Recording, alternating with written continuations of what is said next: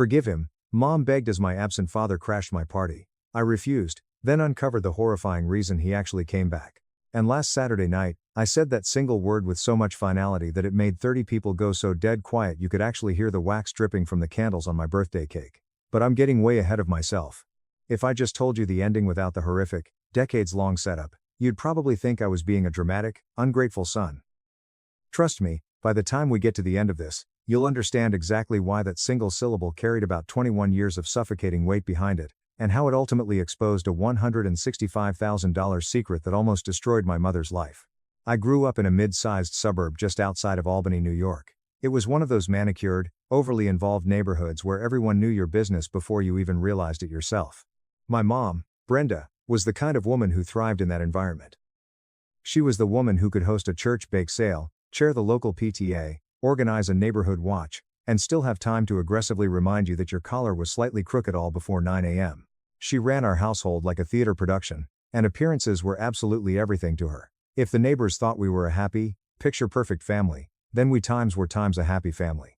That was the unspoken, ironclad rule of our house. Reality didn't matter, the facade did. My dad, Richard, was a completely different kind of character. He was tall, ruggedly handsome, and the type of guy who could walk into a completely silent room and immediately become the center of gravity. He had this booming, theatrical voice and a way of laughing that made you feel like you were the only person in the world who was in on his private joke. Women absolutely fawned over him. His drinking buddies worshipped him. Everyone in town loved Richard. Everyone, that is, except the people who actually had to live behind closed doors with him. Here's the dark reality about my father: he was around just enough to technically count as a biological parent on paper, but never enough to actually be a dad. He was a long-haul trucker for the vast majority of my childhood. This meant he'd roll into our driveway every 3 or 4 weeks smelling heavily of stale diesel fuel, cheap peppermint gum, and stale beer. He'd toss some random, plastic gas station toy at me like he was feeding a stray dog, and then spend the next 4 days either screaming at my mother over absolutely nothing, or disappearing to his buddy Hank's garage to drink cheap whiskey and watch sports until he passed out. When I was 7 years old, he missed my birthday entirely because he claimed he got stuck on a massive freight run down in Ohio. My mom, ever the dedicated enabler, made endless excuses for him. She baked a cake from scratch, forced a smile, and told me, "Daddy sent his love all the way from Cleveland." Sweetie, I found out over a decade later that he had actually been less than 40 minutes away at a cheap motel with a waitress named Crystal who worked at the diner off Interstate 87. Happy birthday to me, right? But honestly, the real problem wasn't even that Richard was absent. Millions of kids grow up with absent fathers and turn out to be perfectly fine, well-adjusted adults. The real problem was that when Richard was actually around, he was exceptionally cruel. He wasn't cruel in an obvious, physical way, although that did happen 3 times that I can remember with crystal clarity. No, he was cruel in that quiet, surgical, psychological way that leaves deep, invisible scars that nobody else can see. He had this terrifying talent for finding the exact thing you were most insecure about and pressing his thumb directly onto it like a fresh bruise. I was a slightly chubby kid growing up. I wasn't huge by any means, just a bit soft around the edges, the way a lot of kids are before they finally hit their teenage growth spurt. Richard made absolutely sure I knew about it every single day he was home. He'd walk past me, aggressively pat my stomach, and say things like, "Jesus, boy, you keep eating like a pig at a trough and we're going to have to widen the damn door frames just to get you outside." He'd say it with that big, booming, charming laugh of his, so to anyone else, it sounded like a harmless father-son joke. And my mom? She would just swat his arm playfully and say, "Oh, Richard, stop it, you're awful," but she would be half smiling, too. Because Richard was just being funny, right? Richard was just being Richard. I stopped eating lunch at school entirely when I was 10 years old. Nobody noticed for 4 months. My mom wasn't innocent in any of this trauma, and I want to be brutally honest about that right up front. Brenda wasn't a fundamentally evil person. I genuinely believe she loved me in her own deeply flawed, broken way. But she loved the idea of a complete, traditional family far more than she loved actually protecting her own son from the man who was systematically dismantling my self-worth, one joke at a time. Every single time Richard did something terrible, my mom's response protocol was exactly the same: minimize, excuse, redirect. Your father is under a lot of financial pressure. He doesn't mean it the way it sounds. You know he loves you deep down, he just doesn't know how to express it properly. I heard those exact phrases so many thousands of times they became like a desperate prayer she recited just to keep herself from having to look in the mirror and face reality. The reality was that Richard didn't love me. Not really, not in any tangible way that actually mattered. When I was 14, Richard left us for good. It wasn't some dramatic, movie-style exit with shattered plates and slammed doors. He just stopped coming back from his trucking runs. 1 week of absence turned into 2 weeks. 2 weeks bled into a month, and then, finally, my mom sat me down at our pristine kitchen table with this horrifyingly tight, fake smile plastered on her face and said, "Your father and I are taking some time apart to figure things out. Taking some time apart." She said it like he had gone to a wellness retreat in the mountains, instead of moving into a trashy apartment in Syracuse with a 24-year-old bartender. I distinctly remember sitting at that table, staring at the wood grain, thinking that I should probably feel sad or devastated, but all I felt was this overwhelming, bizarre, hollow relief. It was exactly like when a severe toothache finally subsides, and you realize you'd gotten so incredibly used to the constant, throbbing pain that you completely forgot what normal felt like. For the next 10 years, Richard was nothing more than a ghost. I'd get a generic birthday card here, a random 2 a.m. text message there. It was always just enough bare minimum contact to keep my mom pathetically hopeful. And God, did she hope? She kept his framed photos on the living room mantel. She kept his old flannel shirts hanging in the hall closet. She talked about him to the neighbors as if he were bravely deployed overseas in the military, instead of living just 2 hours away, actively choosing to completely ignore his only child. I got through high school entirely on my own. I made the honor roll, played varsity soccer, and worked 30 hours a week at a local grocery store stocking shelves to help my mom keep the lights on, because Richard's court-ordered child support checks were about as reliable as a screen door on a submarine. I put myself through a local community college, eventually transferred to a major state university, and busted my ass to get a master's degree in finance. It's not the most glamorous field in the world, but it turns out that being obsessively good with numbers and risk assessment is a pretty solid career path when you spend your entire childhood counting every single penny just to survive. By the time I was 28, I had built a life I was genuinely proud of. I had a great job as a financial analyst at a respected firm in Boston, a nice apartment in the city, and a girlfriend named Elena who I had met through a mutual friend at a New Year's Eve party. Elena was everything I didn't even know I was missing in life. She was brilliant, fiercely kind, and brutally honest in a way that somehow never felt malicious or attacking. She had this incredible, infectious laugh that could warm up an entire room, but more importantly, she came from a family that actually functioned like a real, healthy family. That was a total revelation to me. The very first time I went to her parents' house for a Sunday roast, her dad, Marcus, asked me how my work week was, and then he actually sat there, maintained eye contact, and listened to my answer. I was so taken aback I almost didn't know how to form a coherent sentence. Elena and I got engaged when I was 31, and we were married by 32. My mom came to the wedding, wore a beautiful dress, and cried the delicate, happy tears that mothers are supposed to cry. Richard was not invited. That was a hard, non-negotiable boundary I set the very second Elena and I started planning the guest list, and I held it with an iron grip. It was the very first time in my entire adult life that I had ever directly, forcefully contradicted my mother on anything related to my father. She fought me on it relentlessly for 2 straight months. She called me stubborn. She called me vindictive.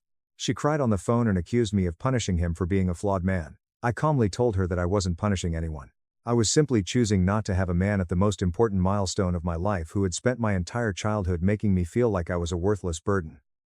She gave me the silent treatment for 3 solid weeks after that conversation, which honestly was a fantastic preview of where her true priorities lay. But eventually, we patched things up, because that's what you're conditioned to do with family, right? You patch. You sand over the rough, splintered spots, and just pretend the wood underneath isn't completely rotten. At least, that's what I had been brainwashed to do. Fast forward to this year. I was turning 35 on a Saturday. Elena, being the incredibly thoughtful human being she is, organized a beautiful dinner at this high-end Italian steakhouse downtown. It wasn't anything wildly extravagant, just a private, soundproof dining room in the back of the restaurant. Incredible food, flowing wine, and 30 of our absolute closest people. We had friends from college, co-workers I actually respected, Elena's parents, my mom, my cousin Kevin, Kevin's wife Maya, and a few close neighbors. It was supposed to be a simple, joyous night. Steaks, laughter, good wine, and somebody inevitably making a slightly embarrassing toast that dragged on a bit too long. What I absolutely did not know was that my mother had been meticulously planning something of her own. And what I really, truly didn't know was that she had been secretly communicating with Richard for the past 5 months right behind my back, orchestrating what she sickeningly referred to as a profound healing moment for our broken family. I'm going to tell you exactly what happened that night, but I need you to understand the complete psychological picture first, because what went down at that dinner table didn't just spawn out of thin air. It was the explosive culmination of 21 years of a woman actively choosing a delusional fantasy over the well-being of her own son, and I was finally done playing a supporting character in her twisted fairy tale. The week leading up to my birthday, I noticed my mom was acting incredibly bizarre, not mean or distant, just weirdly, intensely enthusiastic. She called me 4 times in 3 days, which for Brenda was essentially stalking. She kept asking hyper-specific questions. What exact color suit was I wearing? Had Elena finalized the seating chart? Would there be a microphone available in the private room? A microphone at a 35th birthday dinner. I actually laughed out loud on the phone and said, "Mom, it's not the Oscars, it's a steakhouse. We're just eating pasta and drinking wine." She laughed too, but it was that thin, reedy, tight laugh she does when she's desperately holding something back. It sounded like a balloon she was terrified would pop if she squeezed it too hard. I really should have paid much closer attention to that massive red flag, but I was slammed with end-of-quarter reports at work, busy with life, and quite frankly, I had spent so many decades exhaustingly reading my mother's micro-expressions that I had just gotten completely sick of doing it. I figured she was just overly excited to give a sappy toast. Fine, let her give a toast. What's the absolute worst that could happen? I am going to answer that question for you right now. A lot. A catastrophic amount could happen. The night of the dinner actually started off flawlessly. Elena had done a magnificent job. The private dining room was gorgeous. It had these warm, amber Edison bulbs hanging from the ceiling, and long, heavy mahogany tables arranged in a U-shape so everyone could easily see and talk to each other. Elena had even scattered these little framed photos of me throughout my life as table centerpieces. There were baby photos, my college graduation, a candid from our wedding day, and one truly horrific picture of me at 13 with metal braces and a tragic buzz cut that Elena specifically framed because she claimed it built character. The food was out of this world. Dry-aged ribeyes, truffle mashed potatoes, and this wild mushroom risotto that I am literally still dreaming about. People were laughing, the wine was flowing, and for about 2 straight hours, I felt genuinely, completely at peace. My best friend from college, Dave, gave a hilarious toast roasting me for the time I accidentally flooded our dorm room trying to fix a sink. Elena's dad, Marcus, stood up and said something so incredibly kind and heartfelt about being honored to call me his son-in-law that I had to stare at the ceiling fixtures just to keep myself from bawling. Elena squeezed my knee under the table and whispered, "You deserve all of this." And then, my mother stood up. She was sitting right near the center of the U-shaped table, and she had this specific look on her face that made my stomach instantly drop into my shoes. It was her event face, the exact expression she wore when she was about to execute something she had aggressively rehearsed in front of a mirror. She clinked her butter knife against her crystal wine glass. The room slowly quieted down. She smiled this massive, trembling, teary-eyed smile and said, "I'd like to say a few words about my beautiful boy. So far, so normal. Mothers give emotional toasts at birthdays. It's expected." I smiled back at her, nodded, and thought to myself, okay, brace yourself. She's going to say something overly sweet, probably make it a little bit about her own sacrifices because that's just what Brenda does, and then we'll finally cut the cake. She started off totally fine. She talked about the rainy Tuesday I was born. She talked about how I came out screaming like I was already furious at the world, which got a polite chuckle from the room. She talked about how incredibly proud she was of the successful man I had become, how I had built a beautiful life from the ground up, and how I was the strongest, most resilient person she had ever known. It was actually a deeply beautiful sentiment. I felt my throat tighten. For a split second, just one fleeting second, I genuinely thought maybe I had been too hard on her all these years. Maybe she finally understood me. Then, the entire tenor of her voice shifted. It got softer, much more deliberate, and incredibly theatrical. It was like she was abruptly shifting gears from a loving mother's toast into a Sunday morning televised sermon. She lowered her hands, looked around the room with this expression of profound, sickening gravity, and said, "But tonight. Tonight isn't just about celebrating Mark's accomplishments. Tonight is about something much bigger. Tonight is about time's healing." She paused dramatically. I felt Elena's hand instantly rigidify on my knee. My cousin Kevin, who was sitting directly across from me, slowly lowered his fork to his plate, his brow furrowing in confusion. My mom slowly turned her body toward the heavy oak doors of the private room, raised her voice slightly, and said, "You can come in now." The door handle clicked, the heavy wood swung open, and Richard walked in.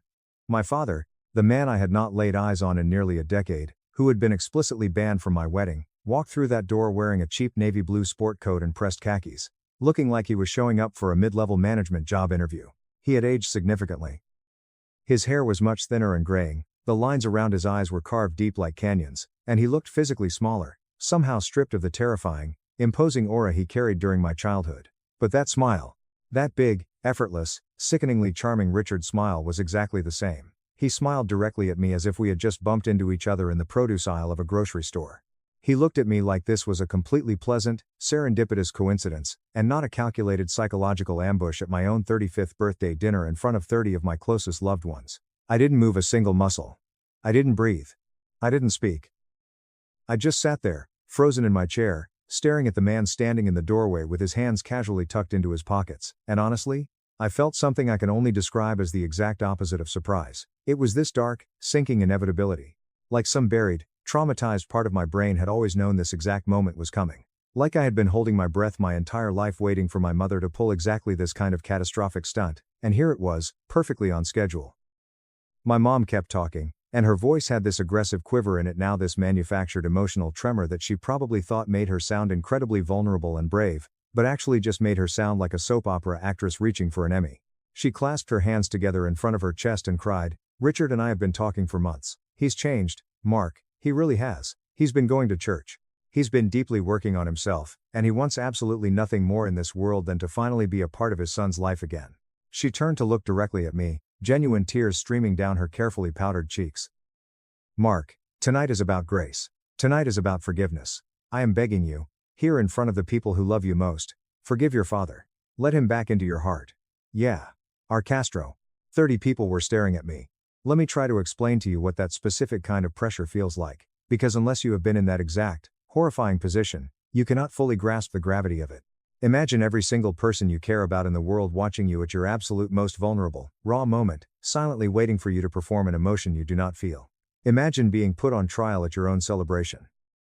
Imagine the very person who was supposed to protect you as a defenseless child, standing there in a nice dress, publicly demanding that you embrace the monster she failed to protect you from.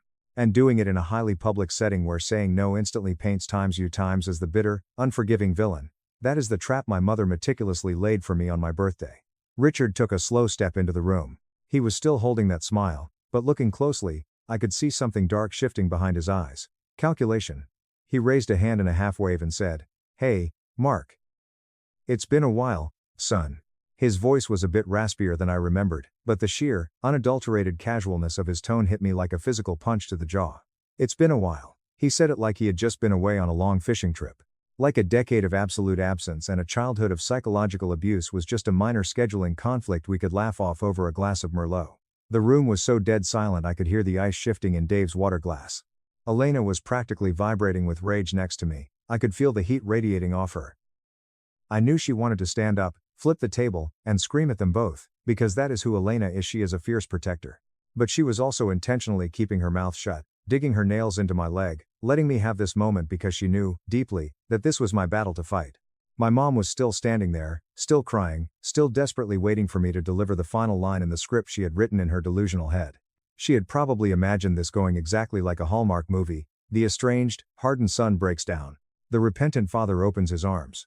The tearful, cinematic embrace, while 30 witnesses clap, cry, and raise their glasses. She had probably been rehearsing this exact scenario in her living room for weeks, picturing the exact second I would crack and say, "I forgive you, Dad." And then they would flank me from both sides, hug me, and we would magically be a perfect family again. And she could finally, permanently stop lying to herself about the abject failure of the last 3 decades. I looked at my mother. I looked at her standing there in her expensive silk dress, with her nice, performative tears, and her sickening fantasy, and my mind instantly flooded with a montage of every single time she had chosen Richard over me. I thought about every pathetic excuse she made for him, every time she minimized my pain, every time she told a sobbing, 10-year-old boy to be the bigger person, every time she casually brushed off his cruelty by saying, "That's just how your father is," as if being a verbally abusive narcissist was just a quirky personality trait like being left-handed. I thought about my wedding day. How she tried to violently guilt-trip me into inviting him, threatening not to come herself.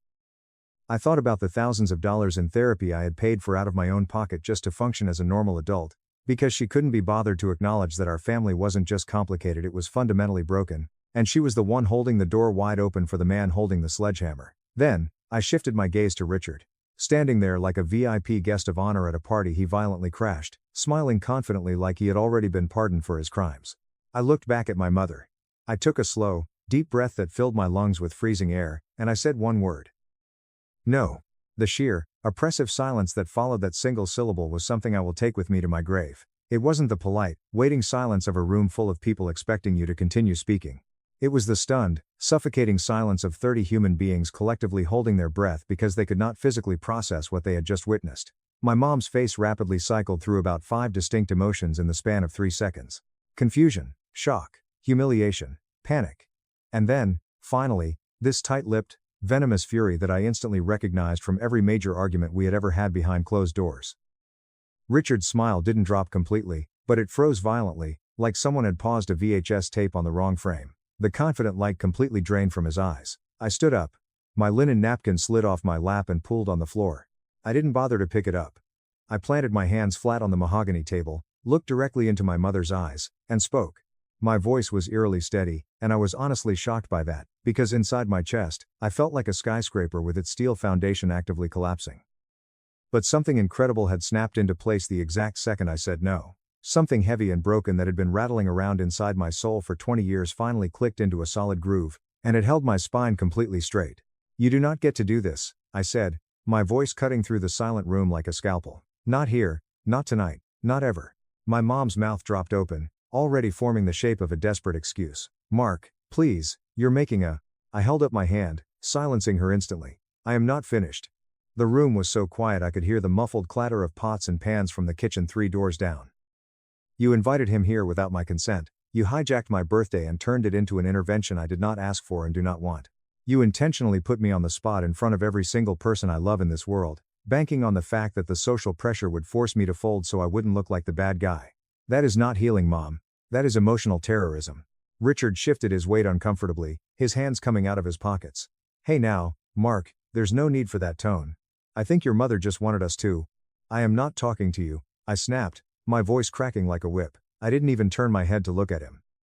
I kept my eyes completely locked on my mother. "Why, Mom?" I asked, and for the first time, my voice shook just a fraction. "I need you to look me in the eye and tell me why you thought this was acceptable. Why you thought ambushing me was the right way to handle this. Help me understand, because I have spent my entire adult life trying to understand you, and I keep coming up with absolutely nothing." My mom's chin was trembling violently now, the fake tears replaced by real, panicked ones. "Because you won't listen." She cried out. "I've tried calling you, I've tried bringing him up, and you shut me down every single time. You wouldn't give him a chance, so I didn't know what else to do.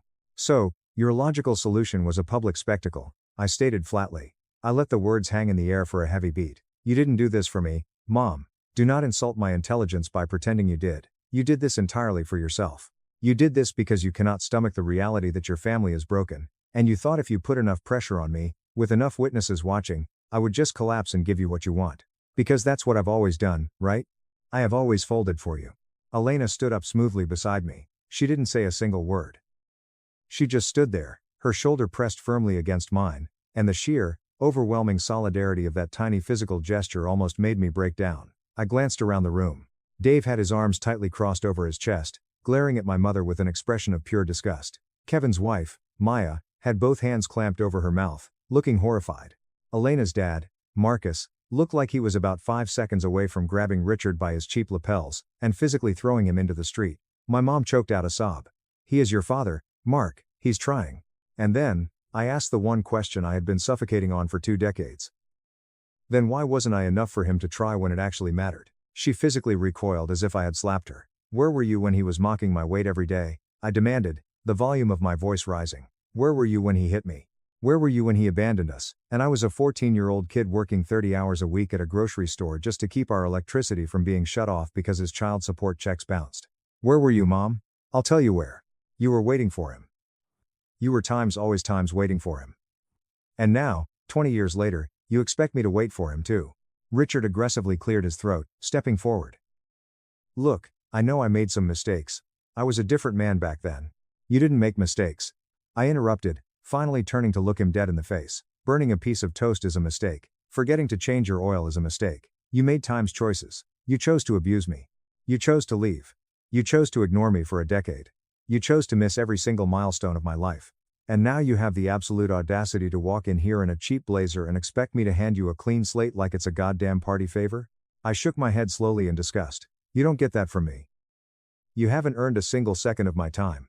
I turned away from him and looked at the 30 faces staring at me. Some looked deeply uncomfortable, but most of them looked fiercely supportive, just paralyzed by the sheer shock of the situation. "I am so incredibly sorry, everyone," I said, my voice dropping back to a calm, tired register. "This was absolutely not the evening any of us planned or deserved. Elena and I are going to step outside for a few minutes.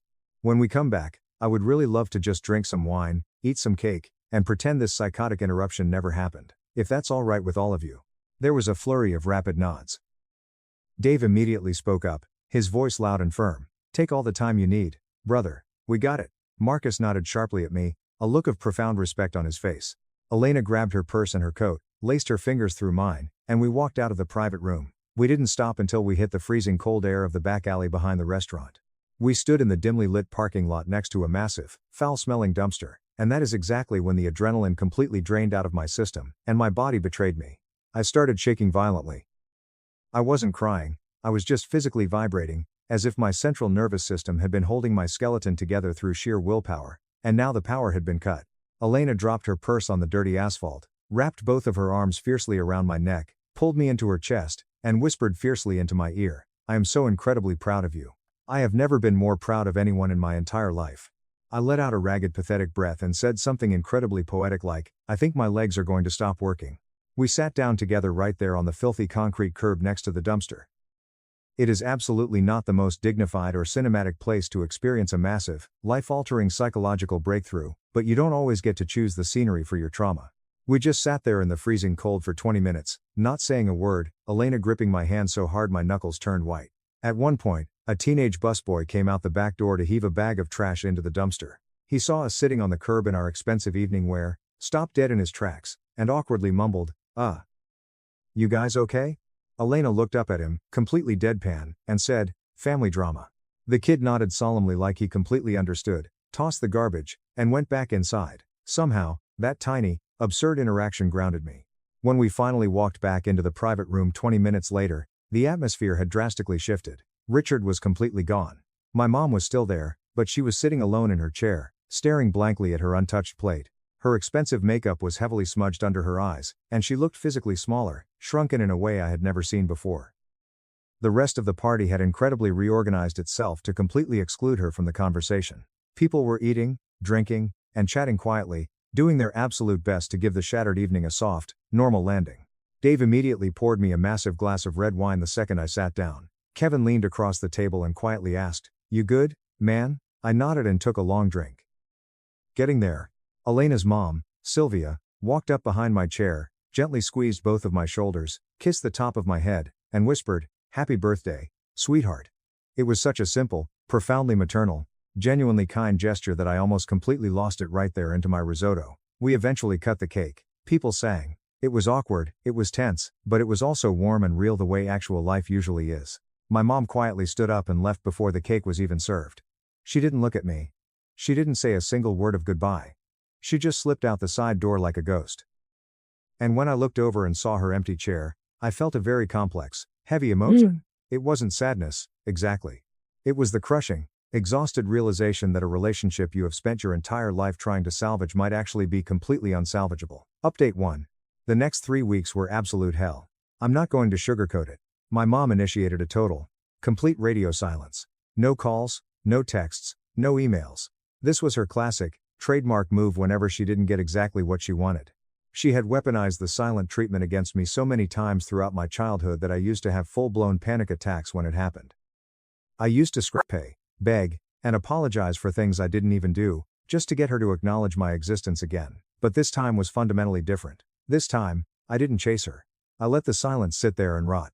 Elena was an absolute rock during this stretch. She didn't push me to talk about it when I was clearly dissociating, and she didn't shy away from the topic when I needed to vent. She just existed next to me with this steady, unshakable presence that made me feel like I had solid concrete under my feet even when the rest of my world felt like a fault line. One Tuesday evening, I came home from work to find a thick book about setting boundaries with narcissistic family members sitting on my nightstand. Elena didn't say a word about it. I read the entire 300-page book in 2 days. I also immediately went back to my therapist, Dr. Aris. I sat in his office and recounted the entire horrific birthday dinner from start to finish without stopping to take a breath. When I finally finished, he sat back in his leather chair, steepled his fingers, and asked me a very simple question: how did it feel in your body to finally say no? I thought about it for a long, quiet minute. It felt like it was mine. Like it was the very first word I had ever spoken that belonged entirely to me, and not to the script she wrote for me. We spent the next 4 intense sessions painstakingly unpacking the massive mountain of guilt I was carrying. Because despite everything, there was a lot of it. I felt deeply guilty for publicly humiliating my mother. I felt guilty for ruining my own party. I even felt a microscopic, insane sliver of guilt for not hearing Richard out. Dr. Eris helped me dismantle that. He explained that guilt was the faulty operating system my mother had maliciously installed in my brain from infancy. It was an invisible, malicious code designed to make me feel entirely responsible for her emotional regulation. Your mother set a highly manipulative, emotional bear trap, Dr. Eris told me, and you simply refused to step into it. The shame and embarrassment she feels right now are the direct consequences of her own actions. That guilt does not belong to you. Give it back to her. I held onto that sentence like a life raft in a hurricane. And slowly, painfully, the way you learn to walk again after a catastrophic leg injury, I started getting stronger. About 4 weeks after the disastrous dinner, the suffocating silence finally broke, but absolutely not in the way I expected. I was sitting at my desk at the firm on a Thursday afternoon, buried deep in a mind-numbing quarterly risk assessment, when my cell phone aggressively vibrated. It was my cousin, Kevin. Kevin is a foreman for a construction company. He literally never texts during work hours unless someone is in the hospital. I picked it up immediately. The text read, "Hey, you need to call me the absolute second you get a break. It's about your mom and Richard. It's not a medical emergency, but you need to know this right now." My stomach instantly tied itself into a knot. I grabbed my keys, practically sprinted to the parking garage, sat in my freezing car, and dialed his number. Kevin is, without a doubt, the most blunt, straightforward person in our entire extended family. He doesn't sugarcoat anything, and he absolutely hates family drama. So when he told me what his wife, Maya, had uncovered, I knew he wasn't exaggerating a single detail. Apparently, my mother and Richard hadn't just been talking for a few months leading up to the dinner. They had been fully, romantically back together. They were dating. Richard had been spending 4 nights a week at her house, and the birthday dinner ambush? That wasn't some spontaneous, misguided act of desperate maternal love. It was a highly calculated, premeditated strategy. My mom and Richard had specifically designed that exact moment together. They had sat at her kitchen table and mapped out which guests would be there, how to perfectly time his entrance for maximum shock value, and exactly what he should wear to look respectable. The cheap navy blazer was my mom's explicit idea. Kevin knew all of these sickening details because Maya had unfortunately run into my mom at a local Target 3 days prior. My mom, in her infinite delusion, apparently thought Maya would be a sympathetic ear. She trapped Maya in the home goods aisle and unloaded the entire story. She tearfully told Maya that Richard was the true love of her life, that God was giving them a beautiful second chance, and that I, her cruel, ungrateful son, had publicly humiliated both of them for absolutely no reason. She actually told Maya that I was only holding on to the past because I wanted attention. Holding on to the past for attention. My own mother said that about the abuse I suffered. Maya, God bless her soul, looked my mother dead in the eye in the middle of Target and told her that ambushing a trauma survivor at his own birthday party is not how you facilitate healing, and that she was a coward for blaming her son for her own disastrous choices. My mom apparently turned ghost white, completely shut down, and speed walked out of the store without buying anything. When Kevin finished telling me all of this, I sat in my freezing car for 20 minutes. I wasn't even angry.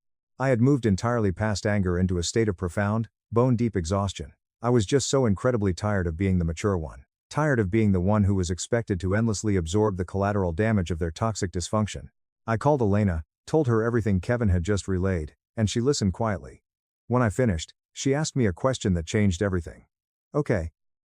So, what do you want to do about it? For the very first time in my life, someone was asking me what I actually wanted. Instead of dictating what I was obligated to do, what I wanted was absolute, surgical clarity.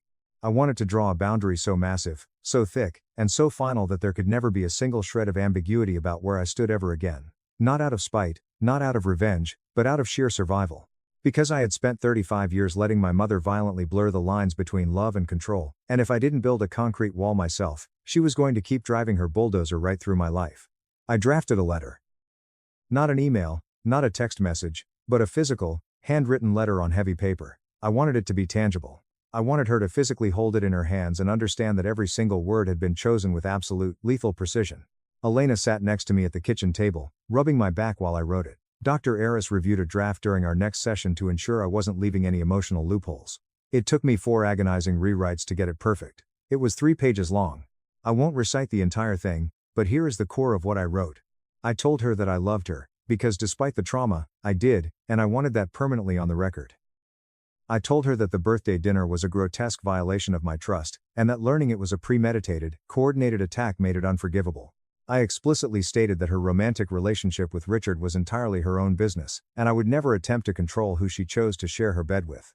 But, I also laid down the absolute law. Richard was permanently, unequivocally banned from my life, my home, and my future. If she ever attempted to bring him around me, mention his name to me, or orchestrate another reunion, she was actively making the choice to permanently sever her relationship with me. I wrote, I have spent my entire existence trying to earn a mother's unconditional love that should have been given to me freely. I am officially done performing for your approval. If you want a relationship with me, it has to be with me as a human being, not as a silent prop in the delusional family fantasy you wish you had. I also added one final, crucial sentence, I know that you and Richard planned the dinner ambush together. Do not insult me by lying about it. I mailed it on a Tuesday morning. Certified mail, signature absolutely required, because I wanted legal proof that she received it and couldn't play the victim and claim it got lost in the post. While I agonizingly waited for her response, something incredibly beautiful happened. People from the birthday dinner started reaching out to me independently. Dave called me on his way home from work and said, Dude, I haven't stopped thinking about that night.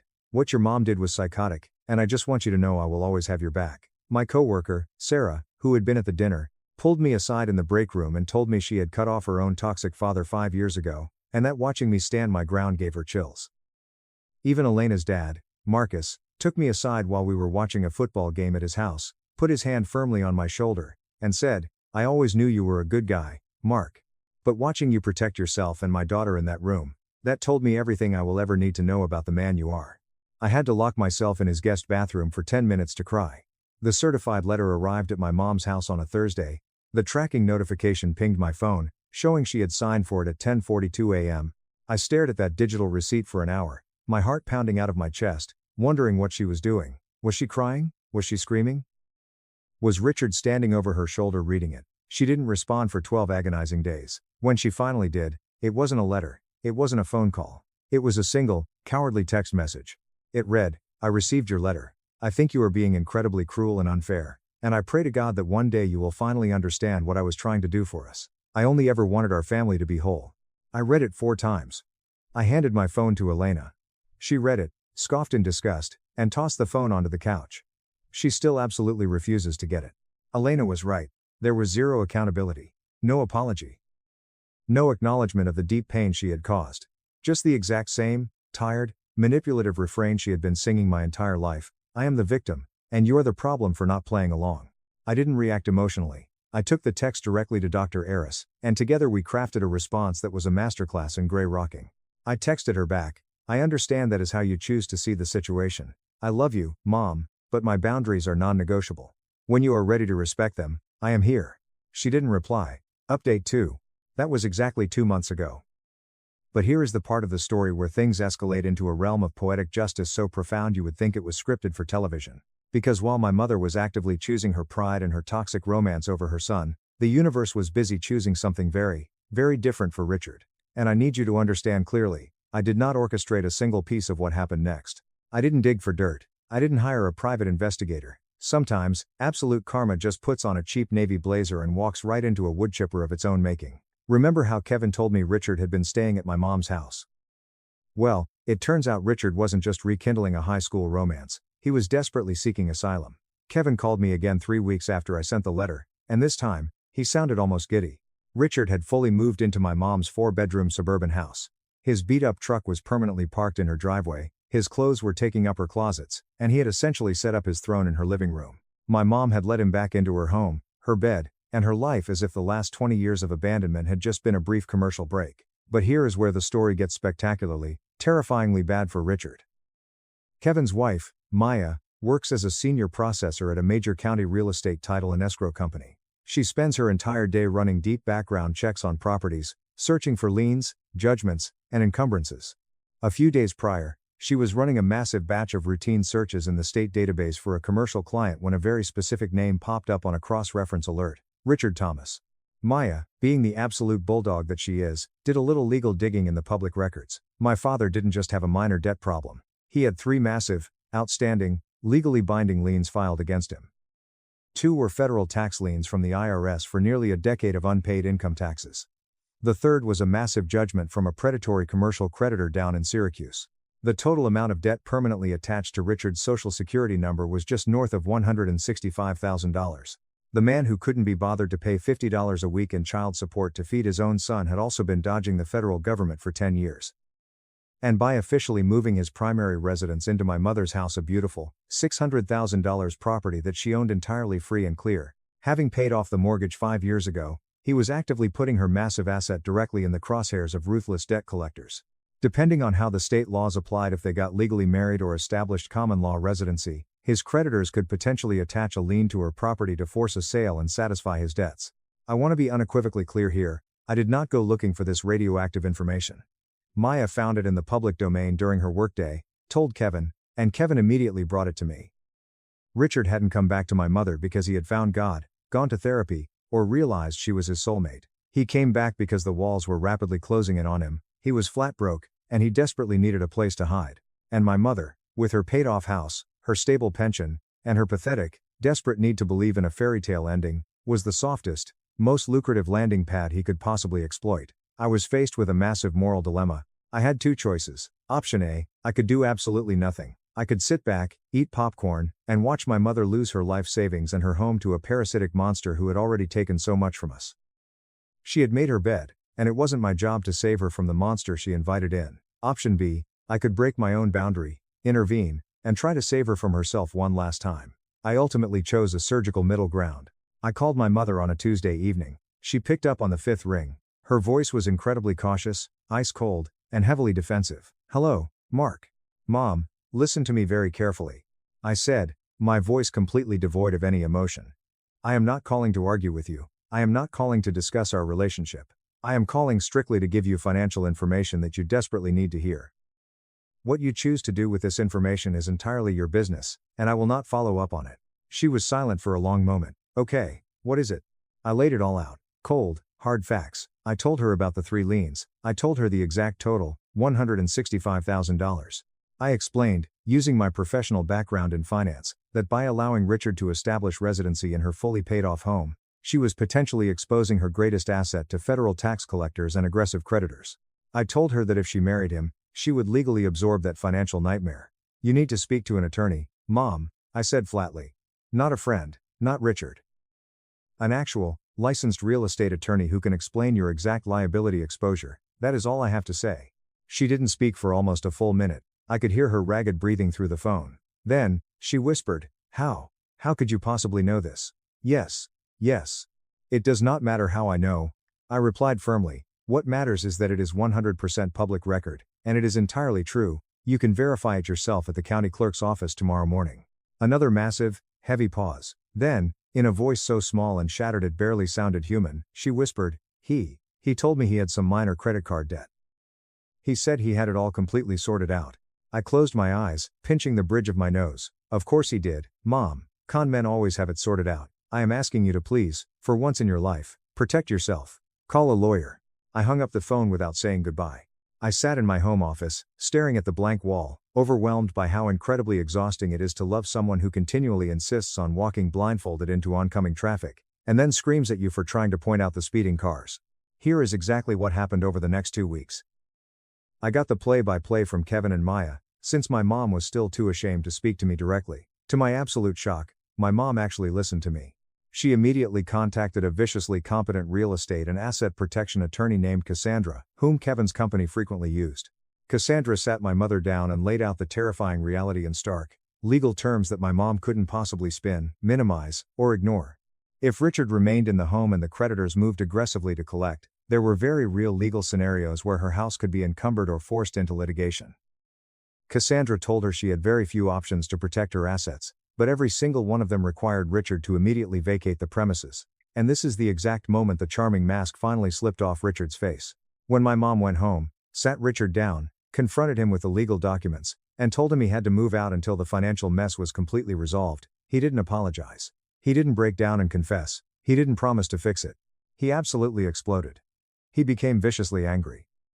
He screamed at her, telling her she was being paranoid and that she was talking to the wrong people. He claimed the IRS liens were a clerical error he was actively fighting in court. But then, he made his fatal mistake. He turned his rage toward me. He screamed at my mother that I was a vindictive, hateful brat who was actively trying to sabotage their beautiful relationship because I was jealous of his happiness. Jealous of his happiness. The deadbeat who missed my entire childhood because he was too busy drinking himself into a stupor was accusing a successful, happily married man of being jealous of his $165,000 tax debt. My mom, for all of her deep psychological flaws, her enabling, and her delusions, is not a stupid woman when it comes to her survival. Seeing Richard scream at her, seeing him instantly revert to the cruel, blaming monster he had always been, finally shattered the glass of her delusion. She realized in real time that he didn't love her. He loved her house. She stood her ground. She told him to pack his bags and get the hell out of her house, or she was calling the police to have him removed for trespassing. Richard threw a massive tantrum, throwing things into his truck like a petulant toddler. He peeled out of her driveway on a Thursday afternoon, leaving black tire marks on the concrete. That night, he sent her a barrage of vile text messages, calling her an ungrateful, aging hag, who would die alone. She didn't respond. She blocked his number. It was the absolute smartest, bravest move she had made in 20 years. About a week and a half later, my phone rang. It was my mom. When I answered, her voice was entirely different. The theatrical vibrato was gone. The defensive edge was gone. She just sounded incredibly old, and incredibly tired. The kind of tired I had felt sitting on the curb next to the dumpster. "Mark," she said quietly, "I owe you the biggest apology of my life." I didn't say anything. I just sat at my kitchen table and let her talk.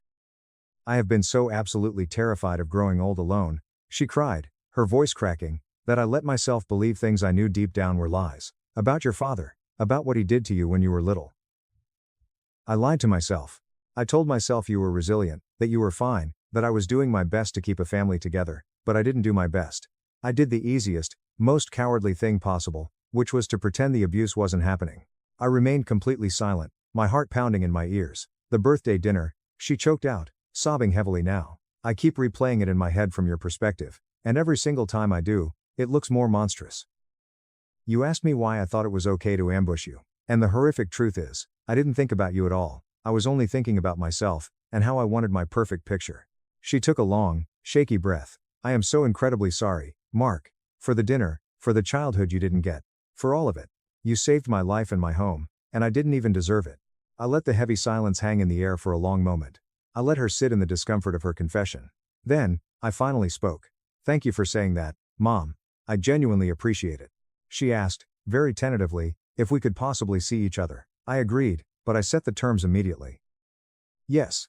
But it happens on my terms. Not at your house. Not at a family gathering with an audience. Just you and me, at a neutral coffee shop." We met at a small cafe the following Saturday. It was incredibly awkward, raw, and painful, but she looked me dead in the eye across the small wooden table and she apologized again. And this time, it felt completely real. It wasn't rehearsed in front of a mirror. It wasn't a theatrical performance designed for a crowd of onlookers. It was just a broken mother, sitting in a coffee shop, fully admitting that she had fundamentally failed her son. I looked at her and laid out the reality of our future. I told her that my forgiveness was not a light switch that could just be flipped back on. I told her that rebuilding any semblance of trust would take immense time, effort, and absolute consistency on her part.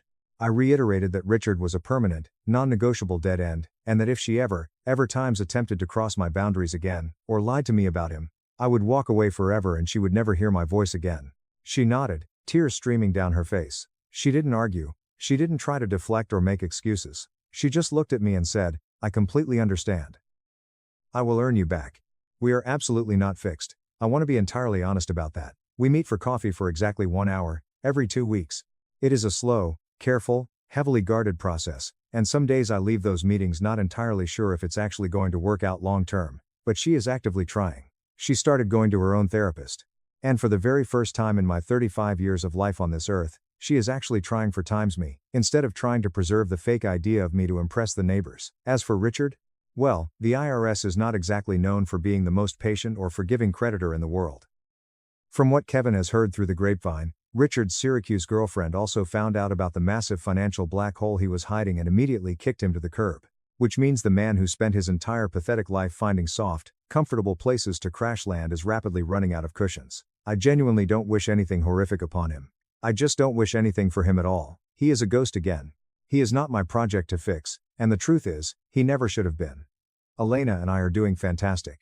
We are better than great, honestly. She looked at me the other night while we were making dinner, smiled, and said, I fell in love with you the first time because you were the kindest man I had ever met. But I fell in love with you all over again when I saw that your kindness had a titanium backbone. I am literally going to have that quote cross-stitched onto a throw pillow. Last Saturday marked exactly 2 months since the disastrous birthday dinner. Elena came home from work holding a small, decadent chocolate cake. It was just the two of us in our kitchen. She stuck a single, tiny candle right in the center, lit it, and smiled at me. "Make a wish," she said. I closed my eyes, blew out the candle, and she asked me what I wished for. I looked at my incredible wife, thought about the peace in my quiet house, and told her the absolute truth. I didn't wish for anything.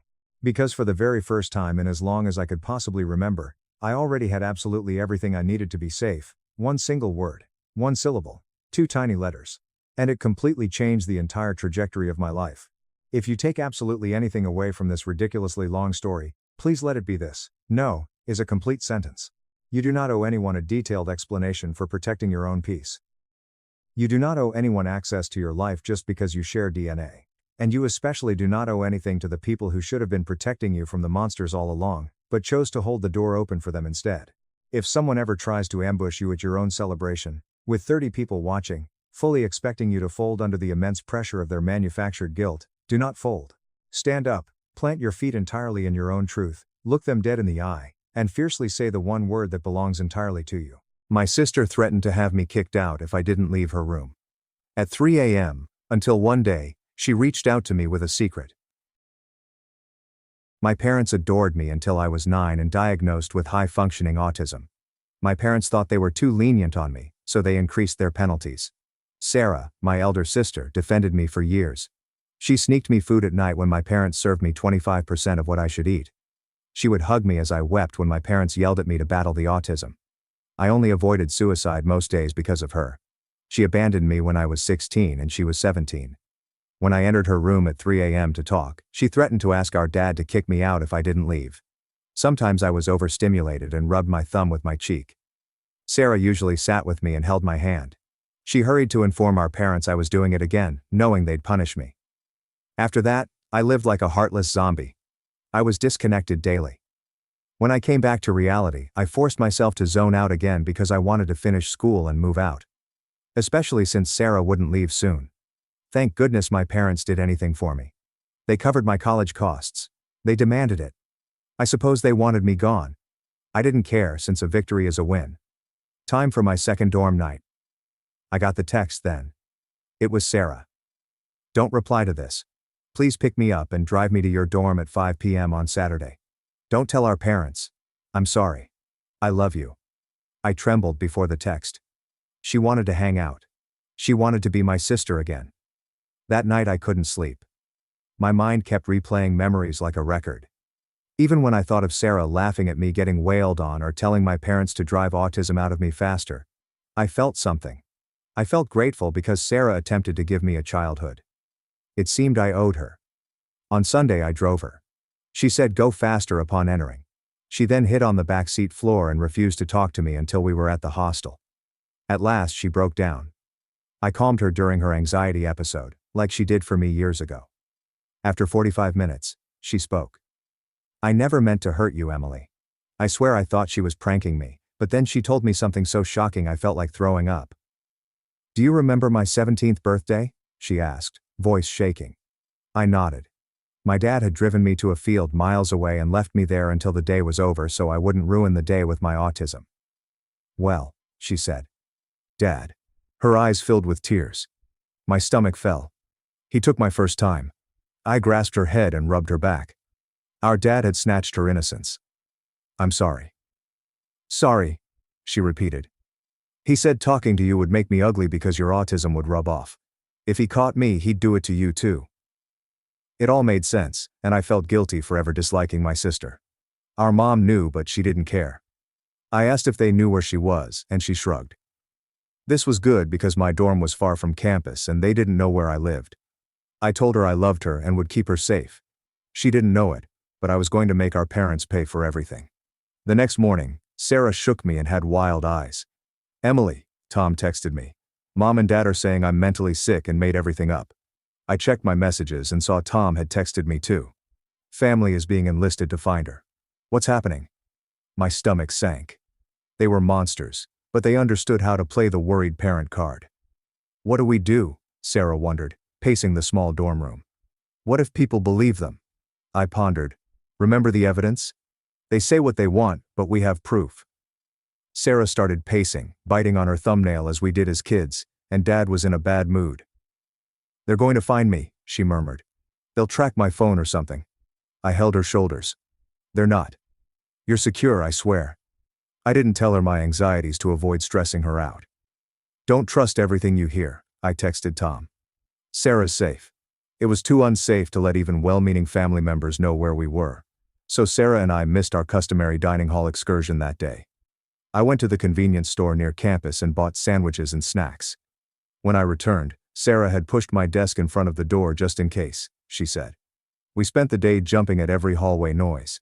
Sarah would freeze like a deer in headlights when footsteps approached our door, but it was always other students going about their day. We were exhausted from being on alert by evening, so I suggested we binge-watch a stupid comedy show on my laptop. For a few hours, things almost felt normal, and Sarah even laughed. Around midnight, my phone buzzed with an email notification. Someone replied to one of our anonymous messages from my burner account. I opened it expecting the worst, but it was from Dad's company. They needed a victim statement for an internal investigation. I showed Sarah. Sarah stared at the screen for a long time. If I tell them everything, it becomes real. Like officially real. It happened and he deserves consequences. Sarah nodded slowly. I'll do it. But I need a day to write it all down to figure out what to say. The next day, Sarah spent hours typing on my laptop. I sat nearby working on assignments I'd fallen behind on. Sometimes she'd ask me if I remembered details, dates, or incidents. I helped as much as I could, but some of the worst had happened when I wasn't around. While she worked, I checked our parents' social media. Rachel had posted a tearful plea for anyone who had seen Sarah to contact them immediately. Her post claimed Sarah was sick and needed medical attention. Dozens of sympathetic comments, prayers, and shares made me sick. The same woman who watched her husband abuse her daughters for years was now playing the devastated mother, and people bought it. Sarah finished her account that night and asked me to read it before sending it. It was detailed, specific, and heartbreaking. She described John's sexual assault on her birthday and years of inappropriate touching, comments, and behavior. She anxiously inquired whether I should take anything out. I held her tightly. It's your tale.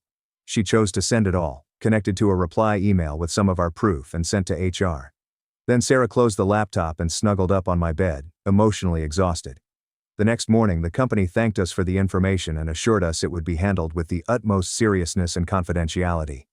They also stated they had a legal obligation to report certain types of abuse to authorities, which panicked Sarah. I didn't want that. Hey, calm down, I said, trying to sound more confident than I felt. They probably just have to say that for liability reasons, and even if they report it, the police would need to find us first. This calmed her, but she was still on edge. We decided to be extra careful. I asked my friend Lily to bring us food instead of going to the dining hall or convenience store. She had been texting me all week asking where I was, but I only told her I was dealing with family stuff. When I called and asked if she could bring us groceries, she immediately agreed. Are you in trouble? The dinner was delivered, and she looked at Sarah, who was hiding in the restroom. It's complicated, I responded. I'll explain later. I swear. Please don't tell anyone I'm here, or that my sister is here. Lily nodded, frightened. Whatever you need, just let me know if I can help. After she left, Sarah came out of the bathroom. Can we trust her? I nodded. Lily's solid. She won't say anything. That weekend, John's company sent us another email. They had fired him immediately and thanked us for coming forward. Sarah and I high-fived when we read it. It felt like the first real win, but that day, I got a voicemail from a number I didn't recognize. When I played it, I nearly dropped my phone. It was John. Emily, I know you have Sarah with you. This little game you two are playing has gone too far. Your lies cost me my job and your mother is devastated. If you don't bring Sarah home by Monday, we'll report her missing. Think about what you're doing. His voice was calm and reasonable, like he used to talk to neighbors and teachers. It had fooled everyone for years, but something else terrified me. He seemed sure of our location, not guessing or trying to trick us. I deleted the message without telling Sarah, but I was shaken. Filing a missing persons report might lead the police to find Sarah. That night, after Sarah fell asleep, I called the campus legal aid office and pretended to be asking for a friend whose younger sister was being abused at home. The law student who answered explained that in our state, a minor could petition for emancipation under certain circumstances. I told Sarah about emancipation the next morning, and she seemed interested but scared. Would I have to go to court? Would I have to see them? Maybe, I said. But you'd have a lawyer and all our evidence. She thought about it all day and decided to do it that evening.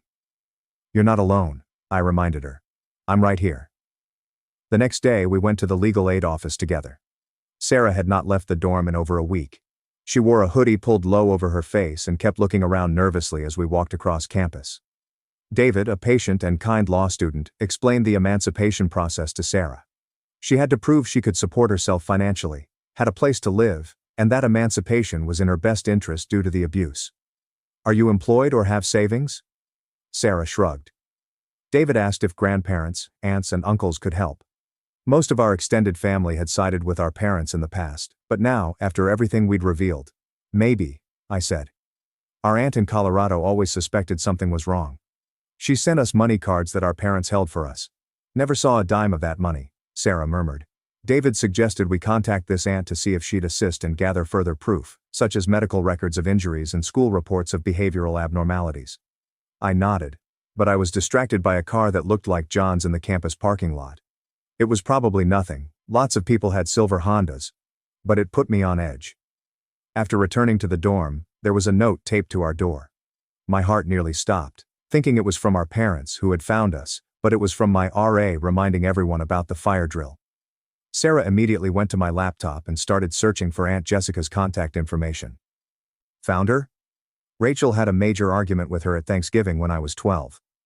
She's on Facebook, Sarah said after 20 minutes of research. We sent a careful message asking if we might phone her concerning a family problem and waited. The response came faster than expected. Aunt Jessica answered and left her number within an hour. Call any time, I've been worried about you ladies for years. Sarah and I gazed at one another. Had Aunt Jessica known? Had she attempted to assist but been rejected by our parents? I placed the phone on speaker with quivering hands. Hello. Aunt Jessica's warm, deep voice sounded like I recalled. That's Emily. Sarah is here too. Girls. My gosh. Are you okay? I've seen some unusual posts from your mother. We alternated recounting the abuse, Sarah's escape, and our liberation plan. Aunt Jessica listened without interrupting, occasionally making little distress noises. After a lengthy quiet, she spoke with emotion. How you both cringed when your father yelled. Emily, you were slender. How your mother changed the subject when I asked too many questions. She inhaled. I attempted to report it once, after Thanksgiving called CPS, but they stated they couldn't do anything without evidence. Your parents must have assured them everything was all right. I felt grateful to this woman who helped us when no one else would. Will you aid Sarah's emancipation? I questioned. She needs financial support on paper. Of course I will, Aunt Jessica answered confidently. I want to do more. I wish to house Sarah. I have extra space. She could graduate high school in Colorado without this. Sarah's eyes widened. Really? You do? A heartbeat, Aunt Jessica said. Emily too during breaks. Sarah was ecstatic after the conversation. For the first time since this nightmare began, I felt like we may have a future with genuine people who cared about us. Did that just happen? Is there an exit? I agreed, smiling at her enthusiasm. It looks good, but we still have work to do. Emancipation may take months. I don't care, Sarah responded. Just knowing there's an end in sight, it changes everything. Friday, we returned to legal assistance. David helped us start the emancipation papers, and Aunt Jessica joined by phone to sign an affidavit promising to house and support Sarah. Things were looking great until I opened my email that night and saw my academic advisor's note. Urgent academic probation warning. I'd missed so many classes and assignments that I was in danger of failing the semester. If I didn't get back on track, I could lose my scholarship and have to move back home. I stared at the email in horror. How had I forgotten about this? I'd been so focused on helping Sarah that I'd neglected my own situation. What's wrong? Sarah inquired, seeing my frown, and I gave her the email. I can't stay here without my scholarship. I can't stay here either, Sarah added. Not until the emancipation goes through. We sat silently, weighing this new predicament. You have to go back to class, Sarah remarked. I'll be fine here alone. No way, I spat. What if they find you? They may attempt to take you back. They don't know which dorm you're in, she said. And I won't answer the door for anyone but you. I didn't like it, but she was correct. I had to save my academic standing, so I reluctantly returned to class the next morning. After spending so much time in the dorm, it was strange to be around other students again. Everyone was talking about parties, assignments, and relationship drama, but it seemed trivial compared to Sarah and I. When I told my professors about my family emergency, most gave me extensions on missed assignments. By the end of the day, I felt like I could catch up. When I returned to the dorm, Sarah was fine, as promised. She'd spent the day researching emancipation cases and making lists of evidence. Look at this, she said, giving me her notebook. I put down every big occurrence I can remember with dates when possible. I found my old journals, which may assist. I was impressed by her organization. Very helpful. I smiled at approval. I realized how rarely she must have heard positive feedback growing up. Our parents had only ever criticized, never encouraged. I went to class and worked on assignments while Sarah stayed in the dorm preparing her case and communicating with Aunt Jessica and David. In the evenings we swapped notes and planned our next steps. Rachel's email arrived at my student email address, which I hadn't checked in a while. The subject line was, "Please read." I opened it against my better judgment. Emily, I don't know what lies your sister has been telling you, but your father and I are worried sick. Sarah needs aid. Professional aid. She's always had issues. You know. Remember when she made up stories for attention? Very similar, but worse. Your father is horrified by these claims. After everything we've done for you both, how could you believe such horrible things about him? Emily, we funded your college. We provided everything. We can forget this if you bring Sarah home. Nobody will get mad. Family unity is what we seek. Emily, please do the right thing. I read it 3 times, feeling ill each time. The manipulation was so clear without them. I gave Sarah the email.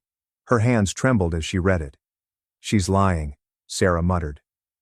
You know she's lying, right? Of course I know, I said.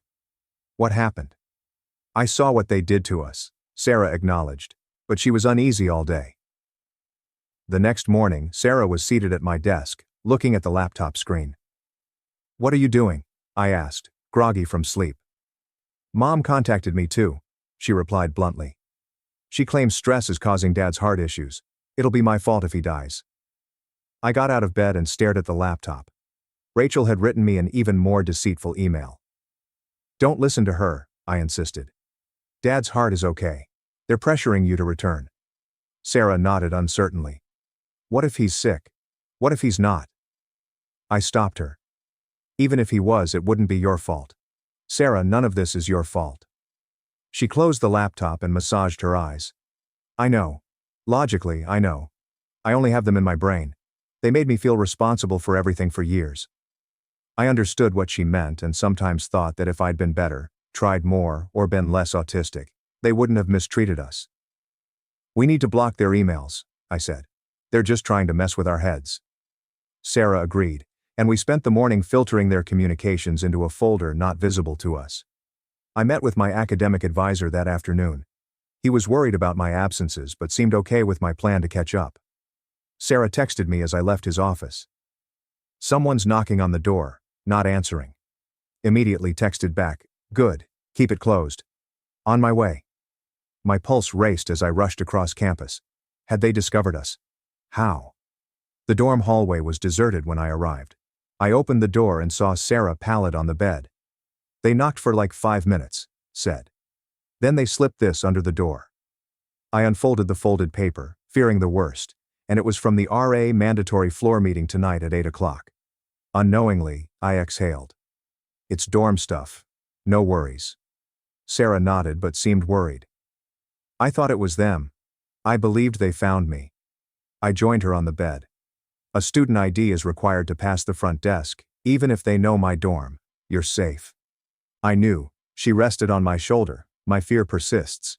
I knew that emotion well since I'd lived in terror of my parents' next punishment for years. I attended the floor meeting that evening while Sarah kept locked in the room. It was just the normal dorm announcements about quiet hours, planned activities, and a recent burglary. Nothing essential. Sarah was on the phone with Aunt Jessica about moving to Colorado when I returned. They discussed local schools, activities Sarah would like, and other topics.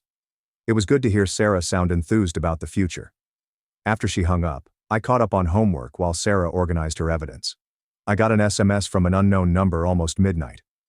"I know where you are both. This concludes."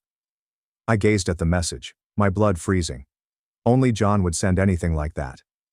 Sarah blanched as I showed it. "He got your new number how? He knows where we are, how?" Shaking my head, I tried to think, he's faking. He must be. He couldn't know which dorm we're in, but I wasn't sure as I said it. John was always adept at manipulating us. What if he traced Sarah's phone? He may have been searching the school for us. "We need to leave," Sarah replied, taking her backpack. "Right now." "Wait," I murmured, attempting to relax. "Let's think. If we panic and run, we may be in danger. This dorm is secure. Not just anybody can take you." Sarah wasn't persuaded. "What if cops are called? What if they report me missing and cops search?" She had a point. If the cops got involved, things would become messy fast. "Okay," I responded. "Call David from legal aid. See his advice." It was late, but it was an emergency. Thankfully, David answered. I carefully explained. David began, "Don't answer the text. If it's your dad, engaging merely confirms location." "What if he knows where we are?" Sarah asks. "Even if he did," David said, "he can't legally compel Sarah to go without police. Show the police your proof if they become involved. The abuse, threats, everything." "But I don't want to talk to the police," Sarah objected. David answered, "I understand. But I'll be there with you if necessary. You won't confront them alone." After hanging up, Sarah calmed down. "So, we stay put?" I nodded. "But let's be ready." We spent the next hour assembling our most crucial documents and proof, making sure everything was easily accessible if we needed to leave fast. In the morning, no more threatening messages or unannounced guests. Maybe John was kidding after all. But as I got ready for class, my phone called. An unknown number. I paused, then answered. My stomach fell as John said, "Hello, Emily. I'm on campus. We must discuss." I informed Sarah on campus. "He's here," and hung up. I held Sarah's shoulders as she hyperventilated. "Our building is unknown to him. Dorms number in the dozens. We're okay." Nodding to regulate her respiration. "We do what?" "I'll call Lily and ask to stay at her apartment for a few days," I thought immediately. When I phoned, Lily immediately agreed. She lived off campus in a small apartment with her roommate Sophie. It wasn't ideal, but it would be safer than the dorm if John was searching the school. We packed only the essentials and our evidence and waited until most students were in class to make a run for it. We made it to Lily's apartment without incident. She and Sophie were in class, but Lily had left a key under the mat as promised. After locking the door, we sank on the couch, tired from tension. "Will they arrest him?" Sarah abruptly asked. Shrugged. "Unsure. Maybe." We jumped at every sound outside at Lily's all day. When she returned home from class, she saw our faces and realized something was wrong. "Okay," she whispered between us. "I think it's time you told me what's really going on." We explained. Not everything, but enough for her to understand why we were hiding. Lily listened without interrupting, her face growing more frightened with each revelation. She said, "Jesus," after we finished. "Of course you can stay here as long as you need, and if anyone comes looking for you, I've never seen you in my life." Her instant support made me cry. "Thank you." We sat up late chatting that night, feeling uncomfortable but glad to share our experiences. Lily and Sophie were kind and helpful, providing practical advice and emotional support. For the first time in weeks, I felt that Aunt Jessica, David, Lily, and Sophie may support us against our parents. David called the next morning. "Your father was detained. His company's report and your evidence were used by the police." I glanced at Sarah in disbelief. "Arrested? Really?" "Yes," David said. "Multiple counts, including child sexual assault. The bail hearing is tomorrow." "What does that imply for us?" Sarah asks. "There's an official police inquiry, so your father can't get near you. A temporary restraining order is automatic." Sarah cried after hanging up. "It's unbelievable. I feared no one would trust us." I grabbed her tightly. "People believe us, and John will pay for his actions." David called the next day concerning John's bail hearing. The court ordered bail at $200,000. Your mother is collecting the money, but it may take a while. He's still jailed? Sarah inquired, hopeful. For now, sure, David said. The restraining order remains even if he makes bond. He can't approach you. That was comforting. I still didn't trust John to obey court instructions. Sarah didn't either, as she checked the locks many times before bed. John was in jail for a week, unable to post bail. Rachel had been phoning family for loans, but few were willing. Sarah's emancipation hearing was in a week, and David was certain it would be granted, especially given John's criminal accusations. Once approved, Sarah could legally go to Colorado with Aunt Jessica. Things were looking good, but then the next blow came. I received an SMS from Sarah in class. Rachel is outside the dorm, crying and causing trouble. Despite my professor's confusion, I gathered my stuff and rushed across campus, praying Sarah had shut the door. I arrived to the dorm to find a small throng outside. My mother was in the center, crying about her ill daughter who needed to come home. Campus security was attempting to calm her down. I pushed through the crowd, furious. Why are you here? Rachel turned to me, her expression instantly changing from distress to manipulation. Thank God, Emily. Help me get your sister. Her health is poor. She must return home so I can care for her. She performed well, but I knew better. Sarah has a restraining order against you, I said. You're not supposed to be anywhere near her. Rachel's face stiffened briefly before tears returned. It's a misunderstanding. Dad never injured anyone. Sarah is confused and lying. Stop it. I spoke out.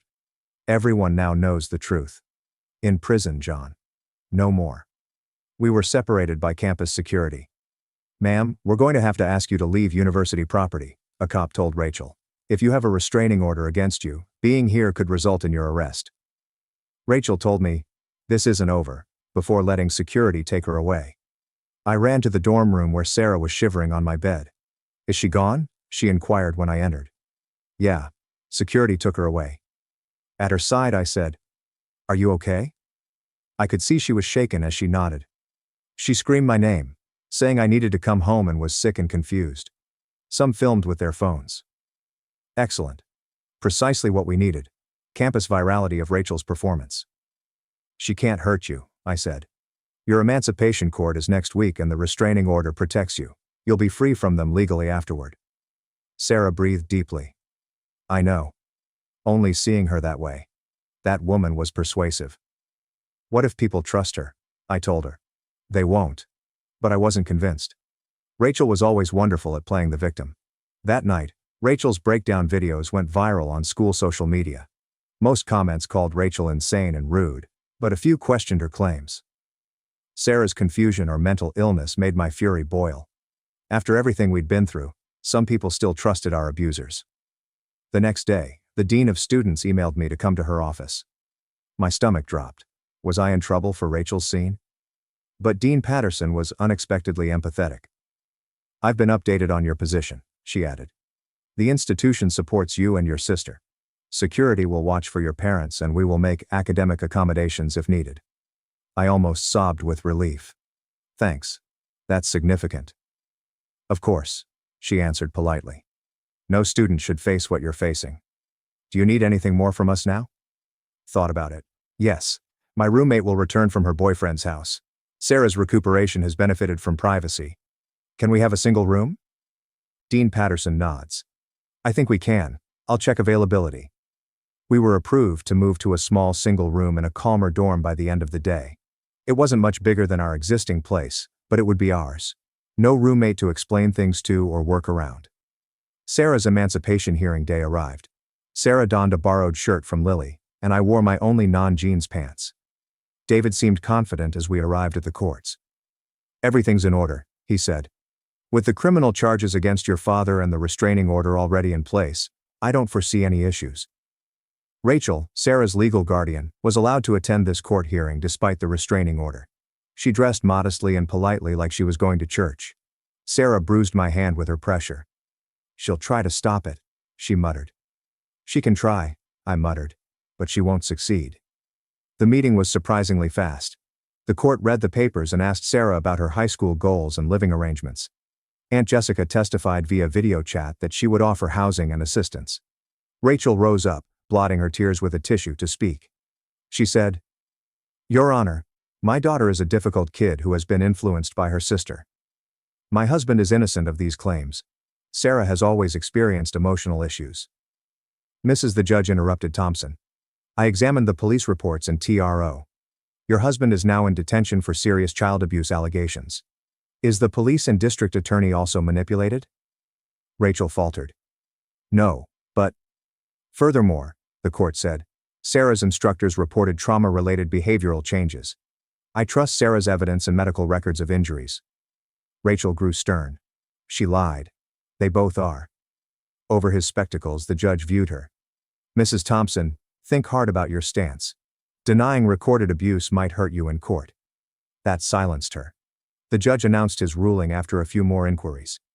"Emancipation benefits Sarah. Petitions approved, effective immediately." Sarah cried alongside me, happy tears. She was legally free from our parents. Rachel approached us outside the courthouse. "Sarah, please. Your error is dreadful. We were separated by David. Mrs. Daughter has a restraining order against Thompson. I recommend staying away." Rachel's face twisted with anger. "This isn't over," she growled, as she had outside the dorm. "You'll regret this, both of you." Her threats were empty now that Sarah was free and John was in jail. We celebrated with pizza and ice cream in our new dorm room. Sarah couldn't stop smiling. She said, "I still can't believe it. I'm actually free." "You're free," I said. "And in 3 weeks you'll be in Colorado with Aunt Jessica, starting your new life." Sarah smiled hesitantly. "I'm going to miss you." "I'll miss you too," I said. "We'll chat often, and I'll visit during breaks. Promise?" She looked like the young girl who sneaked into my room when we were kids when she requested. "Promise," I said strongly. The following 3 weeks whizzed by. Sarah packed her few belongings and we made plans for her trip to Colorado. Aunt Jessica had already enrolled her in the local high school and set up her bedroom. Detective Parker updated us on the case against John, which was progressing with more charges. Rachel was now under investigation for child endangerment and failure to report abuse. Sarah and I gazed at the letter sent from our old dorm to our new one the day before Sarah's trip. Rachel's handwriting was clear. "Shall we open it?" she inquired. I said. "Might as well see what lies she's telling now." Only 1 page of paper was inside. No tears or manipulation this time, just a brief message. "You wrecked this family. Father is broken. You lied and cost me everything. I hope your work pleases you. Never contact us again." After reading twice, Sarah gave it to me. Does she still not understand? They ruined the family. Not us. I nodded, crumpling the letter and throwing it away. Some people never take responsibility, but we're free of them. I drove Sarah to the airport the next day and we embraced long at security. "Thank you," she muttered. "For believing me, for helping me, for everything." I embraced her harder. Sisters do that. Protecting each other. As I watched her go through security, I felt sorry that we'd wasted so many years to fear and abuse and hopeful that we might both improve our lives. On the drive back to campus, I thought about everything we'd been through. Years of abuse, fear, pain, but also the strength we'd found, the people who'd helped us, and the justice that was finally being served. Our parents had tried to break us, but they failed. Sarah and I had survived. I drove into campus parking feeling lighter than in years. Classes, friends, a life, and a sister who, despite everything, I'd saved, just like she saved me, filled my future. As I got out of the car, the crisp fall air touched my face, and I breathed deeply, appreciating freedom. For the first time, I wasn't terrified, hiding, or pretending to be someone else to escape punishment. I could be Emily, autism and all. As I returned to my dorm, I noticed the vibrant red and orange leaves crunching beneath my feet, the sound of students laughing in the distance, and the smell of campus cafe coffee. Simple pleasures that had been overshadowed by fear for so long. Sarah texted me. "Past security. Boarding shortly. Have missed you." I responded back, smiling. "Miss you too. Call me when you land." That night I sat alone in our dorm room, my dorm room now, and felt a strange mix of emotions. Relief that Sarah was safe and on her way to a better life. Pride that we'd stood up to our parents and won. Sadness for all the years we'd lost. But mostly, I felt hope. Hope for Sarah's future in Colorado and my future in college. Hope that the worst was past. I opened my laptop and started writing a psychology class essay on resilience to overcome trauma and hardship. I smiled at the irony since Sarah and I knew about resilience. I understood as I write that our narrative went beyond abuse. It was about finding our voices, recognizing our worth, and understanding that wonderful people exist to aid us. It was about two sisters who remained in love despite challenges. My parents kicked me out on my 27th birthday. I slept in a motel. Years later, I bought a house. They walked in and said, "It's a family asset."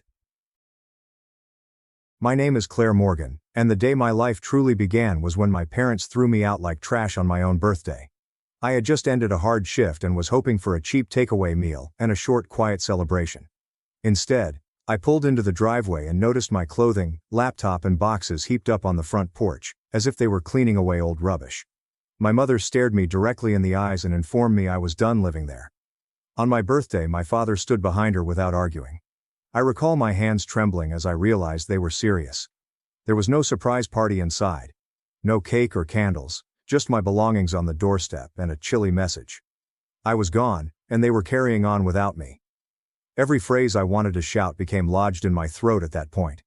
My parents kicked me out on my birthday, and I didn't say anything. I just picked up my boxes, piled them into my beat-up automobile, and drove off. There was no major confrontation, and no dramatic parting. Only quiet and the sound of all I knew shattering in my rearview mirror. I believed that was the worst thing they could possibly do to me. But over a decade later, after I had battled my way back and had purchased my own house, they arrived at my front door, went around my living room as if they owned it, and calmly told me, "This is a family asset. If you want to discover how the girl they booted out on her birthday ended up buying the house they attempted to steal, stick with me to the end." It happened on my 27th birthday, which is meant to be the day you feel like everyone is delighted you exist. I finished my shift at the grocery store, my feet throbbing and smelling like spilled coffee, but I was still hopeful. On my break, I purchased myself a cheap cupcake from the bakery aisle, figuring that if no one else congratulated me, I would. Driving home, I believed there was something modest waiting for me. Maybe there are pizza boxes on the counter. Maybe a store-bought cake with my name slightly misspelled. When I turned into our street, I noticed it. No balloons, automobiles, or decorations, just my life piled on the grass. My luggage, boxes of clothes, a plastic bucket with my old textbooks, and a used monitor covered in a blanket. I briefly considered whether there had been a leak or an emergency. I parked crookedly, left the cupcake on the seat, and headed to the house. My mother stood on the porch, her arms folded. My father hovered behind her, staring at the ground. My youngest sister, Ava Morgan, sat on the steps, looking through her phone. My parents did not wish me a happy birthday. She said, "You're 27, Claire Morgan. This has lasted long enough. We need the room. You have to leave." I gazed at her. "You are doing this today." On my birthday, she rolled her eyes. "Do not make this overly dramatic. We reared you. We have done our part. You hold a job. You'll figure it out." My father eventually glanced up long enough to say, "This is for your own good. You will grow if you are pushed." Ava smirked and said, "Everyone I know has moved out long ago. You should be thanking Mom." I wanted to shout that I was the one who paid the majority of the electricity bills, and that the Wi-Fi she used for her classes remained on because of me, but I knew how it would end. My mother sobbing and calling me ungrateful, my father receding, and Ava filming. In the end, I would still be outside, but with additional bruises on my throat from yelling. So I didn't give them a show. I inquired gently, "Where should I go?" My mother shrugged. "You're an adult. Stay with a pal. Find something inexpensive. Just don't expect to come back. We need to transform your space into something helpful. Useful?" As if I'd never existed. My parents kicked me out on my birthday and I didn't say anything. I picked up a box, took it to my beat-up car, and continued until everything was loaded. No begging or bargaining, just a scratch of cardboard on concrete. I took one final look at the front door and knew it was no longer my home, if it ever was. I drove till the homes faded away and highway signs took over. Then I stopped into a poor rural hotel that had half of its sign burned out. The chamber smelled like old smoke and bleach, but I had the key in my palm, and no one could order me to leave. I sat on the side of the uncomfortable bed, ate a cold cupcake alone, and checked my bank account. The number was modest and frightening. For a moment I considered calling my mother to ask for a few days of grace. Then I remembered how confident she seemed with my belongings on the lawn. They had not hesitated, so neither did I. Lying on that scratchy blanket, looking at the discolored ceiling, I promised myself I would never ask to return to a place that treated me like garbage on the day I realized I deserved better.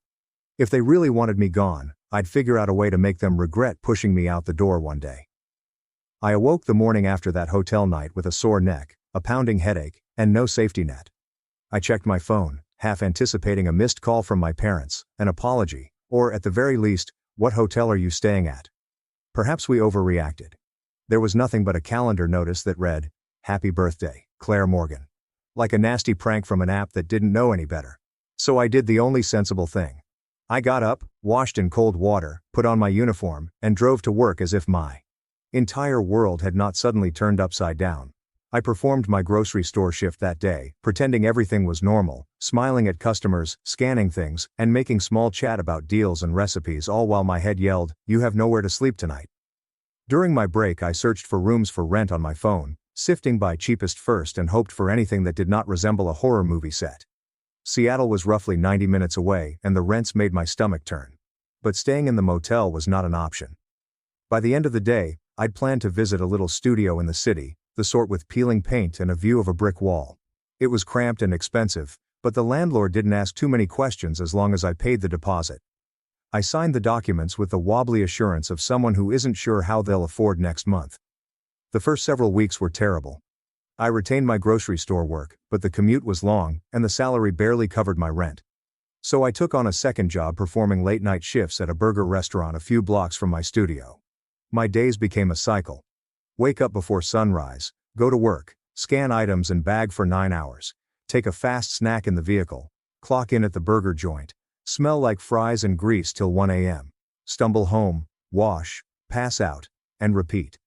There was no time to think about my parents, which was sort of the goal. One night at the grocery store, a woman walked through my line who I knew right away. Rachel Bennett.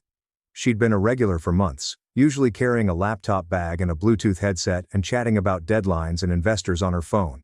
I was not sure what she did, but it seemed essential. That night she was distracted, skimming through her emails while I rung up her belongings. When her reusable bag ripped, I instinctively helped her repack everything. I put it together, double-bagged the hefty goods, and cracked a silly joke about duct tape holding adult life together. She genuinely chuckled and glanced at my name tag. "You are the girl that always repairs the self-checkouts, correct?" she asked. I shrugged, little ashamed. When the machines froze, I merely punched a couple buttons to reset them. But she made it sound as if I were doing surgery. She inquired about how long I had been there, and before I could stop myself, the entire narrative came crashing out in a shortened form. My parents kicked me out. I'm figuring things out. 2 jobs, a little flat, and no plans beyond survival. Instead of making the typical pity grimace, she simply glanced at me for a moment and remarked, "You know, my startup is always looking for people who can problem solve and actually show up. Do you ever think about technology?" I chuckled because it sounded so absurd. I did not even graduate college, and neither did tech. She informed me about coding boot camps, how many people changed jobs without a degree, and how the internet was packed with free materials. She then did something surprising. She placed her email address on the back of my receipt and stated, "If you are serious about transforming your life, write me a message. I can't guarantee you anything, but I can put you in the right direction." That night, after my burger shift, I sat at the little table in my studio, my laptop open, looking for everything she had stated. Free classes, beginner-friendly lectures, and coding boot camps in Seattle. The words on the screen may have been in another language, but one concept stuck with me. I'd already lost everything once. What was the worst-case scenario if I tried and failed again? Over the next few months, I carved out previously unoccupied time slots. I watched JavaScript lessons throughout my lunch breaks. I printed cheat sheets and put them over my thrift shop desk. I joined free internet groups where individuals asked and answered questions I didn't understand. But very slowly, things began to click. Late one night, after finishing a practice assignment, I had the guts to contact Rachel. I assured her I was serious. I provided screenshots of my sloppy small websites, which I had created by duplicating tutorials line by line and then altering them. She responded, not with a job offer, but with something greater. A link to a part-time coding bootcamp she recommended, along with a comment that stated, "If you get into this and commit, I will talk to my team about an internship." I applied, figuring it was a long shot. I somehow managed to get in. My schedule got ridiculous. Grocery shopping in the morning, burgers on fewer nights since I needed to study, and boot camp courses in the evenings and on weekends. I survived on ramen, black coffee, and the occasional free meal when the burger joint made mistakes. My friends stopped inviting me out since the response was invariably, "I have to work or study." There were several evenings when I felt foolish and behind, gazing at error messages until my eyes burned. There were days when I wanted to quit, especially when my body seemed to give up before my intellect. But every time I considered quitting out, I saw that mound of my possessions on my parents' lawn again. I overheard my mother remark, "You will thank us one day." I concluded that if I ever had to thank them, it would be for underestimating my abilities. About 18 months later, I completed the boot camp.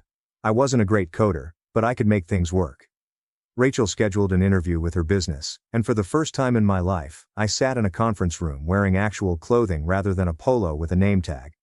I discussed problem solving and customer irritation in the grocery store, late night teamwork at the burger joint, and grit from juggling it all while learning something completely new. They engaged me as an associate front-end developer.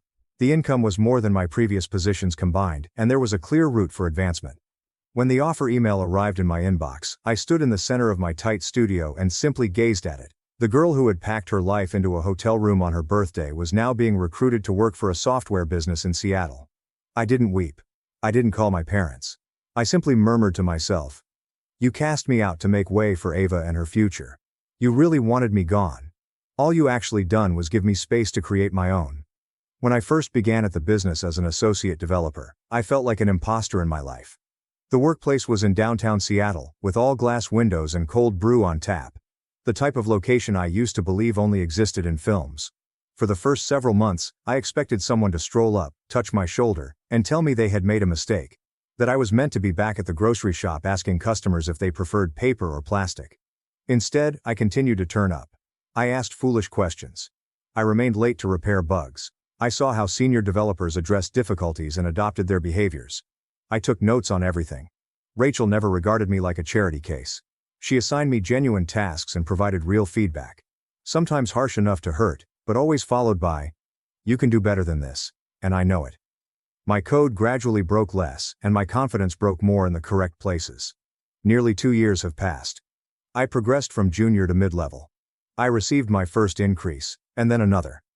For the first time, my financial account was no longer an emergency. I stayed in that little studio for longer than necessary, partly because I was afraid the good run would stop, and partly because I was accustomed to cramming myself into tight places.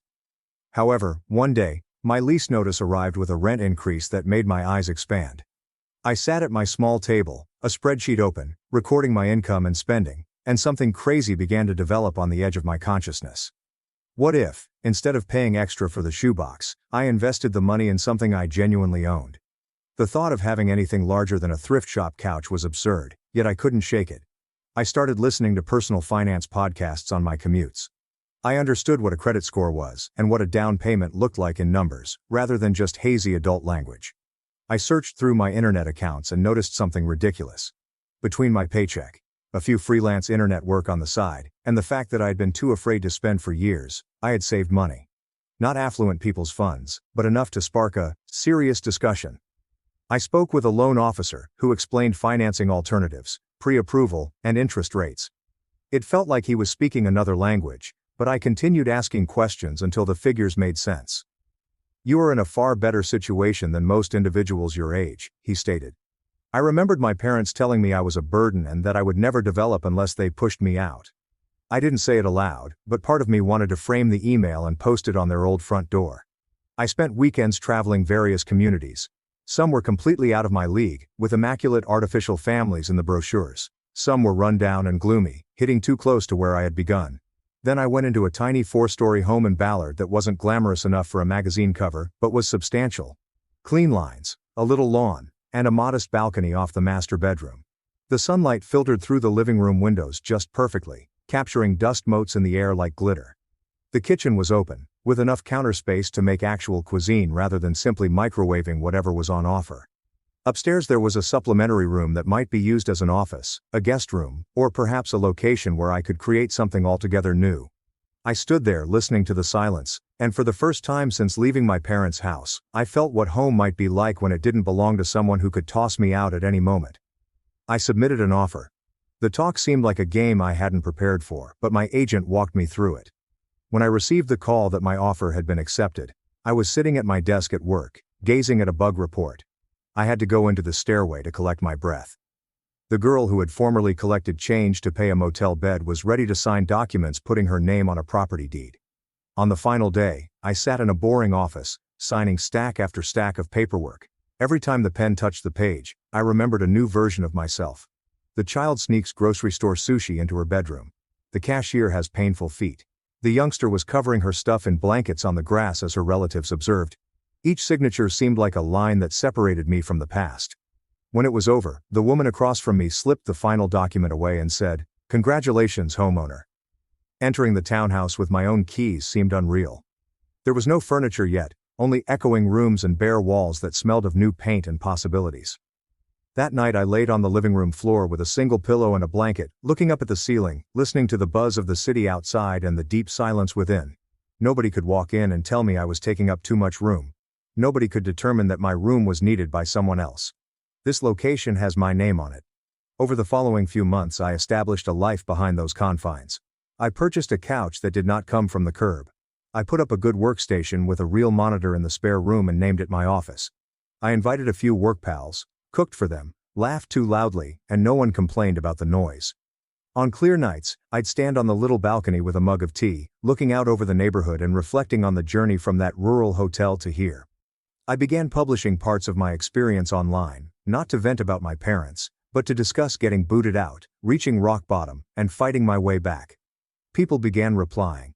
Strangers messaged me, stating they felt seen and that their families had driven them out in various ways. For the first time, my sorrow seemed beneficial to someone other than myself. I believed the narrative would finish there.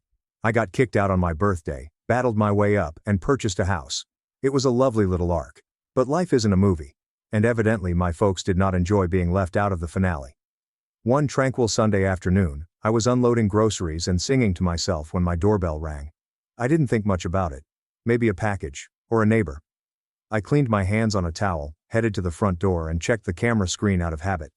When I noticed who was standing on my porch, my stomach fell. My mother, father, and sister. All three of them stood at the front entrance of the house I had built without them.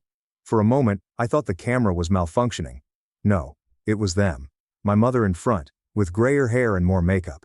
My father collapsed behind her, while Ava Morgan stood off to the side holding her phone.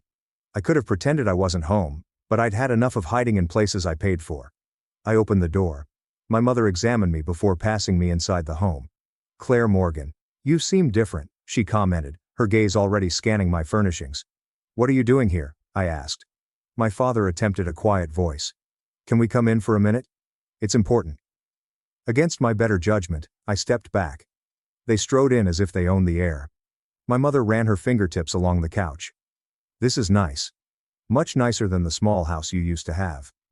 Ava looked about, impressed despite herself.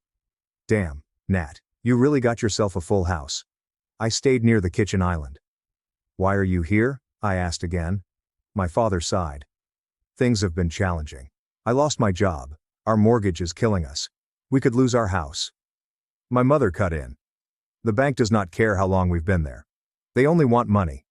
We heard you purchased a property. This alters everything." I felt a flash of pity, but it faded quickly. "I'm sorry things are difficult," I said. "But how does that relate to my home?" My mother gave me a look that suggested I was being dense. "This is more than simply your house," she explained. "This is a family asset." The phrase landed like a stone. "Excuse me," I replied. She motioned to the walls. "We reared you. Roof, food, and clothing. We encouraged you to be independent. If we hadn't forced you out, you'd still be trapped in that dead-end grocery shop. Our fierce love shaped who you are. So obviously, what you have today should benefit the entire family." My father nodded. "We're not asking for much. We only need to stay here for a time. Your mother and I may have one room, and Ava another. You still have that office, correct? You don't need a whole space simply for a workstation. Maybe we'll even put our names on the paper so the bank recognizes it as shared. It benefits everyone." I nearly laughed. "You kicked me out because you said there was no room. I reminded them. You required my bedroom for Ava's online lessons. Now my house is the answer to all of your troubles. My mother waved her hand. We did it for you. She snapped. If we hadn't pushed you, you wouldn't have left. You should feel grateful. Our investment is paying off. A family asset. Ava joined in. Mom was correct. You achieved a higher level. Everyone I know has moved out years ago. You have spare rooms. Why are you acting so selfishly? There it was. The ancient word. I am not being selfish by living in the house for which I worked and paid.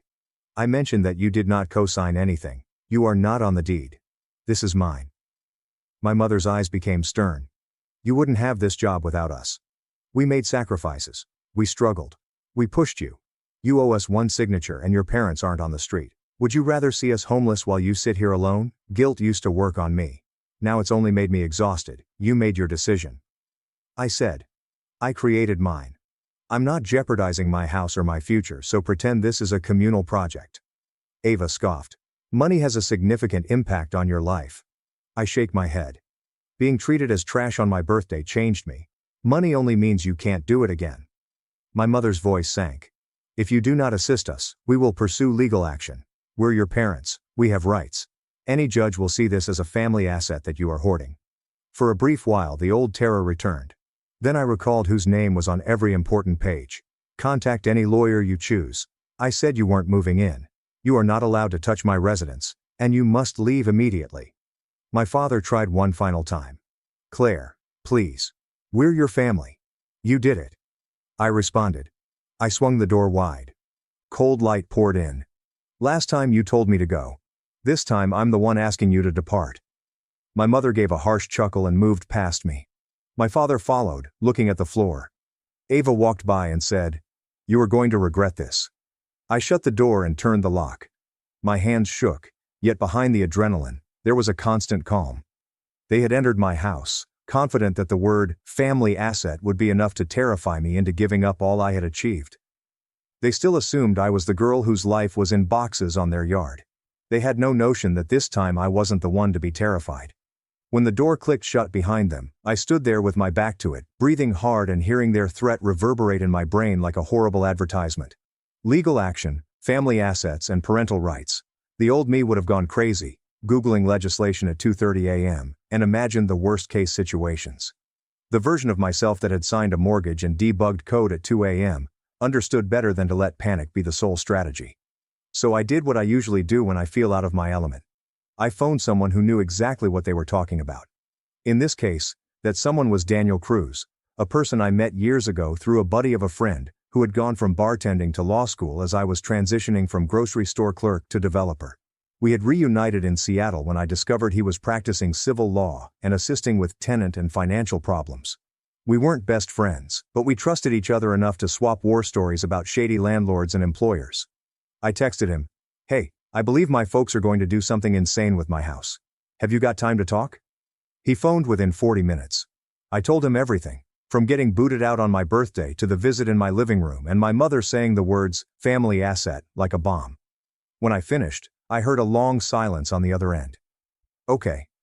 He eventually added, "First and foremost, breathe. They are not in your deed." "Correct." "Correct." I stated I bought this house years after they evicted me. They didn't assist with anything.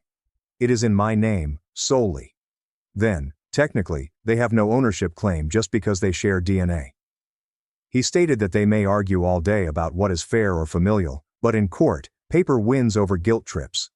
However, the fact that they have threatened legal action and are attempting to bully you into include them in the deed is quite suspicious, and the way they booted you out previously is not a good look for them.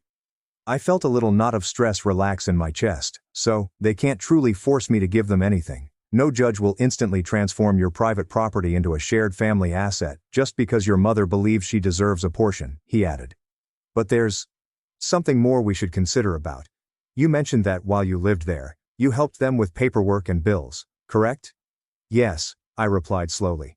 I was the only person who could browse online forms without shrieking at the computer. Why? Because the individuals who feel entitled to your house years later are frequently the same people who felt entitled to your knowledge at the time. He stated, "Before we do anything more, I want you to retrieve your entire credit report, not the adorable free app version, but the genuine one. We need to make sure they haven't already been exploiting you to support themselves financially." The notion made my stomach plummet. I recall sitting at their kitchen table years ago, filling out lines on credit card applications as my mother hustled me, saying, "Just sign here. It's for the family." I was too exhausted and trusting to ask questions. I now see those recollections in a different perspective. That night, I sat at my desk at the home office they wanted to claim, entered into all 3 major credit bureaus, and asked for my reports. When they eventually loaded, I felt as if I was peeking into someone else's life. There were accounts that I recognized.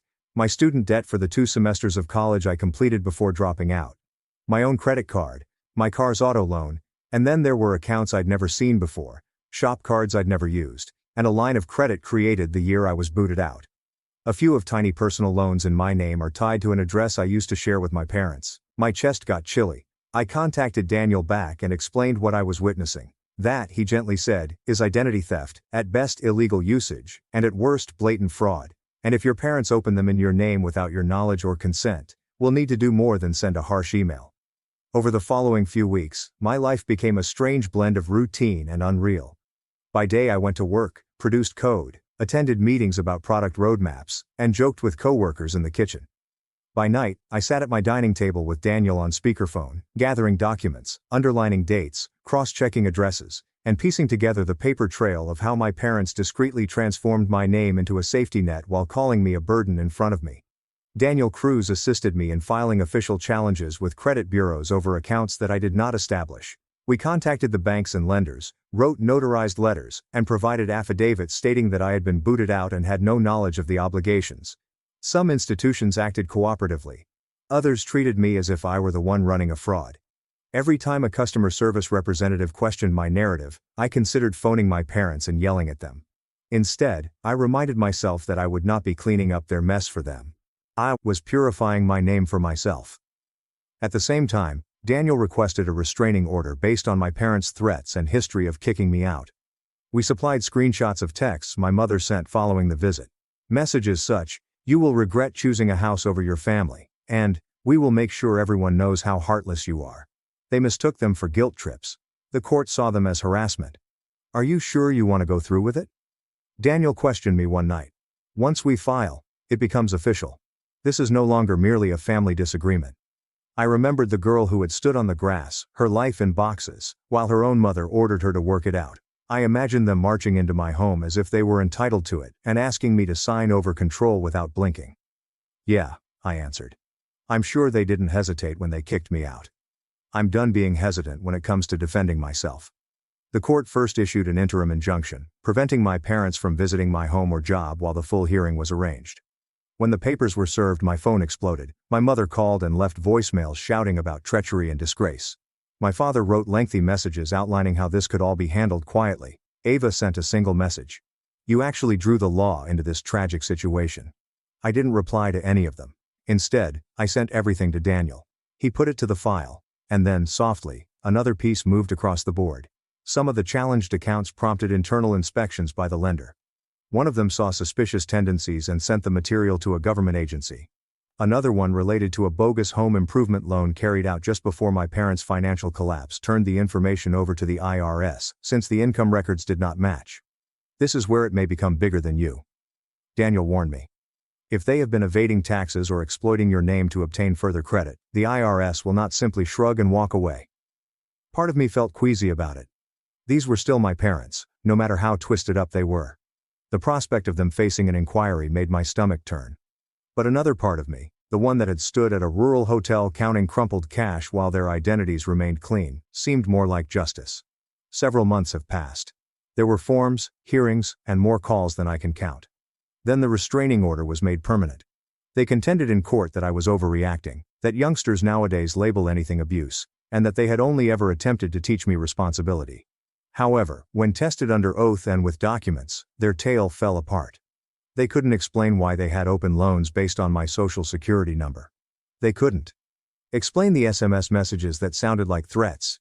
They couldn't turn the idea of throwing their kid out on her birthday into a heroic sacrifice. The judge issued the injunction, noting a history of emotional manipulation and financial abuse. My parents exited the courtroom looking smaller than I'd ever seen them. That was only round one. Round two began after the IRS completed whatever silent job they were performing in the background. I was brought in as a witness, not a suspect, to explain what I knew and didn't know about the loans and accounts. I responded honestly. I had signed paperwork I didn't understand under duress. I had trusted that they would not utilize me. I had been kicked out of the house and finances the moment I ceased being convenient. When I walked out of the federal building, I felt as if I had opened a window that had been painted shut for years.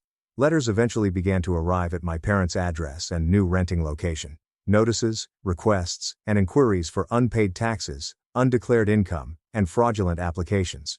Their former house, which they had kicked me out of to make room for my sister, was confiscated and sold to satisfy a portion of their debt. The irony didn't escape me. The home that had served as their stronghold and symbol of supremacy was now gone as a result of their own decisions. Without that house, without solid credit, and without the steady career my father had lost, their alternatives narrowed rapidly. They moved into a modest apartment on the outskirts of town, then into something even smaller when the bills continued to arrive. My mother transitioned from bragging on Facebook about her beautiful family to posting vague rants about ungrateful children and crooked institutions. Pointed out, but never detailed enough to admit what really transpired. My father picked up odd jobs and did anything he could. Pride devoured whole. Ava, who previously mocked me for working at a grocery store, ended up folding clothes for a retail chain during the day and running delivery apps at night, screaming about how unjust the world was. I knew all this not because I tracked them, but because others emailed me screenshots with the question, "Is this about you?" I never responded publicly. Instead, I recounted my side of the story in a way that did not identify them but did not conceal what happened. I discussed parents who utilize guilt to their advantage, and families that believe they are entitled to their adult children's achievement while never accepting responsibility for the pain they have inflicted. I talked about getting booted out on my birthday, staying in a hotel, and learning to differentiate love from devotion to individuals who repeatedly mistreated me. The more I shared, the more I learned from others who had experienced variants on the same script. It turns out that I wasn't special. This seemed surprisingly soothing.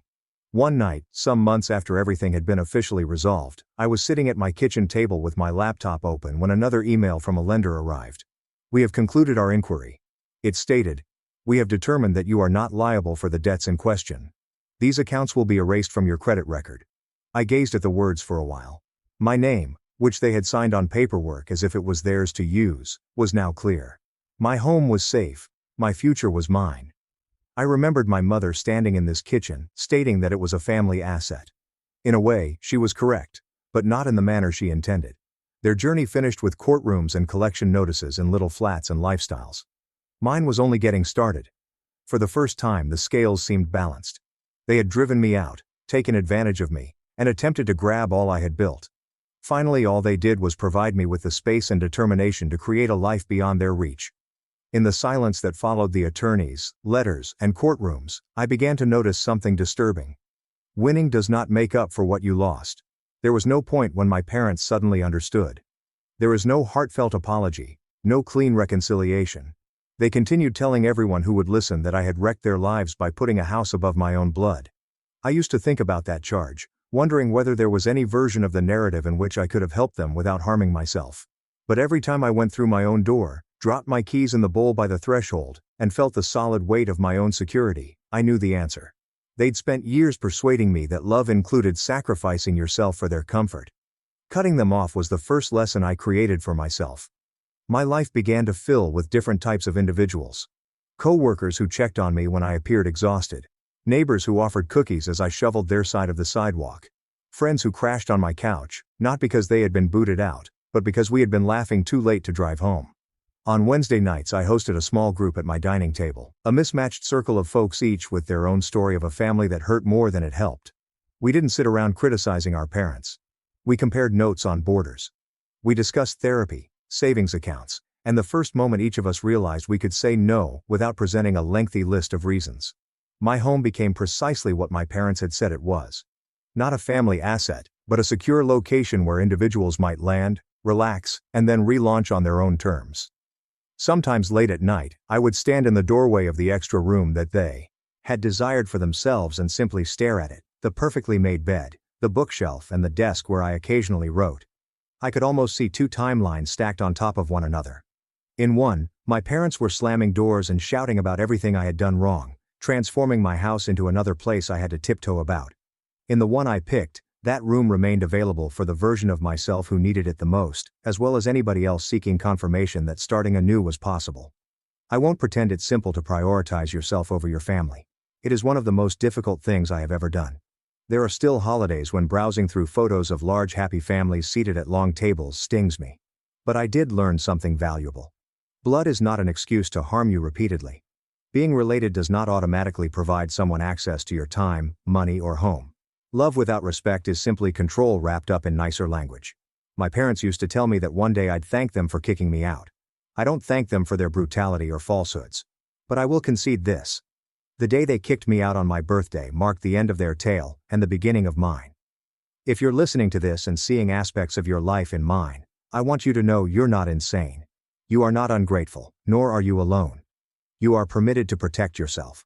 You are free to create a life in which the individuals who have wronged you are not permitted to participate. They attempted to assure me that the house was a family asset. They were correct about one thing. It's about family. My family tried to cutting me out. I shut down everything they counted on. By 8 a.m., 52 missed calls. Their lawyer said, "We need to talk." I smiled. My name is Emily Walker. I am 32 years old and work for a Denver-based fintech startup, forecasting worst-case situations. But nothing in my career prepared me for the 12-second voicemail that devastated my family. It arrived on a Wednesday afternoon, sandwiched between a risk report and a cup of cold coffee. I pressed play and heard my mother's flat, businesslike voice, like if she were canceling a subscription. Not her daughter. "You are out. Do not come back. We are going on without you." There is no explanation or feeling. Only a verdict.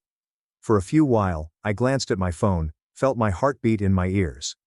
Then the portion of my brain that spends the entire day locking up other people's money quietly kicked in. I did not call back. I did not argue. I typed a basic text. Okay. Then I moved on first. I got into the family LLC I had created from the ground up, which housed our rental properties and the new triplex we were going to close on, and I locked every privilege with my name on it. There will be no further agreements done using my credit. No further transfers without my consent. Then I phoned the real estate agent and backed out of the house transaction they were banking on. House dealt. Finally, I froze the retirement account structure I had created for them, ensuring that nothing could be modified or emptied without my knowledge. By the time my coffee was finished, so was whatever easy path they believed they had through me. I assumed that was the end of it. Instead, by the next morning, my phone had 52 missed calls and a message from their lawyer saying, "We have a serious problem." I smiled as I composed my response. Because they had no understanding the problem was not that I was gone. It was what I carried with me. Stay with me to the end to witness how one icy voicemail grew into a family vengeance plot in which the person they attempted to cut out wound up holding every card. The next morning, I awoke to my phone buzzing on the edge of the nightstand. For a moment I assumed it was my alarm. Then I noticed the screen. There are 52 missed calls. Mom, Dad, and unknown numbers. One from a law firm that I recognized. The most recent communication was a voicemail from their lawyer. I plugged in my ears and pressed play as I started the coffee machine. "This is Benjamin Davis, attorney for James and Catherine Harris. Emily, we need to chat. This is serious. Please call back as soon as possible." His voice was tense, like attorneys become when they discover their clients have left out key data. I ended the communication and gazed at the wall for a time, listening to the coffee drip. My phone continued to light up as additional texts from Mom arrived. "Emily, this is simply a misunderstanding. Call me. We need to discuss." From Dad. "Kiddo, whatever occurred, we can solve it. Kindly call us back." Another one from Mom. "We didn't mean it that way. We were upset. Come home so that we can explain." Funny, I thought, because her voice had been quite clear yesterday. "You are out. Do not come back. We are going on without you." That sounded very apparent to me. I scrolled, almost expecting to find Sophie's name somewhere among the flood. Nothing. Not a single text or missed call from my younger sister, who used to bombard our family group chat about trivial matters. She was rather quiet for someone who enjoyed receiving attention. While the coffee was finishing, I launched the building security app and almost immediately pulled up the video feed for our front entry. The screen displayed a footage from earlier that morning. My father stood at the glass entrance of my apartment building, hands deep in his jacket pockets, gazing up to the second level, where my unit was. Snorts. He checked his phone, paused as if ready to press the buzzer, then turned around and went away. No call, no knock, simply retreat. My chest clenched for a half-second before I forced the sensation down. When someone demonstrate how easy they can cut you off, don't hurry to console them when they feel the knife swing back their way. On the way to work, my phone began buzzing in my bag. I allowed it. At my workstation, I eventually sent out 3 brief responses to Mom. I am safe. I need time with Dad. I heard the voicemail. I'm not ready to speak with the lawyer. I've got your message. I'll react in writing. That was all I owed anyone. Jenna, my coworker, lowered her voice as she slid her chair over to my desk shortly before lunchtime. You've been looking at the screen as if you were going to blow it up. She said. Everything okay at home? I almost responded yes out of habit, but I stopped myself. Not really. My parents decided that I would no longer be involved in the family company. Her eyebrows rose. Are they aware that you are the family business? I shrugged. They left a voicemail. I shut things down. Their lawyer has now gotten involved. Jenna gave out a slow whistle. Look, I'm not telling you what to do, but you know how things go. The second money is involved. Everyone starts performing. If you make moves out of guilt, they will interpret that as you admitting fault. Make sure every decision you make is something you'd be comfortable explaining to a judge someday. I nodded. I understood that part better than anyone else. My job involved risk management. I had spent years developing systems that prevented people from quietly moving money behind each other's backs. And now I realized I'd created the ideal system to prevent my own family from doing the same thing to me. As I walked to the break room to refill my coffee, my phone buzzed again. A new message from an unknown number. I heard you got out of the triplex because you were overwhelmed. You okay? It was a cousin from my father's side. Overwhelmed? That was certainly not my word. It sounded like something Sophie might say while blinking back fake tears. In my mind, the pieces began to fall into place. The timing of her marketing job loss.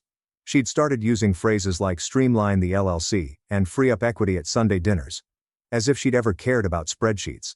She was the only one who was silent now, like a puppeteer who had already pulled the strings and was waiting off stage to see what would happen. I stared at my phone and felt the first clean edge of anger, sharp and cold, slip into place.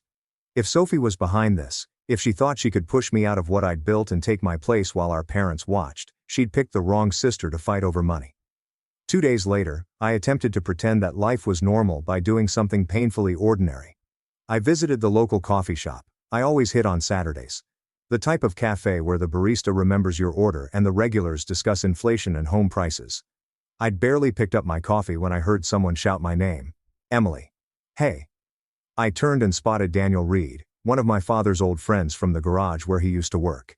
He patted my shoulder as if nothing was wrong. Heard about the triplex? He asked, dropping his voice as if he were about to reveal a secret. Tough stuff. I grimaced. What about it? He grimaced. Just what your mom and Sophie were saying in the family group chat. That you pulled out because work pressure got to you. That you were overwhelmed, and it was not a good time for you mentally. He said, mentally, as if he was frightened to say breakdown. My jaw tightened. Overwhelmed. There it was again. I faked a grin so tight it seemed like it might shatter. Yeah. Well, you know how rumors travel, I said. Daniel touched my arm, urged me to take care of myself, and went to the sugar station. I stepped out of the shop before my countenance revealed how I truly felt. Outside in the cool Denver air, I took out my phone and browsed back over my texts. Sophie did not contact or text me, but she felt safe informing my extended family that I was too unstable to manage a house sale I had nearly arranged. That wasn't simply rumor, that was the basis. Sitting in my car, I opened my contacts and selected a name I hadn't used in months. Matthew Adams, the financial advisor who assisted me in establishing the first structure for our family LLC before my parents, influenced by Sophie, moved to someone newer and flashier. Matthew picked up on the second ring. This is a surprise, Emily, he remarked. Still keeping everyone out of trouble? Working on it, I answered. I have a question. Has anyone tried to change ownership percentages in Mitchell Holdings LLC recently? There was a gap in which you could hear someone sitting up straighter. I've seen some draft documents float by, he explained hesitantly. Your mom mentioned a new advisor, asked a few hypotheticals, but I saw references to adding another family member as a managing member, and your signature line was blank. It looked messy, so I told her nothing could move without you. I tightened my grasp on the steering wheel. Sophie is another family member, of course. Did any of it go through? I inquired. No, he said. The paperwork was incomplete and frankly questionable. But Emily, if someone is trying to backdoor their way into control of your LLC, you need to get ahead of it. I thanked him, hung up, and looked at the dashboard for a long time. I recalled the voicemail informing me that I had left. I remembered Daniel using the phrase, overwhelmed, and how my mother suddenly wanted a new advisor once Sophie quit her job. This did not happen at random. This was a strategy with a poor legal foundation, and a heavy dose of emotional manipulation on top. Sophie sent me a fresh notice as I was sitting there. Finally, Emily, what are you doing, pulling out of the house deal, worrying everyone out, and shutting down accounts? This is a mess, and you're making it worse. For a little while my fingers hovered over the keyboard. I almost let out everything that was bubbling in my brain. Instead, I erased the response draft and opened my inbox. First, I notified the real estate agent. Per our chat, please consider this written confirmation that I have withdrawn from the Mitchell Triplex acquisition as a borrower and principal qualification. Any additional representations that I am involved in this transaction are false and illegal. Then I requested an official cancellation notice be delivered to my parents, copying their lawyer. Then I started a new message. This time it was addressed to Sophie but worded in the same way I would send any other risk escalation at work. Sophie, this email serves as formal notice that any effort to change ownership, signature authority, or financial structure of Mitchell Holdings LLC, any affiliated properties, or retirement funds without my written authorization is illegal and may constitute fraud. Do not sign my name. Do not assume my approval. Any such action shall be documented and reported to legal counsel. No screaming or name-calling, simply facts and consequences. I sent it and then placed my phone face down in the passenger seat. By the time I arrived home, my call record had 7 more tries from Mom, 3 from Dad, and none from Sophie. At my place, I opened my laptop and created a new folder called Family Risk File. I sent screenshots of messages, the lawyer's voicemail, Matthew's notes, and the email I had just written. Every gesture, lie, and attempt to portray me as unstable was going in there. Because if Sophie was creating a tale in which I was the problem, the weak link to be torn out so she could slide in, I was going to create a better one. One supported by timestamps and documentation. And I couldn't help but wonder, as I watched the files build up on my laptop, how many families end up like this because one person values the truth less than the victim character they've been playing their whole lives. 4 days later, an unknown number appeared on my screen in the middle of a spreadsheet. I almost let it go to voicemail until I noticed the firm's name. This is Emily. Hi Emily, this is Jason Liu, your parents' new financial advisor, he told her. I just need to go over some discrepancies in the Mitchell retirement structure. That word caused me to sit up. He stated that he had been investigating the LLC and retirement accounts and had discovered draft paperwork adding Sophie as a co-trustee or managing member, with my name included as an approver, but no real signature from me. To be clear, Jason, I have not approved anything, I informed you. I haven't signed a thing since the day I set it up. Jason sighed. I assumed your family is under the assumption you walked away and that these adjustments are what you desire. The term overwhelmed came up, and I wanted your confirmation for compliance. Treat every request as unapproved until you see my live signature. I advised him. If someone claims otherwise, ask for written proof. You won't get any.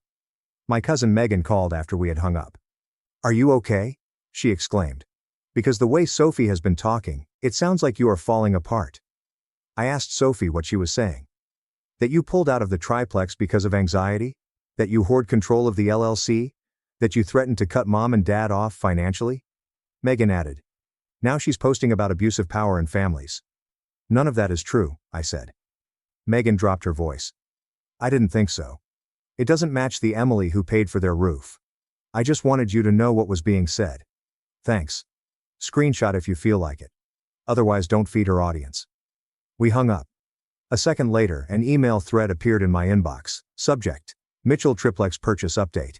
It came from our agency Susan, with my parents, Sophie and Matthew the lawyer on copy. Sophie's note, quoted beneath her response, read, Susan, as we mentioned, Emily has withdrawn due to personal mental health difficulties.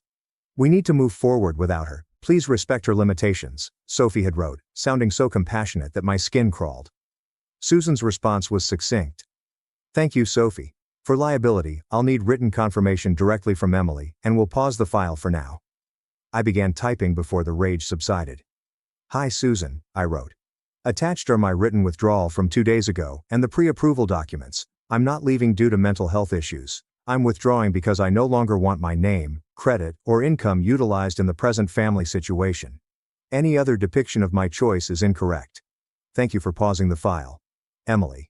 I copied Benjamin and Matthew and included any documentation demonstrating I had been the driver from the beginning. Susan, snorts, responded swiftly to the little group. Understood. I will ignore Sophie's previous reply and solely follow your directions. Matthew sent a modest email. Received. We should discuss future actions.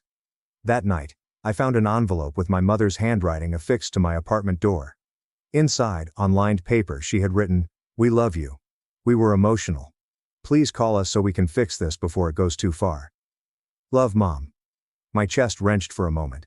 I imagined her at the kitchen table, preparing the tale as Sophie paced and wept. My phone vibrated again. Megan had emailed a snapshot of Sophie's latest post. Sometimes the most dangerous member in a family is the one who has complete control over the money and punishes you for disobeying. It said, "Healing means walking away from people who weaponize their power, even if they share your last name." The responses were filled with hearts and "You go, girl." I placed my mother's note next to my laptop and opened the folder called Family Risk File. Emails, voicemails, advisor notes and screenshots were neatly organized in rows. Up until now, I'd just been closing doors. As the data piled up, I knew that protection wasn't enough.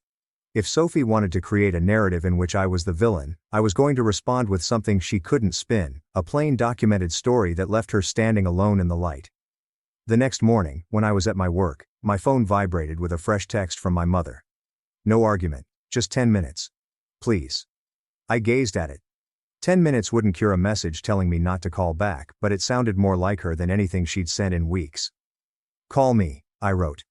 She responded quickly, and I heard the faint speaker echo. "Your dad is also here," she continued. "Hey kiddo," James continued. "You wanted 10 minutes, I said." Mom exhaled. "We messed up, Emily.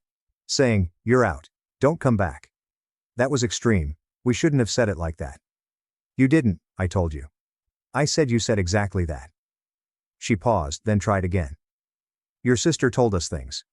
She said that you were planning to cut us out of the LLC, talking to lawyers about removing us from retirement accounts, saying you were tired of carrying us and wanted full control. She said you told her after dinner in the car." "None of that ever occurred." I responded. "Did you hear those words from me directly?" "Well, no," Mom admits. "Sophie said you talked in the car on the way home." "I took my own car that night," I said. "I left alone, there was no car ride." Dad cursed softly. "Why would she make that up?" Mom muttered, but it seemed like she already knew the answer. "Maybe because she wanted what I have," I said. "If I am unstable and power-hungry, sliding herself into documents looks like protecting you, not using you." Dad exhaled. "This is past family drama now." Matthew called. "Jason called you." Susan paused to the house. "I know," I said. "That's why I'm done with whispers. We're going to sit down, all four of us, in the same room. No speakerphone, no vague posts. It'll bring documents. You bring everything Sophie told you. Then we see what survives." "Do we have to involve lawyers?" Mom inquired. "They're already involved," I explained. "The question is whether they see Sophie's story first or the evidence." "When?" Dad inquired. "Tomorrow 6 at the house," I said. "If Sophie won't come, that's an answer too." The next evening I entered my folks' living room with a hefty folder under my arm. Same beige couch, same framed school photographs, entirely different atmosphere. My parents sat together on the sofa. Sophie sat in an armchair with a tissue as a prop. She would not look at me. "Thanks for coming," Dad remarked.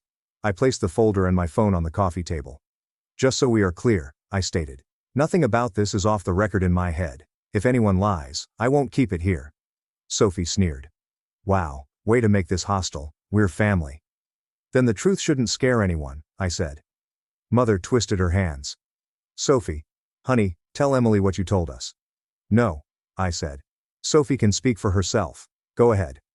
Sophie rolled her eyes. "I just repeated what you said," she snapped.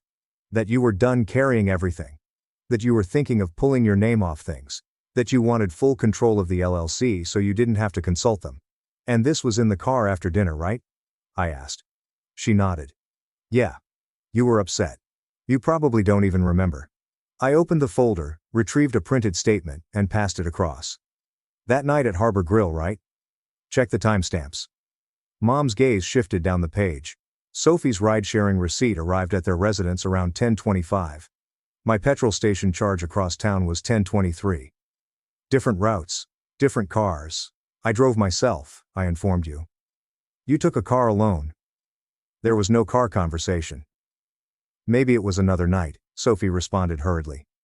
Before you say that, here's the only other time we all had dinner in the last 4 months, I added, flicking to another paper. That night you left early to meet friends. I stayed to pay. No private ride then either. Dad leaned back gently. Sophie, he spoke gently. She shrugged. Memory is weird. Okay, I was trying to help. I thought she was serious about needing a break. Next, I sent Susan an email. My withdrawal was issued before Sophie's mental health update. Then Susan responded, stating she'd overlook anything that didn't come from me. Snorts. Then Jason's message concerning draft paperwork containing my name but not signed. Next, screenshots of Sophie's postings and Megan's replies. One by one, the pages formed a path from my voicemail to this couch. Mom eventually turned to Sophie. You told us you saw emails, she said quietly. You told us Emily said she was done with us. Sophie sat up taller. So now you just believe her because she printed things? She said. She said she's always liked control. She's twisting everything to make me look crazy. Dad placed his gaze on her. The truth doesn't fall apart when you hold it next to a receipt, he told me. Yours did. Mom stared at me, and for the first time since the voicemail, I noticed something change. We always thought you could handle more, she told us. We saw Sophie as fragile, so we protected her and pushed responsibility onto you. And now I am sitting here realizing the only person who has lied to us is the one we told not to come back. Sophie opened her lips but Mom raised a hand. Not this time, she said quietly. The word no dropped between them, and I felt something inside me gently return to place. They attempted to edit me out based on a screenplay Sophie made. They were now watching the screenplay burn page by page, realizing they were only seconds away from losing the one person who had kept them afloat. The hush following my mother's nose sat like a fifth person in the room. Sophie squirmed in her chair, her gaze flitting between our parents and me, checking which way the wind was blowing. So what now? She said eventually. You've got your little packet of papers. Congratulations, Emily. Are you happy you made Mom cry? I didn't respond to the comment. This is not about anyone crying, I explained. It's about consequences. You told me I was out, you tried to push through changes behind my back, and you told others I was unstable so you could take over the things I established. That can't just be a sad Facebook post with everyone pretending it never occurred. My father scratched his jaw as if he were lining up a tough repair in his thoughts. What do you think should happen? He inquired. Sophie snapped her head towards him. Seriously, Dad, you're asking her? I caught his gaze. You wanted me out of the family business? I asked. Fine. It'll step back from being the default safety net, but that also means no one gets to quietly use my name, my credit, or my work. Starting with making sure Sophie has zero access to anything I've set up. My mother hesitated. Sophie doesn't have access, she said, but I shook my head. Not formally, maybe, I said. But she's been in meetings. She's been in group chats about the triplex. She's been talking to advisors like decisions were already moving in her favor. That stops today. Dad exhaled and glanced at Sophie. Honey, he added, we need to be clear here. No more speaking to advisors on our behalf. No more implying Emily is okay with things when she is not. Sophie blinked hard. So you're just going to cut me out? She said, her voice becoming high and thin. After everything I have done for you. I couldn't help myself from asking, what exactly is that? The Instagram story about being raised by wolves in the suburbs, or the half-baked business plans you wanted me to fund? Mom flinched but did not chastise me this time. James, she spoke gently. Maybe we should make it official. No additional beneficiaries, no shared accounts, no promises we can't keep. We've been saying for years we'd help Sophie start something, pay off this card, co-sign that loan. All it has done is make her think she is entitled to money that isn't there until Emily builds it. I gazed at her, astonished by her bluntness. Catherine turned to face me. We want you to rewrite the documents, she told me. The LLC, the retirement stuff, all of it, based on what you think actually makes sense, not what we say in the middle of a fight. I gazed at her. You're asking me to take control again after you just told me to get out? I responded with caution. She nodded with moist eyes. I'm asking you to do what you have been doing this whole time, she told me. Only this time with us admitting you know more than we do. Sophie gave a bitter chuckle.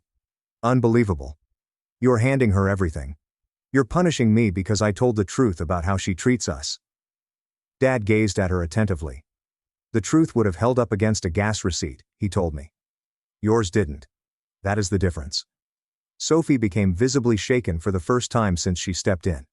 Her gaze shifted to me, looking for an older version of me who could give a lifeline. I did not. James drew a breath. Here's what we're going to do, he continued, adopting the strong tone he used to maintain at the business. Emily, you and Benjamin and Matthew figure out whatever it takes to make the LLC and the retirement accounts bulletproof. You and I remain the only managing members. Your mom is a beneficiary. Sophie is not in any position of control anywhere. If we help her, it will be from our own pockets, not by opening back doors into what you built. Sophie sat forward. You can't just erase me like that, she said. I'm your daughter too. My mother winced. We are not erasing you, she explained. We're stopping pretending money we don't have is going to fall from the sky because we put your name on something Emily made. If we ever help you, it will be because you have a real plan and we can actually afford it, not because we feel guilty. Sophie changed tactics so quickly it made my head spin. Fine, she responded, tearing up. Then let me prove it, Emily. Give me a small role in the LLC. Let me do social media or something. Let me show you I can contribute instead of just taking. It was almost astonishing how she transitioned from fury to appealing to the perspective that made her appear most reasonable. A year ago I may have fell for it. Now I've seen another variant of the same pattern. I rose up and grabbed up my folder. No, I said with a smile. If you want to prove you can build something, you don't do it by wiring yourself into what someone else has already built. You do it by starting with nothing like I did. My mother stared between us. Emily, isn't that a little harsh? She inquired quietly. I shake my head. Harsh was being told I was out and should not come back, I informed him. Harsh was having my stability used as a prop to get sympathy online. This is just boundaries, Mom. There's a difference. Sophie scowled at me and snarled, You are going to regret this. You think you can cut me off and walk away clean? I grabbed my phone and placed it inside my backpack. No, I said. I think I can protect what I have earned and stop you from turning my work into your safety net. Whatever happens to you after that is not on me. On my way out, my father led me to the door. I am sorry, he murmured gently. For the voicemail, for not asking you first. For letting it get this far. I believed what was easiest to hear. I nodded, feeling a complex combination of relief and melancholy pour over me. I know, I replied. But believing the easy story does not mean the consequences are easy too. Over the next week the adjustments were tangible. Jason handed along amended versions with simply mine and James's names in the control positions. Benjamin planned a meeting where my parents signed agreements restricting who may access their accounts. I amended the LLC operating agreement to specifically specify that no new managing member may be joined without the unanimous written permission of current members. There was no line where Sophie's name might be written afterward. When the final signature dried, I felt something settle in place. Revenge is not a spectacular event, but rather a framework. A system in which the individual who attempted to force me out no longer had any access. Sophie arrived at my workplace unexpectedly a few days later, eyes wide and crimson, and asked the receptionist for me. She was clutching a binder, the kind you'd use to present a project. I greeted her in the lobby, arms crossed. I have a business plan, she continued, throwing the binder at me. Events, brand partnerships, influencer collaborations. If you just invest a little, I can pay you back and prove everyone wrong. I did not take the binder. Start it without me, I said. If it works, you won't need my money. If it doesn't, you'll know why I said no. Her face crumpled as fury and terror competed for space. You are really not going to help me, she said quietly. Not after everything. I recalled Matthew's warning, Jason's caution, Megan's screenshots, my mother's message, my father's silent apologies, and the voicemail that started everything. I'm done helping people set themselves on fire with my gasoline, I told them. Snorts. Then I turned and walked back through the locked door to my floor, leaving her binder, and everything else on the other side. 2 months later, I stood in the driveway of a pale brick triplex on the outskirts of Denver, carrying a box of kitchen supplies and watching my parents quarrel over where to place a bird feeder. The bottom unit was now theirs, formally documented with a clause stating that they may live there for the rest of their life without anybody touching it. My flat was on the second level, with large windows that let in plenty of light. The third unit was already available for rental. The figures were penciled in a spreadsheet that I had complete control over. Sophie had attempted to sneak into Mitchell Holdings LLC, which was leaner and cleaner. My father and I are the only management members. My mother is the beneficiary, and there are more precautions than any family turmoil could shake free. There are no side doors, leaving no space for artistic adaptation. On weekend evenings, I'd come down to cook with my mother in her new kitchen while my father watched a car show in the living room. We didn't go over every detail again, but we stopped acting as if money was this mystical fog that no one understood. I'd open the accounts on my laptop and guide them through what was actual, rather than what they wished was genuine. It wasn't flawless. When Sophie's name came up, their eyes were still filled with sadness and remorse. But suddenly, when she texted to beg for assistance with another credit card, my mother would show me the message, then set her phone face down and remark, "We can't fix this for her. Not this way." According to cousins, Sophie ended herself in a modest apartment across town, hopping between gigs. Her grandiose event plans never fully took off. People began to realize that her stories always had a villain and a spotlight. For once, I wasn't in either position. I didn't sue her. I didn't attempt to damage her online. I did something quieter, and to me, crisper. I took away her perceived power and allowed her to have a life independent of my profession. I wasn't furious any longer. I was clear. It's clear that trust without limits is an invitation for the wrong person to walk in and disrupt everything. It is clear that being the strong one in a family does not imply that you should allow others to use your power against you. If there is one takeaway from all of this, it is that you may love your family but refuse to be their insurance policy when they gamble with the truth. You may forgive without returning the keys. And if somebody tells you you're out, don't come back. You're permitted to believe them. Step back and ask yourself a more difficult question. What should I cease allowing them access to from this point forward? Perhaps you have your own interpretation of the story. A period when someone treated your loyalty like a credit card with no limits. If you do, I hope you realize sooner than I did that saying no is not retaliation. It is self-respect. Sometimes something is more important to safeguard than the house itself. At Thanksgiving, my sister called me just lucky. Little did she know, I was her boss. The next day, her paycheck bounced, and her career hit the wall. So my sister called me a lucky moron in front of the entire family during Thanksgiving dinner. She had no notion that I was her true employer. I simply smiled, nodded, and discreetly withdrew her off payroll right at the table.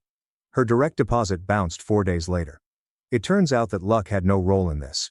Let me back up and provide some perspective, since this has been brewing for years. I am 34 years old, and my sister Emily is 30.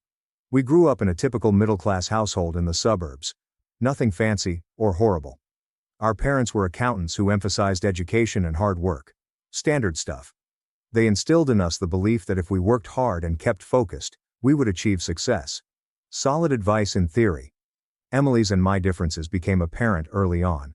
I was the kid who saved his birthday money and mowed the grass to purchase a better bike. She was the kid who squandered her allowance the day she got it and then begged our parents for more. I read investment books in high school, whereas she read celebrity gossip publications. I worked part-time jobs throughout college while she concentrated on her social life and barely maintained a passing GPA. I'm not saying this to make myself appear ideal, I'm far from it. I had different priorities. I desired financial security. I wanted to construct something. Emily wanted to have fun and work things out later. Neither strategy is absolutely incorrect, but they produce quite different results. After college, I began working in renewable energy consultancy. Boring name, but intriguing work. Basically, I assisted enterprises in transitioning to solar and wind power. Managed the financial analysis and project management aspects of things. The industry was rapidly expanding, and I was quite proficient in my field. Within 4 years, I was managing significant clients and earning 6 figures. But here's the trouble about working for someone else. There is a ceiling. You can only go so far until you make someone else rich instead of yourself. I witnessed my boss purchase his 3rd vacation property while I received a 4% yearly increase that barely kept up with inflation. I was creating millions of dollars in sales for the firm while receiving only a fraction of that value in remuneration. The numbers did not work in my favor over time. So, at the age of 27, I took a gamble that my whole family believed was ridiculous. I resigned my comfy corporate position to create my own renewable energy consulting business. My manager chuckled when I tendered my notice. He assured me I'd be back in a year, begging for my old job. He felt the sector was extremely competitive, and I lacked the necessary contacts to succeed. His dismissive demeanor was nearly as inspiring as my own drive. The first year was grueling. I worked 80-hour weeks. I ate ramen more often than I would care to confess. I lost sleep, wondering whether I'd made a huge mistake. I maxed out 2 credit cards to keep the firm solvent while I grew my clientele. There were evenings when I sat at my laptop until 2 a.m. I wondered whether everyone who had doubted me had been correct. My parents were supportive, yet concerned. They'd see me at family gatherings, fatigued and agitated, and I could see they were questioning their encouragement. My father would say that there was no guilt in returning to corporate job if things didn't work out. He meant good, but it appeared like he was already preparing my defeat. Emily felt I was a stupid for foregoing a consistent salary. She warned anybody who would listen that I would fail and return to corporate life within 7 months. She would make jokes at family gatherings about how I was about to apply for a job with her. Present was a lot of supporting sister energy present. Around 8 months in, I had precisely $300 in my company account, and a crucial proposal due in 3 days. I had not paid myself a paycheck in 4 months. I was living on credit cards and the last of my funds. That was my lowest point, sitting in my barely affordable apartment, wondering if I should give up and start sending out resumes. But then the proposition arrived. A mid-size manufacturing business sought to transition to solar electricity. It wasn't a large deal by any means, about $85,000 altogether, but it was enough to keep me going. More significantly, they connected me with 4 additional firms in their industry network. Those referrals led to additional referrals. Suddenly, I had momentum. Spoiler alert, I did not fail. By year 2, I'd secured 4 significant contracts. By year 3, I was adding staff and declining work because we were at capacity. By year 5, which is where we are today, I'm operating a business with 25 workers, generating over $8 million in sales each year, and personally clearing over $420,000 after expenditures and payroll. I still drive the same Honda Civic that I purchased second-hand 5 years ago. I reside in a decent yet modest home. I don't wear luxury clothing or display my money. To look at me, you'd think I was just another ordinary person with a regular job, which is exactly how I want it. The folks that really matter are aware of what I've built. Everyone else is free to think what they wish. Emily, on the other hand, has worked 8 different jobs during the last 7 years. She attended college for communications, which she chose because it seemed simple. She graduated with a 2.8 GPA, and no specific plans. Since then she has worked in retail, restaurants, an insurance office, a gym, a marketing business that dismissed her after 4 months, and a few more places I can't recall. She seldom stays any place for more than a year. There's always a reason why the work isn't for her, why her boss is bad, or why she deserves more. Emily visited my house on a Tuesday night 2 years ago. She cried. She claimed she had recently been dismissed from her most recent job for being late too often. She needed money for rent, or she would be evicted. She promised to pay me back. She vowed this was the wake-up call she needed to get her life in order. I handed her money. Not as a loan. I knew I'd never see it again. But because she was my sister and I didn't want her to be homeless, I also informed her that I couldn't continue to bail her out. She needed to sort out her life. She nodded, thanked me, and said she would. The next week, she purchased a new iPhone. Priorities. About 7 months later, she contacted to see if I had any employment opportunities at my firm. She had been working at a retail business and despised it. She wants something with more income and perks. She aspired to work in an office where she would feel professional and significant. This is perhaps when I should have said no. Every rational bone in my body warned me that this was a horrible decision. Do not combine family and business. Do not hire someone with her professional history. Do not do it. But she is my sister. And my mother had been hinting that it would be great if I could assist Emily out. Emily seemed sincere in her desire to make a difference. So despite my better judgment, I established a position for her. I did not give her anything significant or important. I was not an idiot. I appointed her as Client Services Coordinator, which is a fancy term for someone who answers emails, plans meetings, manages basic administrative responsibilities, and organizes our customer contact. Entry-level job, paid $45,000 a year including perks. Good pay for the work, and honestly, more than she'd ever earned anyplace else. I sat her down before her first day and set clear expectations. Show up on time, reply to emails within 24 hours, keep the client database up to date, and communicate professionally in all situations. These are all fundamental tasks that every effective employee should be able to accomplish. She nodded, said she understood, and pledged not to let me down. For the first month, she was excellent, showed there early, stayed late, and was excited to learn. I began to wonder if I had made a mistake in doubting her. Maybe she had actually turned things around. Perhaps working for her family would provide the impetus she required. Then month 2 arrived, and the cracks began to emerge. She started coming in late, only 5 or 10 minutes at first, which I tolerated because I'm not a strict taskmaster. But then it became 15 minutes, then 30, and then an hour. When I spoke with her about it, she always had an excuse. The traffic was awful. Her alarm did not go off. She wasn't feeling good.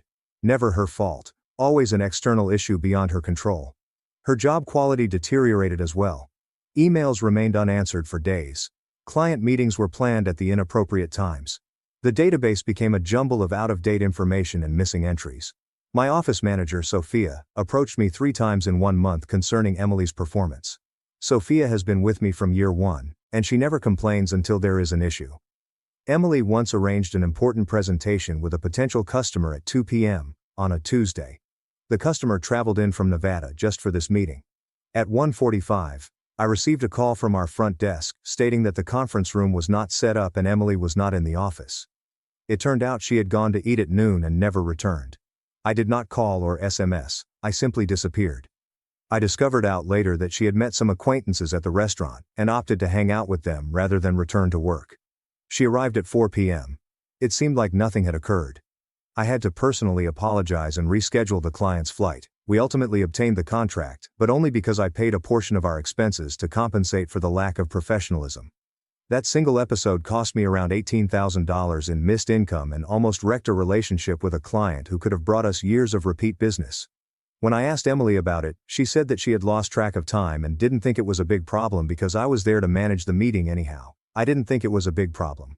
A customer went across 3 states for a meeting she booked, but then canceled, and she didn't consider it a big problem.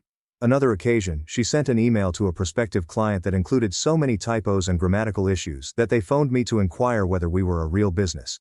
The email clearly stated, "We look forward to doing business with your company." I had to explain that we were in the process of training a new employee, which was not reflective of our regular standards. Emily had been working there for 4 months by that moment. This was not a new employee error. This was simply lazy work. I took Emily aside for a talk, not as her brother, but as her supervisor. I informed her that the late arrivals had to stop and her job quality needed to improve. She quickly became defensive. Said I was being too harsh on her.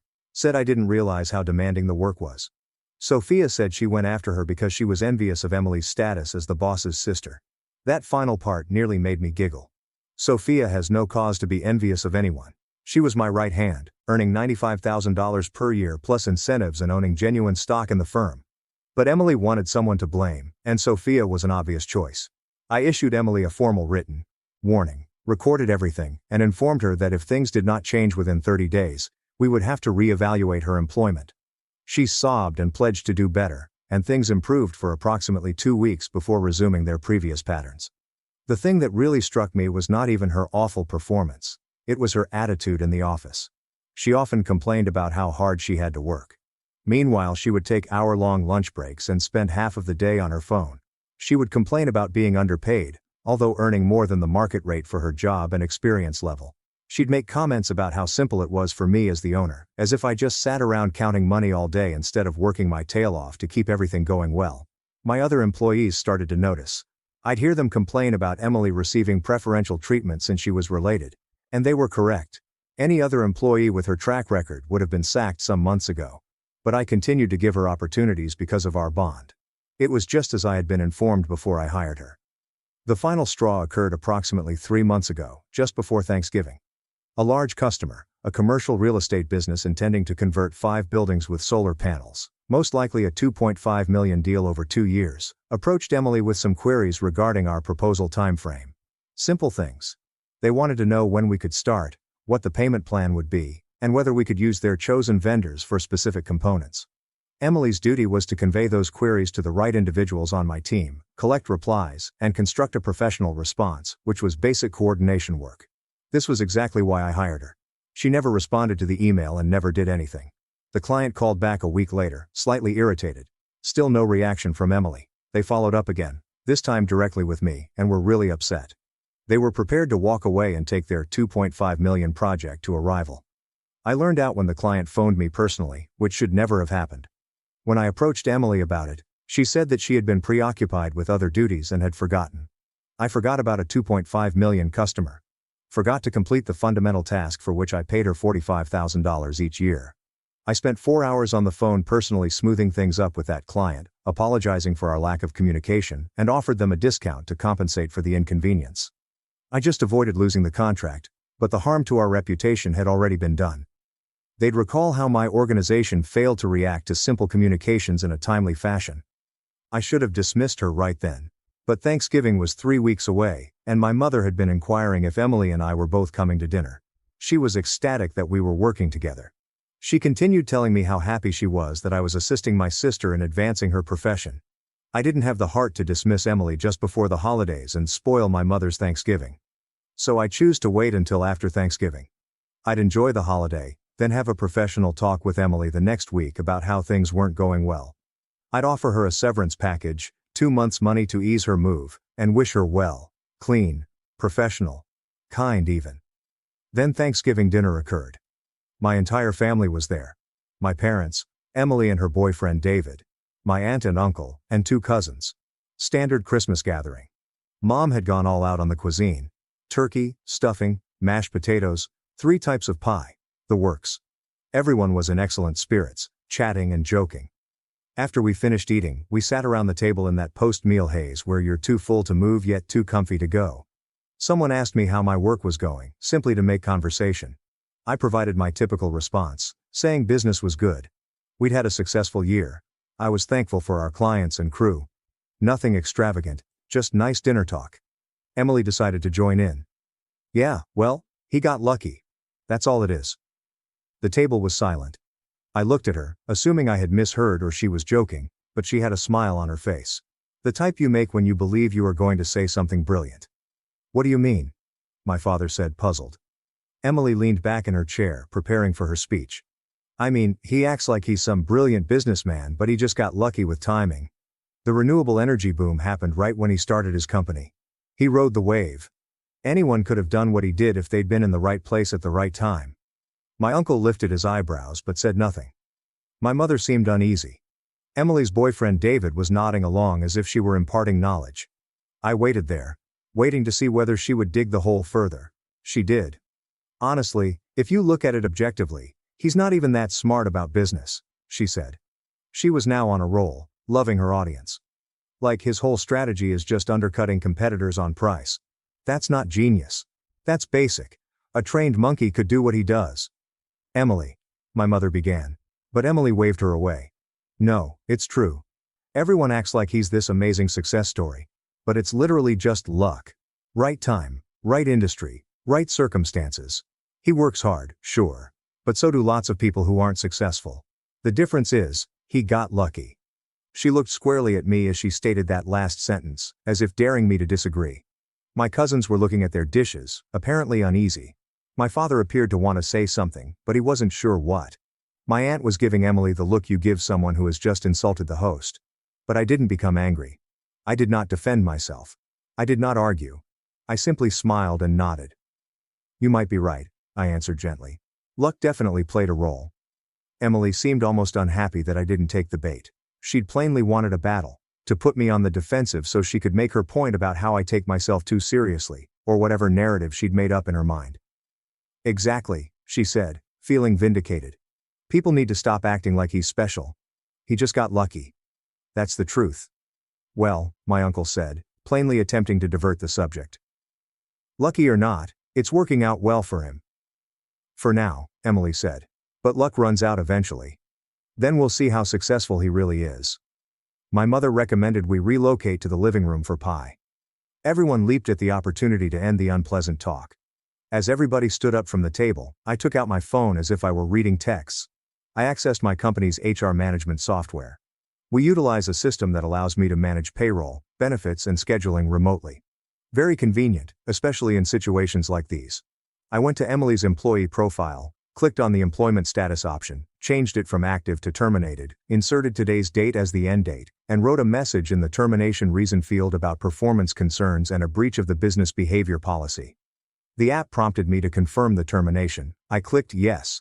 It inquired whether I wanted to process any last payments or severance. I clicked no. She'd receive her last salary for hours worked, but that was all. There is no severance package, no 2-month compensation, nothing. The entire operation took around 90 seconds. Emily had officially left my company by the time I came into the living room to get pie. Her access to our systems was automatically removed.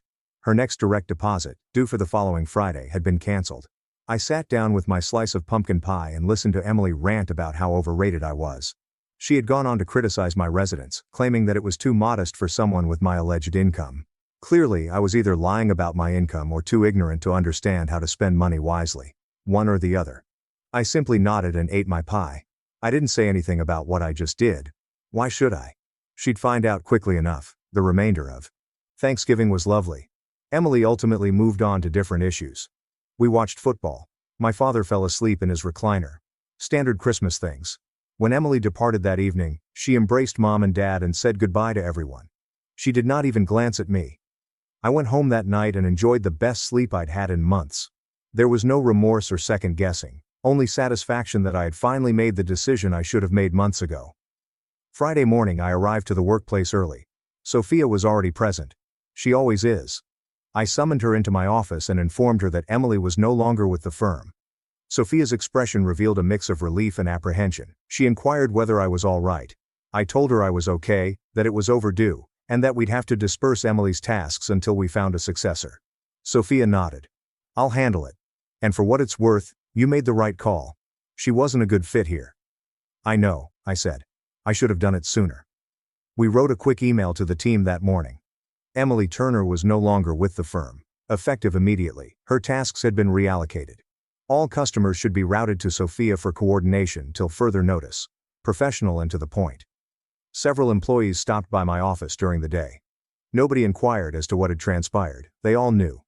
They had been watching Emily coast for months while doing genuine work. A few folks praised me for finally addressing the issue. That stung a little, knowing my staff had been dissatisfied for so long because I had allowed family loyalty cloud my judgment. Emily's direct deposit should have arrived the following Friday. My phone started blowing up at 2 p.m. Emily's first text message. Hey, my paycheck didn't deposit. Can you check with payroll? I did not react. I was having a meeting with a client. Second text, 10 minutes later. Seriously, where's my paycheck? This is ridiculous. Third text, 5 minutes later. I need that money today, I have bills to pay, fix this now. She then called. I refused it. She called again. Declined yet again. Then my office phone rang. Sophia took it up, listened for a minute, and then entered my office. Emily's online too, Sophia added, evidently trying not to smile. She's very upset about her paycheck. Tell her to check her email, I replied. She should have received a termination notification last week. Sophia returned to her workstation. I overheard her deliver that message. Then I heard Emily's voice get loud enough for me to make out words over Sophia's phone. Sophia muttered something else and hung up. She says she never got any email, Sophia stated. And she's demanding to speak with you. Did you verify that the termination email was sent? I requested an answer. Sophia examined her PC. Sent Friday at 8 a.m. to her company email. She probably hasn't checked it since Thanksgiving. Of course she had not. Emily viewed checking her work email as optional. Another reason she had performed poorly in her work. If she calls back, tell her to check her company email for all relevant information regarding her termination, I told her. And if she continues to harass our office line, we'll need to block her number. Emily called back 3 times. Sophia repeatedly gave her the same message and ultimately blocked her number. Then Emily began messaging me individually. The texts were progressively more furious. You fired me? Are you kidding me right now? You can't just fire me without warning. That's illegal. Mom is going to hear about this. Dad too.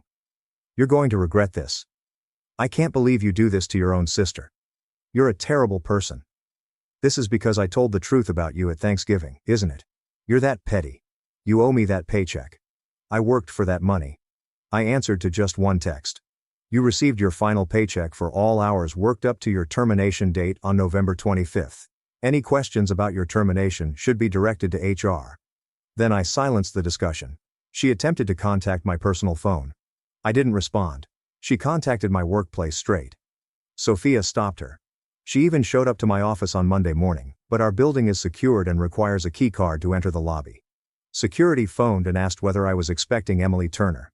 I said no. She was no longer worked here, thus they should ask her to leave. They did. The real pyrotechnics began when she contacted my folks.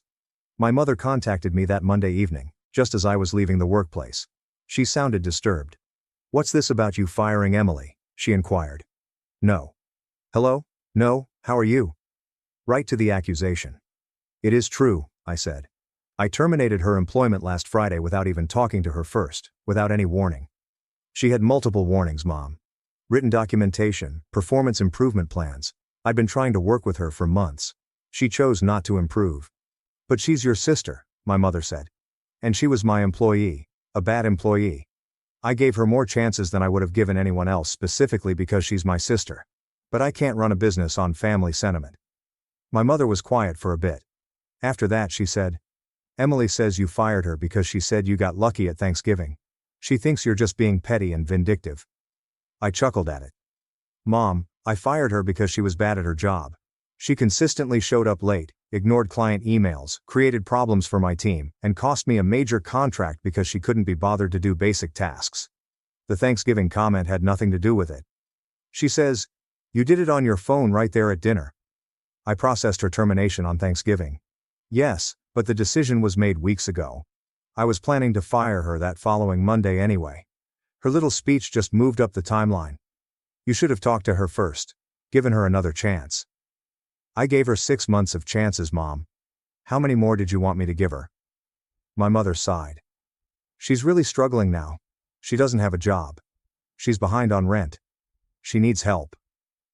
Then she should have thought about that before she decided to coast at the one job where someone actually gave her a real opportunity. "She's family, and I'm not her personal ATM," I stated more strongly than I typically did to my mother. "I helped her by giving her a good job with good pay. She threw that away. Those are consequences of her own choices." My mother didn't like that response. She attempted the guilt trip tactic, saying Emily was my younger sister and I should want to assist her. I listened patiently and then told her I had to go. She wasn't pleased, but she let me hang up the phone. My father phoned the next day. He was very straightforward about it. "You need to give Emily her job back," he told her. No preamble. "No, I don't," I answered. "She's your sister. You can't just abandon her like this." "I'm not abandoning her. I'm holding her accountable for her work performance. There's a difference." "But she made one comment at Thanksgiving and you ruined her life over it." "Dad, I kept detailed records of every performance issue, every late arrival, every missed deadline, every client complaint. This has nothing to do with Thanksgiving and everything to do with 6 months of documented poor performance. Ask her about the 2.5 million client she almost lost us because she couldn't be bothered to respond to an email." My father went silent. "What client?" I described the problem. Emily had ignored many emails from a large customer. I had to personally intercede to rescue the deal. How that was only one of many concerns. "She never mentioned that," my father explained softly. "Of course, she didn't because that would require her to take responsibility for her actions instead of blaming everyone else." My father remained quiet for a long time. He then stated, "Your mother is very upset about this. I'm sorry she's upset, but I made the right business decision. Emily was a liability to my company. I couldn't keep her on staff just because we share DNA. Family is supposed to support each other. I did support her, Dad. I gave her a job she wasn't qualified for. I paid her more than market rate. I gave her chance after chance to improve. At some point, support becomes enabling. I'm not going to enable her to coast through life expecting other people to carry her." My father didn't say much to that. He advised me to think about what I was doing before hanging up. Emily attempted many more times to get me to rehire her, or at least offer her severance pay. She wrote me lengthy text messages about how unjust I was being. How I had never understood her. Everyone expected her to be like me, but she couldn't live up to it. How I was successful because I'd had advantages she didn't have. I did not reply to any of it. There was nothing to say. She had created a story in which she was the victim, and I was the villain. And nothing I said could change it. People believe anything they choose to believe. About 2 weeks after I dismissed her, my mother phoned again. She sounded exhausted. I just want you to know that your father and I loaned Emily money for her rent. She said she's looking for a new job, but it's taking time. Okay, I responded. We're disappointed in how you've handled this situation. That's your right, Mom, but I stand by my decision. She's your sister. You should have helped her. I did help her for 6 months. I helped her. She chose not to help herself. My mother sighed. I don't think you understand how hard things are for her right now. I understand perfectly well. I also understand that she created this situation for herself. I'm sorry she's struggling, but those are natural consequences of her choices. You've become very hard, my mother observed gently. No, Mom. I've just learned that helping people who don't want to help themselves doesn't actually help them. It just enables them to keep making bad choices. We didn't talk for a while after that call. My parents were upset with me. Emily was telling everyone who would listen that I'd betrayed her. My aunt apparently thought I was being too harsh. My uncle thought I'd done the right thing, but wasn't going to say so publicly because he didn't want to deal with my mom's reaction. But you know what? My business ran better without Emily there. Sophia hired a replacement within 4 weeks. A recent college grad named Rachel, who actually showed up on time, responded to emails, and treated her job with respect. Client communication enhanced. My team's morale increased. Everything just works better. About a month later, I received a text from Emily. It was different from her prior furious texts. I got a new job. Starts Monday. Just wanted you to know I'm fine. I texted back. Glad to hear it. Good luck with the new position. She did not react. I did not expect her to. That was probably our final direct communication for a while. Perhaps forever. Some bridges burn and remain burnt. My parents gradually began talking to me again, but things were clearly tight. Mom would call from time to time, and we'd talk about nothing in particular. Dad gave me an article on a solar project that he had read about. Small attempts toward normalcy, yet the underlying tension remained. They had made it apparent that they believed I was incorrect. I made it apparent that I didn't care. Christmas was awkward as heck. We all gathered at my parents' place since that is what you do. Emily was there with David. We did not talk directly to each other. She spent the entire time on her phone or in quiet conversation with David. I spent time with my cousins and avoided the living room where Emily was stationed. At one time, my father attempted to create a discussion between us. He asked, "Why don't you two talk and work this out?" As if we were kids arguing over a toy. Emily gazed at me with chilly eyes. I returned the stare with the same indifferent expression. Neither of us said anything. My father gave up and went back to watching football. Things became more fascinating shortly after New Year's. Emily evidently informed David her entire account of the story. How I dismissed her out of jealousy and vengeance. How I couldn't take her speaking the truth about my accomplishment. How I was a nasty person who abandoned my family. David, being the smart thinker that he is, resolved to assist Emily exact retribution. He made a phony Google review for my firm. One celebrity said we duped his company out of $50,000 and never delivered on our promises. They said we were scammers running a phony enterprise. He even created a fictitious business name to make it appear real. The difficulty with David's strategy was that I had set up Google alerts for my company's name. I saw the review within an hour of it being posted. I also saw that the account that posted it was formed on the same day, and it only posted one review, indicating that it was not a complex operation. I took images, recorded everything, and reported the review to Google as false. It was deleted within 48 hours.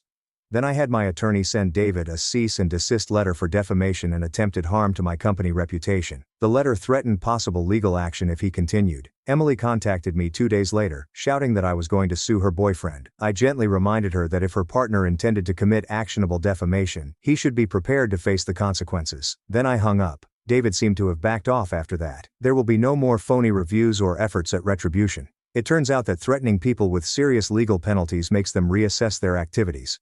In February, my mother called with some news. Emily was evicted from her flat. She'd been staying with David, but their relationship had crumbled following the legal threat. She was now requesting to move back in with our parents. My mother wondered whether I would rethink employing Emily again. I said no. She asked if I would at least lend Emily money for a deposit. I said no again. She said I was being unkind. I told her that Emily had squandered every chance, humiliated me publicly, and had her boyfriend attempt to damage my business. At what point did Emily become accountable for her own situation? My mother didn't have an answer. Emily returned home at 28 years old. However, March provided the most satisfying results. Remember Emily, our important client, Who almost lost us because she ignored their emails? What about the 2.5 million contract I had barely saved for? They returned with an expansion idea. They were so pleased with our work on their first 5 buildings that they asked us to manage another 12 properties. This deal was expected to be worth around $6 million over 3 years. During the contract signing meeting, the client's VP expressed his satisfaction with our communication improvements over the previous months. He notably appreciated our new client services coordinator for her responsiveness and professionalism. They said it was a 180-degree difference from their last encounter with us. I thanked him and mentioned that we had made some staff adjustments to better serve our customers. He nodded approvingly and commented that it showed. That arrangement placed us on track to generate more than $13 million in income this year. We were growing quicker than I had anticipated. I hired 3 extra people, including a second project manager, to handle the increasing burden. Business was thriving. My mother informed me that Emily was once again working at a department shop, earning the minimum pay plus commission. She was still living at home, whining about how unfair life was, and blaming everyone but herself. My parents stopped asking me to help her. I believe they eventually understood that no amount of money or opportunity would solve Emily's basic condition. She did not want to perform the task. In April, I received a message on LinkedIn from someone who formerly worked with Emily. He said Emily told others she had quit my firm because I was handling it unethically. She said she departed on principle, not because she was fired. I shared a professional update on LinkedIn regarding our company's expansion and the necessity of upholding excellent standards. I didn't mention Emily's name, but everybody who was familiar with the issue understood. Following that post, 2 former co-workers reached out. Both stated that they had heard tales from Emily and were relieved to discover that we were genuinely prospering. Her attempts to harm my reputation had entirely failed. People in the industry speak, and when they witnessed my company's true success, it made her appear bitter and untrustworthy. By summer, everything had settled into a new routine. My firm has 35 workers and an anticipated yearly revenue of more than $16 million. We moved to a larger office. I ultimately awarded myself a raise and purchased a newer car, still a Honda, but less beat up. My parents and I had achieved a peaceful settlement. We occasionally discussed neutral issues. They had ceased justifying Emily's actions, partly because they could no longer ignore the trend. My father genuinely apologized to me in June, said he understood why I made the decision I did. That mattered more than he understood. Emily was still living at home and working between jobs. Last I heard, she had been fired from the department store for being late too often. She had moved on to work at a call center. My mother stopped providing me updates until I directly asked for them. In August, I saw David at a petrol station. We established eye contact. He glanced aside quickly and dashed to his car. I simply smiled and went about my day. Some fights are inevitable victories. The finest part happened in September. We received a significant industry award for innovative renewable energy consultancy. A ceremony was held, a trophy was awarded, and various trade journals covered the event. My crew was ecstatic. Sophia sobbed happy tears. It was a great confirmation of all we had created. The award ceremony was held on a Thursday evening. The article was published Friday morning. By Friday afternoon, my phone was flooded with congratulatory messages from colleagues, old co-workers, and even some family members. My mother called that evening. She had seen the article. She stated she was proud of me. Then she said something that really astonished me. Emily saw the article too.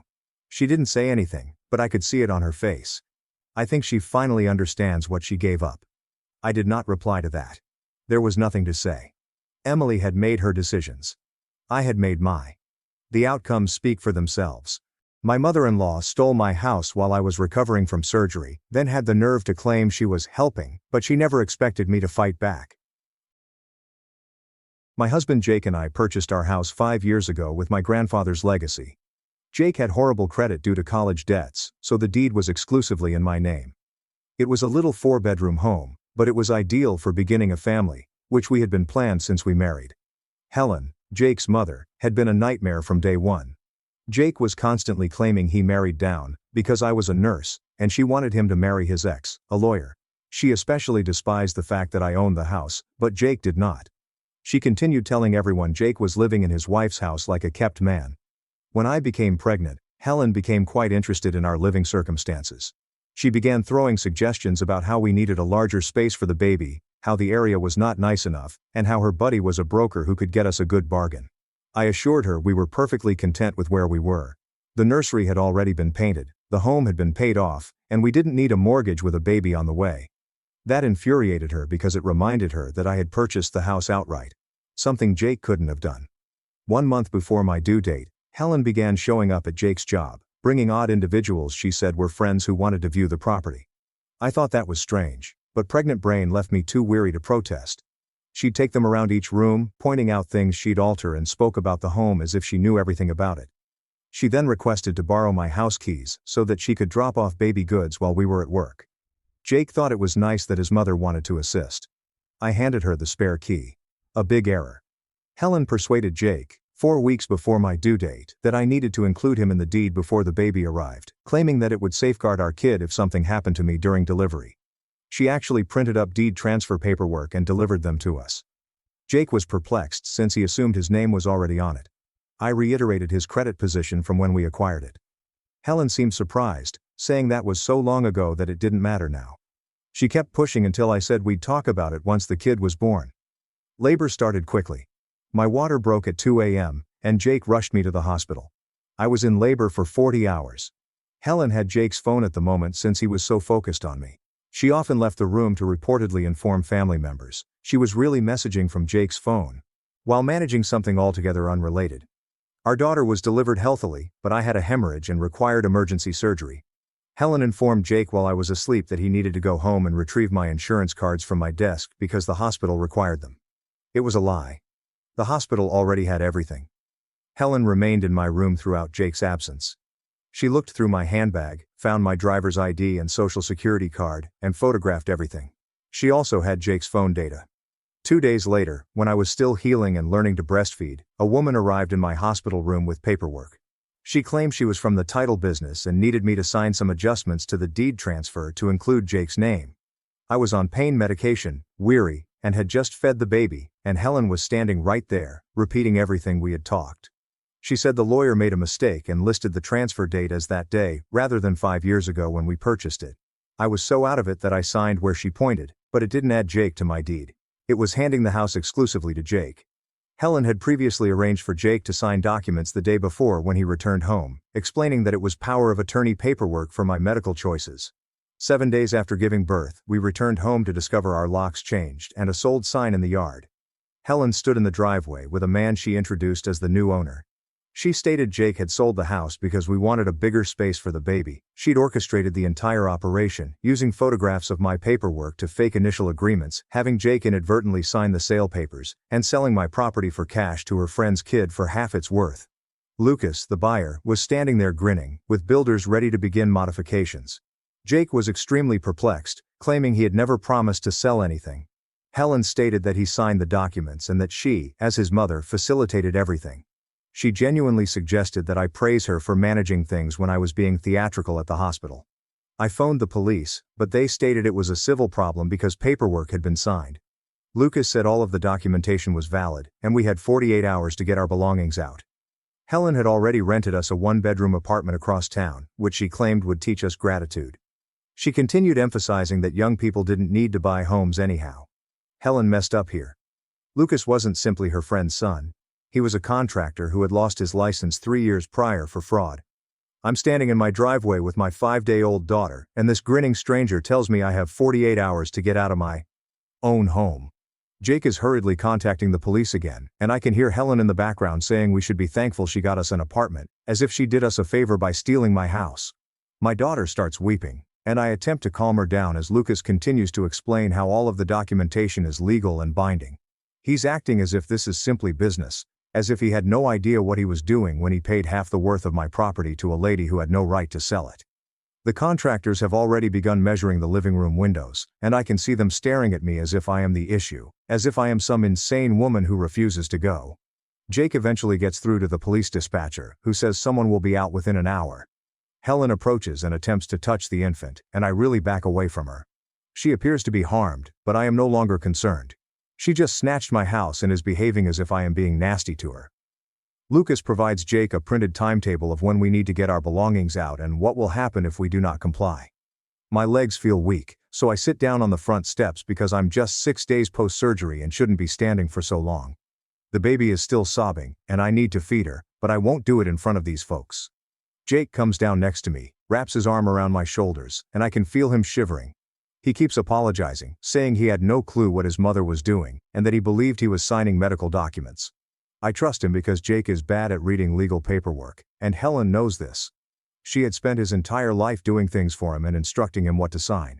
When one of the contractors approaches and asks if we need help transporting boxes to a truck, Jake instructs him to leave us alone. The guy backs off, but I can see they're all waiting for us to go so they can begin ripping down my house. The cops come and spend 30 minutes going over all of the documents Lucas brought. And the officer ultimately tells us that it appears to be legally binding, despite the fact that we had no intention of selling. He's looking at the signatures, dates, and title transfer paperwork and shaking his head, as if he's seen this before but he can't do anything about it. Lucas stands there with his arms crossed, appearing confident, while Helen lingers around, attempting to explain that she was only assisting us in making a sound financial decision. The police asks if I signed the documents, and I explain that I was in the hospital for 7 days after giving birth, receiving pain medicine and undergoing emergency surgery. He asks Jake whether he signed anything, and Jake gives him the documents Helen handed him, which he assumed were medical power of authority. The officer says this is certainly a civil case, and we should get a lawyer right now because it is more than just a property dispute. He proposes that we document everything and submit a complaint with the district attorney's office for potential fraud. My hands are trembling so much that I can hardly grasp my phone to begin searching for lawyers. The officer hands us a card for legal aid services and tells us to call them first thing Monday morning. It's Saturday afternoon, and I realize we have the entire weekend to deal with this nightmare before we can even attempt to solve it. Lucas asks the officer whether he can proceed with the improvements, and the officer responds that the transaction is lawful as far as he knows. So I start weeping again, and so does the baby, and Jake tries to speak to the officer about fraud and forgery, but the officer simply says we need a lawyer. Helen really attempts to embrace me, but I shove her away so forcefully that she stumbles. Jake shouts at his mother to go, and she appears confused, as if she doesn't understand why we're furious with her. The officer asks if there would be a problem, and Jake answers, "No, we're leaving, we just need time to get our belongings." Lucas adds we just have 48 hours, no longer. The police officer goes, and we're standing there with Helen, Lucas and the contractors, and I feel like I'm in a bad dream where nothing makes sense. Jake's sister calls after hearing what occurred, and she is outraged with Helen, stating their mother has always been controlling, but this goes too far. Her name is Laura, and she's phoning because one of Helen's neighbors seen the police at our house and informed her that something was wrong. Jake puts her on speaker, and Laura yells that Helen has always been deceitful. But this is real fraud, and she may go to jail. Laura asks whether we have a lawyer, and Jake responds, "No, we just found out an hour ago." Laura adds her friend had a property issue last year and engaged an attorney called Clara Stone, who was fantastic in real estate fraud cases. She's sending me Clara's number while we're still on the phone, asking me to call right now rather than waiting until Monday. I contact Clara's workplace before we even complete our talk with Laura. The phone rings 4 times, and I believe it will go to voicemail. But then somebody picks up. A female announces, "This is Clara Stone's office," and I just start talking, explaining everything in this rushed, panicked voice about the hospital and the signatures and coming home to find our house sold. She stops me and says, "Clara is actually in the office finishing up some weekend work and can see us in an hour if we can get there." I quickly agree, and she gives me the address. Jake is already placing the baby in her car seat, and we're leaving our house while Lucas and his workmen are measuring and planning their improvements. Clara meets with us that afternoon at her office, and I'm still in my baggy pregnancy clothing, spit up on my shoulder, and attempting to nurse discreetly throughout the appointment. Her workplace is modest but well organized, with paperwork neatly arranged on all surfaces and legal volumes decorating the walls. Clara is about 40 years old, has short dark hair and wears spectacles. She has a concentrated attitude that makes me believe she is paying attention. She examines each document with extreme care and repeatedly returns to the chronology, asking precise questions about who had access to what information and when. She wants to know when Helen requested for the home keys, when she started bringing people in, when the hospital paperwork was signed, and everything. Jake and I take turns explaining, while Clara takes notes in this really exact handwriting. She requests to see the paperwork I signed at the hospital, so I show her the images I snapped with my phone before we left the house. Clara focuses attention on the signature, date, and witness line. She asks who saw my signing, and I tell the title company representative and Helen. Clara's eyes sharpen and she asks whether I was on pain medicine, to which I respond yes, along with being weary after 40 hours of labor. She questions Jake about the paperwork he signed, and he also gives her images of those. Clara lays out all of the paperwork on her desk and begins comparing signatures and dates, and I can feel her curiosity increasing as the fraud pattern becomes clear. She inquires about Lucas, and I inform her that he is an unlicensed contractor who lost his license for fraud 3 years ago. Clara genuinely grins for the first time and adds, "That's very helpful information."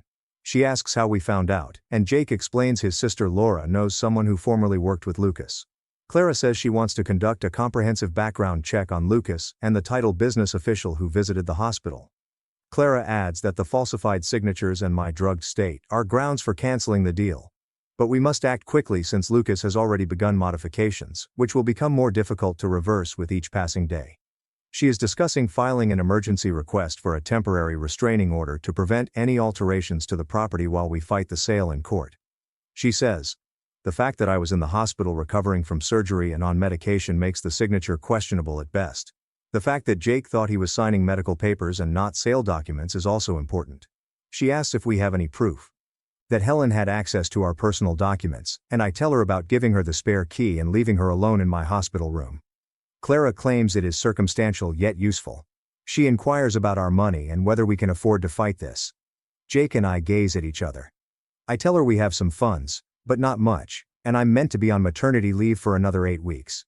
Clara says she'll work with us on payment arrangements, but the most important thing right now is to prevent Lucas from doing any more work on the property. She files an emergency motion for a temporary restraining order while we are seated in her office. She is typing quickly, looking up legal precedents and describing what she is doing as she goes. For the first time since this nightmare began, I feel like someone is truly fighting for us rather than simply telling us we're screwed. Clara says the hearing will probably be in 3 or 4 days, so we need to document everything Lucas does to the house between now and then. She instructs us to drive by and snap pictures every several hours, if feasible. She also advises we should gather all of the paperwork Helen has given us concerning the house. Every text message, email, and everything. Jake claims the most of it is on his phone, and Clara asks that it all be forwarded to her immediately. While waiting for the court hearing, Clara's investigator investigates Lucas's history and learns that he lost his contractor license after scamming 4 clients out of more than $250,000. Aaron, the investigator, contacts Clara 3 days after our initial meeting to provide information. Clara calls and puts Aaron on speaker. Aaron reveals that 5 years ago Lucas had a contracting firm and accepted deposits from 4 separate households for big improvements. He completed some preliminary work before disappearing with their money. The family sued and won, but Lucas declared bankruptcy, so they never received anything. The state has withdrawn his contractor license, and he is not permitted to perform any contractual work. Aaron believes this is significant since it demonstrates a habit of deception and targeting vulnerable individuals. The detective discovers Zachary Hale, Lucas's old business partner who was duped in the prior scheme. Zachary is more than eager to reveal evidence of Lucas's deceptive tactics and history of targeting vulnerable persons. Aaron claims Zachary phoned him back within an hour of being contacted and had boxes of documentation from their company together. Zachary wants Lucas to face actual repercussions this time. Clara believes Zachary's testimony might be critical to our case since it demonstrates that Lucas understands precisely what he's doing when he takes advantage of others. She asks whether we're comfortable with her contacting Zachary directly, and we answer yes, certainly. Aaron also offers us Zachary's contact information in case we wish to chat to him ourselves. Jake contacts Zachary that night, and they speak for over an hour. Zachary informs Jake that Lucas particularly targets people in crisis circumstances because they are too stressed to read paperwork attentively. He cheated 4 families and is now doing it to us. Zachary claims he lost his life savings in Lucas's prior swindle and has been waiting for an opportunity to see him face the penalties. Helen shows up abruptly in our tight apartment with baby necessities, as if nothing is wrong. We've been in this little 1-bedroom home for 4 days and are still living out of boxes. The doorbell rings, and I glance through the peephole to find Helen standing there with shopping bags. I don't want to allow her in, but Jake is in the shower. The baby is wailing, and I'm too weary to deal with it. I open the door, and Helen strides in as if she owns the place. She begins unpacking the luggage and takes out diapers, baby clothing and formula despite the fact that I am still nursing. She's commenting about how nice and comfortable the flat is. And aren't we happy she discovered it for us? When Jake confronts her about the house, she appears perplexed and upset that we are being ungrateful. He comes out of the bathroom in sweatpants with his hair still damp, sees his mother, and simply freezes. Helen grins and tells him she has brought provisions for the baby. Jake wonders what she's doing here, and Helen explains she came to check on her granddaughter. Helen is taken aback when Jake tells her that she must go. She truly believes we are overreacting, that young couples do not need to buy homes, and that renting promotes character. She claims we'll thank her later when we discover she protected us from becoming house poor.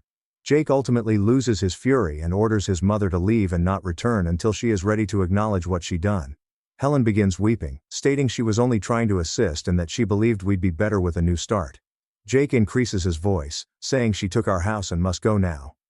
Helen collects her purse and heads to the door, turning back and saying, "We're making a huge mistake getting lawyers involved." She continues, "Lucas is a nice young man and we should just accept the situation." Then she leaves, and Jake strikes the wall hard enough to damage it. I'm holding the baby and trying not to cry while Jake is shivering with fury. He contacts Laura and tells her what happened, and she says she'll come over. She arrives 4 days later with takeaway food and spends hours with us, telling us how their mother has always been like this. The temporary restraining order hearing takes place 3 days after we were due to leave, and the court granted it after considering the evidence of my medical condition and the strange timing. We're in a smaller courtroom than I thought, with only Clara and Lucas, his lawyer, and the judge. The judge is a lady in her 50s who appears exhausted, yet bright. Clara gives all of the documentation, explains the history, and displays images of me in the hospital.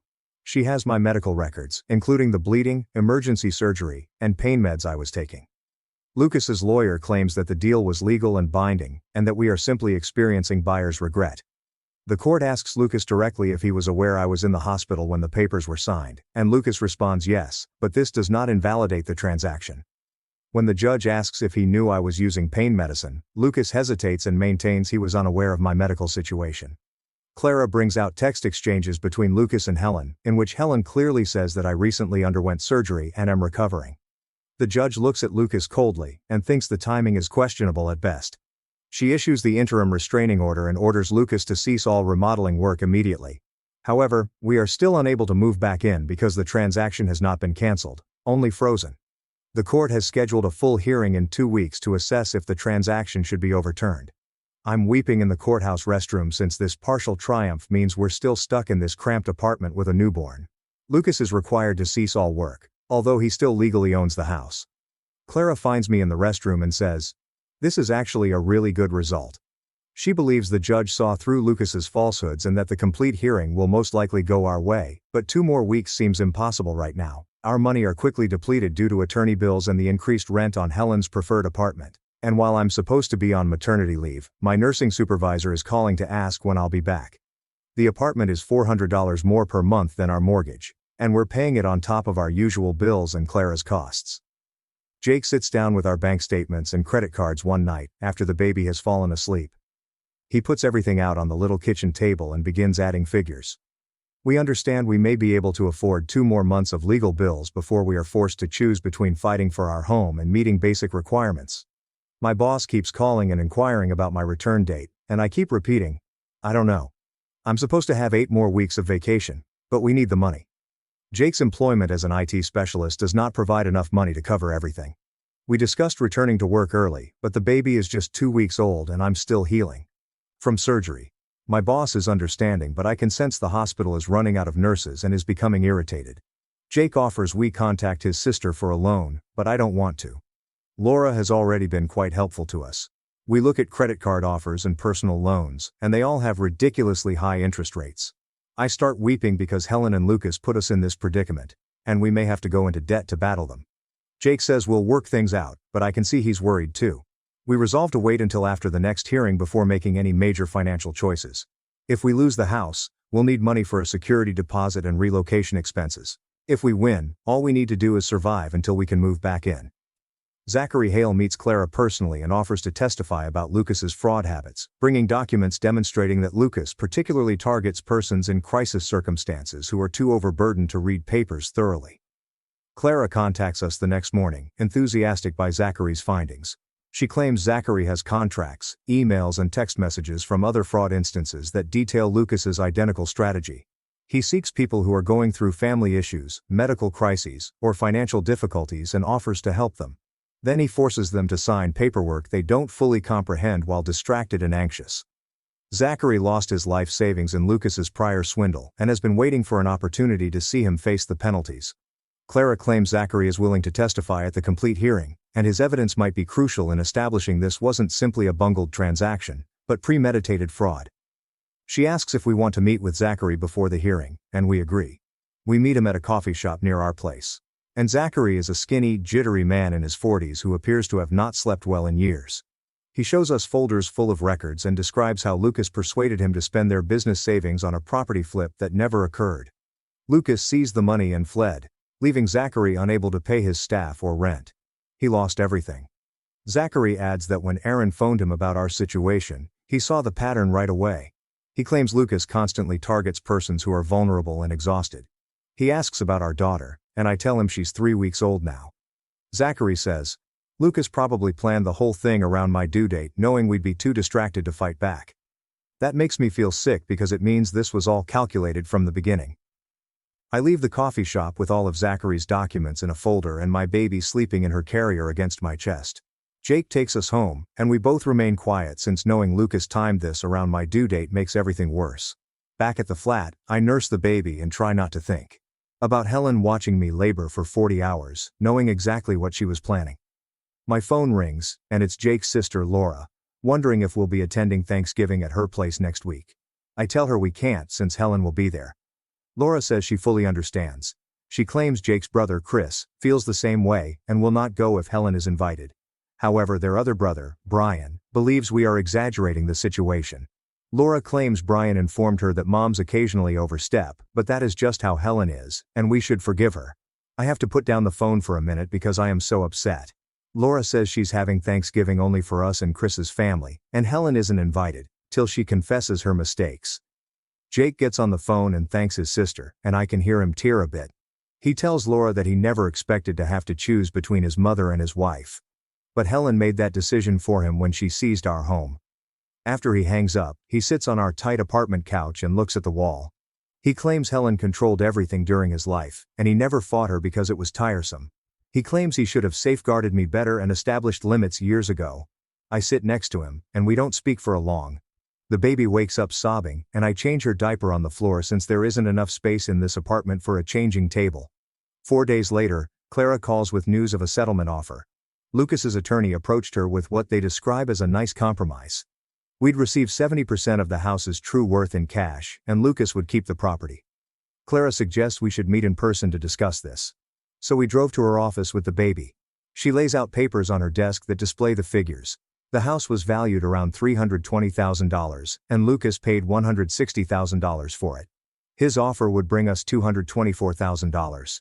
Clara says that going to trial is expensive, and the outcome is not assured even with all of our proof. She claims trials can last a year or more, and cost tens of thousands of dollars in legal expenses. But if we accept this bargain, Helen and Lucas will get away with taking over $100,000 of my inheritance. I am shaking. I'm so furious. I tell Clara that I want to fight this all the way because they cannot simply take from us and then offer to return the majority of it as if they were doing us a favor. Jake agrees, but seems concerned about the cost. Clara says she understands and believes we have a solid case, but she must be open about the dangers and expenditures. We inform her we're not taking the offer, and she nods and says she'll notify Lucas's attorney. Jake and I discuss money again while driving home. We have about $6,000 in savings after paying Clara's retainer and the first month's rent on this flat. Even if we win the trial, we will be absolutely broke in a year. Jake offers asking his sister for a loan, but I decline because Laura has done so much already. We look at credit card offers and personal loans, and they all have ridiculously high interest rates. I start weeping because Helen and Lucas have gotten us into this problem, and we may have to go into debt to battle them. Jake responds, "We'll figure something out," but I can see he's scared too. The next week, Clara's investigator contacts her with information concerning Helen's finances. Clara joins us at a coffee shop and tells us what he discovered. Helen owes more than $40,000 on credit cards and is facing foreclosure on her condo. The investigator discovered emails between Helen and Lucas dated 6 months earlier, in which they discussed the house selling plan. Lucas offered Helen $25,000 if she helped him acquire the property at half price. Clara offers us printouts of the emails, which I read on my phone while keeping the infant from snatching the papers. Helen wrote, "Things like this will solve both of our problems, and Jake will understand eventually." Lucas' comments focus on timing and ensuring that all documentation seems real. Reading my mother-in-law's comments about snatching my house makes me ill. Clara replies, This demonstrates Helen wasn't just controlling or making a mistake. She actively planned to commit fraud for money. Jake examines the emails, his hands trembling.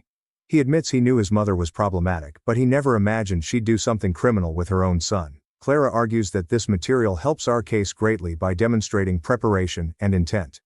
She'll send everything to the district attorney's office to determine whether they'll file criminal charges. When I ask Clara what it implies, she says Lucas and Helen might face fraud charges if the DA believes there is sufficient proof. She reminds us that criminal proceedings move slowly, and there is no assurance of prosecution. However, the fact that a criminal investigation is underway may put Lucas under pressure to negotiate better conditions. 2 weeks later, a detective called our flat and introduced himself as Victor Grant from the district attorney's fraud section. He wants to interview me about what occurred and asks if he may come over. I accept, and he shows up the next afternoon in ordinary clothing, carrying a notepad.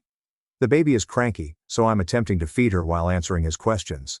Detective Grant asks me to go over everything from the beginning. I tell him about Helen's actions during my pregnancy, including handing her the spare key, going into labor, experiencing a hemorrhage, and requiring emergency surgery. When I signed the documents, he took notes and asked specific questions regarding my medical condition. I explained the agony, medicine, and weariness, as well as how I had just completed nursing when the title company representative arrived. He inquires whether Helen was present, and I respond, yes, she was standing right there telling me this was what we discussed. Detective Grant seemed troubled as I mentioned signing the paperwork while barely aware. He inquires about Jake's involvement, and I explain how Helen duped him into signing documents he believed were medical power of attorney. The baby begins sobbing loudly, and I have to interrupt the interview to stroll around and quiet her down. Detective Grant waits patiently, explaining that he has children and understands. When I sit back down, he inquires about the emails discovered by Clara's investigator. I tell him Clara has copies of everything, and he says he will obtain them from her. He asks whether I believe Helen arranged this particularly for my due date, and I respond definitely. That's exactly what occurred. She waited till I was most weak to carry out her plan. Detective Grant closes his notes, stating that this is one of the worst incidents of exploitation he has witnessed. He believes that taking advantage of someone shortly after childbirth and emergency surgery is particularly troubling. He assures me that the DA's office will analyze everything and decide on criminal charges within a few weeks. After he goes, I sit on the couch, exhausted. Jake gets home from work, and I tell him about the interview. He asks whether I'm okay, and I respond, no, I'm really not okay. The stress of everything finally hits me 2 weeks after the detective's visit. I awoke with a severe headache and blurred vision. Jake is preparing for work and I attempt to rise up, but the room swirls. He asks what's wrong, and I explain that I don't feel right. My head is throbbing and I am dizzy.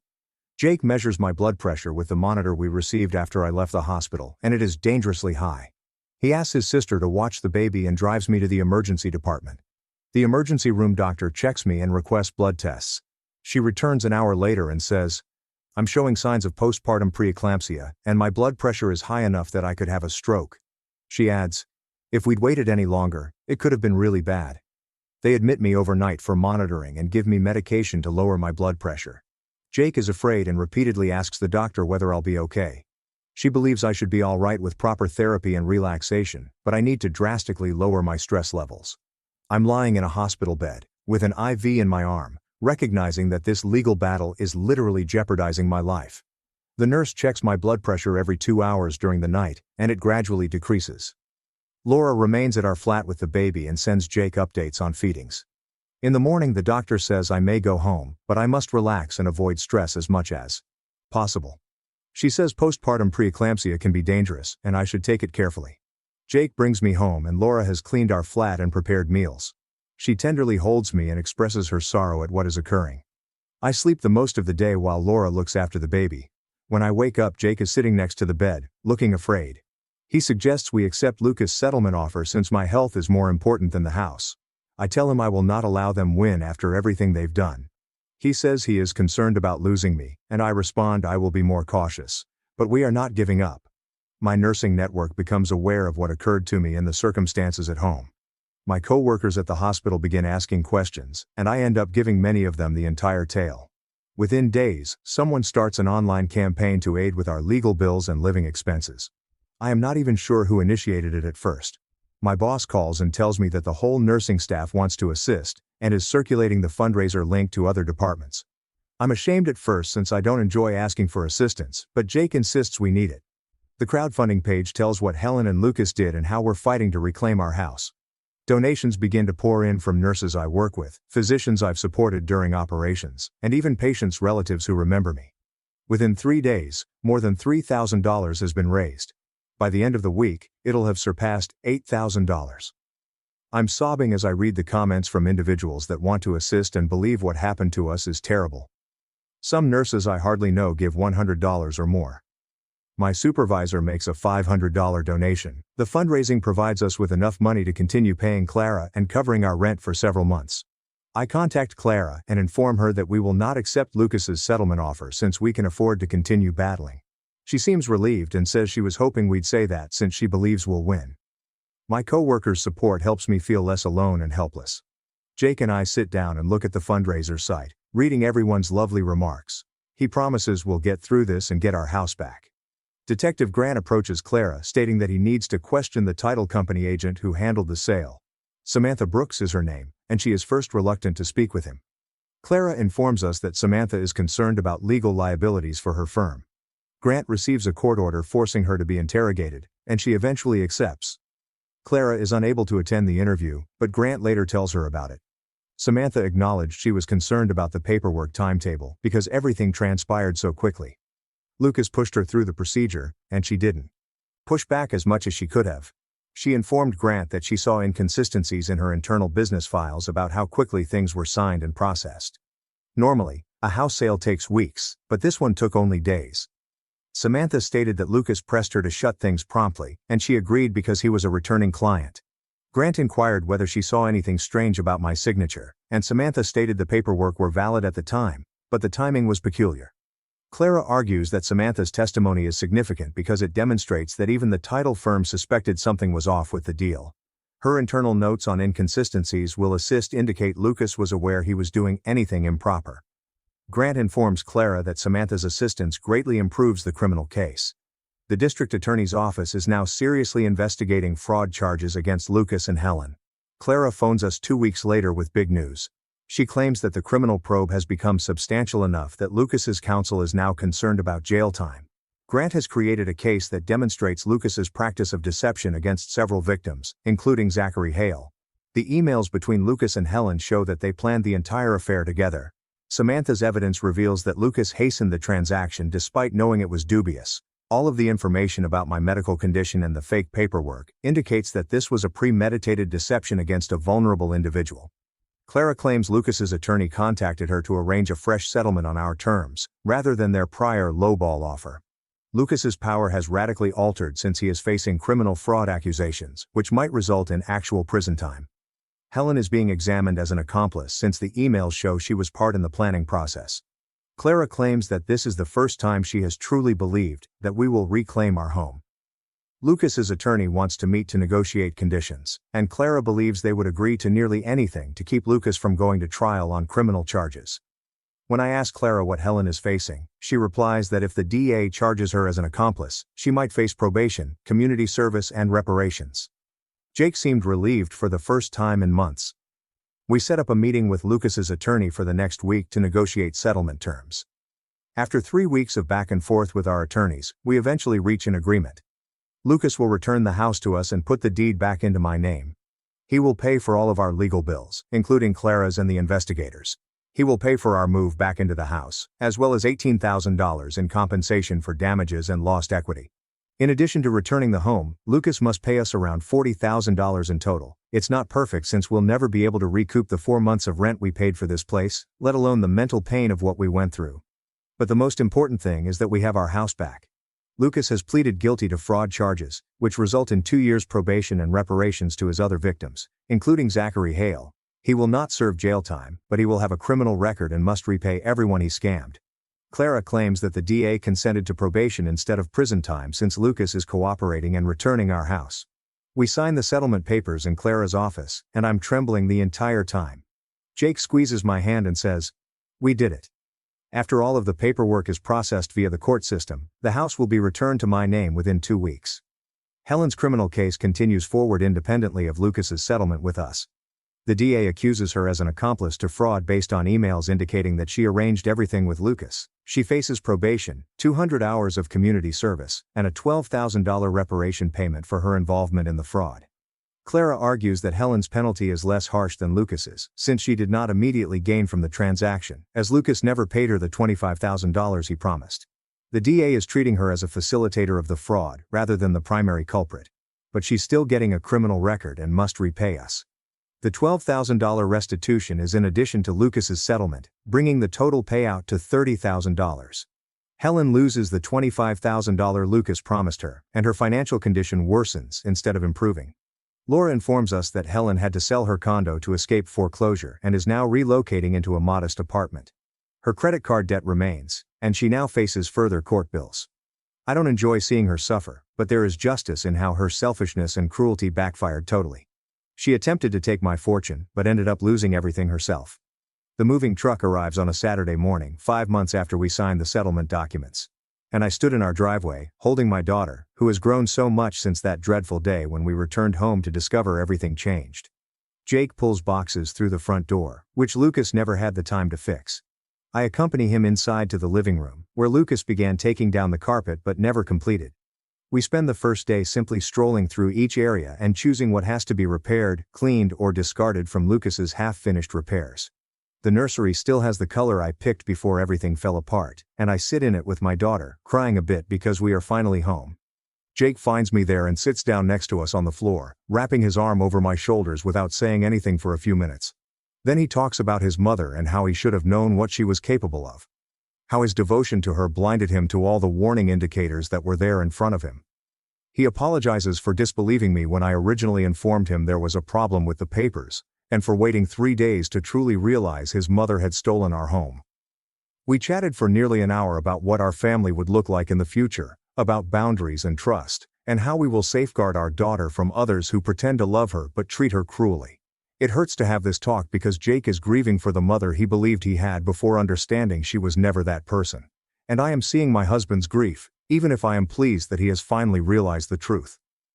The next week, Jake calls his mother from our bedroom while I am in the hallway, where I can hear everything. He informs Helen that she can visit her granddaughter but only under supervision and after completing a family therapy program centered on boundaries and restoring shattered trust. Helen instantly begins arguing that she does not require treatment, that she was simply trying to assist us, and that we are being unkind and ungrateful. Jake remains cool and repeats the requirements without giving in or allowing her guilt trip to affect him. She threatens to fight for grandparents' rights, which Jake says is a poor idea considering her recent felony conviction for fraud. Helen begins weeping, claiming Jake is choosing me over his own mother, and he says that he has chosen his wife and daughter since that is what a husband and father do. Helen hangs up on him, and Jake emerges from the bedroom, fatigued but lighter in spirit. I tell him I'm proud of him for prioritizing our nuclear family, and he hugs me tightly, saying he should have done so years ago. 6 months after Lucas changed our locks and Helen devastated our lives, we've settled into a routine that feels almost normal. Our daughter is crawling around and gets into everything. And now that we've repaired all of the damage from Lucas's renovations, the house seems like our own again. Jake's connection with his mother is only maintained through infrequent supervised video conversations in which Helen refuses to recognize she did anything wrong. And I know their relationship will most likely never heal. However, his sister comes over twice a week to help with the baby. And his brother, who stood with us through everything, has become one of our best friends. Instead of pretending Helen's poisonous control was normal or appropriate, we're putting together the family support system we really need. My coworkers still check in with me on a daily basis to see how things are doing, and the nursing supervisor granted my desire to return part-time so I could spend more time with my baby. I'm now working 3 days a week, and we're steadily paying off the credit card debt we accumulated throughout the court battle. We are not where we were financially before Helen sold our house, and it will take another year to return to that stability, but we are going ahead, and our daughter is thriving in the home purchased with my grandfather's fortune, which was always the goal of battling so hard to reclaim it. I've learned that safeguarding your family often entails facing fights you never expected to confront, standing up to those who should love you but chose to be unkind instead. I'm stronger for having survived this horror, even if I wish it had never occurred. And I know I can handle whatever happens next, because I've already survived the worst-case scenario I could have imagined. My parents made me pay rent while funding my siblings' futures. Then I used their own lease against them to stop the exploitation. I turned 18, and my parents immediately began charging me $750 per month to live at home. They said it was to teach me responsibility and prepare me for the real world. I was still in high school, working part-time at a grocery store for the minimum wage, but they insisted. They wanted their money every month, on the first of the month. I barely had anything left after paying them, but I assumed this was how things worked as an adult. I paid every month for the rest of senior year. Then I noticed something strange. My brother, Ethan, turned 18 6 months after me. No rent. My parents explained that he was focused on his music and didn't need the stress. He sat in his room all day, playing video games and occasionally jamming on his guitar for 20 minutes. They bought him a new amplifier for his birthday that cost $1,800. My sister Sophia turned 18 a year later. She does not have to pay rent either. She was apparently preoccupied with her influencer career. She had 350 TikTok followers and only posted about once a week. My parents bought her a ring light and a new phone to help her create content. Meanwhile, after graduating, I was working full-time, attending community college at night, and still paying $750 per month. When I asked why only I paid rent, my mother explained that I was the responsible one who could handle it. My siblings needed more encouragement to pursue their goals. I kept paying while Ethan's musical career consisted of one open mic night where he forgot the lyrics. Sophia's influencer career peaked at 500 followers, despite my parents' payment for professional photos. My parents then raised my rent to $950, citing rising costs and the fact that I now worked full-time so I could afford it. At the age of 20, Ethan had never worked in his life. Sophia worked one shift per week at a boutique for the employee discount, but I paid more. The real kicker came when I overheard my parents discussing their finances. They were depositing my rent money directly into savings accounts for Ethan and Sophia. My rent was literally funding my siblings' futures, and I couldn't save a dime. They referred to it as their education funds, despite the fact that neither sibling attended school. Ethan dropped out of community college after one semester, and Sophia never applied. I attended night classes and paid my own tuition. When I confronted them, they claimed Ethan and Sophia were not as capable as me. They needed the financial cushion more. I was smart enough to do it on my own. That's when I discovered my parents had been telling everyone I was living at home rent-free and mooching off of them. They made themselves look like saints by supporting their adult child while I paid them $950 per month. My extended family thought I was a loser who took advantage of my parents. At family dinners, my aunt would make comments about how I needed to mature and support myself. My parents never corrected her, so I agreed to play their game. I went to them and told them they were correct. I needed more responsibilities. I asked them to draft a formal lease agreement so that I could establish rental history for my credit. They thought this was excellent adulting and drafted an official-looking lease with terms and conditions. They were so proud of teaching me about contracts that they even took a photo of me signing it to show off their responsible parenting. This is what they didn't realize. In our state, once you sign a lease, you have tenant rights, and they just broke about 15 of them. No proper notice of rent increases, no payment receipt system, no maintenance agreements, and no security deposit documentation. They had been entering my room without my knowledge, using my bathroom while theirs was occupied, and taking food I purchased without permission are all violations. I began documenting everything.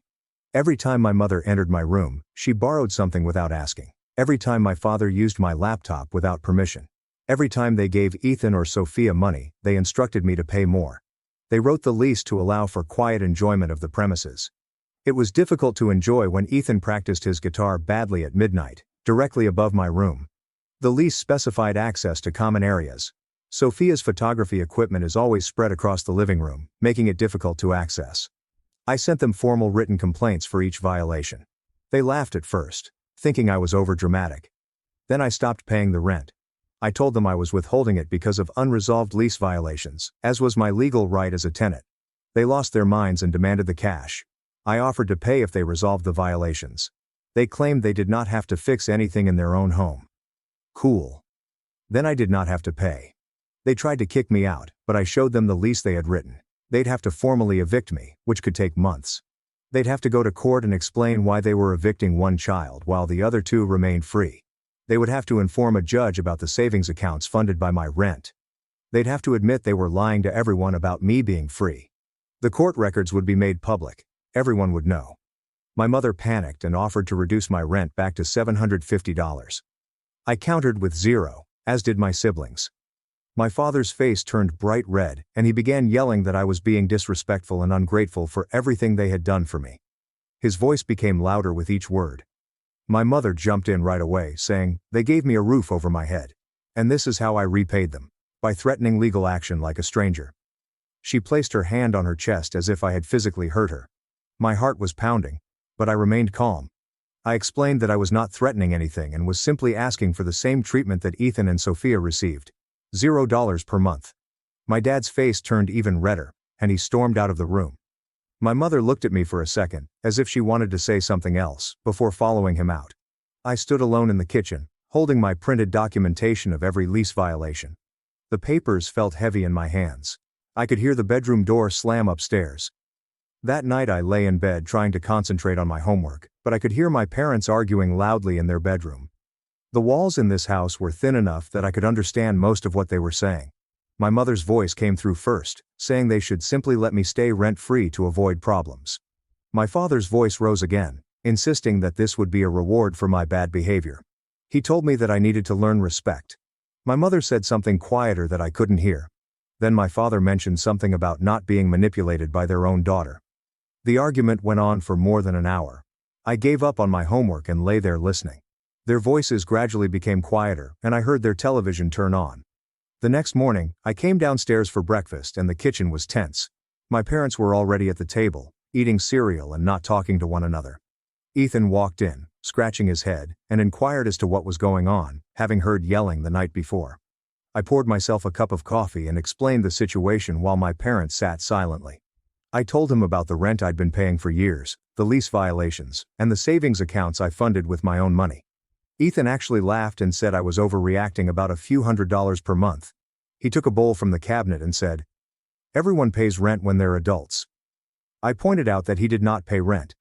He shrugged, explaining that it was different because he was focused on his music. I asked when he had last practiced. He didn't respond. Sophia came downstairs in her pajamas holding her phone. She must have overheard some of the conversation because she jumped right in, accusing me of being selfish and making everything about me when they were simply trying to pursue their dreams. Her voice had that whiny tone she used to elicit sympathy. I looked right at her and told her that my rent money was literally funding her dreams. I told her about the savings account. She opened her mouth but nothing came out. She looked at my parents, expecting them to deny it. My mother gazed down at her cereal bowl. My father got up and made a lot of noise while putting his dishes in the sink. Sophia's face turned pale, and she sat down without taking any food. That evening, my parents summoned me to the living room. They sat together on the couch, serious expressions. My father cleared his throat, saying they had discussed it and wanted to present a counteroffer. As a compromise, they reduced my monthly rent to $350. My mother nodded and agreed that was more than fair. I sat in the chair across from them and told them that the compromise was $0, just like my siblings. My father began to interrupt, but I continued speaking. I suggested that if they preferred, we let a judge decide what was fair. I took out my phone and showed them photos of the lease they'd written. Photographs of my payment records. Photographs of all documented violations. My mom's face turned white. My father stood up quickly and announced that he would be kicking me out immediately. His voice shook as he said it. I remained seated and calmly reminded him that this was illegal without proper eviction proceedings. I explained that he would need to file paperwork with the court. He'd need to wait for a hearing date. He'd have to explain to a judge why he was evicting one child while two others remained there free.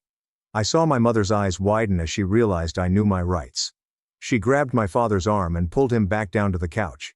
He was breathing rapidly as if he had been running. There was silence for quite some time. My parents then left the room without saying another word. My co-worker Katie approached me during our morning break the next day, so I must have appeared stressed. She inquired whether I was all right. I hesitated, but then it all came out. During our lunch break in the break room, I told her everything, including the rent, which my siblings had not paid, the savings accounts, and the lease violations. Katie's eyes grew large and she kept saying, "I can't believe my parents would do that." She stated that her own parents had problems, but at least they treated all of the children equally. She asked if I had any other places to stay. I told her I was staying because they couldn't legally force me to leave. Katie pulled out her phone and began texting someone. She told me that her husband, Barry, worked in property management and was very knowledgeable about tenant rights. She insisted I speak with him because he'd helped others in similar situations before. She claimed Barry had witnessed landlords engaging in various illegal activities and was always prepared to deal with them. I wasn't sure about including more people, but Katie wouldn't take no for an answer. She texted Barry back and forth for a minute before telling me he wanted to meet with me. She said he could review my lease and documents. I agreed because at this point, I needed all the assistance I could get. That weekend, I met Barry at a coffee shop near my workplace. He was a tall man in his 40s with glasses and a friendly smile. Katie had already shown him some details, so he knew the basics. I brought my folder containing the lease and all of my documents. Barry laid everything out on the table between our coffee cups and began reading it carefully. He took his time writing notes on a pad of paper. After about 20 minutes, he looked up and said, "My parents violated multiple tenant rights." He pointed to specific sections of the lease that they had written and explained each violation. There was no proper notice for the rent increase from $750 to $950. There is no receipt system for my payments. Despite the fact that the lease mentioned it, there was no documentation for the security deposit. He went through my photos of the times they had entered my room without my knowledge. Barry confirmed that I had a strong legal case if this went to court. He stated that most judges disapproved of parents financially exploiting their adult children. He explained that the lease my parents wrote provided me with more protections than they realized. He claimed I was doing the right thing by documenting everything and standing firm. He wrote down the name of a tenant rights attorney he knew who occasionally offered free consultations. He advised me to contact this attorney if my parents persisted in their demands. I felt relieved to have someone confirm that I wasn't crazy for fighting this. Barry stated that he would be willing to testify as an expert witness if the situation required it. He advised me to continue documenting everything and not let my parents pressure me into paying or leaving. We spent another hour discussing my options, and he answered all of my questions. I left the coffee shop feeling more confident than I had in days. Barry jotted down the attorney's name and phone number on a napkin. Crystal Winters. He claimed she worked with young people dealing with family landlord issues and occasionally took cases for free when she believed someone was being taken advantage of. I thanked him and placed the napkin in my wallet. When I arrived home that night, I went straight to my room and took out the napkin. I stared at the phone number for a while before calling. A receptionist responded, and I explained my situation as briefly as I could. She put me on hold for a couple of minutes. When she returned, she mentioned that Crystal had an opening for Thursday afternoon if I could make it. I agreed right away, despite the fact that it meant leaving work early. The following few days passed slowly. I carried my documentation folder in my backpack wherever I went. My parents tried to talk to me several times, but I kept the conversations short. My mom asked if we could sit down and talk like adults. I told her we could discuss it after I spoke with my lawyer. Her face turned pale when I said that word. On Tuesday night, I was in my room studying when I heard a knock. Before I could respond, my mother opened the door. She had tears running down her cheeks. She sat on the edge of my bed without asking and began crying more. She claimed I was tearing the family apart over money. She asked why I couldn't simply be the responsible one, as I had always been. She claimed Ethan and Sophia looked up to me, and now I was setting a bad example by involving lawyers. I shut my textbook and looked at her. I asked her directly why being responsible required me to be treated worse than my siblings. She wiped her eyes and stated that it was not her intention to treat me worse. She said Ethan and Sophia simply needed more assistance than I did. I asked her why they needed additional assistance. She couldn't give me an honest answer. She just kept saying that they needed help to find their way. I pointed out that I too was discovering my path, but I had to pay for it myself and give them money every month. She stood up and claimed I was being difficult on purpose. She left my room, and I could hear her crying in the hallway. On Thursday, I left work at 2 p.m. to make my 3 o'clock appointment. Crystal's office was located in a small building downtown. The waiting room had mismatched chairs and magazines from last year. The receptionist smiled and told me Crystal would be ready in a few minutes. I sat down with my folder in my lap. A woman walked out of the back office. She was probably in her 40s, with dark hair pulled back and glasses. She walked right over to me and extended her hand. Crystal Winters. She offered a firm handshake and made direct eye contact. She led me back to her office, which featured a large desk covered in files and papers. She cleared a space and told me to sit down. I opened the folder and began explaining everything. She listened without interrupting. She jotted notes on a yellow pad. After I finished, she leaned back in her chair. She said she had seen cases like mine before. She claimed that parents financially exploited their adult children on a regular basis, convincing themselves that it was for the kids' benefit. She claimed that the lease my parents wrote provided me with strong legal protection. She asked if she could keep my documentation and make copies. I said yes. Crystal called in her paralegal. Luke entered carrying a camera. He was younger than Crystal, probably in his late 20s. He began photographing every page in my folder, including the lease, my payment records, and the written complaints I had sent my parents regarding lease violations. He worked methodically and did not overlook anything. Crystal explained that everything needed to be properly documented in case it went to court. She stated that judges took these cases seriously when they discovered clear evidence of exploitation. Luke finished taking photos and returned the originals to me. Crystal stated that she would write a letter to my parents explaining their violations and my rights. The letter stated that I would resume paying rent once all violations were resolved and I was given the same terms as my siblings, $0 per month. I felt relief wash over me. Having a professional on my side made everything feel more genuine and less dramatic. Crystal said she'd have the letter ready by Monday and would mail it certified, requiring my parents to sign for it. She advised not to be surprised if they reacted negatively. She advised me to document any threats or harassment. I thanked her, and she told me not to worry about the payment right now. She'd figure something out because she despised seeing parents take advantage of their children. I left her office feeling stronger than I had been in months. The letter arrived at my parents' home on Wednesday. I was at work when my phone rang. My father, I let it go to voicemail. He called 3 additional times. Then my mother called. I didn't respond. During my lunch break I checked the voicemails. My father was furious about how I got lawyers involved in family business. He claimed I was destroying our relationship for a few $100s. My mother sent me a message in which she cried and said I was ruining everything. When I arrived home that evening, my father was waiting in the living room. He began yelling the moment I walked in. How dare I involve lawyers in this? How dare I threaten them in their own home? My mom was crying on the couch.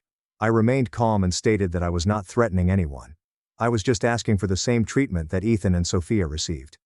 My father's face turned red. He said, "If I want to play legal games, maybe Ethan and Sophia should start paying rent as well." He yelled for them to come downstairs. Ethan came down first, looking perplexed. Sophia followed a minute later. My father informed them that starting next month, they would both be paying $350 in rent. Ethan's mouth dropped open. He said he could not afford it. My father asked why not. Ethan stammered, "I don't have a job." My father said that was exactly the point. If I didn't have to pay, nobody would get a free ride anymore. Sophia burst into tears, explaining that she was building her career and couldn't afford to pay rent. My father said she should figure it out then. Ethan looked at me like it was my fault. I simply stared back at him. This was the first time he'd had to think about money, and it was obvious on his face. He asked my father if he was serious. My father replied, "Completely serious. Everyone pays or nobody pays." My mother was still crying on the couch. Ethan returned upstairs without saying another word. Sophia followed him. Sophia made a TikTok post the following day. I didn't notice it at first, but Katie showed it to me at work. Sophia was in her room, looking sad, with a text overlay about toxic family members causing drama. An audio track about being misunderstood played in the background. The video received maybe 30 views. Katie rolled her eyes and said, "My sister was ridiculous."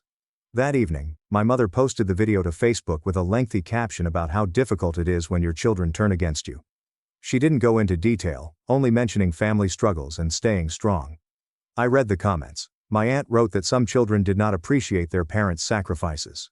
Other relatives agreed. Nobody knew what was happening. They all assumed I was the problem based on my parents' lies. On Saturday morning my aunt called me directly. I almost didn't respond, but decided I was done hiding. She immediately started talking about how I was being selfish and tearing the family apart. I interrupted her.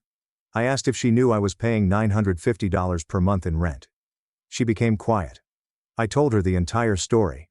How I had paid since I was 18. How Ethan and Sophia refused to pay anything. My parents put my rent money into savings accounts for my siblings. How they informed everyone that I lived freely. My aunt didn't say anything for a while. Then she said, "I have no idea." She claimed my parents always made it appear as if I was the one taking advantage. She apologized for judging me without knowing the truth. She admitted that the favoritism was wrong and apologized for the comments she had made at family dinners. I thanked her for listening. She said she'd call my parents and get their perspective, but she believed me. After we hung up, I felt as if someone in my family had finally understood what I was going through. Within an hour, my phone began to light up with texts from relatives I had barely spoken to. My uncle wanted to know if I had been paying rent. My cousin questioned why my parents never mentioned it. Even my grandmother called to see what was going on with the family. I responded to each one with the same basic information. $950 per month since I turned 18. Ethan and Sophia didn't pay anything. My rent went into their savings accounts. My parents told everyone I lived freely. The responses came in fast. My uncle said that wasn't correct. My cousin said she'd always wondered why my parents treated me like I was lazy when I worked full-time. My grandmother said she needed to talk to my mother about this. By dinner time my phone was constantly buzzing. My parents' phones must have been worse because I could hear my mother on the phone in the kitchen, becoming louder with each call. She kept saying it was a private family business that people should stay out of. At one point, my father grabbed the phone from her and told whoever was calling that I was intentionally making them look bad. I stayed in my room, locked the door, and let them deal with the mess they'd made by lying to everyone. My mother knocked on my door the next morning. She appeared tired, and her eyes were red. She explained that my father wanted to make me an offer to settle everything. I followed her downstairs where my father sat at the kitchen table, holding a calculator and some papers. He stated that they would refund 6 months' rent to demonstrate good faith. That cost $5,200. In exchange, I agreed to stop discussing family finances with relatives. I took a photo of the papers with my phone and told them I'd think about it. I then texted the photo to Crystal. She called back within 20 minutes. Her voice was sharp as she warned me not to accept anything without proper legal documentation. She said the offer was an attempt to control the narrative and silence me. She inquired whether there were any conditions attached. I read her the papers, and she made a disgusted sound. She claimed they were trying to buy my silence while admitting no wrongdoing. She instructed me to reject it and let her handle the negotiations. 2 days later, my father sent me an email with an attached document. I opened it and began reading. They'd refund the $5,200, but I'd have to agree to pay $350 per month from now on. I also had to sign a document stating that I would not discuss family finances with anyone other than my immediate family. There was an entire paragraph about protecting family privacy and setting respectful boundaries. I sent it to Crystal without responding to my parents. She called me that evening, sounding annoyed. She claimed that my parents were still trying to control me while pretending to compromise. She inquired whether I wanted her to respond. I said yes. She told me she'd send them a letter outlining her terms, and they could accept it or see me in housing court. Crystal's letter reached my parents' house 3 days later. I was at work when my father called, screaming into the phone. He claimed my lawyer was threatening them and making unreasonable demands. I inquired as to the specific demands. He stated that Crystal requested a full year's refund and no future rent. I told him those seemed fair because that's what Ethan and Sophia received. He told me I was being ridiculous and hung up. My parents said nothing to me during dinner that night. When Ethan asked what was going on, my mother told him it was between them and me. Sophia scrolled through her phone, ignoring everyone. The silence felt heavy, but I did not try to fill it. My parents went 4 days without speaking to me except when absolutely necessary. Then my father showed up at work during my afternoon shift. I was restocking shelves when I noticed him walking toward me. He began talking before he even approached me. He said we needed to talk about the lawyer situation as adults. I informed him that Crystal was handling everything, and that all communication should go through her. He raised his voice, saying I was his daughter and he had the right to speak to me. Other customers began looking over. My manager emerged from the back office. My father kept saying that I was tearing the family apart over money. My manager stepped between us and asked my father to leave. My father looked at me as if I had betrayed him. Then he turned and walked away. My manager asked if I was all right. I nodded, but my hands shook. She advised me to take my break earlier. That evening Katie called me. She explained that Barry wanted to know if I needed a place to stay. She stated that if things at home worsened, they could use their guest room. I felt a release in my chest that I hadn't realized was tight. Having somewhere to go made everything seem less scary. I thanked her and promised to let her know. She stated that the offer was valid at any time. After we hung up, I sat on my bed and looked around my room. Knowing I could leave if I needed to made staying feel like an option, rather than a trap. Crystal set a deadline of 1 week from her letter. On the 5th day, my mother visited my room. She said they would consult their own lawyer. She stated that fighting this in court would be expensive and embarrassing for everyone. She inquired as to what it would take for me to drop everything. I informed her that Crystal's terms were fair. My siblings pay no rent and have received a full refund for the previous year. My mother's face became tight. She stated that it was $10,200. I stated that was what I had paid them. She departed without saying anything else. Day 6 passed without a word. On day 7, my father knocked on my door in the morning before I left for work. He said they had agreed on Crystal's terms. His voice sounded flat. He said they'd refund me for the entire year and let me live rent-free in the future, just like Ethan and Sophia. I inquired whether he was putting that in writing. He stated that their lawyer was drafting the agreement. I told him to send it to Crystal. He nodded before walking away. I got ready for work, feeling strange. I won, but it didn't feel like it. It felt like something in my family had broken and wouldn't be repaired. The refund check arrived 4 days later. $10,200 was made out to me. I stared at it for a long time before going to a different bank than my parents did. I opened a savings account and deposited the entire amount. The teller smiled and congratulated me on beginning to save. I thanked her and took the receipt. Walking out to my car, I checked the balance printed on the paper. All of the money I had paid them was in an account with my name on it. It felt genuine in a way it hadn't before. I'd been correct to fight for fair treatment. The money proved it. The atmosphere at home changed completely after that. My parents stopped trying to talk to me about anything other than basic household chores.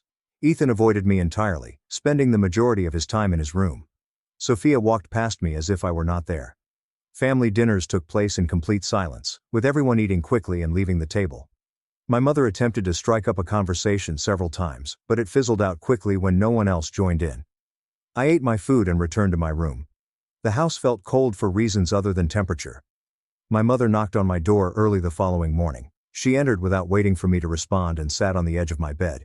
She began discussing household expenses and how they really needed my rent money to keep things running. I sat up, looking at her. I mentioned that she and Dad had been putting my rent into savings accounts for Ethan and Sophia. If they needed it for household expenses, why was it sitting in my siblings' bank accounts? She opened and closed her mouth again. Her face turned red and she stood up quickly.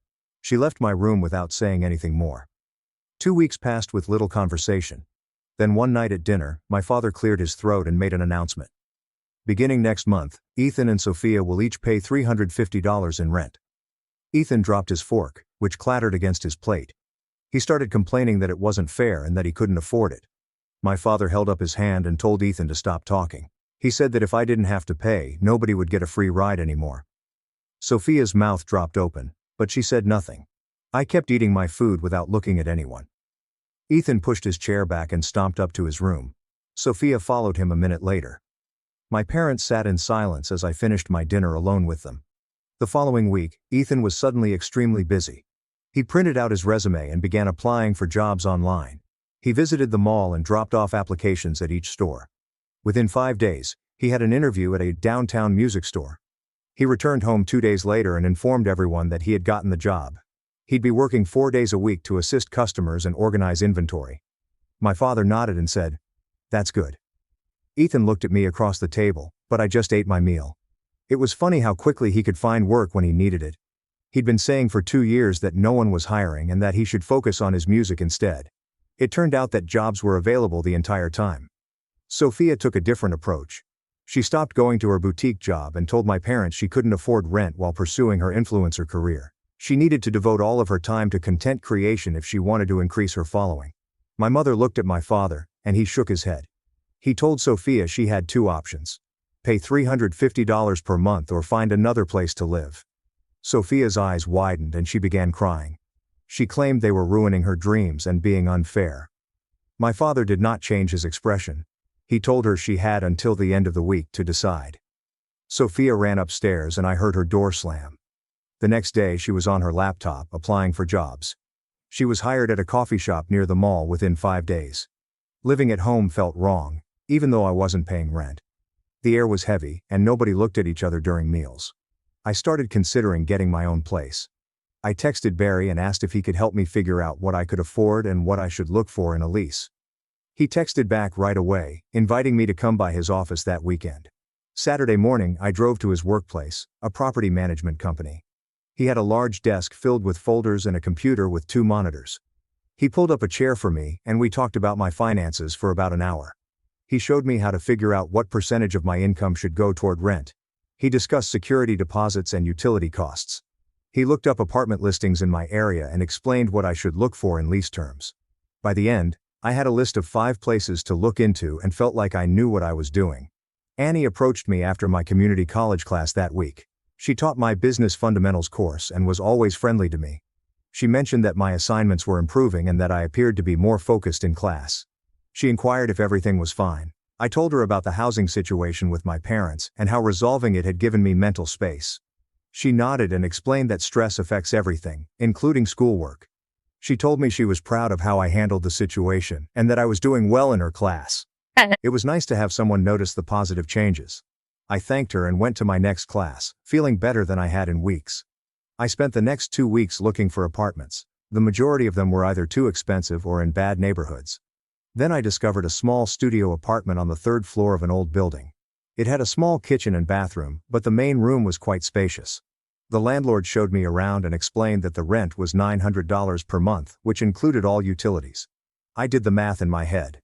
This was less than the $950 my parents had charged me. I'd pay less to live on my own than I did in their house. The irony was not lost on me. I filled out the application that day and was approved 5 days later. My mom's face changed when I told her I was moving out. She expressed genuine sadness and asked if we could mend our relationship. I told her honestly that I needed time to decide whether I wanted them in my life, after how they had treated me. She began crying, and my father wrapped his arm around her. He said nothing, but his jaw was clenched. I went upstairs and started packing my belongings. I had a month until my lease started, but I wanted to be prepared. The week before I moved, Ethan knocked on my door. He asked if he could help me move my belongings to the new apartment. I was surprised, but agreed. On moving day, Ethan arrived with his car. We loaded boxes and furniture, making 3 trips back and forth. On the last trip, he told me that he had no idea how unfair things had been until he had to get a job himself. He apologized for laughing at me when I first brought up the rent situation. He admitted to living in a bubble, and our parents had allowed him to stay there. I told him I appreciated his apology. We carried the last box up to my apartment, and he assisted me in arranging the furniture. Before leaving, he hugged me and expressed his desire for us to remain close. Sophia did not apologize, but she did stop making vague complaints about me on social media. Katie showed me that Sophia had deleted all of her posts about family drama and toxic siblings. Sophia received her first real paycheck from the coffee shop 1 week after I moved out. She posted a picture of it with the caption, "Honest work and earning your own way." She was now working 4 days a week and appeared to be less concerned with becoming famous on the internet. Sophia had begun discussing the possibility of attending community college next semester, according to my mother. Reality had struck both of my siblings, and they were handling it differently, but they were dealing with it. Moving into my studio felt different from the beginning. I chose a small secondhand couch and dark blue fabric and positioned it against the wall near the window. The kitchen had just enough space for a small table and 2 chairs, and I bought real dishes instead of paper plates, as I had done at my parents' house, to avoid arguments over who would wash them. I hung up some posters I'd had rolled up in my closet for years because Sophia always said they were ugly, and my mother would take them down. They were now on my walls, and nobody could say anything. I cooked actual meals for myself and ate them whenever I wanted, without Ethan showing up to steal half of my food or my father helping himself to the leftovers I had been saving. My belongings remained exactly where I put them. My shampoo remained in my shower. My snacks remained in my cabinet. Nobody borrowed my laptop, towel, or phone charger. The level of freedom exceeded my expectations. A week after I moved in, Crystal called to inform me that she was closing my case file. She stated that she never charged me for any of her work because parents who exploit their children financially made her very angry, and she was happy to assist me in standing up for myself. I tried to offer her something, but she refused and told me to use the money for my future instead. I thanked her about 5 times before hanging up, promising to send her a card. Katie and I began hanging out on weekends after she helped me get through the worst of the conflict with my parents. We'd go get coffee, walk around the mall, or just watch movies at her place with Barry. Having a genuine friend who knew the whole story and still supported me meant more than I could express. She never judged me for my legal issues or made me feel bad for going against my family. She simply listened and said I deserved better treatment. After 3 months in my new apartment, I had established a routine that felt stable for the first time in many years. I worked my shifts, went to class, came home to my own space, and saved money every month because I no longer had to pay rent. My phone buzzed with a text from my mother, asking if we could meet for coffee and talk. I stared at the message for a few minutes before saying I'd meet her at a coffee shop near campus. Part of me wondered if she was really ready to admit what she'd done wrong, or if this was just another attempt to guilt me into returning. I arrived at the coffee shop first and ordered a regular coffee with cream. My mom arrived 10 minutes later, looking tired and older than I remembered. She ordered tea and we sat at a corner table away from the others. She started talking right away and expressed her genuine regret for the favoritism and financial exploitation. She explained that she had convinced herself that I was stronger and more capable than Ethan and Sophia, so it was acceptable to treat me differently and expect more of me. But now she realized how wrong that was, and how much damage it had caused. She admitted to using my supposed strength as an excuse to take advantage of me while babysitting my siblings. Hearing her say the words aloud made something tight in my chest loosen up slightly. I told her that I appreciated her apology, but that rebuilding trust would take time.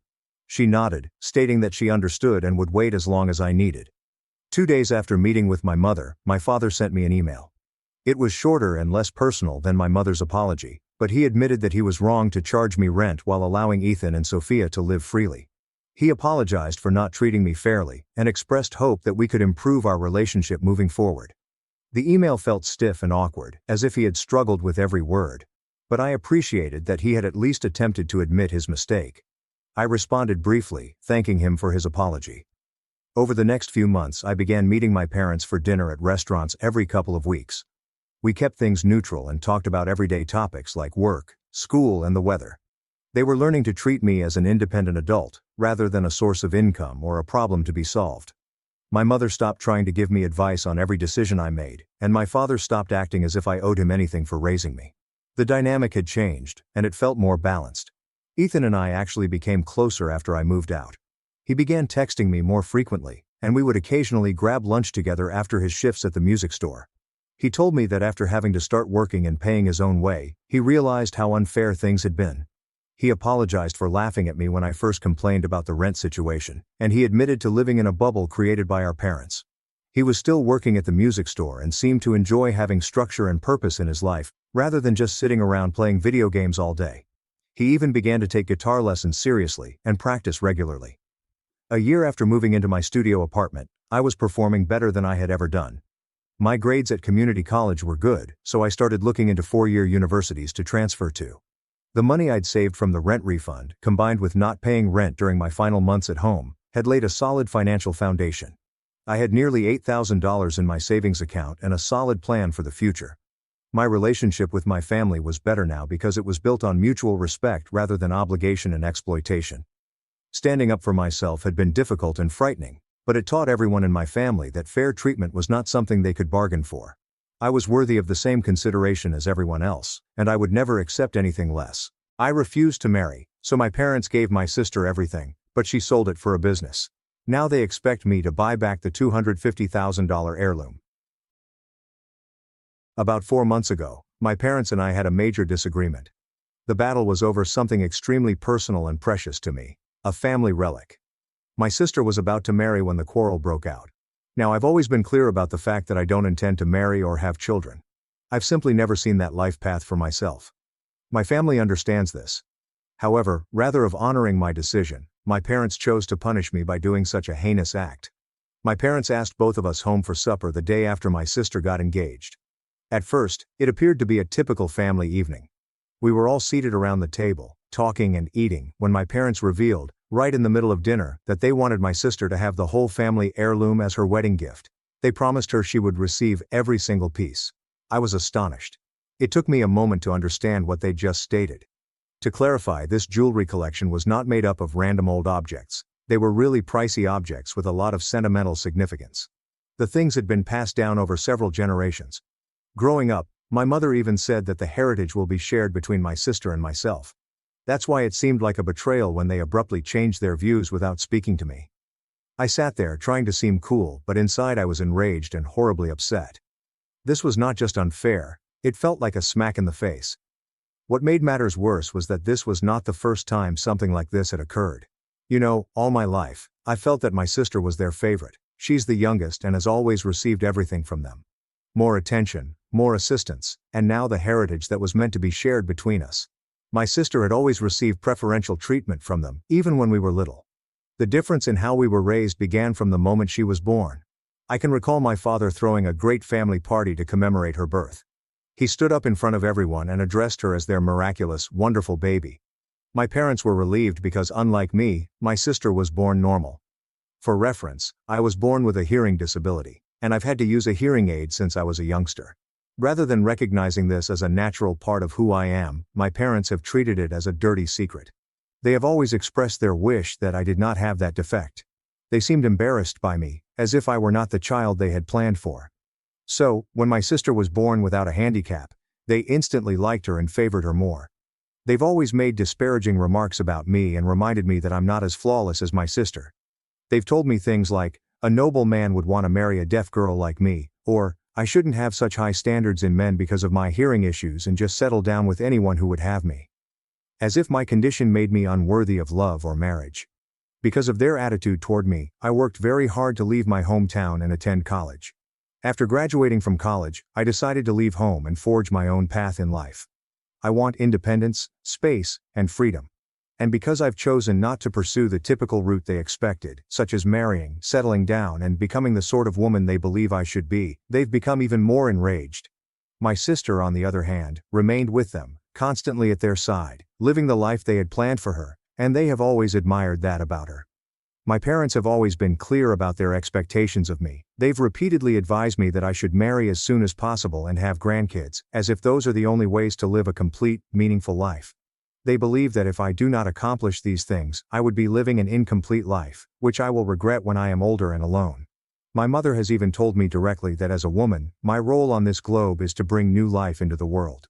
She said that by refusing to have children, I am not only disappointing her, but also disobeying God. As you might expect, it isn't simply pressure, it's emotional blackmail laced with guilt and manipulation.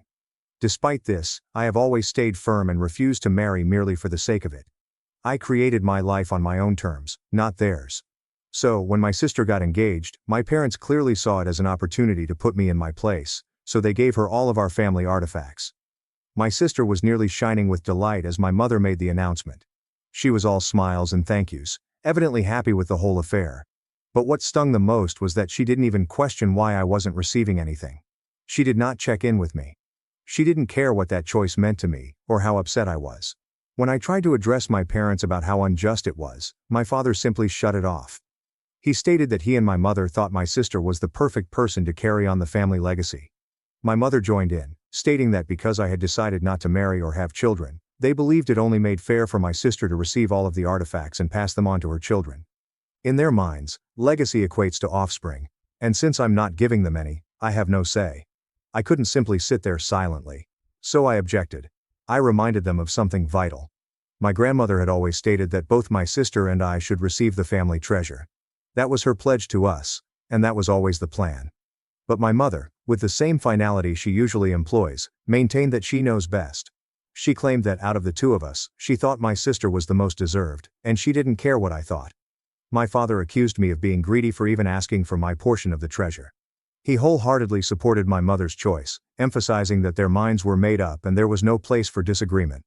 All of their words hurt. It was more than simply the heirloom at that moment. It was everything they'd ever told me. They had made me feel insignificant several times. Music. Being the least beloved child is one thing. Being reminded of it all the time is quite another. And being made to feel invisible in my own family is something else completely. It seemed as if I will always be the one who was neglected. Like, no matter what I tried, I could never live up to their ideal of the perfect daughter. And I was hardly the perfect daughter. After supper, I decided I'd had enough. I realized I needed to step back from my family. So I made the decision to maintain little communication with my parents and sister. I stopped reaching out and allowed others to reach out less and less. I couldn't take their conduct anymore. Even though my sister invited me to her wedding, I respectfully declined. I decided it would be better for my own peace of mind to remain away. I was not prepared to face with more of the same pain and disappointment. But my sister was not pleased with my decision, so she attempted to exacerbate the matter. Because I had banned her on my phone and social media, she resorted to sending me a series of emails. She didn't even try to figure out why I wasn't coming. She was only upset that I would not be present for her in front of her groom's family. To top things off, she had the audacity to tell me that even if I wasn't attending, I should at least give her a wedding present. She urged me to get her an air fryer and a Dyson Airwrap, stating that with my income, I could easily afford them, and that I should give them to her as a wedding present. I just couldn't believe it. The arrogance was amazing. I responded that she had already gotten my portion of the inheritance, the family treasures, and she should be content with that. I told her that I had previously given her something meaningful, which was meant to be shared, and that should enough. I did not sugarcoat it. I responded to her that wanting an air fryer and a Dyson Airwrap on top of everything she had already gotten was utterly unreasonable, and she had no right to ask anything extra from me. She was clearly upset by my email and continued to send me emails, but I simply ignored her. I didn't react or send her anything. Anyway, it has been 4 months since I cut off all communication with my family. I've stuck to my decision, staying away from my parents and sister and focused on my own life. I had begun to find some serenity in the area I had made for myself. My folks unexpectedly came up at my door yesterday. This was quite unique. They have never paid me a visit since I cut off touch with them. So having them appear on my porch seemed weird. I had no idea what to anticipate, but I knew it would not be a casual visit. When I inquired what was going on, my mother, with a serious expression on her face, said that it was a family emergency, which was why she and Robert had chosen to come by. The way she stated it, in that cruel tone, had my heart pounding. I panicked for a second, wondering if anything had happened to my sister, or if one of them had suddenly become ill. After all, they would never have turned up unexpectedly like that, unless something was seriously wrong. I allowed them in. But I was on edge. As soon as they sat down, I asked them to get right to the point. I was not in the mood for niceties. I needed to know why they were at my house after all this time. That's when my mother began to tell me that they had missed me during the previous few months and felt terrible about how they treated me the last time we met. I glanced at her cautiously, because this did not sound like her. Mom went on to tell me that after all these months, she and Robert realized they had made a mistake by giving my sister all of their family antiques. She went on almost sheepishly, stating they now see how unfair their actions were and how painful it must have been for me. I couldn't believe what I heard. I scoffed and looked at them suspiciously. This was not like them at all. My parents were never the sort to apologize, much less acknowledge they were wrong. It did not feel genuine. This abrupt dramatic shift in their behavior felt too convenient, too out of character.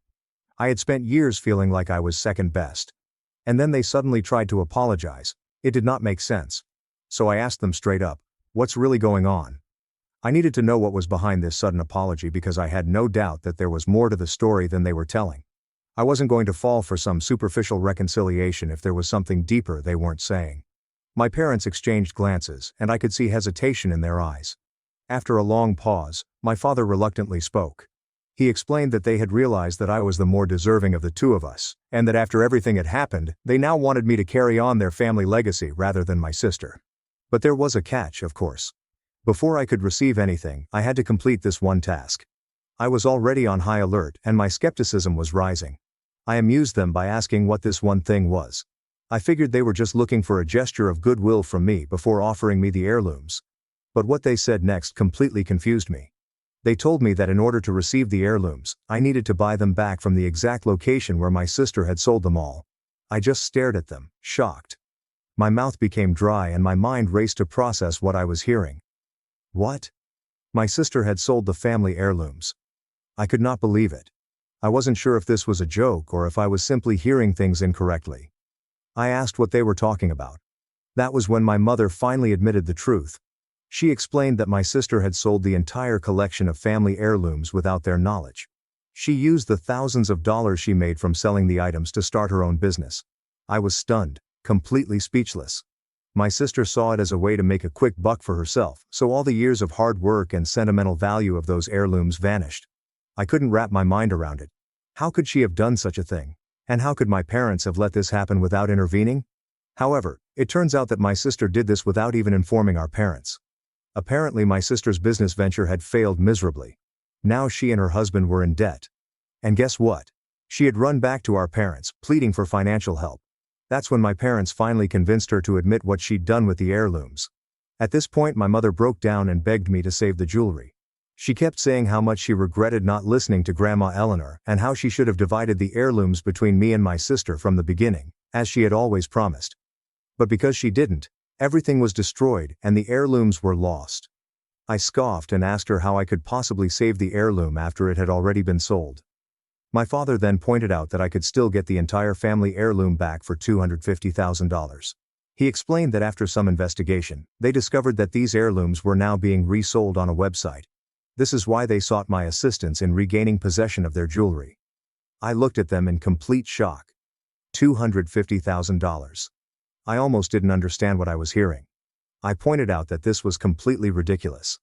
How on earth was I supposed to pull $250,000 out of thin air to repurchase the family heirlooms? Even if I had that kind of money, I would never pay that much for something that should have been mine in the first place. I looked at my parents and told them this was entirely their fault. They were the ones who gave the heirlooms to my sister in the first place, despite knowing all along that they should have been divided equally between me and her. And now, because she had turned around and sold everything, they expected me to somehow fix it. It felt like they were attempting to shift all of the responsibility onto me, as if I should be the one to clean up the mess they had made. However, I was not going to correct their mistake.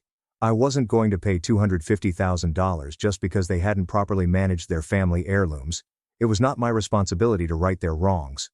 When my mother heard this, she immediately started arguing. She said I could easily help them because I was a childless single woman with plenty of money. She complained that I was just making excuses. The way she spoke was as if she thought she was entitled to my money. She didn't care why I wasn't willing to just hand over an obscene amount of money to fix a problem that wasn't mine to fix. Then my dad jumped in. He said he understood I was frustrated with them, but that I needed to keep my grudge aside for now and find a way to buy back the heirlooms from the site. He went on saying that the heirlooms were my family legacy also, and that they shouldn't be in the hands of a stranger. I stayed calm as I pointed out the obvious truth. I wasn't going to take on the responsibility of fixing something that should never have been a problem in the first place. If they truly wanted to get the heirlooms back, they should be asking my sister to buy them back, not me. Also, if this was really so important to them, they should have thought about it carefully before giving it all to my irresponsible sister. The decision they made back then led directly to this mess. I mean, my sister has never held a job or earned a cent, and they just gave her thousands of dollars worth of jewelry, expecting her to take care of it. Of course, she sold it. How is it my responsibility to save our family legacy when you didn't even trust me with it in the first place? I asked, my voice steady, but firm. I reminded them that they were the ones who had found my sister more deserving than me to get all the family heirlooms, and had even called me greedy when I had pointed out their unfairness. This was the hard truth, and I wasn't going to sugarcoat it for them. I had every right to be upset, and they couldn't just expect me to shoulder the burden now that everything had fallen apart. It wasn't right. I pointed out that instead of me, they should be asking my sister to buy back the heirlooms. But my mother quickly shot back. She said that they had actually tried to pressure my sister to buy them back, but she and her husband were completely broke since her business failed, and he lost his job. They apparently had no money left, were in debt, and in fact, they were relying on my parents for financial support. My father argued that my sister was clearly in no position to help with buying the heirlooms back. He claimed that since I was financially better off, it was up to me now to save the family heirlooms. His words made me feel like I was being manipulated. They expected me to be the savior just because they had failed to make the right decision months ago. I scoffed. I couldn't help it. After everything, this was what they had shown up for at my doorstep. Not to apologize properly, not to try and rebuild a connection with me after all these months, but to ask for money just so they can fix their mistake. I looked them straight in the eye and told them no. Firm and clear. I told them that if this was the reason they had come all this way, expecting me to bail them out after gifting my sister everything, then they could turn around and leave disappointed. I had absolutely no intentions of buying back the heirlooms. Why should I? They weren't even given to me in the first place. They made their choice. They decided that my sister deserved it more than I now. They were just facing the consequences of their decision. At that point, my mother broke down and started crying, saying I was being cruel and unhelpful. She said that I was the only one who could help them now, as if I was supposed to feel guilty for not jumping in. Then my dad joined in, claiming that they had put their egos aside to come ask for help, and that I was turning them away just to be spiteful. Eventually, I managed to get them to leave. I held the door open, and though my mother sobbed and pleaded and my dad hurled a few choice words at me before walking out, I didn't waver. So, Reddit, Emily Lancaster for not helping out my parents. Update 1. Hi everyone. Wow, I wasn't expecting this post to get the kind of attention it did, but I really appreciate the support and messages from all of you. A lot of people are curious about how our family heirloom is even worth $250,000. This is because it isn't just one object. It's a whole collection of jewelry and a few rare cultural items passed down for generations. My grandmother always said it was meant to stay in the family. In the past, my mother did have it appraised, and the value was high even back then because of its history and craftsmanship. Now, can I really buy back these family heirlooms if I want? Well, the answer is both yes and no. I do have a stable career and I earn really well, but I don't just have $250,000 lying around in a vault. That kind of money would eat into my savings, emergency funds, and, honestly, it would wreck me financially. So yes, maybe technically I could pull it off if I absolutely had to, But it would be reckless and, in my opinion, ridiculous to even consider spending that kind of money on something that should have been rightfully mine to begin with. Also, I've stayed no contact with my sister ever since the wedding. After I declined the invitation, she bombarded me with emails, asking for wedding gifts and tried guilt-tripping me. I ignored them all. She knew what she was doing when she took the heirlooms, and she definitely knew what she was doing when she sold them. We haven't spoken since, and I have no intention of reaching out. A lot of people have been telling me that I should have gone to a lawyer or taken legal action when my mom gave all the family heirlooms to my sister. I totally get why people are saying that. But unfortunately, there's nothing I can legally do about it. You see, my grandmother didn't technically leave behind a will that stated exactly how the heirloom should be divided. She always said to my mother that she wanted both my sister and me to inherit them equally. It was something she talked about openly when we were younger, and she assumed my mom would honor that wish and be fair to both of her daughters. But legally, since there is no official document, no written will, no trust, it was entirely up to my mom how she chose to handle the family heirloom. So when she decided to give everything to my sister, I had no legal grounds to contest it. It was her decision completely. So no, I couldn't go to court or see a lawyer about it. Anyways, thanks again to everyone who's been trying to look out for me though. It really means a lot. Update 2. As if my parents randomly showing up at my house wasn't enough of a headache. Guess who decided to make a surprise appearance this week? Yep. My sister. This time though, I had learned my lesson. After seeing just how entitled and manipulative my parents were during their visit, I wasn't about to go through that again. So, when my sister knocked on my door, I flat out refused to let her in. She began yelling from the other side of the door about how upset our parents were, how they were now blaming her for being reckless, and how she was being treated like garbage for making a single mistake. Then she started convincing me that if I just paid the money and bought the heirlooms back, everything would be fine. I told her the same thing that I told our parents. This isn't my problem. I was not the one who made a selfish decision. I wasn't the one who sold off decades of family history, and I'm not about to fix something that never should have happened in the first place. She kept saying how unfair it was that everyone was now turning against her and that no one had ever helped her. To be honest, I had to laugh because she had had everything handed to her entire life and was still complaining. She eventually left when she realized I didn't want to hear her out. Thank you to everyone who is still reading and following along. Your comments and support are the only thing keeping me from going insane in this mess. Update 3. My parents have decided to get a second mortgage on their house. Can you believe it? They are willing to go into debt in order to repurchase the family heirlooms that my sister sold. Apparently, the prospect of a stranger owning the heirlooms is so terrifying that they'd rather risk their home than face the consequences of their own actions. It's absolutely perplexing. They act as if the world will end if those items aren't returned to their proper place. To make matters worse, my father has now sent me 3 emails. Each one was practically dripping with disappointment. He keeps saying how disappointed he is that I refused to help them, and how they had no choice but to take this action to protect our family legacy. As if any of this is my fault, and to top it all off, he has begun to suggest that there is still time for me to make things right by sending them money every month to help cover their loan payments. The audacity. Yeah, they want me to help pay off the loan they took out just to buy back the heirlooms they gave away and my sister sold. Make it make sense, please. I really don't know what to say anymore. Their entitlement is almost beyond comprehension at this point. My parents were never concerned about how unfairly they treated me. But now that their golden child has messed up and they are facing the consequences, it's my responsibility to bail them out. Also, just to clarify, because a few people in my messages seemed concerned, I'm doing fairly well in my life despite my family's attempts to manipulate and emotionally blackmail me. I know my parents think my life is incomplete because I haven't married or had children, but I've never felt more in control. I worked hard to get to where I am.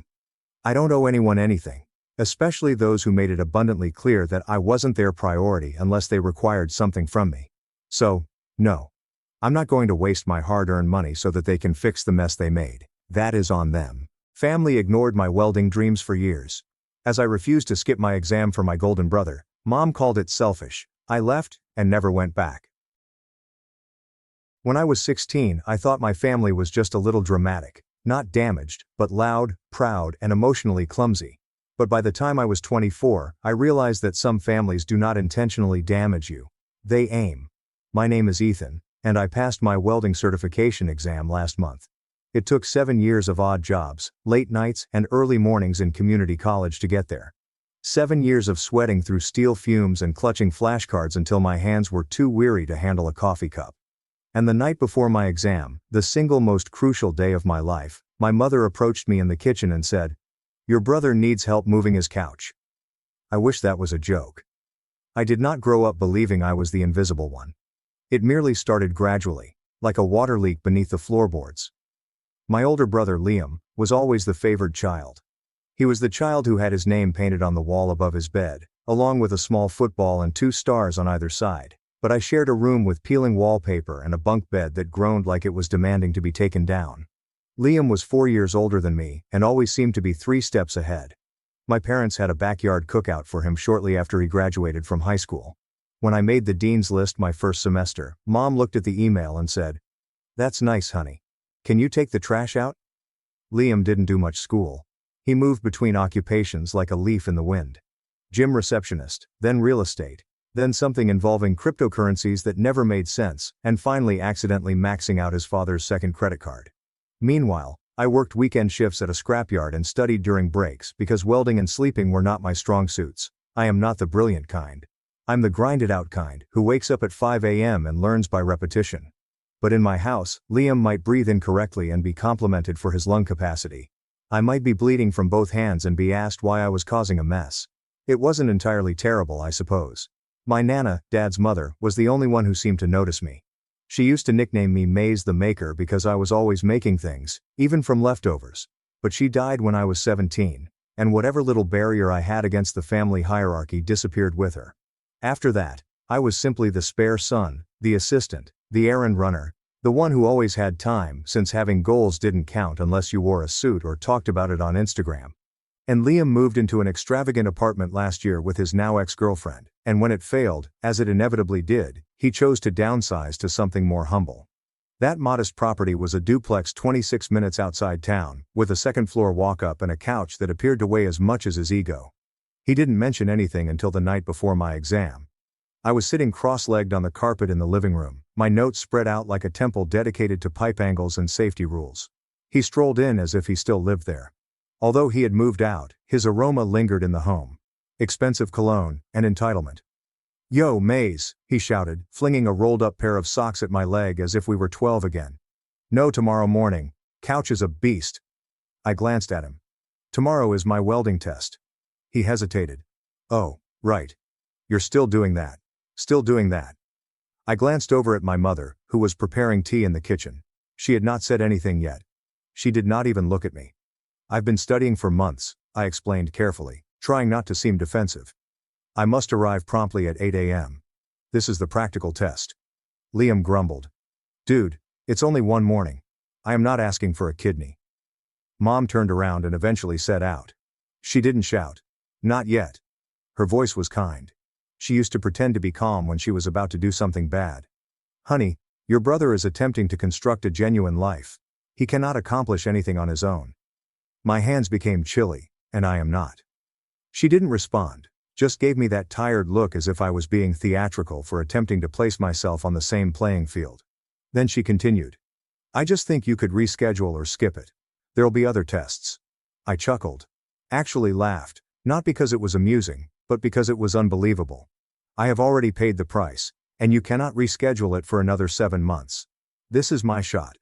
Mom pressed her mug down harder than required. "So you are saying no?" "I'm stating that I can't. I will not." And that's when the shouting began. She snapped like a rubber band that had been twisted too tightly. "He's attempting to create something for himself. You're just playing pretend with your small metal toys. Welding? Really? Do you believe that is a legitimate job? Do you believe that will take care of you?" Every part of me wished to shrink. However, something sharp began to rise in my chest. I stood up gently. And for once, I did not apologize. I did not beg to be understood. I scooped up my notes, passed by Liam, and went to my room. My father, as usual, remained mute and pretended to scroll on his phone in the corridor. That night, I didn't get much sleep. I maintained my thoughts. Maybe I was being selfish. Maybe I should have just helped and rescheduled. But then I realized how many times I'd bent, said yes, and placed myself second so that Liam could be first, again and over. So I packed my belongings. Not all of them, but plenty. My boots, helmet, notes, and my favorite sweatshirt, which had burnt arms from that summer. I helped rewire a metal barn roof and then departed quietly. No speech, no drama, simply the front door closing at 2 a.m., and the sound of my old Civic starting up in the driveway. I slept in my car that night, and the next morning, I passed my welding exam. I imagined that would be the end of it. They'd ignore me as usual, pretend I was simply going through a phase, and wait for me to return with an apology and a wrench in hand. But that is not what occurred. I departed with more than just my backpack. I removed the final thread that held their sense of normalcy together, and without me to hold it all together, their entire little house of cards began to disintegrate. But I didn't realize it yet. Not then. I was simply a guy with a certification, a sleeping bag, and years of suppressed wrath. A anger that was finally beginning to show fangs. For the following several days after passing my welding exam, I was caught in a strange limbo between tiredness and pride. I had not told anybody at home. There was no text to Mom, no call to Liam, not even a "hey, I passed." It felt too important to discuss with people who would simply roll their eyes or nod nicely and ask if I'd considered pursuing a business degree. I basically stayed to myself, crashing on a friend's old couch, nursing coffee like it was fluid, and wondering for the first time in years whether, just maybe, I might have a true life that belonged to me. I expected them to try to contact me, or at least make a little effort to appear concerned. But there was no radio, not even a thumbs-up emoji from Dad, which, as you know, is how my father communicates. The only ping I received was from Liam. 2 days later. Didn't expect you to actually flake. Nice. There was no question about the exam. No acknowledgement of what I've been working on for years. Just that. I did not react. A week later, the guilt campaign started. It all started with a text from Mom. "You've made your point. Could you please stop punishing your family for loving you?" I gazed at the message for a minute before putting my phone down without responding. I'm loving myself. That's what it was. Screaming at me for putting my future first, rejecting my whole professional path as fictitious. They had an amusing way of expressing affection, and I quickly became bored of justifying myself to folks who never listened. But I should have known that quiet would not be enough. The next morning, I received a call from Aunt Claire, Mom's sister. We weren't close, but she was always nice to me in a distant, smile at Thanksgiving sort of manner. So when I picked up, I expected to make small conversation. Instead, she sighed loudly and continued. "Ethan, I just got off the phone with your mom. What is going on?" I blinked, sat up taller. "What do you mean what's going on?" "She's in tears. Says, you've gone completely off the rails. She said you cursed her out and stormed out in the middle of the night." "Ethan, you know she's been through a lot lately. You can't just abandon your family." I wasn't expecting that. I actually laughed. "What?" "That's what she said." Claire said. "That you're having a rebellious episode. That you're staying with strangers and refusing to return home." Strangers? I've been living with Ryan, my best buddy since middle school. His sofa had more family significance than half the embraces I ever received growing up. "She's lying," I remarked, my voice cold. I didn't swear at anybody. I just informed them I couldn't bypass my welding certification. Then she yelled that I was not creating a true life. So I departed gently. There was a prolonged pause. Then Claire cleared her throat. "Well, that's not what she told the rest of us." And that's when it clicked. They weren't simply attempting to shame me into returning.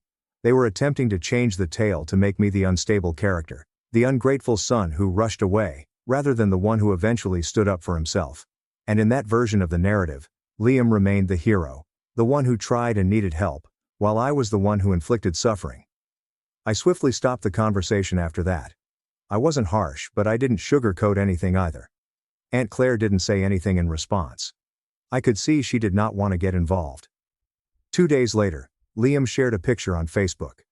"Big thanks to all the real ones who showed up and helped me move. Appreciate the love." In the shot, he's standing next to 2 of his gym mates, smiling as if he just got a movie contract. Mom said, "So proud of you, sweetie. Starting your new life with integrity and grace." Grace. Integrity. That was it. That was the exact moment I felt it. The snapping point. Nor wrath, nor even grief, but a profound bone-level clarity. They were never going to comprehend. Even worse, they didn't want to. They enjoyed the tale of me being the bitter failure who was too obstinate to see how fortunate I was. It was cleaner and simpler to stomach. But I was not going to play along. That week I began making moves. Ryan introduced me to a person he knew at a fabrication firm across town. It wasn't spectacular, but the compensation was adequate, and they need welders who understood what they were doing.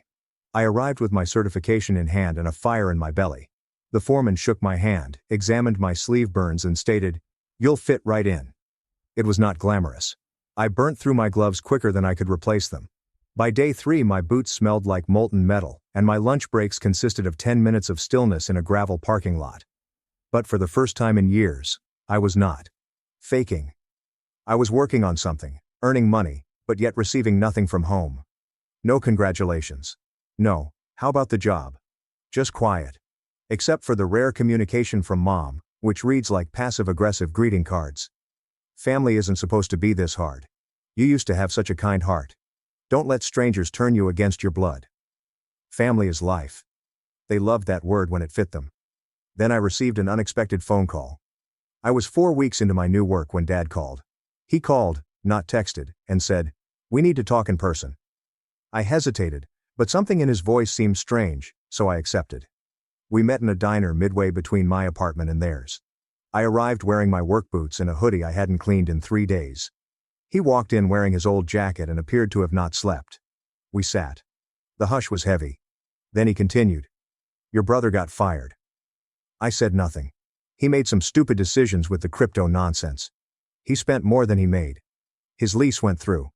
He needs somewhere to stay. I gazed at him. Dad looked uneasy as he said, "Okay. Your mother and I were hoping he could move back into the house for a while, just until he gets back on his feet."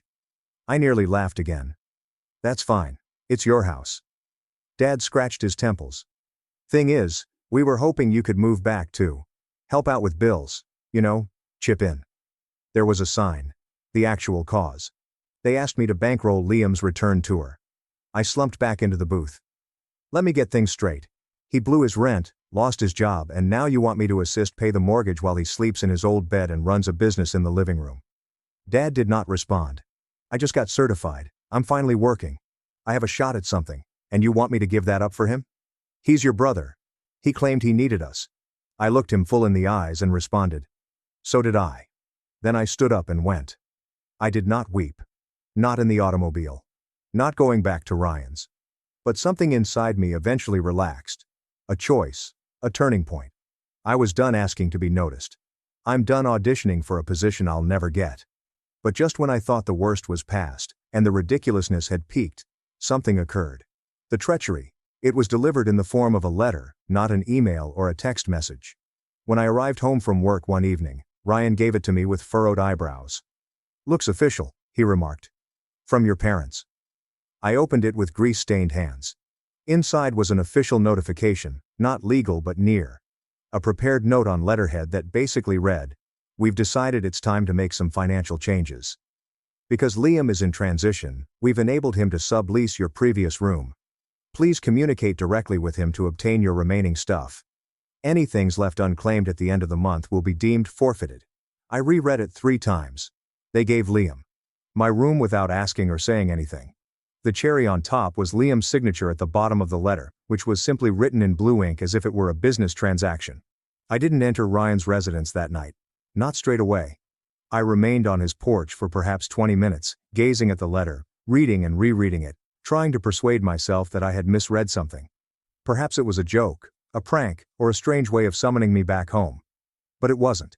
It was authentic, typed, signed, and mailed with intent. They gave Liam my room. They removed me again, as if I were a placeholder until their actual kid was back on track. I stepped down to the curb and sat on the side of the pavement, arms on my knees, a letter crumpled in my hand. That's when I discovered it was already crumpled down the center, folded neatly and purposefully, indicating that someone, most likely my mother, sat down at a table, wrote it all out, and folded it like she was delivering a wedding invitation. There was no indecision or conflict, just a simple rejection. That was my rock bottom. Not the letter, not even the room. It was understanding I was so simple to take out that they didn't even try to lessen the impact by lying. They did not say temporary. They didn't say, "We hope you understand." Instead, they used the word forfeited, as if my life were a parcel left on their porch for too long. Returning to cinder. I didn't tell Ryan that night. I simply nodded when he asked if I was okay and walked into the guest room. I lay on the pull-out, turned toward the wall and let the weight of everything drop on top of me as if the ceiling had collapsed. Over the next few days I didn't say much. I went to work, welded whatever was necessary and kept my head down. I didn't discuss the letter or bring up Liam. I believe Ryan felt something was awry. He's the type of friend who understands when to back off. But I could feel myself shrinking, as if I were changing into someone else, quieter, numb. However, one night, I snapped a little. We were watching TV, some idiotic cookery show, when the presenter said something like, "You've got to know your worth before anyone else does." I murmured without thinking. "Unless your family convinces you it's zero." Ryan turned off the TV. "Okay," he said, not rudely. "Tell me what happened." And I did. I told him everything. The quarrel before the exam, the stillness that followed, the guilt texts, the Facebook post, the dinner chat with my father, and eventually the letter. He did not say anything straight immediately, but stared at me for a long time. Then he said something that I will never forget. "Maze, they're not your family. Not anymore. They're your origin story." It slammed me like a steel beam in the chest because he was correct. I'd spent years believing I was a flawed piece of the puzzle, attempting to shove myself into a spot that was never intended for me. But perhaps the aim was not to fit. Perhaps the goal was to make my own dang table. The next morning I asked my foreman if I might work extra shifts. I informed him that I needed the hours. He glanced at me, smiled, and said, "You're not going to sleep for a month, kid? You sure?" I agreed. "Yeah, I'm sure." That month, I worked more than ever before. Early mornings, late nights, and weekends. I took any junk shift that no one wanted. I welded through blisters, missed lunch breaks, and immersed myself in the task as if I were trying to get the pain out of my system. And gradually, silently, it began to assist. The buzzing in my mind diminished. My chest discomfort became less intense. I was still furious and sad, but I was also moving. And then, approximately 5 weeks into the grind, something unexpected occurred. I was promoted. Not formally. No title. No increase yet, but the foreman began pairing me with the fresher men, having me examine their joints, teach them how to adjust their arcs, and provide feedback without yelling commands. At first I assumed it was a coincidence, but then he grabbed me aside and said, "You've got an eye, Ethan, and you've got patience. That's rare." I didn't know what to say, so I simply nodded. Later that week, I purchased a new set of gear, including high-end gloves, a new helmet, and a set of bespoke earplugs tailored to my ears. Sure, it felt luxurious, but for the first time in a long time I felt valued. And then something crazy happened. I have my own place. It was a modest studio, about the size of a garage, but it had a functioning heater, good water pressure, and a window that looked out into a scrapyard where the sun caught the rusty metal just perfectly in the morning. The landlord was mellow, didn't ask too many questions, and let me sign a month-to-month lease. I recall standing in the middle of that studio on move-in day. Just myself, a twin mattress and a folding table, and I'm feeling a wave of peaceful tranquility. I had nothing, yet it was mine. I didn't post about it or publicize it to the world. I just started creating a life slowly and silently, one bolt at a time. Of course, there were some difficult moments. One night I stopped at a gas station and noticed my mother filling up her car at the next pump. She didn't notice me, and if she did, she pretended not to. I looked at her for a second. She wore the same weary coat and unkempt bun while cleaning the home. And for a little while, I felt the familiar need to approach and say something, to inquire as to why and how. But I did not. I let her drive away without saying a thing. Because by then, I'd learned something significant. Closure isn't always a door that somebody else unlocks. Sometimes you're standing alone and deciding not to knock. Ryan dropped by over the weekend with a housewarming present. He described a beat-up microwave and a plastic plant that appeared to have survived a battle. We sat on the floor, eating microwave burritos. I eventually informed him about my idea. I want to start something on my own.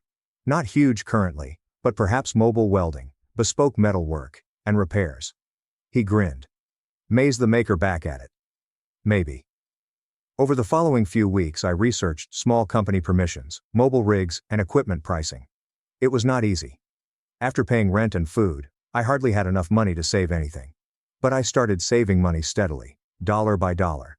Then came the call from Liam. There was no caller ID, just a voice that I hadn't heard in weeks.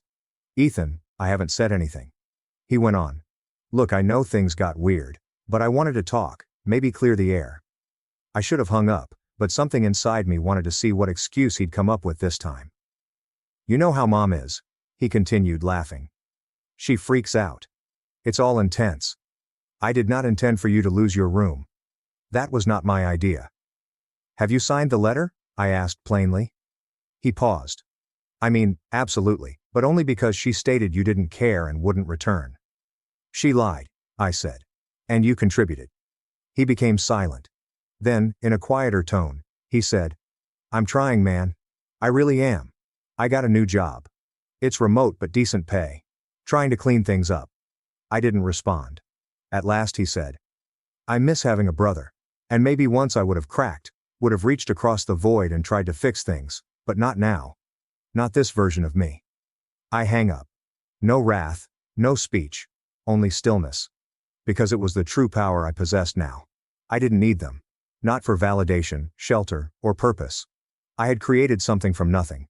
Just myself, a pair of gloves, and a back that never stopped hurting. And this was merely the beginning. Because while they were still pretending and playing home with their broken deck of cards, I was ready to begin stacking actual bricks. When I was finished, they'd know about it. But it's not from me. By the time October arrived and the morning frost began to bite, I had established my own pattern.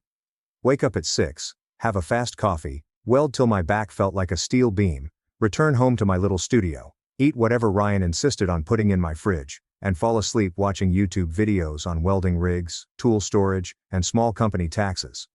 I'd become obsessed, not in a desperate way, but in a focused, sharp way, as if my previous life was attempting to suffocate me, and now I finally had space to breathe. However, after you start breathing again, you will be able to think clearly. And once I did, the setup began. It began with a notepad, a simple spiral-bound item I picked up at the dollar shop on a whim. I opened it up on my workbench one night and scrawled 4 words across the first page in strong black marker. They believe I'm gone because that's what it all came down to. My parents, Liam, had erased me. Not out of wrath, but as if it were a filing error. A row that is silently deleted. They believed I was a ghost in a flannel hoodie who would vanish and never be heard from again, and this assumption was going to cost them. But I didn't want retribution based on pettiness, like a social media post or a family text feud. No, I wanted something clean, something planned, a retribution that seemed to be successful, sounded like stillness, and felt like a guy rebuilding his own life brick by brick while they sat there wondering why the home kept growing colder. So I devised a strategy. Page 1 of that notebook contained my objective. The following 30 minutes were spent going over steps, contacts, quotations, drawings, and timeframes. I had never been a planner before. Always the person who worked hard and thought everything would work out. But now, I was in surgery. The objective is to develop a mobile welding firm by spring. Not showy, not large, simply genuine and sustainable. The first step was to find a reliable rig. My Civic was ideal for short journeys, but I wanted something that could handle metal, gas tanks, and tools without throwing a rod. Ryan assisted me in scouring listings every weekend. We even went to an hour-away mechanic who was selling an ancient Ford F-250 that was bashed up and corroded at the base but had a strong engine and a reinforced bed. I stood in front of it, arms crossed, and asked, "Will it get me to work without killing me on the freeway?" The mechanic, a guy named Roland with a cigarette behind each ear, nodded and said, "Kid, this truck is uglier than my first divorce, but it'll outlive us both." Sold. I drained half my savings on it, but it felt right, like planting roots in motion. I spent the following 2 weekends cleaning it out, polishing the frame, painting it matte black, and putting in a set of used racks for my welding tanks and toolboxes. Ryan, who had become a cheerleader and co-founder, assisted me in branding it. We drew up a logo one night over beers, something basic, yet striking. "Ethan works with metal." "That sounds legitimate," he said. "Sounds like a guy who doesn't live on a futon anymore," I told him. We both laughed. But there was a spark beneath my ribs that had never been there before. Something new. Pride. Step 2. Obtain a license. I won't get into the dull specifics, but between permit offices, company insurance, EIN registration, and safety compliance paperwork, I felt like I was swimming in red tape for a month. I'd work full shifts, get home, and then spend 3 hours immersed in forms and how-to instructions. But as I dug deeper, I became more determined. It wasn't simply about starting a business anymore. It was about becoming unmistakable. Nobody could accuse me of pretending. Step 3 was more personal. And this is where the true arrangement began to take shape. I understood that if I ever wanted genuine closure, I needed to tackle the source rather than ignore or outgrow it. So I went home, not to discuss or cry, but simply to get what was mine. I wrote Liam a polite but stern text message. Nothing big, just, "Hey, I'll be by this weekend to pick up my remaining items. Please don't touch them." He said, "Sure, whatever's left is in the basement." The basement? Not even my old room. Of course. Saturday arrived. I pulled up in my pickup, parked halfway down the street and strolled up the driveway, gloves in my back pocket and my pulse racing like a war drum. The home had not altered. The same damaged mailbox and plastic flamingo remained in the flower garden. It was smaller than I recalled, less like a fortress and more like a prison. Liam opened the door in gym shorts and a tank top, as if he had not aged a day. He nodded as if we were still youngsters in the backyard, tossing rocks at the fence. I did not return it. "You may go around back," he added, pointing to the garage. "Stuff around the water heater." I did not say anything and went by him. The basement smelled like mold and old memories. My boxes were there, dusty and crumpled at the edges, one of them partly open with a pair of my boots thrown on top like garbage. I went through them gently. My helmet, my first pair of gloves, a photo of me and Nana with the edges curled, a notebook full of welding schematics from trade school, and other items they presumably assumed I didn't care about. I placed everything into cartons I took from the truck, taped them, labeled them, and stacked them neatly. Nobody came down to chat the entire time. I could hear the TV upstairs and Mom laughing in the background, but no one recognized my presence, which was okay since I did one final thing before leaving. I pulled out a little envelope from my pocket, printed on heavy card material and beautifully embossed with my logo and new business name. A basic one-page leaflet contained information on mobile welding services, the debut date, the services supplied, and contact information. I slipped it into the kitchen's rubbish drawer, next to the extra scissors and expired coupons. Let them discover it. Allow them to sit with it. A few days later, the calls started. First it was my aunt again. "Sweetheart, I noticed your company ad on Facebook, which your mother placed. Congratulations." I blinked. "She posted it?" she asked, expressing her pride in your business drive. I almost dropped the phone. Not a word to me. Just a proud Facebook post. A couple more days passed before I received a text from my father. "Here's a snapshot of my truck parked outside a job location. The logo gleams with the phrase, 'Looks good.' Your grandfather would have liked this." There was no apology. But it didn't have to, because the following arrangement took the shape of a contract. One of my former co-workers, Raul, a senior welder, approached me about a subcontracting opportunity. He said he appreciated my work ethic, and his cousin owned a construction company that needed metalwork done for a new home development on the west side.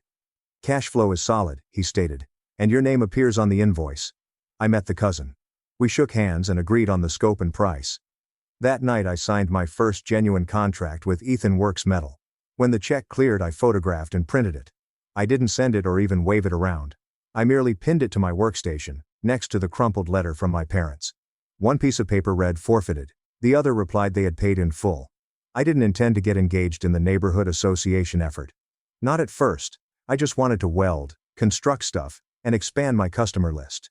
But life has a weird way of silently plotting your retribution while you're busy reconstructing your life from the bottom up. It began with a woman named Beth. She was in her late 50s and led the local neighborhood organization for the Oak View Expansion Project, a middle-class suburban development on the outskirts of town. Her husband had noticed my vehicle at a job site, taken a picture of the emblem, and given her my phone number. She phoned me the next day. "We're looking for someone to fabricate custom railings for 20 new units," she told me, "and possibly assist with some gate restoration on the older properties. Your name came up, you come highly recommended." I thought I'd dropped the phone. It wasn't merely a massive task, this was a public job. High exposure, constant employment, and a contract that not only paid my rent 6 months in advance, but also provided me with something more important: credibility. I met her on site, gave her my pitch, and showed her images of past work, credentials, and insurance. I was scared, over-prepared and sweating, but she nodded, went through my folder and said, "You're the first guy we've met who actually came prepared. The board votes next week, but I'd say you're in good shape." I received the contract 2 days later, and then the cosmos did its thing. 4 weeks into the endeavor, I drove into the area early to get a jumpstart. I had barely finished unloading steel rods when a familiar voice echoed over the cul-de-sac. "Wait, Ethan." I turned slowly. There she was. Mom's hair was nicely curled, her Starbucks cup in hand, and she was wearing the same smug look she usually had when speaking to people she needed to impress. She was walking a little white dog on a pink leash, which she used to claim she despised. And next to her, Liam was dressed in joggers and sunglasses despite the fact that it was cloudy. I did not flinch, instead wiping my hands on a cloth and nodding. Hey. She blinked, as if she had seen a ghost. What are you doing here? I currently oversee metal fabrication at Oak View. I answered, indicating to the railing behind me. Custom installations, gate repair, that type of stuff. Liam blinked. Wait, this is your company? I smiled slightly. Yeah, Ethan Works Metal. You might have heard of it. Their faces were priceless. Turns out they just moved into Oak View. Apparently after Liam's cryptocurrency thing imploded and his rebound job fell through, they scraped together enough to co-sign a unit together, one of the pre-furnished townhomes built during the first expansion. Wow, Mom said after a pause. Good for you, sweetie. Sweetie, I nodded. Appreciate it. Then I went back to work. But something about that run-in stuck in my head. Not because I wanted to impress them, not anymore, but because I saw something behind their eyes that I hadn't seen in years. Over the next few weeks the Oak View job became my second home, and the residents loved me. I showed up early, did the work cleanly, and didn't cut corners.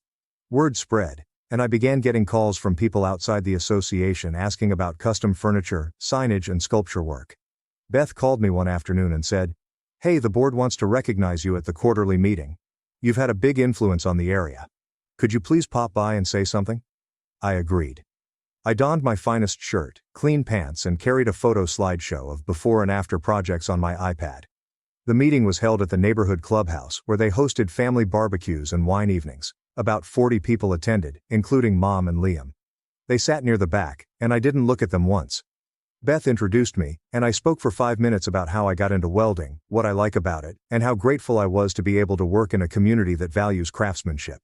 When I finished, they all clapped, including Mom. Beth then pulled me aside during mingling and refreshments. She said, "A couple of the older apartments here are still officially under the initial HOA management business. They are a bit of a mess. Late on repairs and behind on paperwork. It is slowing us down. But next quarter, we'll vote on merging the board and bringing everything under one administration, so we'll be searching for a new maintenance and fabrication lead for the entire subdivision." I raised an eyebrow. "That's a lot of land to cover." She grinned. "You'd be well compensated.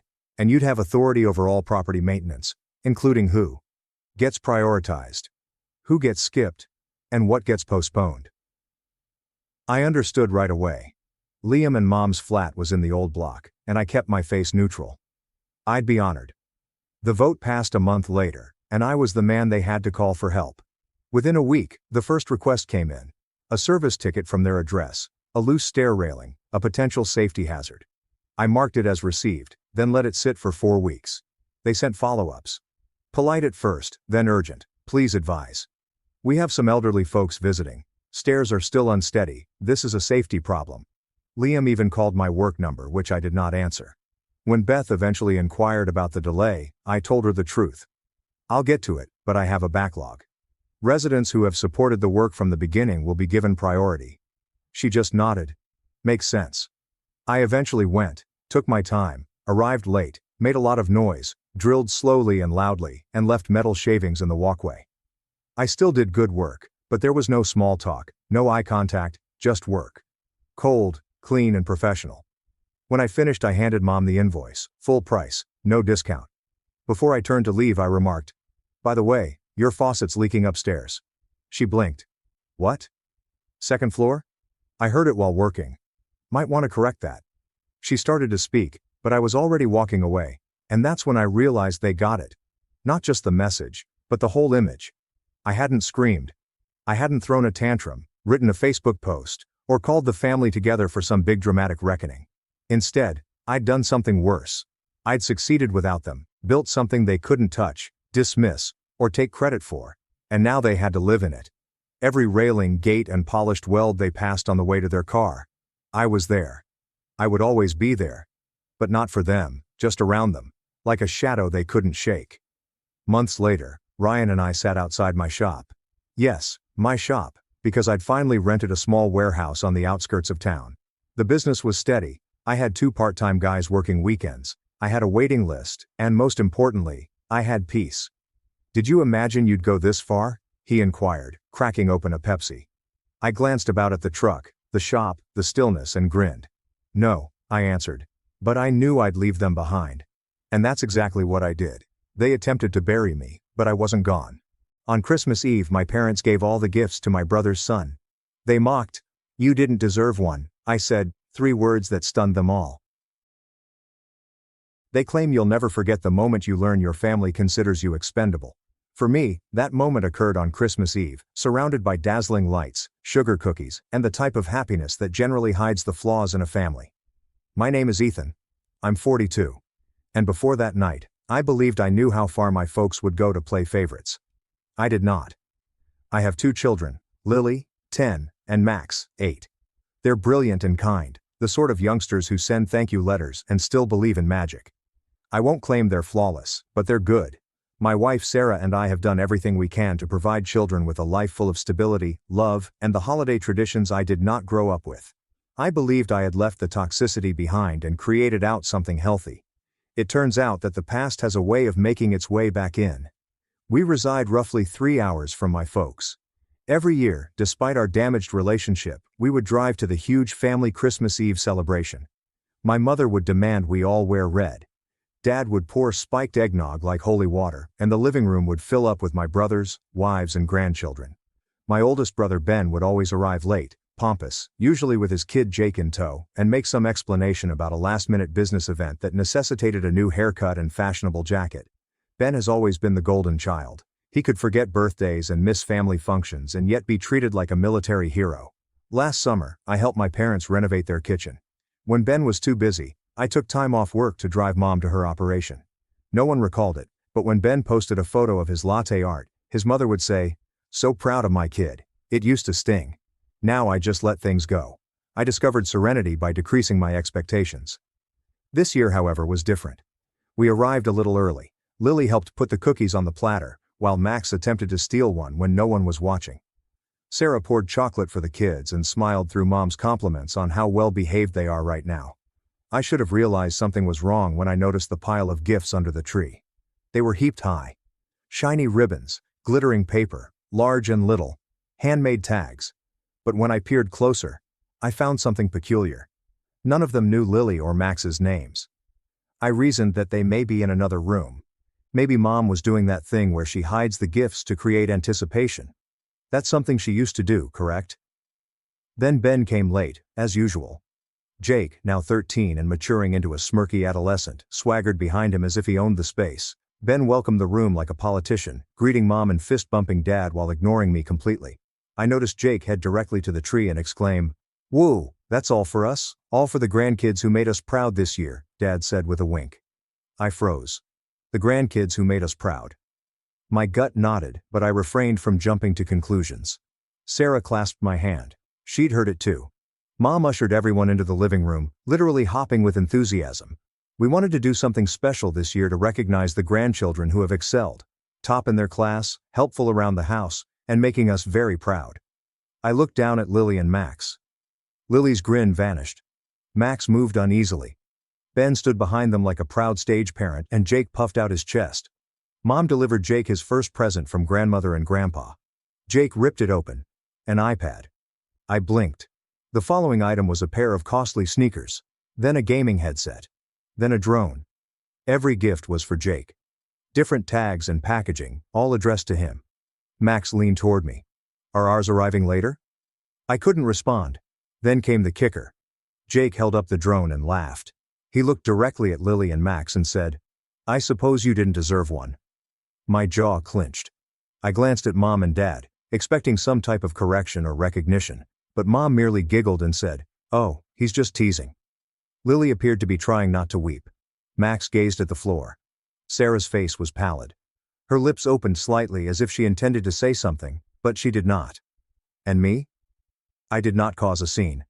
I didn't shout or flip the table, despite my overwhelming want to do so. Instead, I took a long breath and gently rose up, saying, "Come on, folks. We're on our way home." Mom blinked. "Oh, don't be silly. Dinner's in an hour." "We're not hungry," I answered, my voice calm but frigid. "Come on, get your coats." Lily said nothing. Max followed softly, the drones still buzzing in the distance. As we departed, Ben murmured, "Drama queen." That was all. We drove home silently. Max fell asleep in the back seat. Lily sat alongside him, her head leaning against the window, tears running down her cheeks. Sarah glanced out the front window, her hands on her lap, the tension between us building. I did not speak. I was too preoccupied with repeating the scene, each time cutting deeper than the last. The presence, the chuckle, the way my parents smiled through it all, and my daughter's expression when she realized she didn't matter to them. That night, after putting the kids down and watching Lily hold the little teddy bear she used to sleep with years ago, I reached for my phone. I was staring at the message I was going to send. Nor theatrical, nor furious, simply final. Do not ever invite us again. We are not your punchline. I pushed submit, and the ramifications began the next morning. The text returned as read. No answer, no apologies, nothing. I watched the TV for a few minutes, hoping that my parents would realize what they had done and call. But the only notification I received that morning was from our local pharmacy, which reminded me to pick up Lily's allergy medication. Sarah entered the kitchen, holding 2 mugs of coffee. She handed me one without saying anything and sat across from me asking, "Are you okay?" I gently nodded, but I wasn't. Something inside me had sprung open. I wasn't just hurt anymore. I was angry, silently and sincerely, in a manner I hadn't felt in years. And underlying the wrath was humiliation. Not for what I accomplished, but for how long I endured it. See, Christmas was not the first time my parents made my children feel invisible. It wasn't the first time they disregarded Sarah or referred to Ben as the second coming of Steve Jobs. But it wasn't until I saw the expression on my daughter's face that I knew she understood, that she could feel the difference, and that she was beginning to believe it. Over the next several days, I attempted to focus on our personal vacation. We played board games, baked cookies, exchanged gifts, and lighted the fireplace. But something had changed in the atmosphere, like if a window had been broken open in a chamber that we believed was shut. We tried to go on, but the cold persisted. New Year's arrived and went peacefully. Then, a week into January, my phone broke. It was a group chat my mother had started years ago, simply named Family. It was fairly silent, with the exception of the occasional happy birthday or blurry snapshot of my father's grilling attempts. But this time, Mom. Hello everyone. I just wanted to start preparing Jake's big birthday weekend. He will be 14 this year. Can you believe it? We are thinking about a ski lodge holiday. Cabins cost around $300 per night, but we can divide. Who is in? I gazed at the message, my thumb lingering over the screen. Sarah was putting away groceries when she noticed my face. What's wrong? I said, turning the screen to face her. She read it, blinked and chuckled. It was a bitter and biting sound. They're unbelievable. I didn't respond in the group conversation. I didn't say anything. Ben did, however, answer a few minutes later. Ben sounds amazing. Mom, count me in. And Jake in. Ethan can probably cover our cabin too. He still owes me for the laptop I gave him in high school. That wasn't even the truth. He gave me an old broken Dell in senior year since he was buying a new MacBook. Even then, he had me borrow it, as if he were doing me a favor. However, no one corrected him. Not Mom, not Dad, nor my sister Olivia, who spoke out straight after. Olivia, haha, yes. Jake's birthday is basically a holiday. Let's make it big. I did not react. I exited the group chat that afternoon. A few hours later my mother called. I let it go to voicemail. Then she wrote, Mom, I can't believe you left the family chat. That's immature, Ethan. I scribbled and erased at least 4 answers before deciding on one phrase. Me, was noticed. Her response was quick. Mom, what's your problem lately? This is about the Christmas thing, isn't it? You always overreact. I did not answer again. I was done explaining things to folks who wouldn't listen. But I didn't know how deep the partiality ran until a week later, when Lily returned home from school with a folder full of class assignments. She was thrilled and smiling, finally regaining her vitality. Guess what? She asked, holding up the folder. I got picked for the school STEM fair. I grinned. That's awesome, Elle. What are you going to build? I want to make a solar-powered oven, she explained. My teacher said it was a smart idea. Sarah and I talked her up all evening.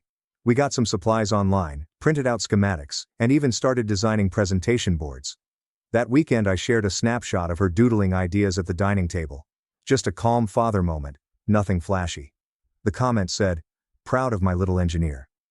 A day later, my sister Olivia shared a photo of Jake clutching a basketball.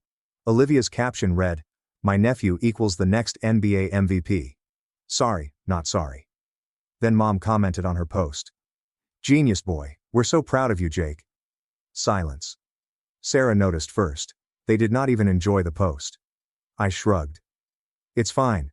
But it wasn't, because 2 days later, Lily approached me, perplexed. Grandma posted a picture of Jake on Facebook and said he was the smartest grandkid. I froze. When did she post that? This morning, Lily said gently. He won something at school, a spelling thing. She wasn't sobbing, but her face had that vacant look I'd seen around Christmas. That silent, dejected perplexity that children experience when confronted with something too large to comprehend. I drew her closer. Hey, you're amazing, okay? And we'll always be proud of you. She nodded against my chest, but I could feel her body stiffen. The next day, I called my mother. She responded with the same tone she usually used when she believed I had something to apologize for. Well, look who finally decided to call. Did you really post that Jake is your smartest grandkid? I requested an answer. My voice seemed calm, but I was not. Oh, come on, Ethan. It's just a figure of speech. You're really taking things too personally these days. You know Lily saw that, right? She's a child. She'll get over it. That was the moment something inside me changed. No, I said gently. She shouldn't have to get over it.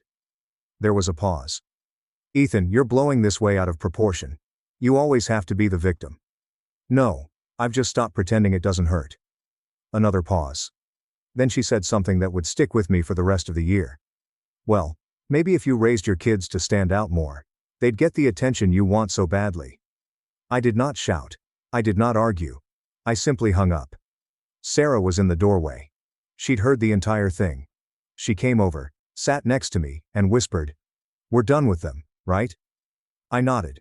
But of course, it was not over. 2 weeks later, in February, I received a letter from my parents. Not a card, not an apology, but a letter. It was written in my father's handwriting. It was clean and cool. Ethan, we're disappointed in how you've handled things lately. Cutting ties over perceived slights is childish. We hope you'll reconsider your attitude and remember that family means putting pride aside. My mother had wrote at the bottom, "Tell Lily and Max we love them, even if they don't always earn it." I did not show the letter to the children. I didn't want them to see the poison in writing, so I showed Sarah. She read it once, then twice, then set it down and was silent for a long time. That night she asked, "You know what the worst part is?" "What?" "They think they're the victims." I laughed bitterly. They always have. But even then, I thought we'd hit the bottom. I thought that letter was the worst it would get. I didn't realize what Ben had been doing behind the scenes. I didn't know what my folks had planned for Easter.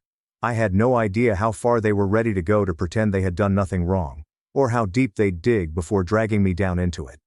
Because the treachery that ruined everything had not yet occurred. But it was imminent. And once it occurred, there would be no turning back. The aftermath of the letter hovered over our house like dense fog. For weeks, everything I did, every dish I washed, every meeting I attended at work, and every bedtime tale I read had a faint background noise of the sentence my mother had written at the bottom of the page. Even if they don't always earn it. Lily didn't see anything, but she could feel it. I could see it in the way she hesitated to show us her schoolwork now. Max peered at her before asking for help with homework, as if he was afraid his older sister would snap. She never did. However, the brightness in her stride had dimmed, as if someone had seized her pride and examined it with disfavor. I was drowning in guilt and frustration. Not because I thought I was wrong, but because I had allowed things go this far, by allowing my children to love people who could not love them back in the way they deserved. By the middle of February, Sarah and I sat down one night after the kids went to bed, the TV gently buzzing with a culinary competition. Neither of us was looking. She reached over and hushed it. "I know you're spiraling," she remarked gently. "But you've got to pull yourself out of this. You did the right thing walking away." I nodded slowly. I feel like I let them steal something from me. From the kids. They didn't steal it, they tried, but you stopped it in time, you protected them. It did not feel like it. But the interaction ignited something. Not a rush of motivation. Not some huge phoenix rise from the ashes event. Just a small click in my head. A simple choice to quit waiting for validation from my family. If they weren't going to be the community behind my children, I'd construct one from scratch. So I started small. I offered to chaperone Lily's STEM club one Friday after school. It felt strange at first. I was the only father there, surrounded by ecstatic mothers and a little harried science instructor who appeared pleased simply to have another adult around. Lily smiled as she spotted me in the corridor.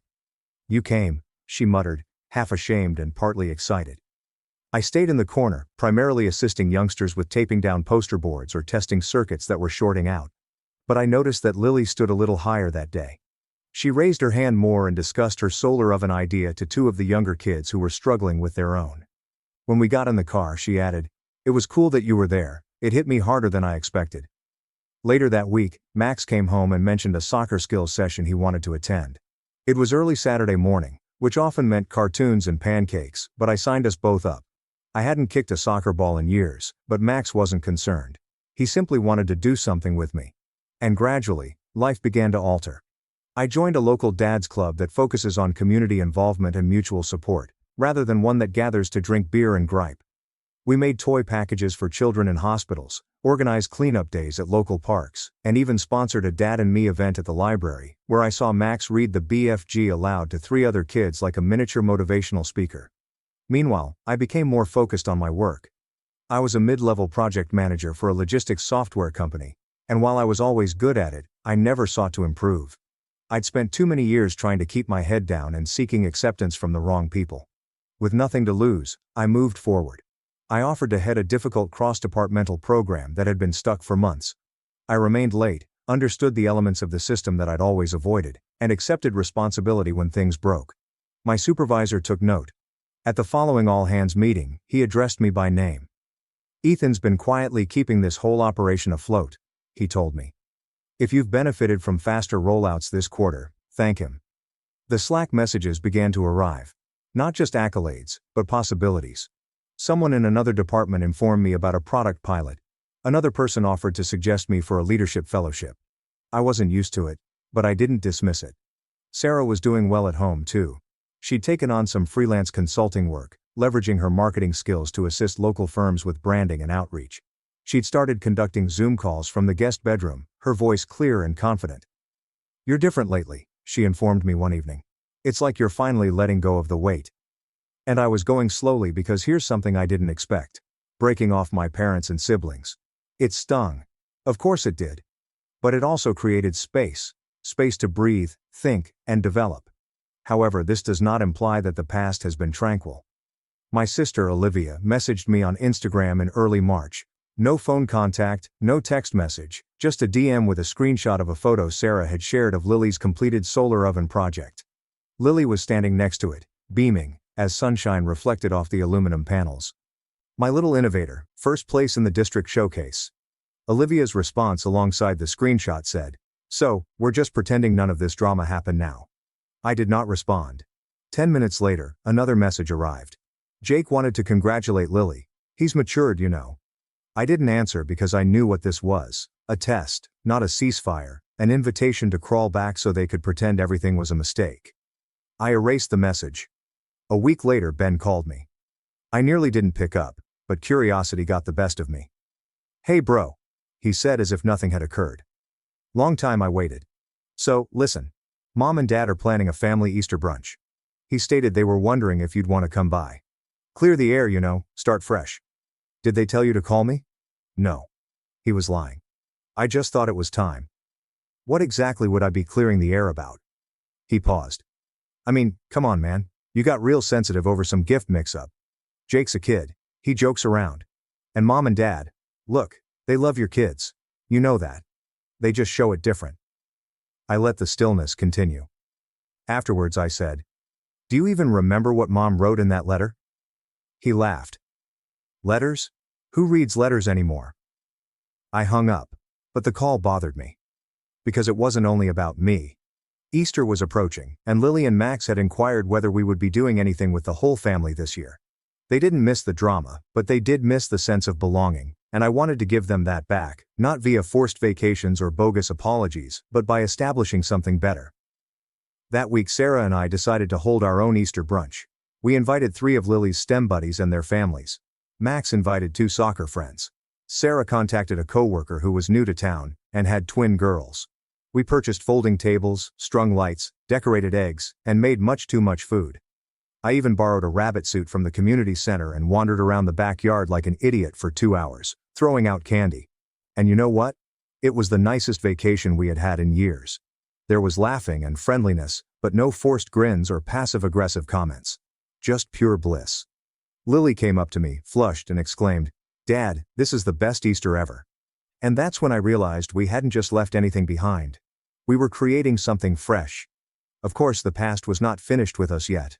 Because 2 days after that brunch, I received a certified letter from a law firm, and when I opened it, the headline chilled my blood. It was a notification of cancellation of the financial arrangement. And at the bottom, in my father's signature, were 5 words that would ignite the ultimate conflict. Reconsider your attitude or else. At first I wasn't sure what I was looking at. I sat at the kitchen table, holding a certified letter in one hand and a cold coffee in the other. Sarah stood behind me, silently reading over my shoulder. The letterhead was from a mid-sized law practice 2 towns away. One I somewhat recognized from a billboard on the road. Termination of informal family agreement effective immediately. The wording was stiff, frigid, and somewhat ludicrous in its attempt to appear professional. It stated in far too many words that any future support arrangements, informal or formal, between myself and my parents were now null and invalid. According to the letter, Gregory M. has repeatedly taken judgments that go against the expectations of mutual respect and participation. It concluded, should you choose to re-engage in a productive and respectful manner, financial considerations may be renegotiated in good faith? Sarah blinked.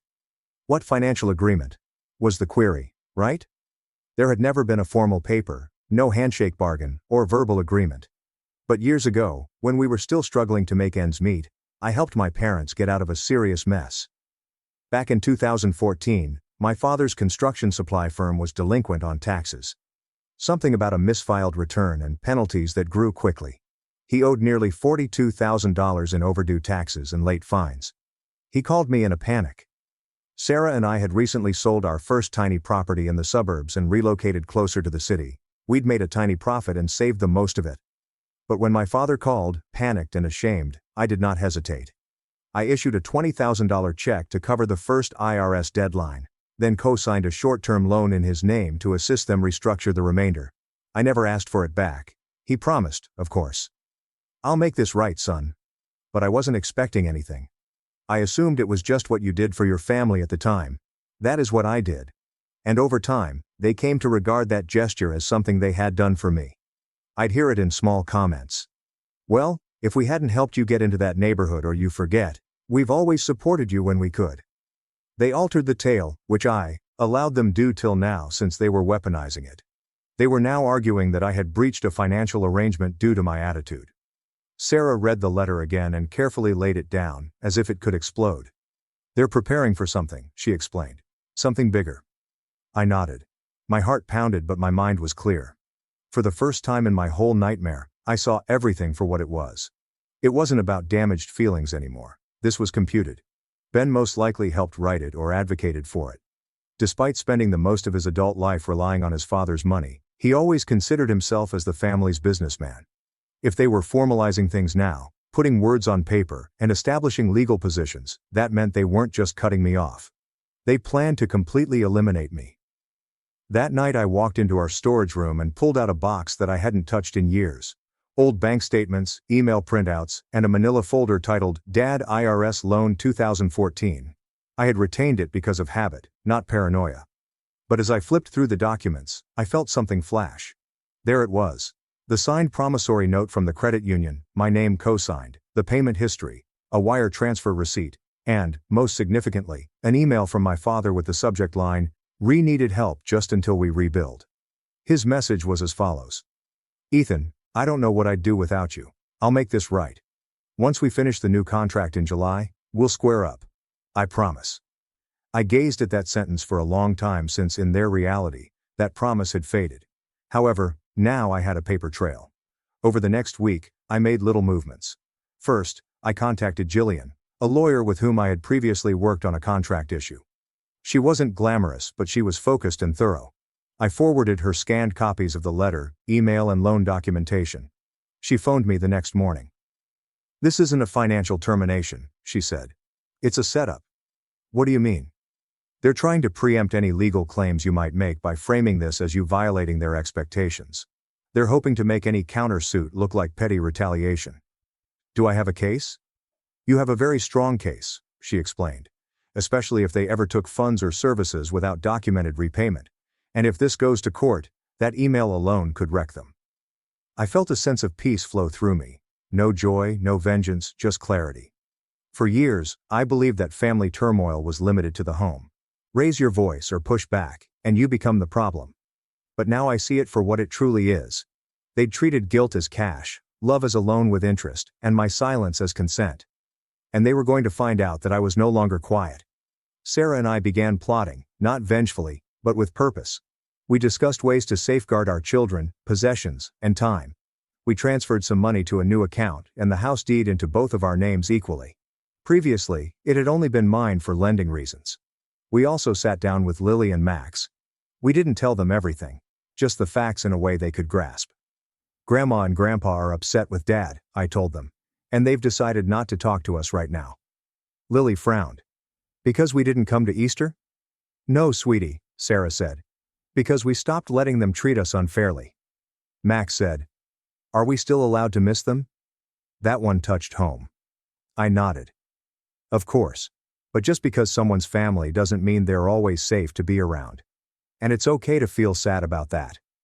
The kids handled it better than we expected. Honestly, better than I had when I was their age. And part of me felt proud that we were interrupting the pattern now, before it solidified into something they would carry into their own families later. Meanwhile, I started capturing everything. I copied previous messages, screenshotted Facebook comments, saved voicemails from my father, and made casual comments like, "Glad you're the reliable son," or, "I knew I could count on you to clean up Ben's mess." I dug up correspondence from 2019, when I helped them restructure their automobile loan, another financial courtesy they'd conveniently forgotten. Jillian assisted me in drafting a stop and desist notice to the legal firm. Nothing confrontational, simply a formal record stating that I questioned their assertions and intended any future correspondence to be handled through legal procedures. The letter was sent by courier, and 2 days later, Sarah's sister Janine contacted her unexpectedly. My parents had apparently been chatting softly behind the scenes to extended relatives, neighbors, and acquaintances. And they weren't simply altering history, they painted me as unstable. He's unraveling, Mom explained. Apparently, since we quit enabling him, he's started acting out. She always coddled him, Dad explained on another conversation. Now he acts as if we owe him the world. Sarah received texts from 2 common acquaintances, who we used to see at church, wondering whether we were all right. They're starting the smear campaign, she told me. But what they didn't comprehend was that they weren't dealing with the same son they had previously guilted into silence. They were dealing with a parent, a spouse, a man who had finally figured out the game and had the receipts to show it. And then the opportunity arrived, not from them, but from Ben. Because hubris has a strange habit of opening doors when you least expect it. It was April. I spotted it while reading through LinkedIn during a work break. Ben had tagged himself in a post from a mid-sized investment organization. Proud to announce our latest partner collaboration with McTavish Build Group. Excited to spearhead the expansion into the residential solar market. McTavish Builders Group. That name stopped me in my tracks since McTavish was the corporation my father had long desired a deal with back in 2014. He had bid on one of their projects and lost. He said it nearly ruined his financial flow for the year. And now Ben was establishing a partnership under his name for solar projects.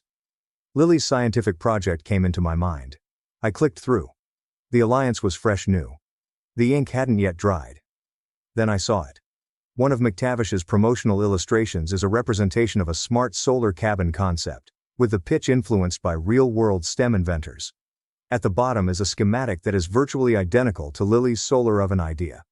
Not hers, clearly, modified, polished, and professionally drawn, but the mechanism, angle of the reflectors, and heat absorption material all matched her notes. Exactly. I sat in startled silence. Then I began connecting the dots. Sarah had made Lily's project images public many weeks ago. We hadn't given it any attention, but someone had noticed and utilized it. Ben had stolen my daughter's work, claimed it as his own, attached it to a commercial agreement, and was now ready to profit from it. That was the moment when the strategy came together. Not just to fight back, not just to defend, but to reclaim everything and ensure no one saw it coming. My heart was no longer beating when I contacted Jillian again. It was not wrath. It wasn't a panic. It was about focus. I sat across from her in her clean, quiet office, with the sun streaming in through half-closed blinds, and laid out the McTavish partnership post, the solar oven diagram, screenshots of Lily's original sketches, photos, and Sarah's social media timeline. Jillian did not even blink. "This is theft," she stated frankly. And if it's used in a business context, it's corporate theft, IP infringement, possibly fraud. I nodded. I don't want to sue them for millions. I just want it public. I want it undeniable. She leaned back. Then we'll start with a cease and desist to McTavish. Get them on record as distributing stolen content. If they're smart, they'll panic and pull out. And Ben? She smiled thinly and sharply. Oh, he's going to learn what it feels like to be publicly embarrassed thoroughly. Over the next 2 weeks, everything progressed quickly. Jillian wrote a brilliantly harsh letter detailing the original creation date of Lily's project, the time-stamped postings, the competition victory, and the virtually identical rendering utilized in the McTavish promotional presentation. We did not send it by email, we sent it as a legitimate legal package courier directly to McTavish's legal department and CEO. Within 4 days, I received a call from Stephen Day, the director of operations at McTavish. Mr. M, I'm calling to apologize, he continued, his voice tense with anxiety. We were unaware the design came from a minor school project. Had we known? You didn't ask where the design came from? We trusted our partner's submission. Mr. Ben M represented it as his own prototype.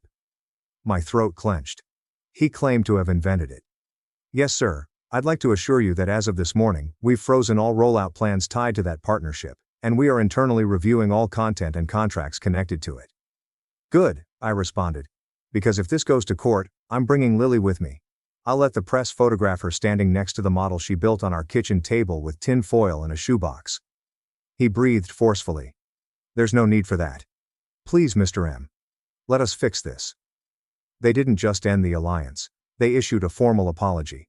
The next day, it went live on their website and social media outlets. We deeply regret the use of intellectual material that was not properly sourced.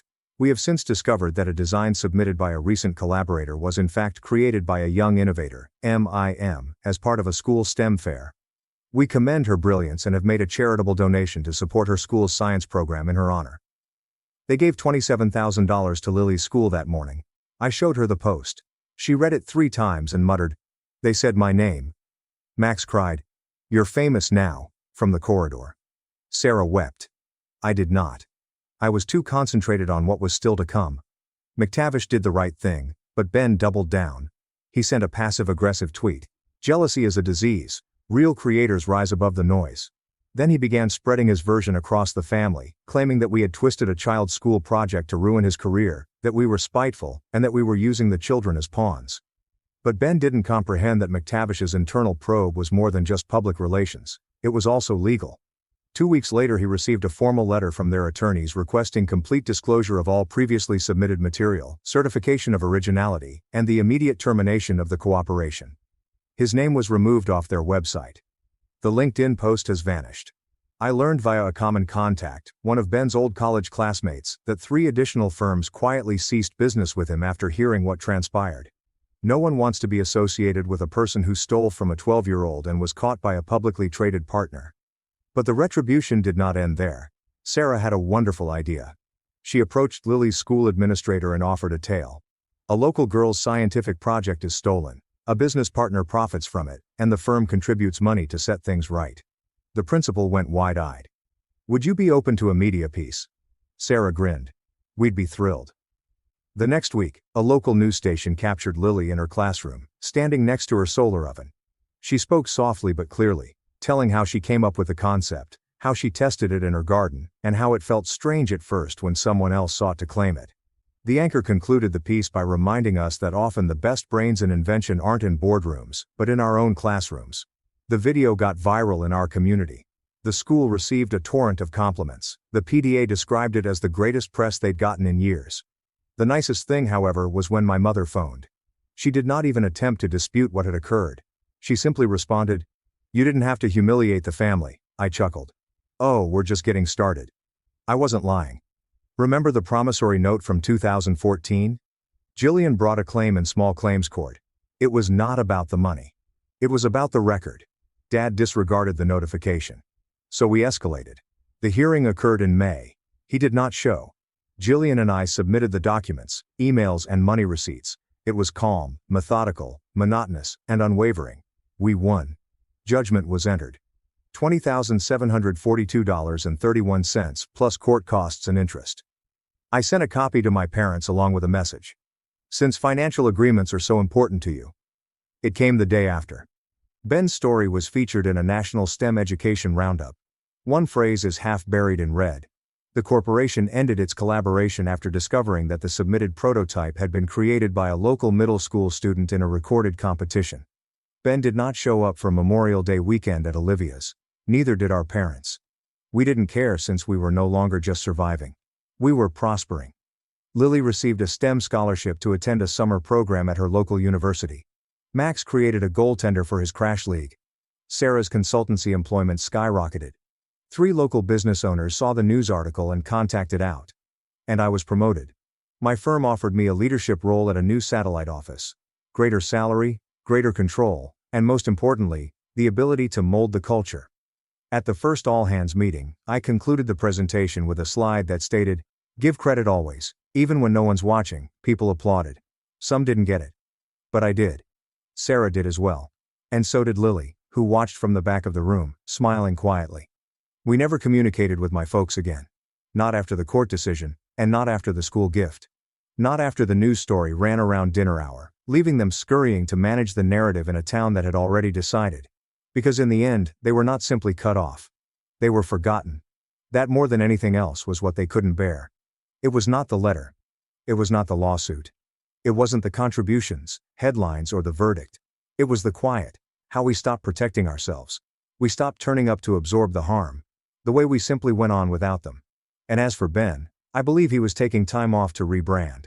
But Lily is creating a solar-powered compost bin for the school garden, and this time, she's working with my lawyer to file for a patent because certain names cannot be erased, some sparks cannot be stolen, and some families do not break. Instead, they rebuild. Stronger, louder, and brighter, without those who always sought to dull the light. At 14, my dad slapped me twice and tossed me out into a snowstorm, all because my sister's lies. I almost died, but my mom made sure justice was served. The door slammed shut, creating a sound that echoed not just through the blizzard-whipped night, but deep throughout my bones. A last and decisive crack. I stood freezing, shoeless and coatless, amid the whirling snow. My cheek was burning with the ghost of my father's handprint, and through the glass window I saw my sister Hannah. Her lips curled into a slow, contented smile as she turned away. That winter in Wisconsin, December, meant the darkness came early, consuming the daytime by 5:30. Our kitchen, which is normally pleasant and lively, felt quiet that evening as I leaned over my equations. The calculations blurred as the snow piled heavier outside. The weather service had been issuing warnings all day, a frenetic chorus against the peaceful silence of the approaching storm. But Hannah, 17, a master of obtaining what she wants, had decided she needed to go to the mall with her pals. Our father, for once, had stood fast. The roads were already a dangerous canvas of ice and white, with visibility dwindling with each breath, and the storm was just getting worse. Hannah's expression shifted in a quick series of emotions, from astonishment at being told no to a flash of wrath, and then the cold, disturbing flicker of calculating. She'd stomped upstairs, the slamming of her bedroom door ringing through the quiet home and rattling the cheap frames in the corridor. I, for one, was simply delighted to be invisible for a change, a phantom presence amidst the developing family drama. But here's the thing. You never completely understand the dark currents that run beneath the surface until something breaks the illusion of peace. What occurred next continues to unfold in my memory, a never-ending cycle of terror that I can't seem to stop seeing. Hannah arrived 25 minutes later at the bottom of the stairs, her makeup smudged and her shirt ripped at the neck exactly so. The sobbing racked her. But these were not the furious, resentful tears from before. They gave a deliberate and dramatic display, interrupted by gasping hyperventilation. Dad dropped his newspaper, a startling rustling breaking the quiet, his face drained of color. The tale she told was complex, a tapestry of deception wrought with vivid, devastating details. She accused me of following her upstairs, attacking her for being the favorite, pushing her against the wall, ripping her clothing, and venomously declaring, "I wish she'd never been born." Each charge, given between believable, painful cries, was more absurd than the previous. She said I had been plagued by envy for years, had threatened her previously, and that she had been too scared to speak. It was a textbook example of pathological manipulation. Such persons frequently fabricate sophisticated falsehoods, not simply spontaneously, but with premeditation, playing on emotional weaknesses within the family structure to reach a desired objective, often with little regard for the consequences. They understand how to use apparent victimhood to shift responsibility and shape narratives. My father stood slowly, his look changing to one I'd never seen aimed at me. Cold, hard rage. My voice was faint with terror as I pleaded with him. I attempted to explain, pointing to my mathematics homework scattered across the table, the fresh pencil lines, and the half-solved problems as indisputable proof that I had been right there in plain sight the entire time. He did not listen. Maybe he was already too angry, too engrossed in Hannah's genuine pain to hear logic. Or maybe her act was just that compelling. She had always been theatrical, capable of eliciting tears on command, but I never believed she'd use those abilities against me. He grabbed my arm, jerking me off the chair so aggressively that my water glass shattered on the tile floor. Its shattering sound and dreadful punctuation accompanied Hannah's resumed dramatic cries. He continued to make strong and aggressive allegations. How dare I harm my sister? What type of person was I becoming? He had raised me better than this and given me everything. This is how I repaid him. His grasp on my arm tightened, prompting a cry of pain from me, which only served to feed his fury. He assumed I was copying Hannah's drama and putting on a show.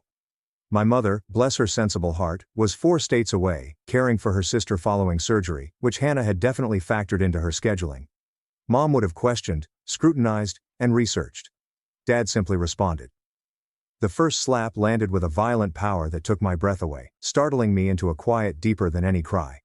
My face burned with a searing, furious heat, and I tasted the metallic tang of blood from where my teeth had sliced the inside of my mouth. He had never been a violent man, and had never received a spanking as a youngster.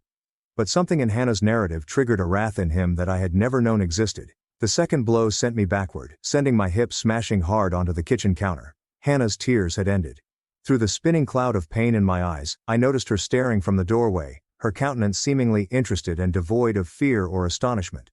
There was just satisfaction. The expression of someone whose well-planned strategy was playing out exactly as expected.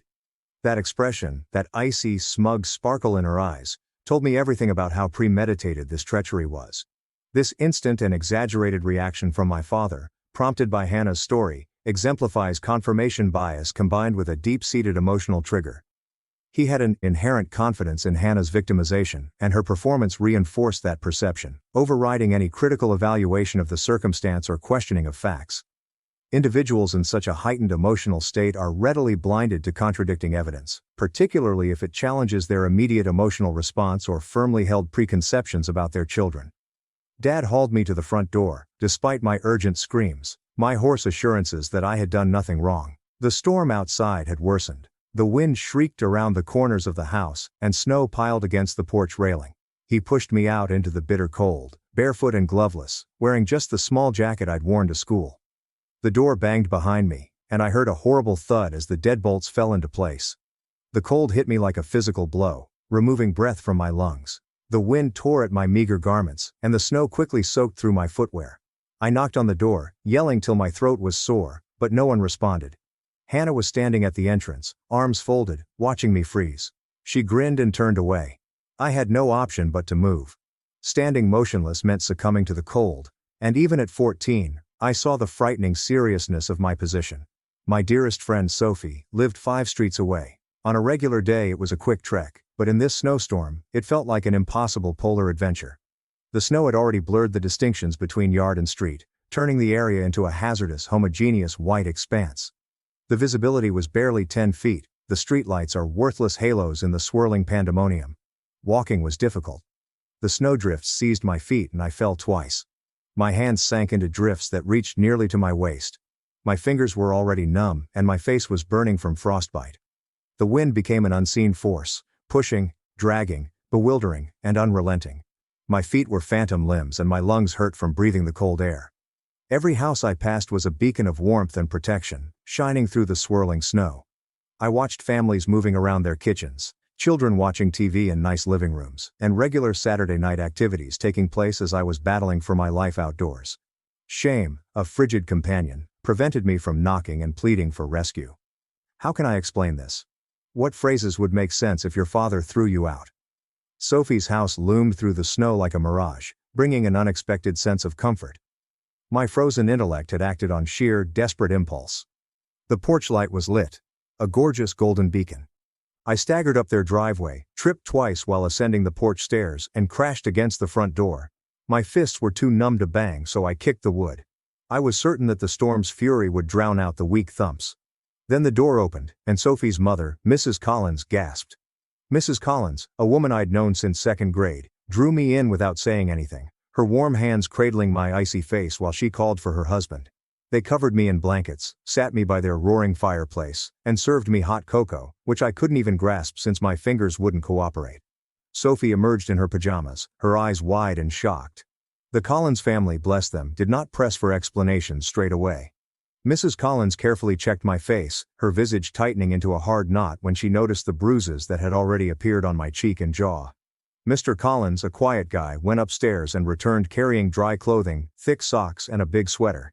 They simply let me sit there and defrost, the shaking lasting for what felt like hours as my body struggled to regain its warmth. However, that was merely the beginning of the horror. Eventually, the words began to flow, first in pieces, then in a raw, uncontrollable torrent as the full narrative poured out. Hannah's falsehoods, Dad's terrifying reaction, and the violent deportation into the snow. Mrs. Collins's visage alternated between shock, fear, and a furious protective rage. Mr. Collins became extremely silent, the type of silence that felt heavier and more menacing than any screaming. They tried to contact my residence. No response. They attempted 4 more times over the following hour and got the same chilly outcome. Dad was either purposefully ignoring the phone, or had just turned off the ringer, a practice he occasionally indulged in when he needed silence. Mrs. Collins left a message on the answering machine. Her voice was carefully controlled as she explained how secure I was among them. She didn't mention the horrible state I'd come in, but her tone was unmistakably chilly. Sophie and I had been together since second grade, and her parents knew my family well. Mrs. Collins had always liked and respected my mother's work as a nurse. She'd been cordial, if rather chilly, to my father, and now, with the chilling clarity of hindsight, I see why. She'd most certainly noticed something, a small warning sign of the aggression he'd kept hidden until that night. Sleep was impossible. I rested in Sophie's guest room, secure and cozy. Nonetheless, my mind kept replaying the evening's occurrences. Hannah's calculating face bothered me the most. This wasn't a spontaneous outburst of rage. It was carefully planned, arranged, and precisely timed for Mom's absence. But why? What had I done to deserve such venom from my own sister? The answer came with the morning light, which shone through the curtains like a sharp revelation. Hannah had wanted to visit the mall. Dad said no. She needed to change his attention to create a situation so severe that her requests would be forgotten. I had been handy collateral, a sacrifice she was ready to make to divert his attention, a pawn in her devious game. The knowledge caused my stomach to churn with a sharp metallic flavor. My mother arrived at the Collins house at 8 a.m. on Sunday.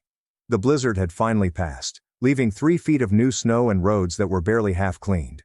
Mom must have driven through treacherous circumstances to come home early, putting her sister's recuperation on hold in the face of this unexpected, desperate need. Mrs. Collins had finally contacted her late the night before and carefully explained the issue. Mom's expression when she saw me was dreadful to see, a mask of sadness and rising wrath. Mrs. Collins had painstakingly photographed my injuries with her digital camera, preserving the evidence before it faded.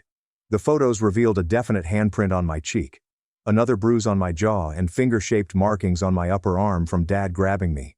My mother examined each shot, her visage darkening with every click. She grabbed me tightly, as if I was about to break.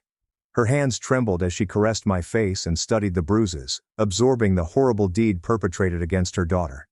I had never seen my mother weep before. She was always realistic, stoic, and dealt with situations with the same calm efficiency that she did in the hospital. But tears streamed down her cheeks as she listened to my narrative of the previous night, and something basic, irreversible, moved behind her eyes. This was a watershed event in the family dynamic, a tipping point at which the old equilibrium, however dysfunctional, could no longer be maintained. The mother, who had before served as a facilitator through her absence or even passive acceptance, now becomes the principal driver of change, propelled by a keen understanding of the terrible betrayal and danger. Her reaction shows the psychological power needed to face abuse and set firm limits. The journey home was quiet. Mom's hands held the driving wheel so firmly that her knuckles became white, yet her expression remained oddly serene. It was the expression she used when dealing with tough patients. A mask of controlled wrath. I observed her profile and felt something unexpected. Hopefully, maybe, things would not be okay. They would never be done the same way again, but they would certainly be different. When we stepped in, Dad was sitting at the kitchen table, reading the Sunday paper just like any other morning. He looked up, his expression transforming from astonishment to remorse when his gaze rested on me. The bruises, which were bright purple and yellow, told their own compelling narrative. He opened his lips to speak, but Mom raised her hand as a quiet, uncompromising demand. When she talked, her voice was calm yet powerful, like a tidal wave. "Don't talk. Just listen." Hannah came in the doorway, still dressed in her pajamas with her hair tangled from sleep. She froze, calculations flashing over her face as she attempted to assess the situation. Mom turned to look at her, and whatever my sister saw in that expression caused her to take an unintentional step backward. Mom presented the facts calmly and dispassionately. The timing was unequivocal, confirming I had been at the kitchen table. When Hannah claimed I had attacked her, I had the testimony of the Collins family, who had sheltered me, irrefutable photographs documenting the violence Dad had inflicted, and the medical evaluation Mrs. Collins had insisted on that morning, which confirmed minor frostbite on my fingers and toes, exposure-related injuries that could have been fatal. Blocks in that storm, she explained, had been a potentially deadly distance. Dad tried to interject to explain that he had been protecting Hannah. He had believed his daughter. He had responded in the moment. Even he recognized that his justifications were hollow. I could tell. His face turned bleak as Mom calmly detailed the snowy conditions, extremely low temperatures, and the very real probability that I might not have lived. Then Mom turned to Hannah. "Tell the truth now." My sister's face went through the usual rapid-fire sequence. Defiance, followed by calculating, and then pure, unadulterated dread. She was adept at lying, but not good enough to fool our mother, especially when Mom was staring at her with that cold, clinical expression. The stillness grew oppressive and stifling, until Hannah's shoulders fell in surrender. The confession came unwillingly, followed by terrible tranquility. She had wanted to go to the mall. She'd been upset at being told no. She had determined to provide a diversion. Yes, she had ripped her own clothing. Yes, she had purposefully smudged her makeup. Yes, she fabricated the entire narrative about me attacking her. Her voice was tiny and nearly inaudible when she confessed it. Nothing compares to the assured performance from the night before. Dad's face was ashen.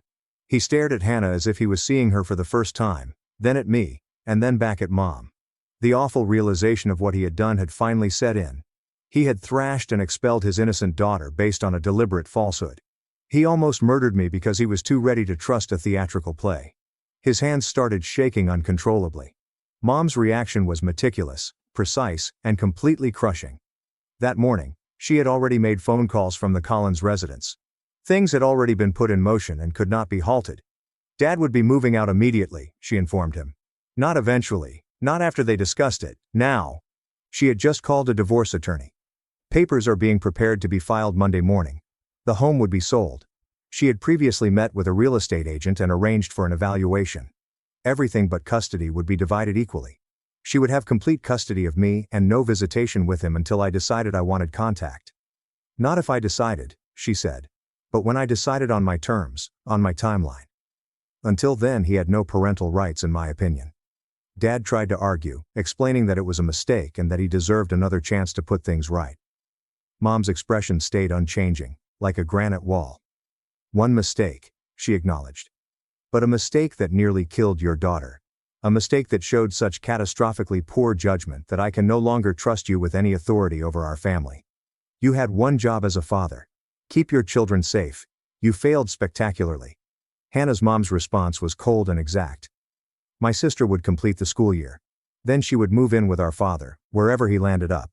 She'd made her decision when she lied. Mom said she had decided to exploit Dad's trust, sacrificing her sister for something as insignificant as a trip to the mall. These were not the acts of someone who cherished family, so she could accept the consequences. Hannah protested immediately and loudly. She wailed. "I made a mistake." She hadn't intended for things to get this far. She hadn't expected Dad to react so angrily. Mom's expression remained unwavering as the justifications flowed forth. Hannah had seen me freeze on the porch and grinned as I hammered on the door. That was not an error.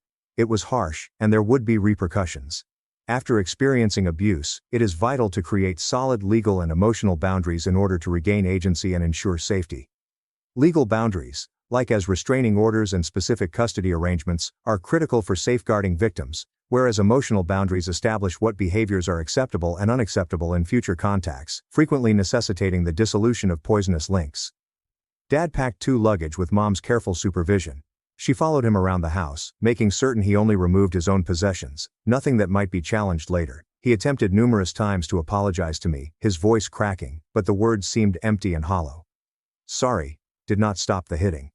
Sorry did not erase the trek through the storm, the horror of freezing, or the awful betrayal of being tossed out by the person who was meant to protect me. He departed before midday. Mom stood by the door, her stance tight, as she watched him drive away, disappearing around the corner. Then she turned to Hannah, who had been loitering in the corridor, still unsure whether she could talk her way out of trouble. Mom's reaction spoke volumes. No amount of tears would suffice this time. The next several weeks were a flurry of legal processes. Mom handled it all with the same calm efficiency she used in medical situations. Checking off items on a mental checklist, filing divorce papers, obtaining a restraining order, listing the house, and scheduling a therapy session. Everything was documented, photographed, and recorded. She created such a strong case that Dad's lawyer urged him not to challenge anything. School got complicated, word had spread about what had transpired. Maybe Sophie told someone. Perhaps the truth just slips out, as it usually does in tiny villages. Everyone looked at me differently. Teachers were very kind. My classmates either ignored me or tried too hard to be pleasant. Hannah had even worse treatment. People had heard she lied, and that her lying almost killed me. Her friends withdrew themselves, unable to trust someone capable of such treachery. Hannah times, but her attempts were uncomfortable and plainly motivated by desperation rather than real regret. She missed her pals and the life she had previously. Her deceit had ruined everything. Mom watched these attempts with the same clinical detachment, never interfering or softening. There will be consequences, she warned Hannah. Actions have them. Dad leased an apartment across town, somewhere modest and gloomy that represented his much reduced circumstances. The divorce settlement awarded him precisely half of the assets, but half wasn't much after accounting for legal bills and the cost of starting a new family. His new position paid less, partially because news had spread about his unexpected availability. Nobody appeared to want to hire the dad who almost murdered his child. He wrote letters that I didn't read and voicemails that I didn't listen to. Mom preserved everything, methodically documenting his attempts to communicate for legal grounds. The divorce process exposed truths about my parents' marriage that I had never known. Mom had been unhappy for years, but she stayed for practical reasons. Stability for our children, financial stability, and the normal considerations when considering whether to split up a family.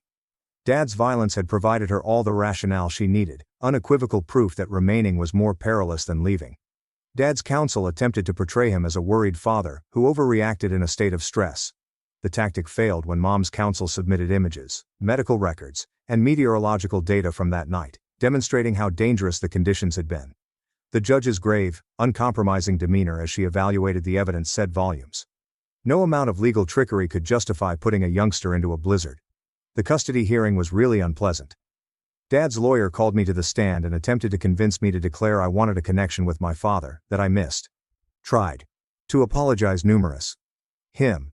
And that I knew he made a mistake. I spoke straight to Dad, studying his expression as I recalled the trip through the storm in graphic, frightening detail. The numbness creeping through my limbs. The great confusion, and the true bone-deep worry that I might die. After 20 minutes, his lawyer stopped asking me. Hannah also testified, despite the fact that her own counsel told her not to. She attempted to justify her deception as an impulsive deed of a teenager, which she quickly regretted. However, the prosecution obtained footage from our doorbell camera. I had no idea this footage existed. It showed Hannah watching me stop on the porch, with a faint, unsettling grin before turning away. The film was devastating, difficult to dismiss as typical adolescent folly. She had taken pleasure in my agony. Mom's testimony was clinical and sad. She proceeded over the timeline, pointing out flaws in Hannah's statement that Dad should have seen had he bothered to ask questions. She offered proof of Hannah's habit of manipulation, including minor falsehoods throughout the years and situations in which my sister had twisted the facts to get her way. This had not been a unique instance. There had been an escalation. The judge granted Mom full custody with wording that made Dad's prospects of obtaining visits nearly difficult. The decision cited his catastrophic failure of judgment, willingness to use violence without evidence, and reckless endangerment of a minor child.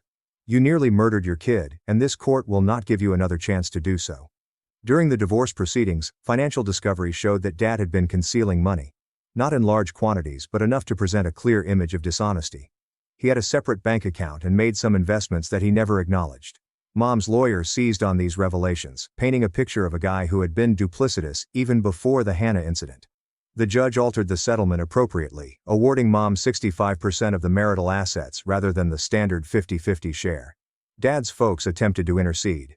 They contacted Mom, recommended family therapy, and argued that breaking up the family was too drastic.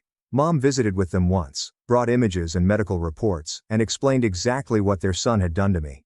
They exited that meeting in startled silence, their arguments abandoned in the face of overwhelming facts. They didn't contact us again. We relocated and marched to a smaller home on the opposite side of town, with 3 bedrooms instead of 4 and a basic kitchen. But it was ours. Mine and Mom's place, free of treachery or violence. Mom let me choose paint colors for my room, helped me organize furnishings, and ensured I had all I needed. She was kinder with me than she had been previously, more cautious, as if I were something valuable that had almost been lost. Hannah moved in with Dad in June, just after school concluded. The situation was just as Mom had promised. Finished the school year in familiar surroundings. Then moved to Dad's little flat. My sister's complaints had diminished by then, replaced by a morose resignation. She understood Mom meant every word, and no amount of tears or trickery could modify the phrase. The apartment complex where Dad and Hannah wound up was in a rougher section of town, with police sirens blaring every night and a parking lot full of cars with expired registrations. Dad's lower income resulted in less favorable circumstances. Hannah disliked it. She grew up in a comfortable home in a decent area, with friends who had pools and finished basements. Now she shared a 2-bedroom apartment with thin walls and neighbors who argued so loudly that every word could be heard. Her new school was also harsher, full of children who didn't care about her prior social standing. She was no one there, just another new chick with an attitude issue. I learned about their problems through the grapevine. Mutual friends, individuals who know both families.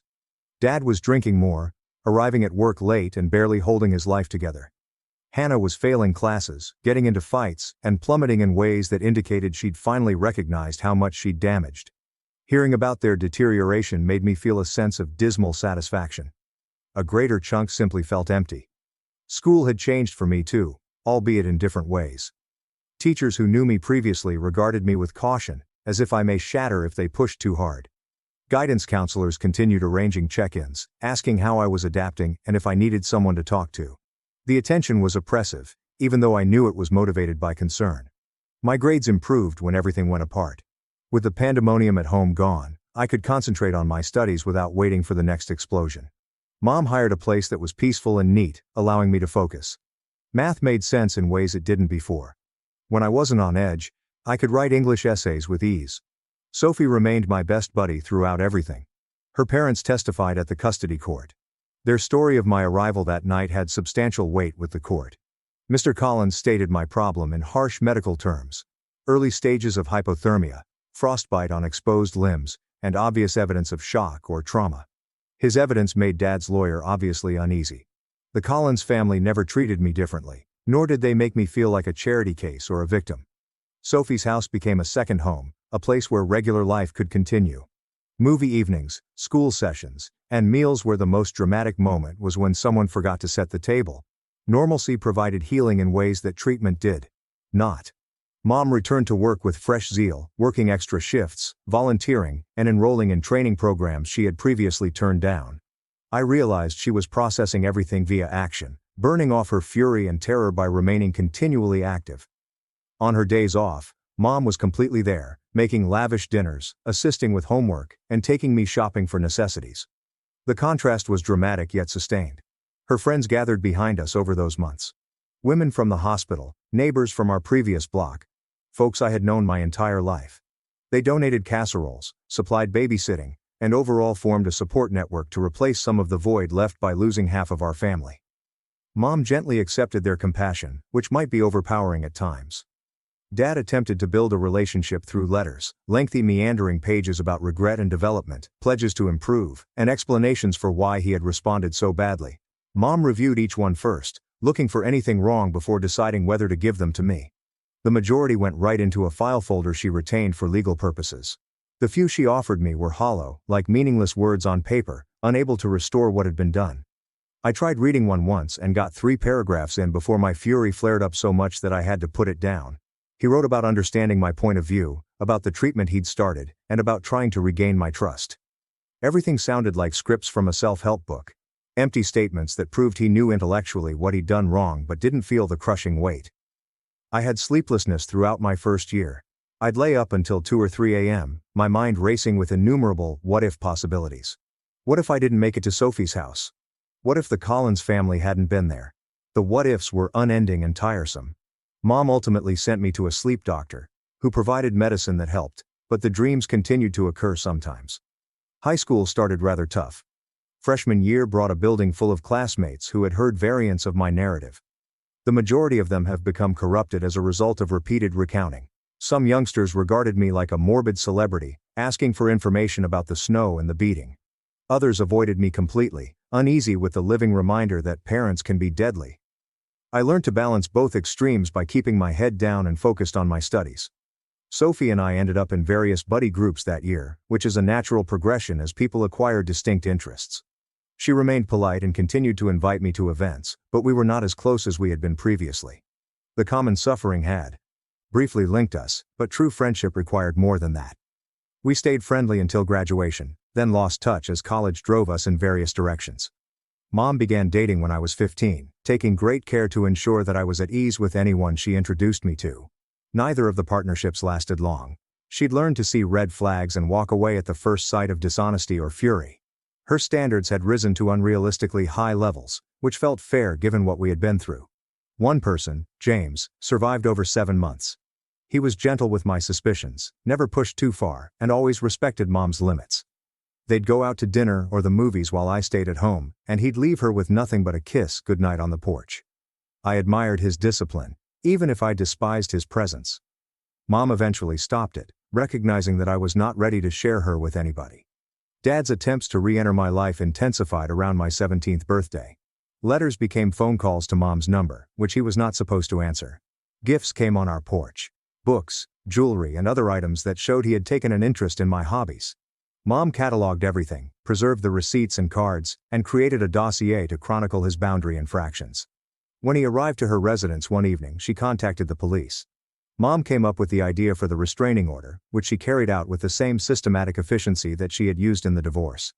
Dad had been clearly ordered to keep away, yet he had repeatedly disregarded that directive, demonstrating an inability to respect our limits.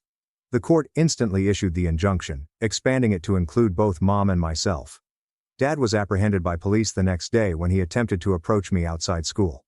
Hannah graduated from high school with the closest margin.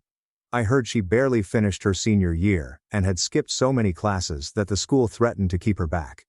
In the photographs I saw on social media, she appeared older than her years and more weathered. The girl who had grinned while watching me freeze had transformed into someone I could hardly recognize. She walked out of Dad's apartment the day after graduation, crashed with friends, did minimum wage jobs, and wandered through the following several years without a plan.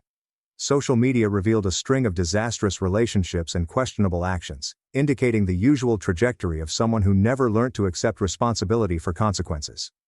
I looked from afar, feeling nothing. Dad had a second episode which confirmed Mom's decision to entirely cut him off. He got into a confrontation at a pub, beat someone so hard that their jaw broke, and was jailed for assault. The specifics were unclear, but witnesses claimed he had been drinking, and became hostile when someone ran into him. When alcohol was present, the pattern of aggression that began with me appeared to spread to strangers. His lawyer was able to keep him out of jail, but he was unable to avoid probation, required anger management sessions, and limits on his ability to spend time with his own children. Not that it mattered, I had previously forbidden any communication, and Hannah had gone on to cause her own calamities. Dad had successfully alienated everyone who had ever cared for him. Over the next few months, I saw them on occasion, usually in stores or on the street. Dad always seemed shrunken, smaller than I recalled. Hannah was upset, her visage a permanent frown implying that life with Dad was not matching her expectations. I felt nothing when staring at them. There is no wrath or pleasure, only a tremendous void where family once was. Therapy helped. Dr. Morrison specialized in trauma and understood how to help me comprehend what had happened without pushing too hard. She stated that betrayal by family members left distinct types of wounds, that recovery was not linear, and that some days were more difficult than others. She was correct. Some mornings, I awoke enraged, ready to shout about the injustice of it all. Other days, I simply felt exhausted, weighed down by the weight of everything that had happened. Mom never questioned her decisions. She had burnt down our family, spread the ashes, and rebuilt something new from the rubble. Just the two of us, finding out how to be a family with half of the members missing. She worked her shifts at the hospital, came home to prepare dinner, helped with schoolwork, and did all of the typical mom things, but with a newfound passionate protectiveness. High school came and went. I obtained high grades, went to college, and constructed a life apart from the family I'd lost. Hannah reached out a few times over the years, sending emails implying a desire to reconcile and restore what she had lost. I never replied. Some things are permanently broken. Dr. Morrison said that was okay. I didn't owe anyone forgiveness simply because we shared DNA. Dad died when I was 26. Heart attack, abrupt and deadly. I attended the funeral because Mom claimed it would provide closure, even though I wasn't sure I needed it. Hannah was there, older but with the same calculating attitude she had at 17. She tried to talk to me about using Dad's death as a bridge to reconnect. I walked away in the middle of a sentence. Parents chose my sister's boutique over my daughter's surgery, giving her $140,000 instead. My fiancé asked, should I tell them I make $1.1 million a year? The restaurant's cutlery was more expensive than my first automobile. My fiancé, Michael, had particularly picked it for this supper. When I questioned the decision, he said that my parents would take us more seriously in an expensive environment, demonstrating that we were responsible people worth investing in. I had been too desperate to dispute. Looking back, I understood he already knew how the evening would go. My daughter Sophia sat next to me, her hand never leaving mine. At the age of 7, she knew more than any youngster should. The tumor pushing on her spinal cord had taught her about pain, hospitals, and conversations that would abruptly end when she entered rooms. She asked me 2 weeks ago if she was going to die. I hugged her and lied, claiming everything was all right. However, the operation cost $150,000, and our insurance company refused the claim twice, claiming it was an elective treatment despite 3 independent medical assessments verifying its need. My folks came 15 minutes late. Clara donned her new Chanel jacket, which she had shown on Facebook last month. John was wearing his Rolex, which he had given himself as an anniversary gift. My sister Rachel stepped in after them, already beaming the same grin she'd mastered over 32 years. The one who said she had already won the game we were playing. Sorry we're late, Rachel apologized, kissing the air near my cheek. The traffic from the spa was extremely terrible. Michael stood and shook hands with my father before pulling out seats for the women. Regardless of our predicament, he insisted on paying for this supper. When I argued, he just answered, "Trust me." Those 2 words had carried me through the previous 2 months. Michael worked in finance, a complex field with foreign accounts that he rarely addressed at home. We'd been engaged for 8 months, and he had been Sophia's father in ways that went beyond genetics. The waiter delivered menus. Rachel chose the most costly wine without consulting anyone else's preferences. This was standard. She'd always been the golden child, incapable of doing anything wrong. She dropped out of college twice because she was searching for herself. I was bragging about finishing my degree after working 3 jobs. She'd married a real estate developer who abandoned her for his secretary, stealing the most of their money in the process. My parents had paid for her legal bills, the down payment on her new condominium, and her credit card debt. They'd never volunteered to aid me with anything. So once we'd ordered, John spoke with the boardroom authority he was known for. "You said this was important." I began to speak, but my throat tightened. Sophia gripped my hand. She had wanted to stay at home with Michael's sister, but I needed her here. I needed my parents to understand what was at stake. Michael spoke instead. "We're here because Sophia needs surgery. It's time sensitive. The tumor is growing, and the doctors have given us a narrow window before it causes permanent paralysis." Clara's expression fluttered with alarm. "Oh honey, that's terrible, but surely your insurance denied it." I survived. "They're calling it elective, not medically necessary. We've appealed twice. Our lawyer says we might win eventually, but Sophia doesn't have eventually. She has 4 weeks before the neurological damage becomes irreversible." It became real when the number appeared. Sophia's fingers clenched around mine. Rachel drank her wine. "That is truly awful, but what do you expect Mom and Dad to do about it?" I had anticipated this question. I'd practiced it in the mirror, the vehicle, and in the shower. "I'm asking for a loan. The surgery costs $150,000. I'll sign anything. Agree to any terms. I have my house as collateral. I'll work the rest of my life if I have to, but I need help now." John was enjoying his steak. The knife scratched on the plate.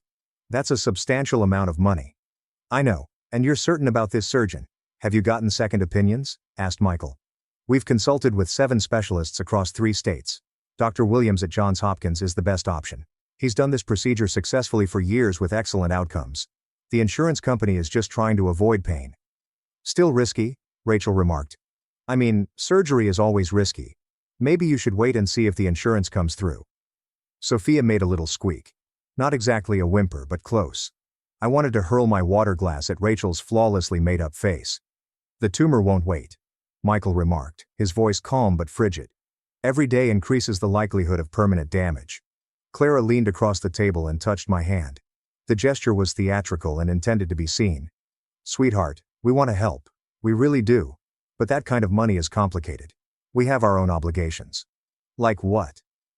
My comments came out harsher than I had intended. John's jaws constricted. He dreaded being questioned. Like your mother's medical expenses, like house maintenance, like retirement planning. I had seen their bank records a few years ago. When I assisted them with their taxes, they have investments totaling more than $2 million. The home was paid off. Clara's medical bills included Botox injections and dermatological treatments. She contacted a wellness doctor. I'm not asking for a gift, I explained. Rachel slumped back in her chair. I'll put it in writing. I'll pay interest. Whatever you need. You know what your problem is? You've always been so proud. Too proud to ask for help until you're desperate. And then you expect everyone to just drop everything. The boldness of the comment took my breath away. Rachel had asked for money so many times that I'd lost count. Rachel had borrowed $4,200 from me 6 years ago and never mentioned it again. Rachel had moved back home 3 times as an adult. That's not fair, I muttered. Life isn't fair, sweetie. Rachel smiled wider. You made your choices. You had a kid young. You picked a career that doesn't pay well. You stop. Clara's words broke through the tension. This isn't helpful. The table became silent. The diner proceeded around us. Other families ate their lunches, unconscious that my entire world was disintegrating in the corner booth. John cleared his throat. We've actually been discussing this since you called. Your mother and I have talked it over extensively. Hope erupted in my chest. Painful and bright. We have decided that we can give you some money, he added. Not the full amount, but something to help. How much? Mike inquired. $18,000. The hope died. $18,000 would not even cover the anesthesiologist. I started to say something, but John raised his hand. However, she said, we've also decided to help Rachel. She's been through a difficult time with the divorce, and she's trying to start over. We want to support both our daughters. The universe was shifting. Clara smiled as she said, What do you mean by help, Rachel? She genuinely grinned. We're giving her the money we'd set aside for your request. Rachel wants to start a boutique. She's always been creative and now she has the opportunity to truly establish herself. A boutique? I repeated the words since they made no sense. You're using my daughter's medical money to open a shop. It's not your money, Rachel responded hastily. It's their money. They can do whatever they want with it. Michael placed his hand on my shoulder. His hold was firm and anchored. How much? I asked. How much are you giving her? John said, his expression slightly uneasy. We've agreed to invest $140,000 in Rachel's business venture. It's a loan, of course. Though we're not requiring immediate repayment, she'll pay us back when the business is profitable. The figures were not even attempting to conceal what this was. They took the exact amount I had requested and gave it to my sister instead. They kept $18,000 to preserve deniability and claimed they were assisting each of us equally. So, to be clear, Michael explained calmly, you're choosing to fund a boutique over your granddaughter's medical surgery. That's not how we see it, Clara said. We're helping both our daughters. Rachel deserves a chance at a better life. She's been through so much. And what has Sophia been through? I asked sharply and clearly. What exactly has my 7-year-old been through that matters less than Rachel's lifestyle choices? Don't be so dramatic, Rachel yelled. It's not like she's dying. Sophia snatched her hand away from me. I heard her quick inhalation, the type that preceded tears. Michael quickly hurried to her side, crouching next to her chair and mumbling something I couldn't hear. Actually, I said, turning to my sibling, without the surgery, paralysis is guaranteed within 2 months, and yes, the tumor is potentially fatal, so maybe choose your words more carefully when discussing my daughter's life. Girls, please. Clara's voice was plaintive as if she wanted everyone to get along so she wouldn't have to deal with problems. This doesn't have to be a fight. We're all family. John nodded. We've made our decision. We think it's fair and balanced. Rachel needs this opportunity and we want to support her. You'll figure something out for Sophia. You always do. The dismissal was plain. They had made up their minds before even arriving at the restaurant. This dinner was merely theater, an opportunity for them to announce their choice and feel kind about the symbolic $18,000 they were providing. She deserves a better life, John said, nodding toward Rachel. After everything she's been through, she deserves this chance. He stated it with pride, as if he had done something heroic by selecting one daughter's business enterprise above the other daughter's kid. As if this were knowledge rather than malice. I did not weep. I've wept enough over the last 2 months. I sobbed in hospital parking lots, the shower, and my car during lunch breaks. I sobbed till I was left with a cold, unambiguous sense of who my parents were. Instead, I turned to stare at Michael. He had returned to his seat after reassuring Sophia, and his expression was inscrutable. Our gazes connected, and I noticed something I had never seen before. Not sympathy, not even anger. It was a calculation. He rose up carefully and reached inside his jacket pocket. His phone appeared sleek and costly. He held it lightly, almost carelessly, while looking at my father. Should I tell them what I do for a living? The man inquired. The question remained in the air. Rachel's smile started to fade. She'd been victorious seconds before, shining with pride. Uncertainty crept into her features. You work in finance, John said dismissively. We know that. I do, Michael agreed. But specifically, I'm a senior partner at Berkeley & Company. We handle wealth management and private banking for high net worth individuals. I manage a portfolio of about $750 million. The telephone number struck like a bomb. Clara's fork halted halfway to her mouth. My annual salary is $1.1 million, not counting bonuses, Michael said, his voice casual. Last year my bonus was $2.9 million. I've been hesitant to discuss this because your daughter values privacy, and I didn't want our relationship to be about money. Rachel's grin had entirely vanished. Her face had turned pale behind her makeup. We haven't needed your money, Michael explained, staring at my parents. We have more than enough for Sophia's surgery. I have investment accounts, savings, assets. We could pay for this surgery 10 times over without feeling it. I felt woozy. David, I wanted you to ask them, he added, turning to face me. You needed to know who they really are, what they would choose when it mattered. His gaze returned to my parents. And now we all know. John's face had gotten crimson. Then why put us through this charade? Because it wasn't a charade for me, Michael explained. I genuinely wanted to believe that when faced with their granddaughter's life, they would make the right choice. I was wrong, and I'm sorry for that, but I needed to know what kind of people I was marrying into. He took out his wallet and put a credit card on the table. Dinner's on me, all of it, including Rachel's expensive wine. Rachel discovered her voice. You let us think. You manipulated. I observed, Michael corrected. There's a difference. We came here asking for help, and you revealed exactly who you are. The money I have doesn't change the choice you made. You decided your daughter's boutique was worth more than your granddaughter's health. That's a decision you'll have to live with. Clara grabbed for me. Sweetie, if we'd known. Known what? I pushed away from her grip. That Michael had money.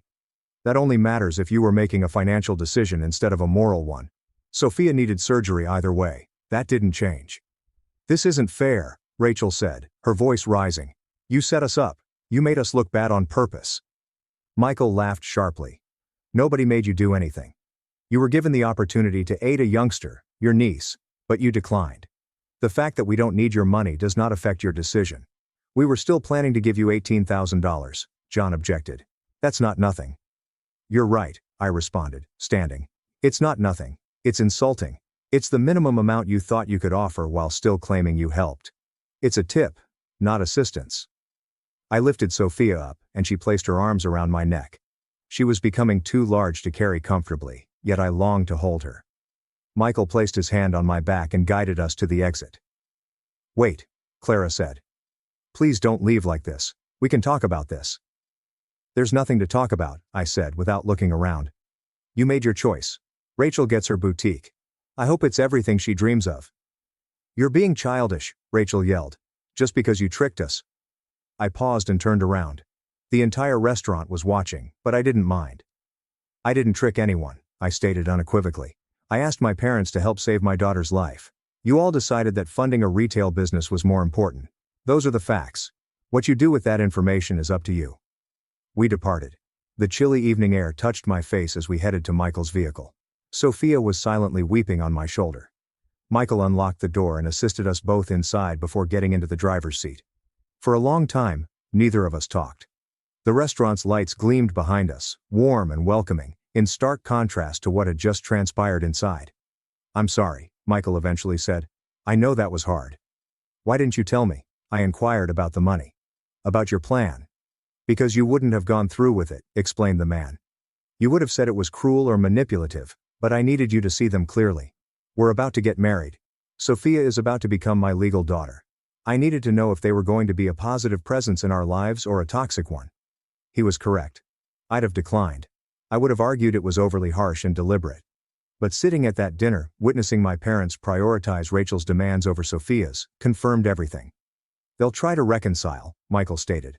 "Once they process this, once Rachel's boutique inevitably fails, they'll reach out. They'll want access to our life, to the money they now know we have. You need to decide now what that relationship looks like."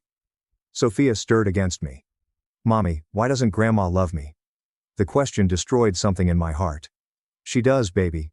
She just doesn't know how to show it properly." "That's a lie," Sophia murmured quietly. "You don't have to lie anymore. I heard what they said." Michael caught my attention in the rearview mirror. "Your grandparents made a bad choice tonight, Sophia. But you're going to be okay. We're going to take care of you. The surgery is scheduled for next month, and you're going to get better." "Will I see them again?" Sophia inquired. "That's up to your mom," Michael said. "And eventually up to you." The ride home that night seemed weird. Sophia fell asleep in the back seat, weary by the emotional toll. Michael's hand met mine across the console, his thumb drawing circles in my palm. Neither of us talked for the first 10 minutes. "I keep replaying it," I eventually admitted. "The look on John's face when he said Rachel deserves a better life. Like it was obvious. Like it was the only reasonable conclusion." Michael clasped my hand. He believed it. That's what makes it so devastating. He genuinely thought funding a boutique was equivalent to saving a child's life. "How did you stay so calm?" I inquired. "I wanted to scream. I wanted to flip the table." "Years of practice hiding what I'm thinking," he joked. "It's a skill you develop in finance. But trust me, I wanted to do a lot more than flip a table." When we came home, I brought Sophia upstairs and put her to bed. She stirred when I lifted the cover. "Mom." Her voice was small and tired. "Yes, baby. Are we going to be okay?" I brushed back her hair. "We're going to be more than okay. I promise." "Even without Grandma and Grandpa?" The question wounded my heart, especially if that is what it takes to keep you safe and loved correctly. She nodded and closed her eyes. I observed her for a long time, this courageous young kid who had been through so much. The biopsy left a scar on her back. The night she sobbed in anguish, and how she learned to ask me whether we could afford things before asking for them. 7 years old and already carrying hardships that no youngster should bear. I went downstairs and found Michael in his office. He had his laptop open, with many displays displaying financial figures and data I could not comprehend. "I'm establishing a trust," he replied without looking up at Sophia. "Education, medical expenses, whatever she needs. It'll be ironclad. Your parents won't be able to touch it or contest it. Michael and I are having our lawyer create an agreement that clearly excludes them from any medical choices. If anything happens to you, they have no rights. My sister gets guardianship, not them." I settled into the chair opposite from his desk. "You really think they try to interfere?" He turned his gaze at me. "I think people who value money over a child's health can rationalize anything. I'm not taking chances with Sophia's future." The next morning, I had 17 missed calls. My folks had evidently spent the night attempting to contact me. The voicemails varied from bewildered to furious to imploring. I erased them all without listening beyond the first few seconds. Work was a pleasant diversion. I'd been the marketing director at a small software business for 3 years, and my boss had been quite supportive of Sophia's medical predicament. When I arrived, my colleague Ethan was waiting at my desk with coffee. "How did it go with your parents?" he inquired. I told him about the supper and my severe need for support, but I didn't divulge Michael's plan or his salary. They decided to sponsor my sister's store instead. Ethan's mouth fell. "You're joking." "I wish I was." "What are you going to do? Can you take out loans? Start a GoFundMe?" "Actually, I remarked, sitting down and going onto my computer. Michael had the money all along. He wanted to see what choice they'd make. Ethan was silent for a bit. That's either brilliant or cruel, I can't decide which. Neither can I confessed. But it worked. I know exactly who they are now. My telephone rang. Mom, are you calling again? I declined. They're not taking the hint, Ethan inquired. They're probably still in shock. Give them a few days to get angry. That's when the real messages will start. I was correct. On Wednesday the tone altered. John texted me, calling me ungrateful and manipulative. Clara sent a lengthy email detailing how I was pulling the family apart. Rachel left me a message with every name she could think of. Her voice was harsh and aggressive. You always have to be the victim, Rachel's message said. You always have to make everything about you. Mom and Dad were trying to help both of us, and you threw a tantrum because you didn't get your way. Grow up, the world doesn't revolve around you and your kid. I stored the voicemail. Something told me that I could need it later. Michael returned home on Thursday evening with some news. Your sister went to my office today. I glanced up from assisting Sophia with her schoolwork. What? She showed up at the reception desk, demanded to see me. Security escorted her out, but not before she caused a scene. He undid his tie. She was yelling about how I'd ruined her life. How I'd manipulated everyone. How she was going to sue me for emotional distress. Can she do that? No. But she can try. It will cost her money that she does not have. He poured himself a drink.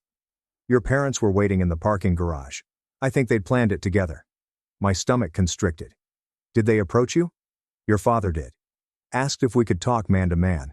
I told him we had nothing to discuss and that if any of them showed up at my workplace again, I'd get a restraining order. Sophia was looking at us, her pencil frozen over her arithmetic paper. I faked a grin. It's okay, sweetheart. Just adult drama.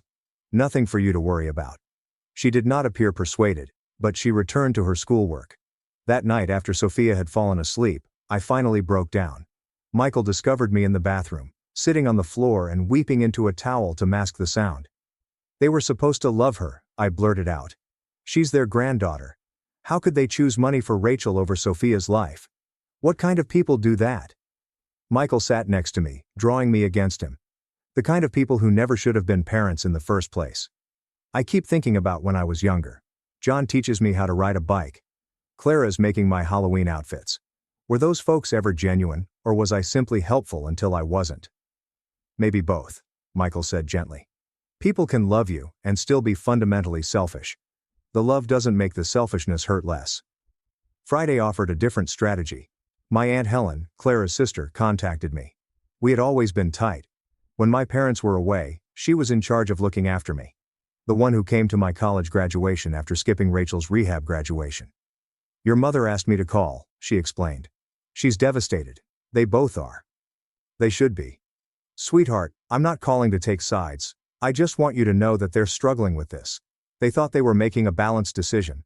On Helen, they paid Rachel $140,000 for a store and offered me $18,000 for Sophia's operation. How is that balanced? She exhaled. When you put it like that, it sounds bad. It sounds bad because it is bad. Your mother mentioned that Michael had money all along, that you weren't really in need. Would it have been okay if we were actually desperate? I blurted out. If we'd had no options and they'd still chosen Rachel's boutique, would that have been fine? Of course not. Then Michael's money doesn't change anything. They made a choice based on what they believed was true. They chose wrong. Aunt Helen was silent. You're right. I'm sorry. I shouldn't have called. It's okay, but please tell them to stop. Stop calling. Stop showing up places. Stop sending people to talk to me. They made their decision. I've made mine. In comparison, the weekend was rather tranquil. Michael brought us to the zoo. Sophia giggled for the first time in days as she pointed out animals and enthusiastically read the information panels. We had lunch in the cafe, and Michael let Sophia to order whatever she wanted. This is nice, Sophia murmured, chocolate ice cream on her chin. Just us. Just us. I agreed and wiped her face. Michael caught my eye above Sophia's head. His look was both sorrowful and resolute. We were creating our own family, one that excluded those who had failed the most fundamental test of love. Monday morning marked the first break in my parents' togetherness. Clara phoned from a number I didn't know, so I answered, assuming it was the hospital or Sophia's school. Please don't hang up, she pleaded right away. I just need 5 minutes. I should have disconnected right then. You have to. Your father and I had a fight, a bad one about the money, about Rachel, about you. He's saying I'm too soft, that you're being manipulative, and we should stand firm. But I keep thinking about Sophia. You should have thought about Sophia at dinner. I know. You're right. I should have. Her voice crackled. I've made a lot of mistakes with you, favoring Rachel, looking the other way when she treated you badly. I told myself it was because she needed more support, because she struggled more. But the truth is, it was easier to give in to her than to stand up for you. I did not react. Couldn't. I want to make this right, Clara added. I know you don't need the money now. But I want to give it to you anyway. For Sophia's surgery. For her recovery. Whatever you need. I'll take it from the money we gave Rachel. And what does John think about this silence? He doesn't know you're calling, does he? He'd be furious, but I don't care anymore. You're my daughter. Sophia is my granddaughter. I should have chosen you. It was the closest thing to an apology I had ever received from her. A part of me wanted to embrace it, to believe she had finally seen the light. But another part, the one that had witnessed her grin while explaining why Rachel deserved more, couldn't forget. I appreciate that, Mom, I really do. But it's too late. Please, you didn't just make a financial mistake. You revealed what you value. And I can't expose Sophia to people who might make her feel less important than her cousins, or less worthy of love or support. I can't risk her internalizing the same treatment I got. I would never make her feel that way. You already did. She was sitting right there when you said Rachel deserves a better life. She heard every word. She asked me later why you don't love her. Clara's sob was clear over the phone. I'm not trying to hurt you, I said. But I'm done protecting your feelings at the expense of my daughter's well-being. You made your choice. This is mine. I hung up before she could reply. Then I added her new number to my contacts as Mom. Do not answer. So I'd know it if she phoned back. Michael had been listening at the doorway. That must have been hard. It was necessary, I explained. She wants absolution without consequence. That's not how this works. 2 weeks later, my phone was buzzing with texts. First from Mom, then John, and then from Rachel. The store had fallen through. The property owner noticed Rachel's business plan was insufficient, and she had no experience. He pulled out of the lease. Rachel was insisting that my parents sue him. They asked whether we might aid with legal bills. I banned all of their numbers, including Mom's new one. Sophia's operation was set for the following Tuesday. After another patient rescheduled, Dr. Williams was able to move forward her appointment time. The time was excellent. We'd be done with this before my relatives could cause further havoc. Sophia underwent surgery on a Tuesday morning, 3 weeks after the catastrophic supper. After 6 hours, Dr. Williams came out and informed us everything had gone great. The tumor was fully removed, and while she will require physical therapy, a full recovery was predicted. I cried in Michael's arms in the waiting area, releasing months of worry and anxiety. Rachel arrived at the hospital 2 hours later. She must have phoned around to find out where we were, most likely nagging common acquaintances until they informed her. She got past the front desk, pretending to be Sophia's aunt, and located us in the surgery recovery wing waiting room. Her hair was dirty and her makeup smudged. She seemed desperate. Please, she asked. I need to talk to you. Mom and Dad won't take my calls. The boutique money, they want it back. They're threatening to take me to court. I need help. I need a lawyer. Michael stood between her and me, saying, You need to leave. She's my sister. I have a right. You have no rights here, Michael said coldly. You made it clear where your priorities were. Now deal with the consequences. Security escorted her out. I watched her leave, feeling nothing but tiredness. Clara and John tried again, arriving with flowers and cuddly animals. They grinned and cooed over Sophia, as if the meal had never occurred. Sophia gently received their presents but declined to talk with them. After 15 minutes of uncomfortable small conversation, they departed. In the parking garage, John cornered me while Clara kept Michael busy. You know this makes you just as bad as us, he replied calmly, cutting us off since we had made one mistake, using money to influence relationships. You're no better. I studied him closely. This man who had taught me to ride a bike, assisted me with homework, and accompanied me down the aisle at my first wedding. I attempted to locate a glimmer of affection for him but came up empty. The difference, he replied, is that I would have given you the money if Sophia was fine and Rachel was sick. I would have helped without conditions or tests. You failed one. I'm not manipulating you with money. I'm protecting my daughter from people who valued a boutique over her life. There's a difference. He flinched. We didn't know Michael had money. That's what makes it unforgivable, I corrected myself. If you'd known, you might have made a different choice. But that would have been for the wrong reasons. You should have chosen Sophia because she's a child who needed help. The money should never have mattered. I went away, leaving him standing alone amid the vehicles. Sophia walked alone for the first time in 6 months after surgery. Her physical therapist sobbed. So did I. Michael videotaped the entire affair, speaking like a sports announcer and making Sophia giggle. We went home, ordered pizza, and watched movies till Sophia fell asleep between us on the couch. My phone vibrated. A message from an unknown number. It was Rachel. The shop failed. I am bankrupt. Clara and John are suing me over the money. Please assist. I erased the mail without replying. Another text arrived. I'm your sister. Doesn't this signify anything? I blocked that number. Michael discovered me on the back porch later that night, gazing at the sky. He brought me tea and sat near me. No regrets? He inquired. I thought about it thoroughly. I regret that they made the choice they made. I regret that Sophia heard it. I regret that this is who they are. But cutting them off? No regrets about that. Rachel's legal troubles will probably drag on for months. He proceeded. Your parents will lose their case eventually. She never signed proper loan documents, and even if she had, she's got no assets to collect against. How do you know that? I have friends in family law. They're talking about it. He took a break. Your parents will definitely lose the majority of that $140,000, and Rachel has already spent a significant portion of it on what? Apparently, she went on a shopping spree before the boutique transaction fell through. She bought a new car, furnishings and clothing because she believed she was going to start a profitable business. I drank my tea. Chamomile was my fave. I should feel something. Satisfaction maybe, or vindication, but I just feel tired. That's normal, Michael said. They were your parents. Grieving them doesn't require their death, just the death of who you thought they were. Did you know? I inquired. When you first met them, did you know it would end like this? I suspected, he said. The way they talked about Rachel versus how they talked about you. The way they lit up for her and offered polite smiles for you. I saw the pattern. I just needed you to see it too.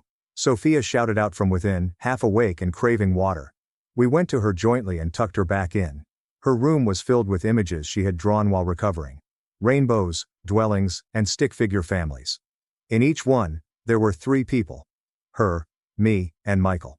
My parents were not in any of them. 1 year later, I got a wedding invitation in the mail. Clara and John were renewing their vows. 40 years of marriage. The invitation was formal and costly. My name was on the envelope, but there was no personal letter. Only printed information and an RSVP card. I tossed it away. Clara phoned back 2 days later from another new number. I recognized the area code this time and nearly didn't respond, but my curiosity got the best of me. Did you get the invitation? She said, her tone guarded. Yes. Will you come? It would mean so much to us. Family should be there. No, I answered simply. Please. Your father wants to reconcile. So do I. We miss Sophia. We miss you. You chose this, I explained. When you had a chance to help Sophia, you chose Rachel's boutique.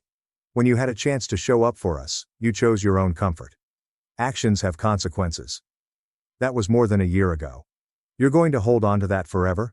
It wasn't about the money, I explained. I said it was about the choice. You revealed who you are when it matters. I'm protecting my daughter from people who see her as less important than their other grandchildren, or their investments, or their image. Rachel is suffering, Clara remarked gently. She's living in a studio apartment, she works retail, she has nothing. Then help her, I responded. That's what you chose. Live with it. And what about us? Clara's voice broke. Don't we deserve forgiveness? Forgiveness isn't the same as relationship, I informed them. I don't hate you, I just don't trust you, and I won't expose Sophia to people I don't trust.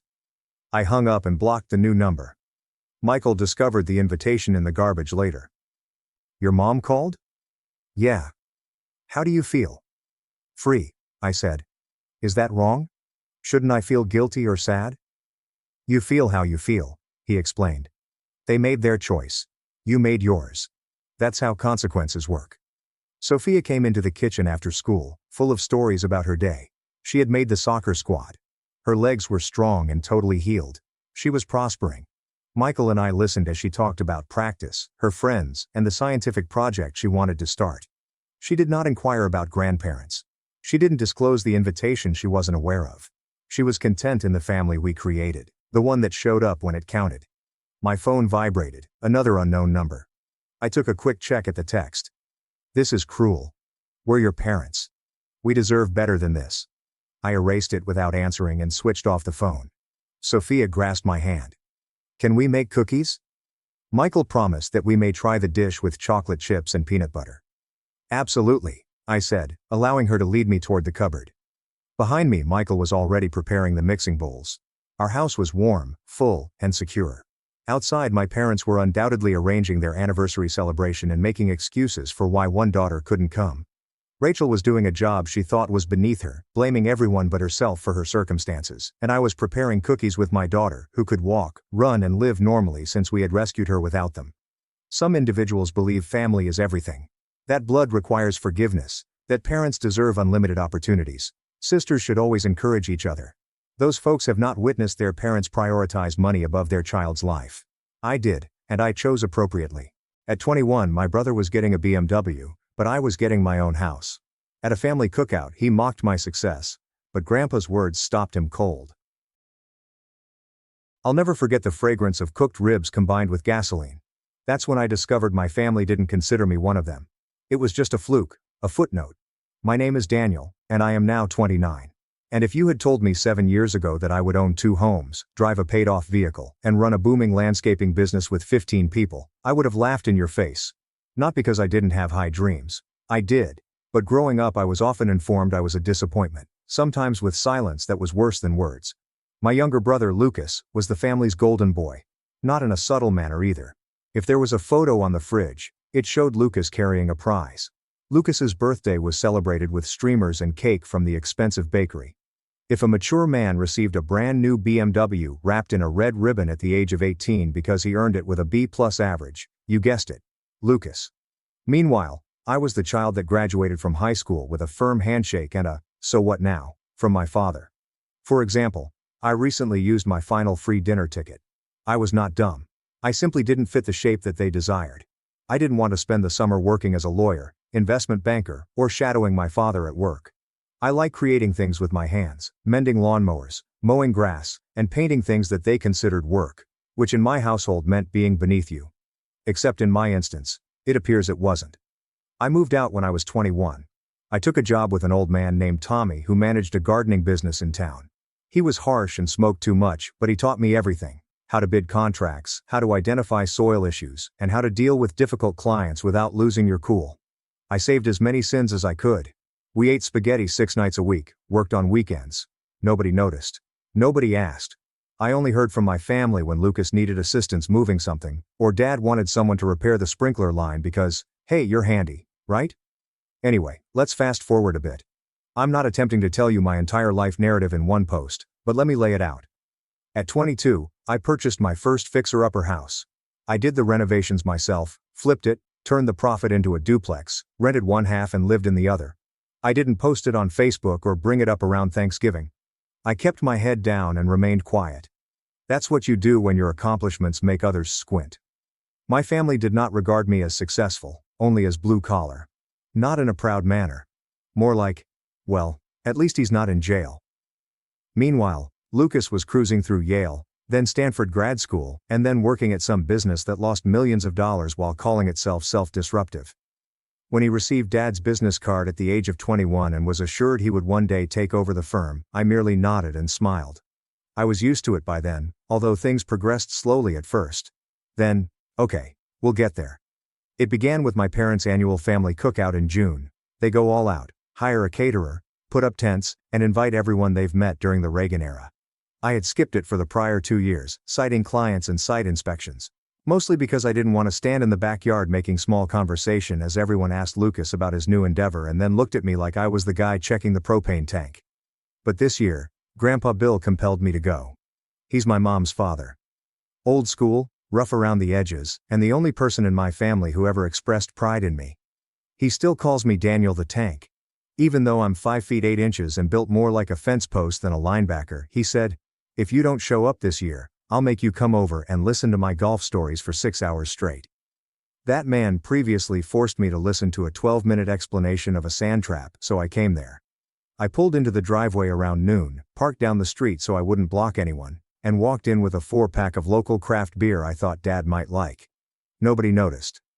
Lucas's BMW was parked on the lawn like a showpiece, and the music was already blaring from those portable speakers Dad loves to flex with. I spotted Grandpa at the grill, of course, standing next to my Uncle Mike, who was already 2 beers in and talking about inflation like he invented the phrase. Grandpa hugged me and peered at my arms. "You've been lifting bricks or just showing off?" he joked. I grinned and shrugged. "A little of both." We talked for a while. He inquired about my work, and when I mentioned that I was on the verge of landing a commercial landscaping contract with a downtown hotel, his brow furrowed. "That's no small job," he said. "Proud of you, Tank." That was the last nice thing anyone said to me that day, and I drifted around the rest of the afternoon, nodding at cousins and avoiding conversations. I didn't bring up work, houses or anything else because I know how this family works. If you're not bragging about a new stock portfolio or a trust fund, they tune you out, which was fine because I wasn't there to impress anyone. But then I heard a snippet over by the cooler, where a couple of my younger cousins were chatting. One of them, about 16, remarked, "Hey, I saw your company vehicles at the old gas station lot on Maple. You guys working on that new park or something?" It was harmless. He wasn't mocking me, just curious. I smiled and nodded. "No, that's not the city project. We're preparing that land for a small plaza, coffee shop, bakery and a few office spaces. It's private." His eyes widened. "Wait, you own that?" I froze a second. I didn't mean to say it like that. I usually deflected, but something about how casually he asked, how unjudging he seemed, made me answer honestly. "Yeah," I said. "Closed last month. Second attribute actually." And then it happened. The air moved. Lucas had been walking behind me. I hadn't noticed him, but now he was standing far too close, holding a glass of white wine and making that smug expression he usually made when he was going to say something backhanded. "You own 2 properties?" he said loud enough for people to turn their heads. "Since when?" I turned slowly. I kept my voice low and added, "A few years now," to which he laughed. "You, Daniel the lawn guy?" Someone near the grill chuckled. Someone else went silent. Grandpa's head turned just slightly. I opened my mouth to respond, but Lucas kept going. "Wow. I suppose it's true what they say. Even a damaged clock is accurate twice a day." I grinned hard. "You're not mistaken. I merely chose to make my own clock." He frowned. "So what? You're a huge real estate magnate now? Do 2 homes and a few grasswhackers qualify you as Donald Trump?" "I never said that," I said. "But it's working for me." Mom came at that point, as if she had seen the tension building. "Brandon dear, could you get me some of that rosé from the cooler inside?" she begged, resting a hand on his arm, but he didn't move. He just stared at me. "You always act so smug," he said suddenly. "As if you're better than us because you got out early. You assume your small dwellings and pickup vehicle prove you've made it." "I don't think I'm better than anyone," I responded, my voice steady. "I just quit waiting for a pat on the head." He went nearer. "Do you think Dad is proud of you?" I didn't respond, and that's when Dad lost it. Dad tossed his drink onto the grass, not at me, but hard enough that the glass smashed against a lawn chair. Mom screamed and backed back. A few people turned toward the noise. Some of the older relatives froze. One of the little kids began crying, and then, because this is my family and nothing can happen without a performance, Mom began crying as well. "I can't believe this is happening at my barbecue," she sobbed. "Why can't you boys just support each other?" Lucas didn't look at her. Grandpa stepped forward slowly, leaned on his cane, looked at Lucas, then at me, then back at Lucas, and then laughed, a dry, wheezing chuckle that cut through the tension like a knife. I didn't move, didn't flinch. And he said something. Something that made Mom stop sobbing. Something that made Lucas pale and the entire table silent. Something I'm going to let you sit with until you tell me you're ready for more. Grandpa adjusted his cane and stared directly at Lucas with the type of heavy stillness that only elderly men can pull off. "Boy, if Daniel is the letdown, then what does that make you? You could have heard a mosquito fall on the potato salad." Lucas blinked, as if he didn't quite process it. Mom's lips opened slightly, and I believe the wind stopped. Grandpa didn't elaborate. He just gave me a little nod, as if he'd had that line in his back pocket for years, and now that he'd played it, he was done talking. He turned around and walked back toward the grill, muttering something to Uncle Mike about the ribs being overcooked. The silence didn't last long, and Lucas stormed off toward the house, muttering under his breath. Mom scurried after him, still clutching that half-empty wine glass, looking over her shoulder at me as if I'd somehow orchestrated all of it. And just like that, the party resumed. People laughed a little too loudly and someone turned up the music. Dad didn't say a word, just stood near the beer cooler, shaking his head as if the whole thing was beneath his notice. That was always his move: emotional detachment. Let Mom be the heart, Lucas be the crown jewel, and he'd stay above it all. I stayed for another hour, talked to Grandpa again, and he didn't mention the scene. We talked about tomato plants, and just before I left, he handed me a napkin with a name and number scribbled on it. A friend of his who managed a lot of commercial rentals. "Tell him I sent you," he said. "He'll treat you fair." I thanked him and left quietly. That night, Lucas posted some cryptic nonsense on Instagram, something like, "Funny how snakes can wear flannel." The caption was vague, but the timing was obvious, so I ignored it. I had a meeting with a contractor the next morning and didn't have the energy to dissect his little tantrums. I wish I could say that was the end of it, that the drama died down and everyone moved on, but Lucas doesn't. He circles and stews. He needs to win, even if it's a race no one else is running. A few weeks later I received an unexpected call. "Is this Mr. Daniel Foster?" The woman inquired, politely and quickly. "Hi, this is Karen from Glendew Bank. I just wanted to clarify that your application for the small business line of credit has been approved, however we do have a few issues concerning your job verification." I froze. "I didn't apply for any line of credit," I informed them. There was a pause. "Oh, are you not associated with Foster Landscaping LLC?" My heartbeat quickened. "That's my company," I responded slowly. "But I haven't applied for anything in a while. Could you please inform me who submitted it?" She couldn't, of course, due to privacy rules, but she stated that the application had my name, address, and EIN, all of which were correct. My employees had no idea where I lived, and my EIN and home address were not public. I told her it had to be a mistake, possibly fraud, and she said she'd flag it and escalate the case. The call ended, but the questions lingered. I called my accountant, and we checked the online IRS portal together. There were no other strange filings, nothing amiss, just that one bogus loan application. Then I remembered something. That barbecue. I had left my work phone on the patio table for about 8 minutes while I went to get a plate, and it had a simple passcode. Nothing major. But the Notes app. That's where I kept reminders, my EIN, some client addresses, things I needed on the go. I'd meant to password protect it, but I never got around to it. Dumb, I know. And Lucas. Lucas knew my passcode. It used to be the street number of our childhood house, and he'd teased me about it years ago. I never thought he remembered. I couldn't prove it at the time, but I knew. I didn't confront him because I assumed the failed loan stunt would be a one-time prank to rattle me, the kind of low-blow move you pull when you've run out of comebacks. But it wasn't the end. That fall, I applied for a contract with the local university to landscape 2 dorm buildings and the surrounding quad. A week before the winning offer was to be announced, I received another call. I had spent weeks preparing the proposal, evaluating expenses, and gathering references, and while the bidding process was competitive, I felt confident. "Hey Daniel, just wanted to follow up on something weird we saw," said Greg, the university's project coordinator. "One of the admin staff discovered a few complaints regarding your organization, and I wanted to let you know before we leap to conclusions." "Complaints?" I asked. "Yeah, reviews, emails, and even a Better Business Bureau listing. Said your personnel destroyed property, failed to arrive on time, and so on." I got chilly. "That's not true." "I didn't think so," Greg commented. "But we got to check it out." I hung up and started looking into it. The reviews were all recent.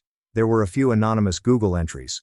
One review mentioned a specific property I'd never even worked on, and the BBB complaint, which was barely written in complete sentences, included my business name, EIN, and a phony customer story that sounded just plausible enough to sting. I spent the following 3 days submitting takedowns, checking with clients, and distributing character references. I didn't tell anyone, not even Grandpa, that I had lost the contract because they went with a larger business. I just poured myself into work, kept my head down, and built another layer to the invisible wall between me and the rest of my family. However, the seed had already been sown. Lucas wasn't just insecure. He was prepared to ruin me, and I wasn't going to play defense forever. Around Christmas, the family planned another gathering, this time smaller, with only direct relatives and a few close acquaintances, and Mom demanded I go. "It would mean so much to your brother," she explained over the phone. Let's just be together. No drama. I agreed. But I informed her right away that I wouldn't be staying long. I arrived with a tin of cookies and a pleasant smile. Lucas opened the door and said nothing, just looked me up and down like I was a box sent to the wrong house. Inside, Dad was drinking scotch by the fireplace. Mom was fussing over appetizers. The room felt tight, as if all the air had been pretensed for an argument that hadn't started yet. Dinner was strained but civil. Lucas boasted about some consulting gig. Mom kept asking about my dating life, and I gave short answers, not mentioning work or my properties. I didn't say anything about the new vehicle I'd parked down the street until Lucas's fiancée, Olivia, piped up. Olivia was new to the family, courteous, and a touch too honest. I heard you from a few buildings, Daniel. That is great. Lucas informed me you were quite successful with your landscaping work. I believe it's awesome when people develop something from the ground up. I stared at Lucas. He glared at her as if she had read from a forbidden scroll. I just mean, she said hurriedly, it's nice that both of you are doing well. Mom changed the subject. Dad cleared his throat. Lucas excused himself from the table a few minutes later, and after dessert, I grabbed my coat and announced I needed to leave. As I stepped out, Lucas followed me onto the porch, and the door snapped shut behind us. Do you think you're so clever? He spoke quietly. I turned slowly. I guess I am exhausted. You're attempting to shame me. You think people would be amazed if Olivia looks at you and forgets you've always been a joke? I did not react.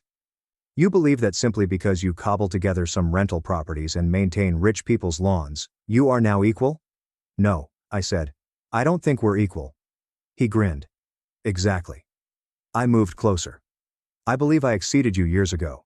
You were just too busy looking in the mirror to notice. He became red, his jaw hard, but I was already walking down the steps towards my pickup. That was the night I knew it wasn't over. That was the night I realized Lucas wasn't just mad that I'd built something. He was furious that I'd built it without him, and that's when he did something I never expected.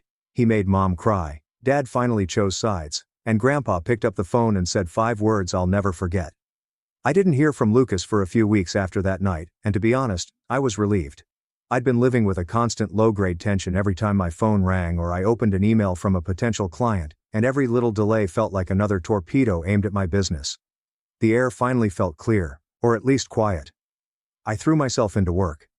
Winter was slow, but I used it to plan. My second property, the commercial plaza, was nearly ready for Phase 2, tenant interior build-outs. A local bakery had signed on, as had a chiropractor and a small design agency. I was excited, even if I kept it to myself. When you're used to being underestimated, success is quiet. In February, I was pulling into the lot of the new property, which was still gravel and fencing but was beginning to take shape, when my phone rang. It was an unknown number and I normally wouldn't answer, but I had a few contractors out for bids, so I did. Mr. Foster speaks. This is Officer Keller from the city's commercial compliance section. We have an issue with one of your job locations, 1225 Maple Avenue. Are you available to come to City Hall this afternoon?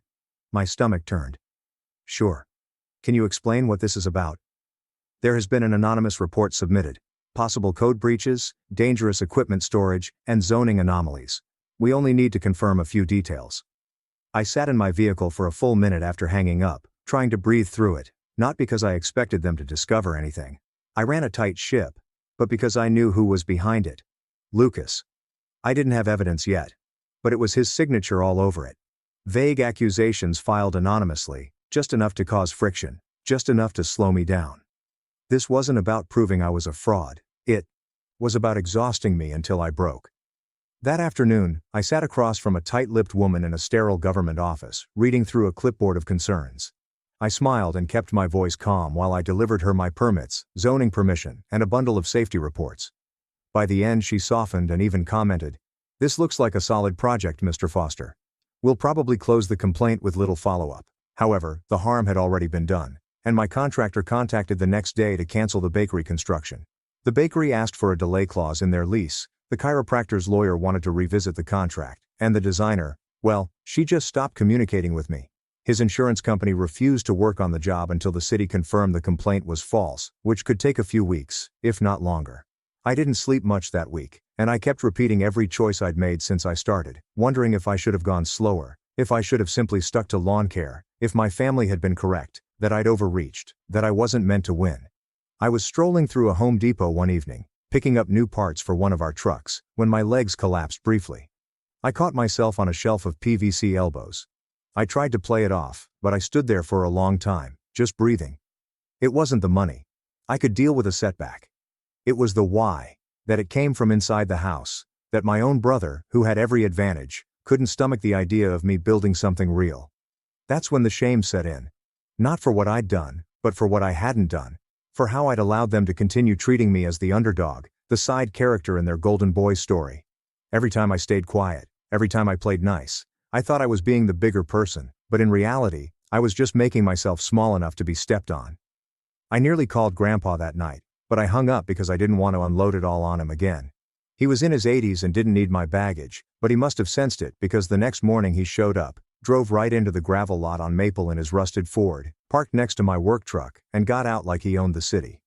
He had 2 coffees in his hand and that same crooked smile. "I figured you might be too proud to call," he said. I took the coffee.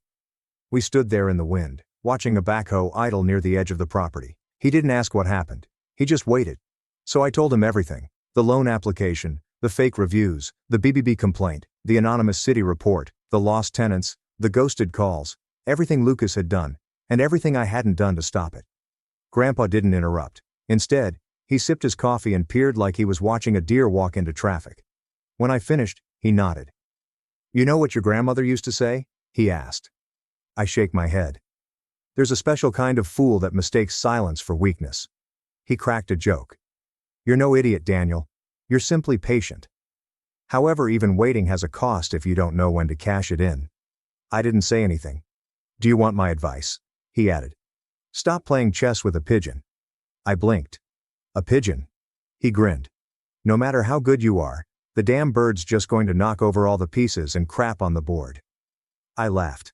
I couldn't help but laugh, and that laugh did more for me than coffee. I spent the next 2 days cleaning up the site, tightening every bolt, organizing every record, resubmitting my permits with highlighted copies, writing a personal letter to the bakery owner and offering 1 month's rent for free, calling the chiropractor, and scheduling a video walkthrough to demonstrate progress.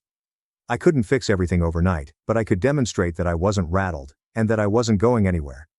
Then, because I needed to stop being reactive, I devised a strategy.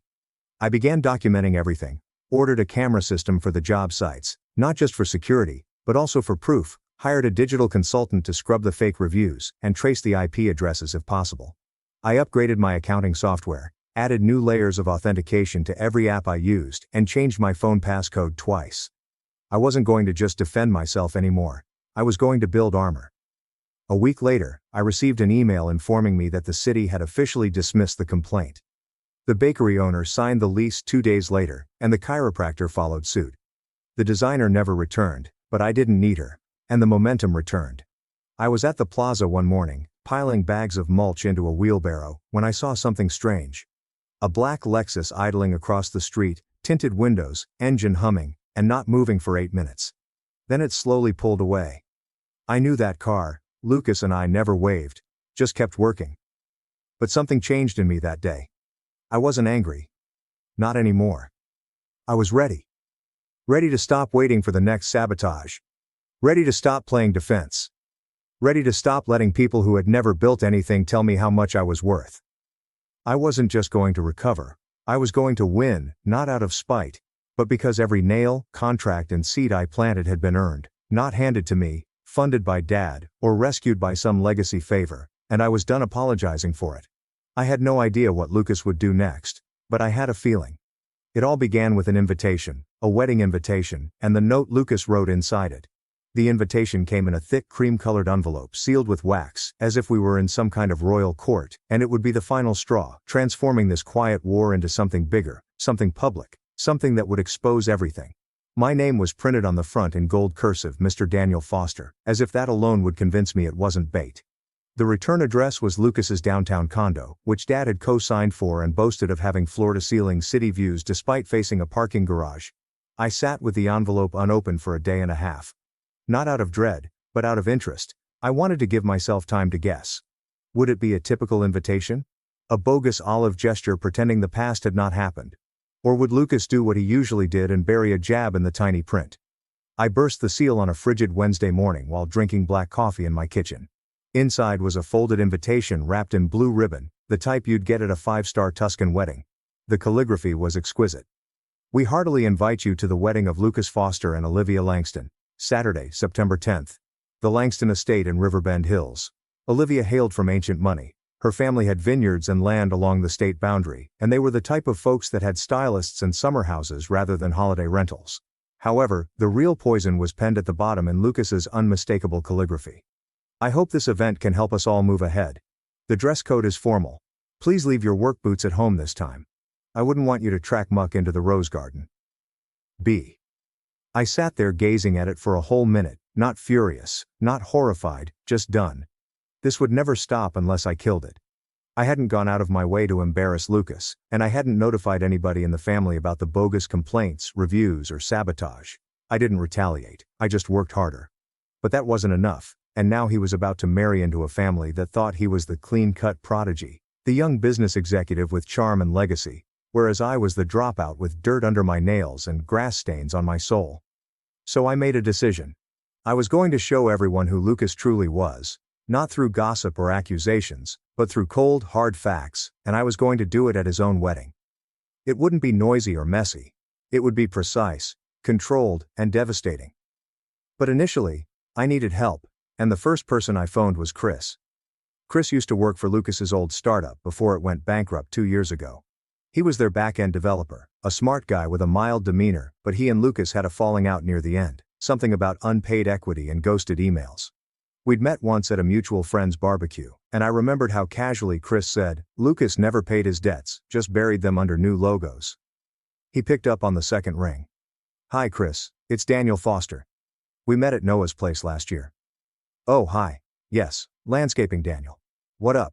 Do you still have the thumb drive? I asked. He paused. Do you mean the one with the email dumps? Yep. Another pause.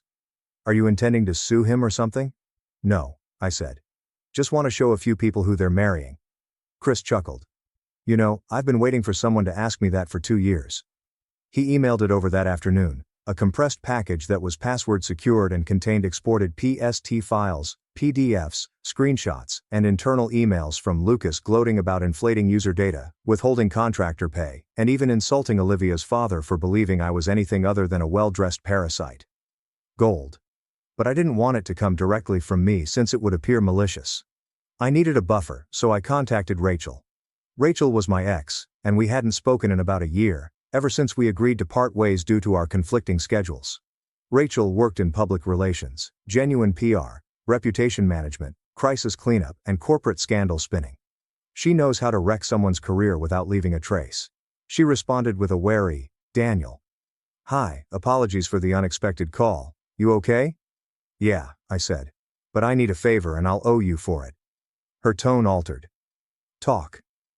I told her everything, not the childhood memories, not the envy, but the facts, the email dump, the wedding, the falsehoods, the people Lucas had duped, and the families about to be united under false pretenses.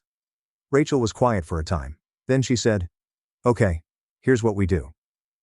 We spent the next 3 hours planning, and she assisted me in selecting the juiciest, most indisputable documents, including emails with timestamps, a PDF of bounce checks, screenshots of Slack messages where Lucas joked about renting friends and suits for a meeting with Olivia's parents, and a photo of an Excel sheet where he padded investment numbers before pitching a fake app idea.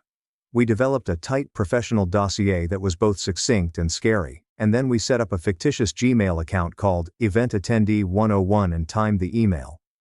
Rachel had a contact on the Langston family's wedding planning team, a friend of a friend, who confirmed the rehearsal dinner for Friday at 6 p.m. We planned an email at 5:50 p.m. with a single subject line. Before you toast the groom. But it was only the beginning. I wanted to plan for the aftermath of Lucas's wedding, not simply dismantle it.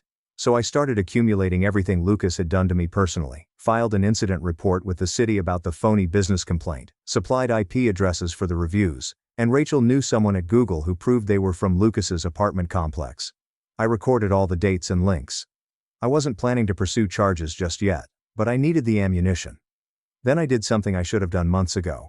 I sat down with my parents, who invited me over for lunch one weekend. Mom said she wanted to go over family preparations for the wedding, and I said I'd come if we could have a true chat without filters. They agreed, and we sat on the back patio. Mom poured iced tea while Dad cooked chicken. It was silent for the first 8 minutes until I remarked, "I know what Lucas has been doing." Dad froze. "What do you mean?" I stared at him directly. "False complaints, sabotage, the municipal report, BBB falsehoods, and the review bombing. I have proof, and I am done pretending it did not happen." Mom laid her glass down with a quiet clink. "Why would Daniel do that?" "Because I constructed it without him. Because I gave up playing the failure. Because it made him feel smaller." Dad didn't say anything. He just gazed into the grill. I got into my bag and handed Mom a folder that was well printed, tabbed, and structured with everything Lucas had done. She studied the traceable anonymous emails, screenshots, and digital fingerprints for a long before whispering, "Oh my God." I waited until Dad added, "He's your brother." "No," I responded quietly. "He's a bully in a tuxedo." Neither of them defended him, and I left the folder with them. I didn't say I was going to blow up the wedding. I didn't need to.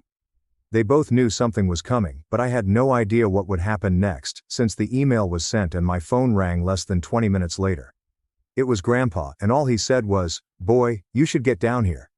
The dam just broke." I sped the entire way there. Grandpa had not seemed concerned.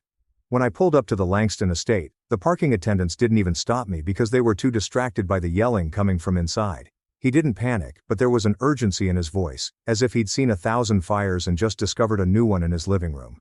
The rehearsal meal had already gotten off track.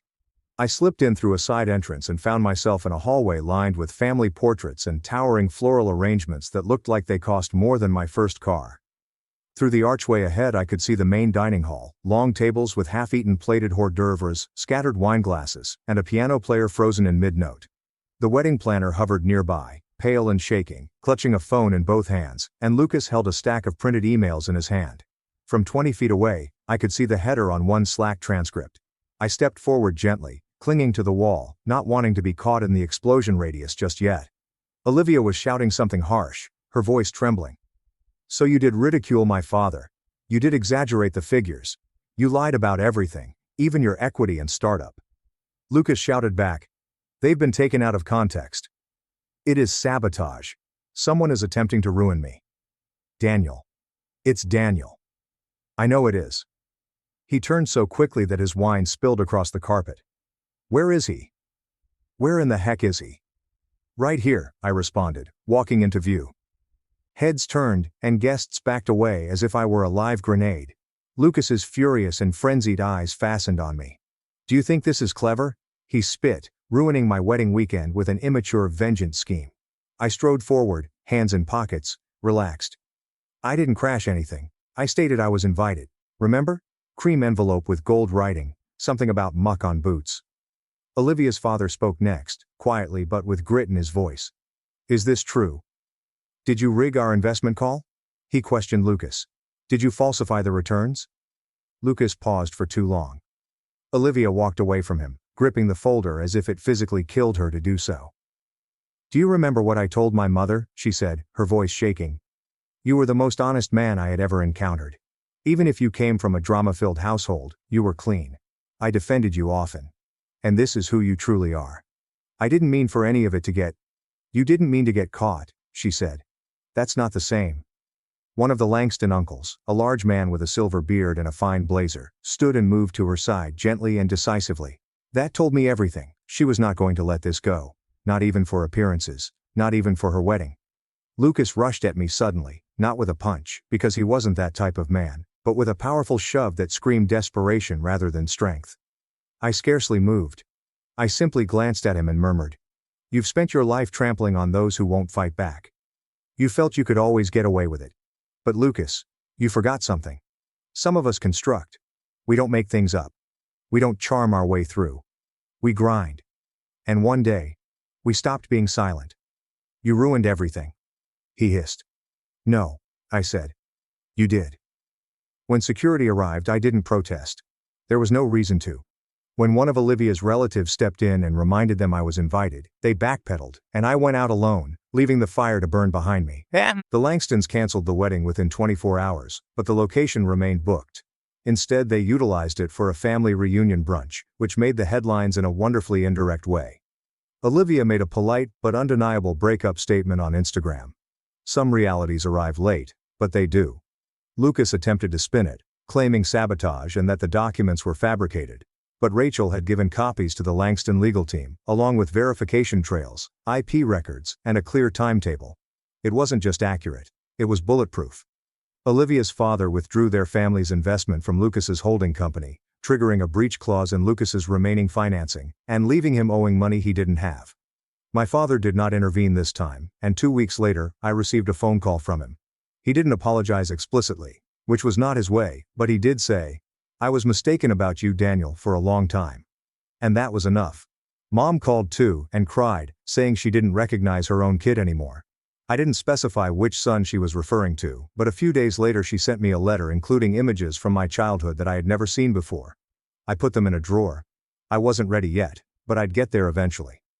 Grandpa arrived at my job site 2 weeks later with a folding chair and a bag of lemon drops, and he sat there for 8 minutes without saying anything, watching the staff work. Then he glanced at me and said, "Damn, that was a good retribution, clean and surgical.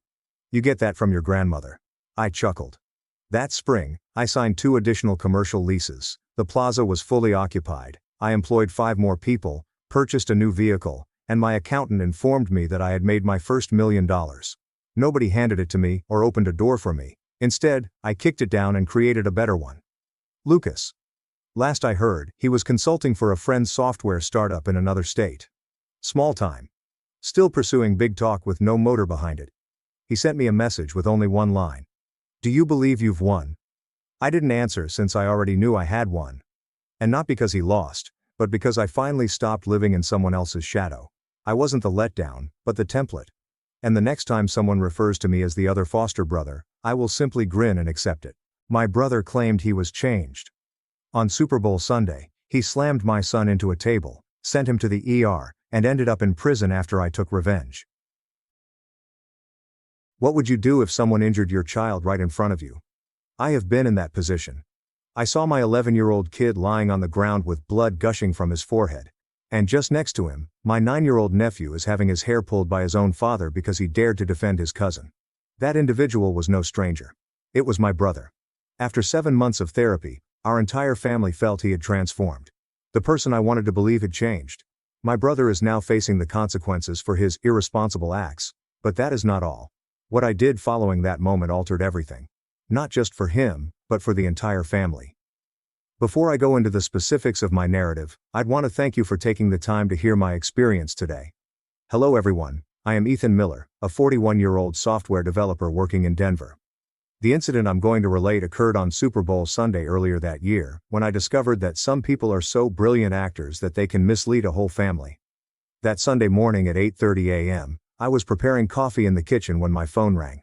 My father, Thomas Miller, phoned, and I picked up. His voice rang out with uncommon enthusiasm. "Ethan, please bring Claire and Lucas over this afternoon to watch the Super Bowl. The entire family is going to be together." Before I could respond, he continued, his voice falling like if he were telling a secret. "Ryan wants to visit everybody. It's been 7 months, son. He has not created any trouble. He has definitely transformed. It is time for our family to reconnect." Ryan. That name made me tighten my grasp on my coffee mug handle. Ryan Miller, 35, used to be the younger sibling I hoped would make it big. He was intelligent, fast, and charming when necessary. But somewhere along the line he picked a different route. Online gambling began with a few hundred for fun, then many thousand, and by the time I discovered out, he owed about $42,000. The majority of them are high-interest loans from online lenders. However, the money was not the scary aspect. Ryan transformed into someone different whenever he lost a lot of money or drank a few beers. He'd vent his frustration on whoever was present, which was generally the kids. My son Lucas once had his ear twisted purple simply for dropping a drink of water while Ryan was watching the scores. And Noah, his own 9-year-old son, would shrink up if his father yelled. Looking into that kid's eyes, I realized he had been through more than any of us had. Then, 7 months before Dad's call, everything went apart. Ryan was detained for disturbing the peace and fighting at a casino on Federal Boulevard. Dad had to go to the police station to bail him out at 2:45 a.m. That night, he issued him an ultimatum. Either attend treatment, or get out of the house. For the first time in his life, Ryan hung his head and agreed. He enrolled in an anger management program in Aurora, as well as a gambling support group. And gradually, traces of change appeared. He contacted the entire family, including me, to apologize. He obtained part-time work at an O'Reilly Auto Parts location on KFAX. Dad continued saying it every time we spoke. I live with him every day. He does not gamble anymore, does not drink anymore. I've never seen him that calm. I wanted to believe it. Who wouldn't want to think about how their brother may change? After I hung up, I turned to face Claire. My wife is a Walgreens pharmacist. She's the sort who says nothing yet sees through everything. Claire grimaced when she heard about Dad's offer and replied to me slowly. I don't know. Something still doesn't feel right to me, but if you think we should go, then let's go. Lucas was standing in the kitchen doorway, ears pricked up and listening since the beginning. The kids are 11, tiny and so kind that I worry he may be picked on at school.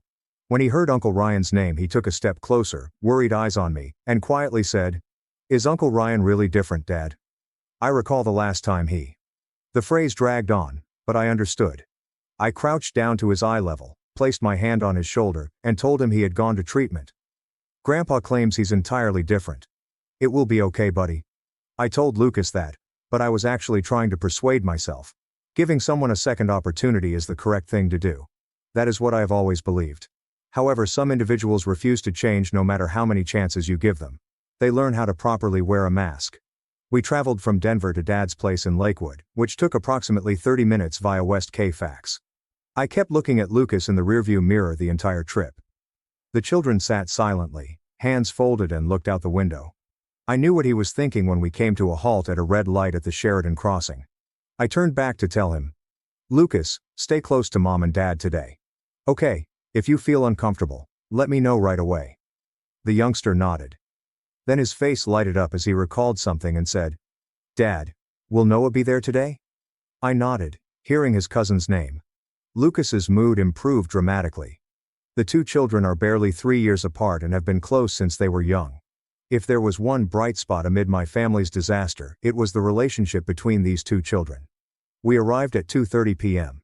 Dad's house is a single-story home at the end of a quiet lane. It has a wide lawn with beautiful green grass and a detached garage on the left. Everything appeared to be in complete harmony. I nearly forgot why I'd been avoiding this spot for the past year. And then the first surprise occurred. Ryan stepped out of the front door to meet us. Ryan had never came to the door to greet visitors in our 35 years of being brothers. He was always the sort to lounge on the sofa, waiting for others to approach him. But that day, he stood on the porch with a brilliant smile and arms stretched wide, as if he was about to hug the entire world. Ryan approached me, embraced me tightly and said, Big brother, thanks for coming. I massaged his back, unsure how to say. Then Ryan released go of me and sank to one knee in front of Lucas. The youngster took a half step back automatically, but Ryan didn't appear concerned. He gazed at his nephew with kind eyes I'd never seen before, then quietly murmured to my kid, Lucas, I apologize for the previous times. I was mistaken. I guarantee I'll never act like that again. Okay. Lucas glanced at me as if he was begging for permission. I nodded slightly. The child looked back, pursed his lips, and silently nodded to his uncle. Right then, a little shadow flew out of the house. Noah, Ryan's kid, rushed up to hug Lucas and said, Lucas, you're finally here. Come play football with me in the backyard. I stared at Noah, astonished to see how different the youngsters were. No more of that distant face, eyes glancing down and avoiding, as before. He was beaming from ear to ear, cheeks flushed, leaping and bouncing like a regular 9-year-old. The last 7 months have had a big influence. Dad went onto the porch, rubbed my shoulder and remarked with delight. I told you so. He is entirely different. Simply believe me on this. Claire stood next to me examining everything. She leaned closer, saying, I'm beginning to believe it. Maybe we were too concerned. The celebration proceeded precisely like a family gathering should. Dad cooked burgers in the backyard, and the scent of meat and charcoal smoke filled the air. Loud conversation and laughs. The pre-game program is being shown on television. Lucas and Noah raced each other across the yard with footballs, and their clear laughing made me feel relieved. However, approximately an hour later, the mood began to change. Ryan's old mates arrived up, around 4 or 5 of them. I recognized several familiar faces, folks who had sat and gambled with him in the past. They brought cases of beer and slapped each other's backs with loud laughter before taking over the couch in front of the TV. Ryan was initially clutching a Coke can then. One of his companions thrust a beer into his hand, laughing and saying something I couldn't hear well. Ryan hesitated for a second before opening the container. "Just one," he replied to someone. Perhaps he was telling himself. One became two, and two became three. Then I saw something else. Ryan began checking his phone often. Every few minutes he'd gaze at the screen, finger swiping, brow furrowing, his face progressively becoming tight, jaw clenching. I didn't have to be a genius to figure out what was occurring. He was wagering properly at the family party. 7 months of treatment equals 7 months of transformation. Everything was just a flawless performance. Claire noticed before I did. She drew me into a corner of the kitchen, eyes fixed on me, and whispered rapidly, "I see it. He's gambling. Do you see his face? Just like the old days. Let's leave right now." I nodded and gazed out the backyard window. Lucas and Noah were rolling around on the grass, giggling wildly at something. I couldn't stomach taking my son away right now. I went to Claire and gently stated, "Give the kids another 20 minutes. We will depart discreetly. Do not draw notice." I figured 20 minutes wouldn't make a difference. However, for a gambling addict who is losing, 20 minutes is an eternity. During that time, everything went apart. I eventually discovered that Ryan had lost well over $9,000 in nearly 3 hours of sitting quietly. $9,000. After 7 months of treatment, everything came crashing down in a matter of seconds. When the game entered the second half, the air in the living room became oppressive. Ryan continued to grip his phone, his face tight. Then he rose up, grabbed a few beer cans, and walked onto the back porch. Perhaps he wanted to evade everyone's gaze. Perhaps he wanted distance to see the numbers consuming him on the screen. From where I stood near the kitchen door, I saw him settle in a plastic chair on the porch, the case of beer directly beneath his feet. His eyes were riveted to his phone, and his finger was continually swiping. With each swipe, his face changed color from strained to pale, then to furious red.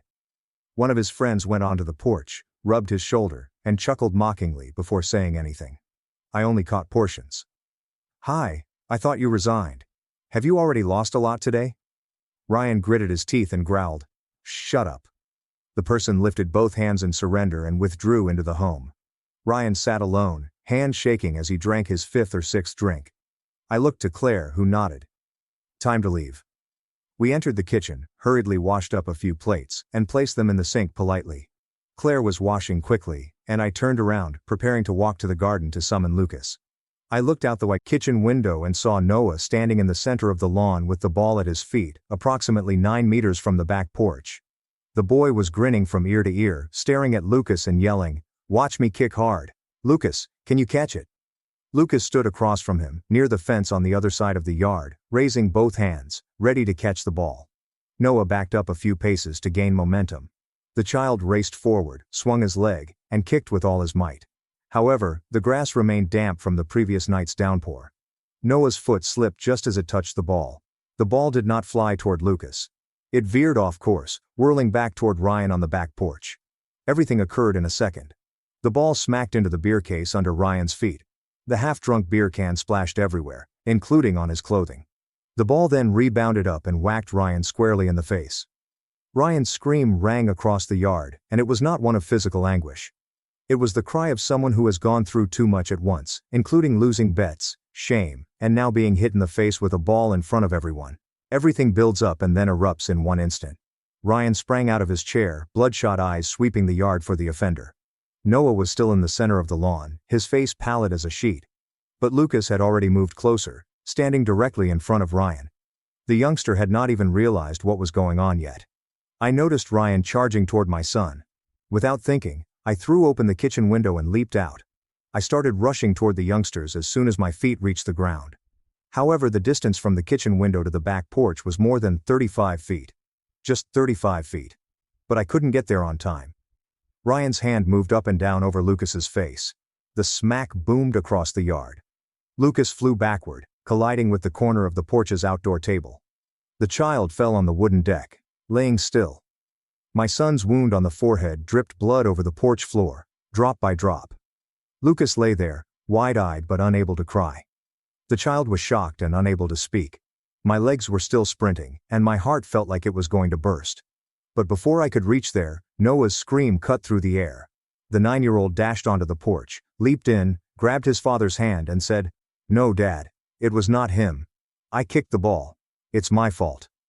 Ryan turned around to face his own son. At that point, his visage bore little resemblance to his father. He tightened his teeth, looked at Noah, and hissed, "You're defending him? You made me lose face in front of my friends." He grabbed Noah's hair and jerked his head backward. Noah wailed in agony, his small hands grasping to pull his father's hand off his hair. His voice strangled. "Dad, this hurts. It hurts so badly." Ryan's pals dashed out of the home, stopping at the rear door and watching. Nobody moved. A group of older men stood still, seeing a 9-year-old being carried about by his own father, and no one dared to speak. My father also fled out of the living room. He came to a halt at the entrance, his face pale, when he beheld the sight in front of him. And Ryan, the son he thought had changed, stood there like a stranger. Dad opened his lips but was unable to find the words. Perhaps he now realized the previous 7 months were a performance, and he was the most gullible audience member. I raced onto the porch, only a few feet from Ryan. And I couldn't see my brother anymore. I only saw someone who had just harmed 2 innocent children, someone to whom I had repeatedly given opportunities, and he had stomped on everything. My body responded before my mind could think. My left arm curled around Lucas, and my right hand gripped Noah's arm, pushing him closer to me. At the same time, I kicked Ryan's chest with all of my power. He lurched backward and lost go of Noah's hair. The youngster collapsed on me, trembling all over. I gripped both babies tightly in my arms and took a few steps back from Ryan. Claire appeared shortly after that. She dashed over, knelt, and grabbed Lucas from my arms. Her eyes became crimson as she saw the blood on my son's forehead, but her voice remained calm as she called out to him. "Lucas, look at me. Can you hear me?" The kid blinked a few times, lips moving and whispering, "Mom, it hurts. It hurts so much." Hearing my son, my chest felt as if someone was suffocating me. My son lay there, blood still streaming from his forehead, and I couldn't protect him. Ryan was someone I had trusted. I'd brought my son here. Noah was still clinging to me, face buried in my chest, shoulders trembling in unison. Claire stretched out to draw her nephew closer and hugged both children. Noah gazed up at his aunt, tears flowing down his cheeks, his voice faltering on every syllable. "Aunt Claire, I apologize. I did not mean to. I only wanted to help Lucas." Claire cradled Lucas in one arm and stroked Noah's hair with the other, her voice soft but forceful. "Listen to me. You did nothing wrong. Nobody can blame you. Do you hear me?" Ryan's snarl from behind made me turn around. He was back on his feet, face purple-red, pointing at the children and saying, "Look at this. They are putting up an act." Noah kicked the ball at my face. "I am the victim here."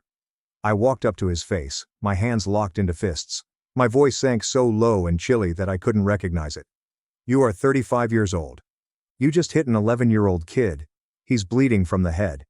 You just snatched your own 9-year-old son's hair and are now standing here claiming to be the victim." Ryan took a step back, but his mouth would not stop. He told me, "I'm in therapy." I just lost control for a second. I cut him off, my voice sharp. "The entire family believed you had changed, and this is it." Dad got down from the home porch and walked rapidly toward us. He raised both hands, his voice shaky but forceful. "Enough. Both of you come to a standstill. This can be straightened out." I did not turn to face him. I stated to Claire clearly, "Take both kids to the car right now. Both Lucas and Noah. Drive directly to the Children's Hospital on Colorado Boulevard. Don't stop for anything." Claire nodded, assisted both youngsters to their feet, and hurriedly approached the car. Noah took a few steps before coming to a halt and turning to say goodbye to his father. I will never forget the expression in the boy's eyes, half terror, half emptiness, like a child who has lost something he will never get back. Ryan saw his kid go. He surged forward, yelling, "Stop! You have no right to take my boy anywhere." I moved in front of him, one palm pressing hard on his chest, my words grating between my teeth. "Is it your son? Do you believe you deserve to name him your son?" Dad hurried up and grabbed my arm, pleading, "Ethan, he's your brother. He is recuperating. Everyone blunders from time to time. You can't." I snatched my hand away from him and turned to gaze directly into Dad's eyes. My rage was seething, yet my voice was as icy as ice. I questioned him bluntly. "Are you recovering? Your grandchild is bleeding over there. Is that your notion of recovery? You convinced the whole family that my brother had changed. So, what are you calling this?" Dad opened his mouth and then closed it again. Not one word.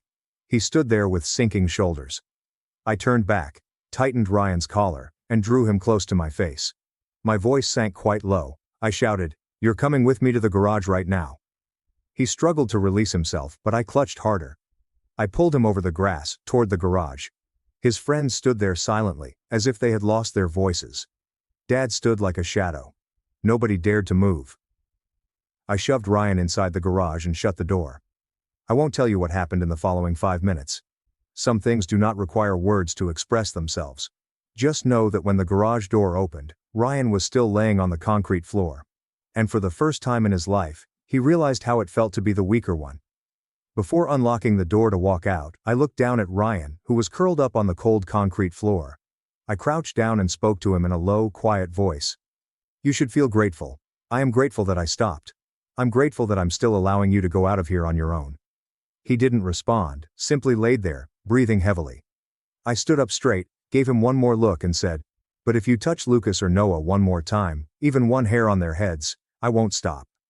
Do you understand?" Ryan nodded, his eyes still down, refusing to look at me. After I taught him the lesson, I opened the garage door. After the obscurity of the morning, the afternoon sun shone brightly. I went outdoors, sweat forming on my forehead and both hands throbbing and trembling. Not out of fear, but because I had to use every ounce of power to control myself and quit at the appropriate time. Dad stood at the door, face pale as if he'd just seen a ghost. He peered at me and then into the garage, his voice quivering as he said, "Ethan, what did you do in there?" I did not respond and walked right by him. Ryan's friends gathered around the house porch, one man holding his phone and stammering something. It appeared that he was preparing to contact the police. I paused and turned to stare directly into each of their eyes. At 6 feet 1 inch, roughly 195 kilograms, after over 25 years of gym practice and running, I knew how I looked right now. I shouted at Ryan's pals, get out, before I change my mind." The man with the phone gulped and pushed his phone in his pocket. Dad ran after me, grabbed my arm and yelled, "Ethan, I'm asking you, what did you do to him?" I stopped and turned to face him, my voice ice cold as I answered, "Go look in the garage yourself. Don't ask me." I yanked my arm free and walked straight toward the car. I didn't look back, didn't say goodbye, and drove away. Behind me was Dad's house, my brother lying in the garage with a broken nose, and all the illusions about family I tried to hold on to. Ahead of me, at the children's hospital, my wife was waiting with 2 children, my son and my nephew. When I arrived at the hospital 25 minutes after Claire, Lucas was lying on the bed, his forehead already neatly bandaged. Claire sat beside him, one hand holding my son's hand, one arm around Noah's shoulders. The boy sat still as a statue, eyes fixed on the floor, hand gripping his cousin's tightly and refusing to let go. Dr. Harris, the night doctor, came out to greet me. She informed me that Lucas needed 6 stitches, but there were no signs of brain injury. I breathed a sigh of relief, but what she said next made me freeze in place. Dr. Harris looked at Noah, then pulled me to a corner of the room, her voice dropping. "Mr. Miller, I want to ask about the other boy." When the nurse approached, he curled up and raised his hands to cover his face. "That's a reflex of a child used to being hit. I recommend we examine him." I nodded, and what they found after that made my blood boil again. Multiple bruises on Noah's back and arms in various stages of healing. Some had turned yellow, almost completely healed, while others were still purple-black and only a few days old. Dr. Harris looked at me, her voice heavy. "This isn't from today. This child has been enduring this for a long time. By regulation we have to report this to the police." I called Noah's mother Amanda right away. She and Ryan divorced 3 years ago, and Noah lived with his mother but had to go to his father's house on weekends due to a court order. When Amanda heard my story, she sobbed over the phone saying, "I knew something wasn't right. I saw bruises on my son, but every time I asked, he said he fell playing football. I suspected it, but he wouldn't tell the truth." The court needed direct testimony from him, but Noah continued to protect his father. I couldn't do anything. Her voice broke. She continued, "He's scared. He's scared that if he tells, his father will make it worse." I understood. A 9-year-old trapped between fear and love for the man who brought him into this world. Noah buried his face in his mother's chest, his voice shaking as he asked, "Mom, do I have to go back to Dad's house anymore?" Amanda drove to the hospital that night, and when she walked into the room, Noah saw his mother and cried out loud for the first time. She rushed over to hug him tightly, tears soaking the boy's shirt. Amanda hugged her son tighter, kissed the top of his head and said, "Never again, I promise you." Around 1 a.m., police arrived to take statements, and I told them everything, including what happened in the garage. The officer finished writing, looked up and asked, "Mr. Miller, do you regret what you did?" "I regret believing he changed. I regret bringing my son there. As for what happened in the garage? No." Ryan was arrested that night on charges of injuring 2 child victims. I received a warning for my actions in the garage, but was given leniency because I was protecting children in an emergency. The next morning Dad called, his voice cold as ice. "Are you satisfied now? Your brother's been arrested. You destroyed this family." I answered through the phone, my voice steady. "Have you seen Noah's medical records in 7 months? You said Ryan had changed. During those 7 months, your grandson was still being beaten on a regular basis. Did you ever ask the kid a question? Did you ever look at him?" After a lengthy delay I continued, "I don't think so. Goodbye, Dad." And hung up. That night, Lucas lay next to me on the hospital bed. The kid turned over, his voice tiny. "Dad. Noah used to tell me he was scared to go home to Uncle Ryan, but I thought Uncle was better because Grandpa said so. Why did Grandpa lie, Dad?" I held my son close. My throat tight. I didn't know how to respond. An 11-year-old saw the truth while all of us adults ignored it. 4 months later, I sat in the Denver County courtroom, watching my brother walk in wearing an orange prison uniform. Our lives were not easy while we waited for the trial. Lucas had to see a psychologist twice a month because the kid kept having nightmares and jumping at any loud noise. The scar on his forehead could heal, but the wounds in his head needed much more time. Amanda had brought Noah to the same clinic, and when I brought Lucas there one afternoon, the 2 kids met in the waiting room and sat next to each other as if it were the most natural thing in the world. 2 kids sharing a pain caused by adults. Ryan sat in the defendant's row, head down, not daring to look at anyone. Dad called a few times during those 4 months, asking me to drop the charges, reconsider, and give Ryan a chance, and I wasn't stupid enough to fall for it again. The courtroom was cold and silent. The prosecutor stood up to present the charges, bringing out Noah's medical records and projecting images of the bruises on the boy's back and arms on the screen. Dad sat behind him, looking older with grayer hair, a more hunched back and empty eyes. I sat next to Claire, and Amanda sat in the row beside us. Her voice was clear and cold. "The injuries on victim Noah Miller are at different stages of healing, indicating that this behavior continued for months. This wasn't an isolated incident. This was systematic abuse." The defense attorney stood up, attempting to turn the tables, pointing at me and saying loudly, "Your Honor, my client was the one attacked first. My client's brother assaulted him right in their father's garage." The prosecutor didn't flinch, turning to face the defense attorney and responding, "Attacked first? By whom? By a 9-year-old who slipped while kicking a ball? And your client's reaction was to hit an 11-year-old so hard that he bled from his head, then grab his own son by the hair. That's the outcome of therapy." The defense counsel remained mute. Then came Noah's evidence. Because he was so young, the youngster was permitted to speak through a pre-recorded video.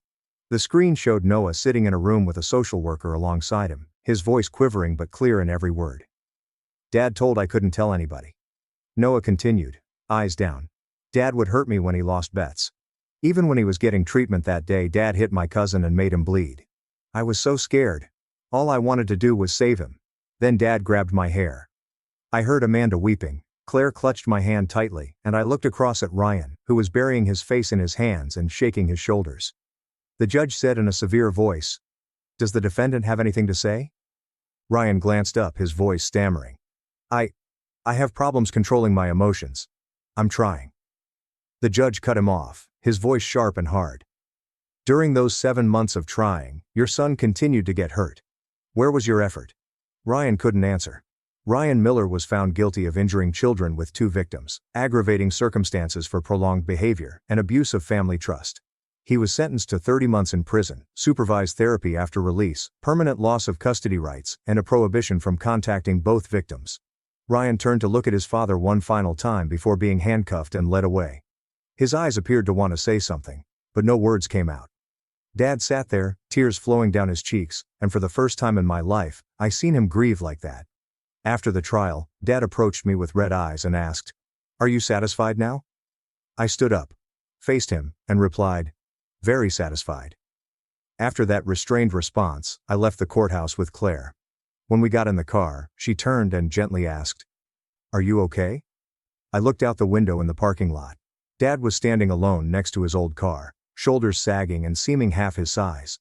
I turned back to Claire and said, "I lost a brother today. Not because he went to prison, but because I realized I never really had that brother to begin with. Ryan has been imprisoned for 9 months, and I have yet to pay him a visit. Our lives are smaller, with fewer people, but far more tranquil. Lucas has totally healed. The scar on his forehead is disappearing with time, the dreams got less frequent, and then vanished entirely, and my son is back to being the carefree 11-year-old I remember. Noah now lives entirely with Amanda.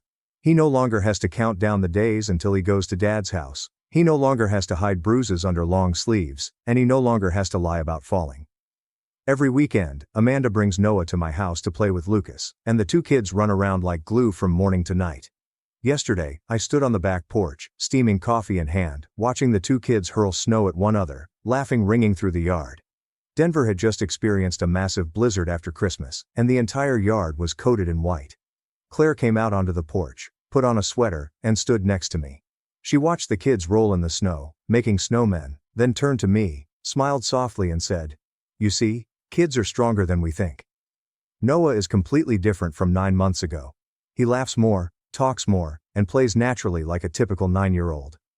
I nodded and didn't say anything. Dad still texts me on a daily basis, begging to see his grandchild, to chat, and for a chance, but I don't answer because I don't know what more to say to him. Someone once asked me, "Don't you miss your dad and brother?" I looked inside the home where Claire was making supper, then to the yard where Lucas and Noah were playing in the snow, and I said, "My family is right here. A family is made up of people who defend one another, not those who injure each other and then seek forgiveness because they share DNA." Noah ran onto the porch, face red from the cold, holding a handful of snow, shouting at me, "Uncle Ethan, build a snowman with us. We need a grown-up to carry the big snowballs." I laughed, set down my coffee and told the kid, "All right, but I'm terrible at building them, you know." Noah smiled from ear to ear, snow in his fingers dropping everywhere. "That's okay, Uncle, I'll teach you." I burst out laughing and strolled out to the yard with the kids, my boots stepping on the fluffy white snow. I'm not sure if I made the right or incorrect selections in any of my choices, but when I watch Lucas and Noah smiling together, I know one thing, which I'd want to share with you via this narrative. Some individuals never change, no matter how adept they are at pretending, and there are things more essential than attempting to maintain a family that just exists on paper. In this story, I have 2 pieces of advice for you. First, don't let your desire to believe blind you to warning signs. I understand that everyone wants to believe that their family can change. Dad wanted to believe, and I tried to believe as well. However, looking back, we all missed too many clear signs. Ryan was still constantly checking his phone, drinking beer when friends shoved it into his hands, and having explosive reactions when things didn't go his way. Second, I need to be honest with you about what occurred in the garage. I used violence on my brother, and I won't sit here and say I regret it because all I saw at the time was blood on my son's forehead and my nephews crying. But I need you to realize one thing. It wasn't the correct approach. If you're in a similar situation, call the police, get the victim to safety, and let the law deal with the abuser. I was fortunate to receive leniency for protecting children in an emergency, but things could have turned out differently. I could have been prosecuted, lost custody of my son, and turned myself from protector to defendant. Don't take matters into your own hands, as I did. Violence breeds violence, and you won't always be as fortunate as I was. Thank you for listening to my story. If you found it meaningful, please subscribe and hit the notification bell so you don't miss future stories. I hope to see you again. "She's dead to us," my mother said at my sister's rehearsal dinner, blaming me for a drunk driver's crash. I asked one question that froze the room.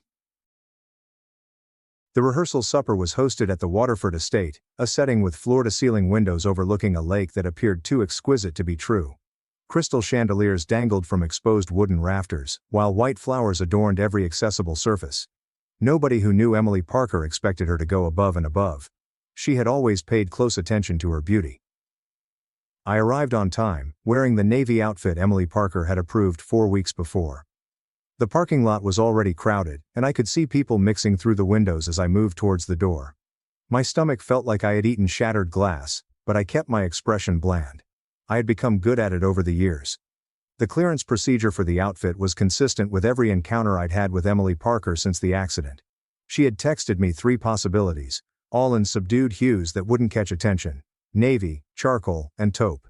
Nothing flashy, nothing that would draw attention away from her or the bridal party.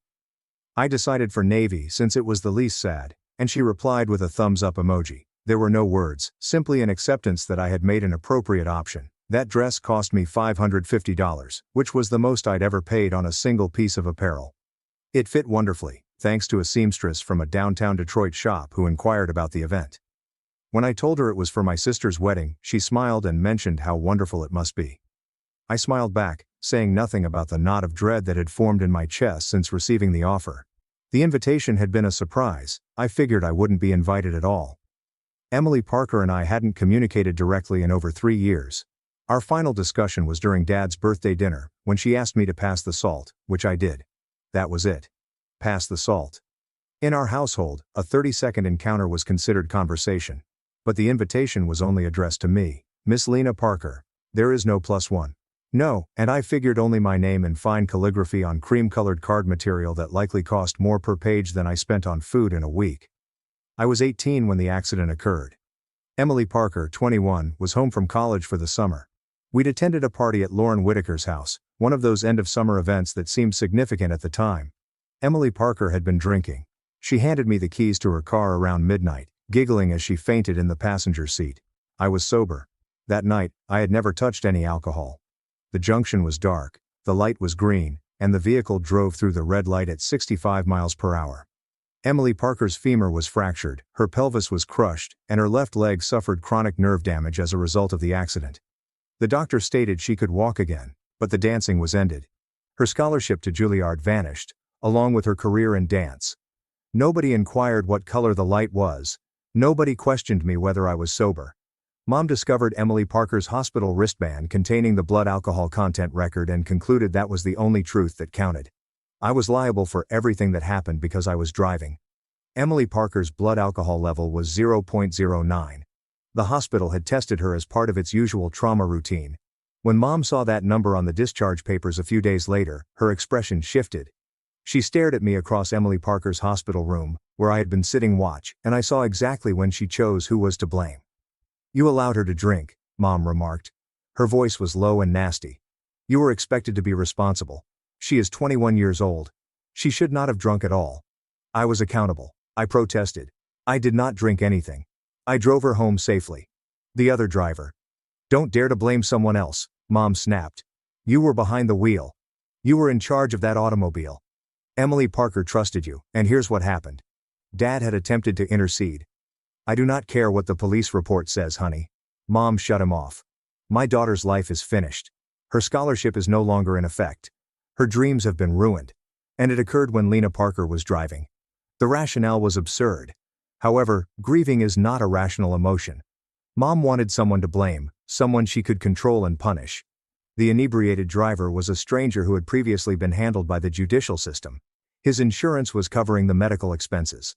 Mom could do nothing to satiate the wrath and grief she felt while witnessing Emily Parker suffer. But I was right there. 18, terrified, and pleading for her acceptance and pardon. An easy target. The following several months were a jumble of hospital visits, physical therapy appointments, and agonizing stillness. Emily Parker's operation was effective in stabilizing her pelvis, but the nerve damage to her leg was irreversible. She'd walk again. The physicians made it obvious. However, the exact muscular control essential for professional ballet was lost. The letter from Juilliard rescinding her admission arrived 4 weeks after the catastrophe. I watched Emily Parker read the letter. We were in her hospital room, and I was assisting her with the exercises that the physical therapist had prescribed. She opened the letter with quivering hands, read the contents and then gazed at the wall for 20 minutes without saying anything. Emily Parker, I finally tried. I'm so. Get out, she whispered gently. Please let me out. She shouted so loudly that nurses came racing. I do not want you here. I do not want to see you. It is your fault. Everything is your fault. She had been informed about the intoxicated driver. She was aware of the police report, his arrest, and the pending charges. The physicians had explained everything to her in detail. Knowing the facts, however, was not the same as embracing them. I'd left her room in tears and passed Mom on the corridor. She stared at me coldly and said, "You heard her. Stop coming to the hospital. You've done enough damage." The years that followed the accident were a master class in solitude. I'd been admitted to Michigan State on a full academic scholarship, but Mom persuaded me to defer and assist Emily Parker's recuperation. 1 year became 2, and then 3. By the time I attended, the most of my high school pals had moved on. Emily Parker would never speak to me unless compelled. She'd gaze through me at family gatherings, her face expressionless as if I were furniture. The deferral seems logical at the time. Emily Parker required assistance with basic things while she was recovering. Someone to transport her to physical therapy appointments, assist her upstairs and downstairs, and prepare meals while Mom was at work. "It's the least you can do," Mom explained. And I'd agree because the guilt was eating me up. Never mind that I was not guilty of anything other than being in the wrong place at the wrong time.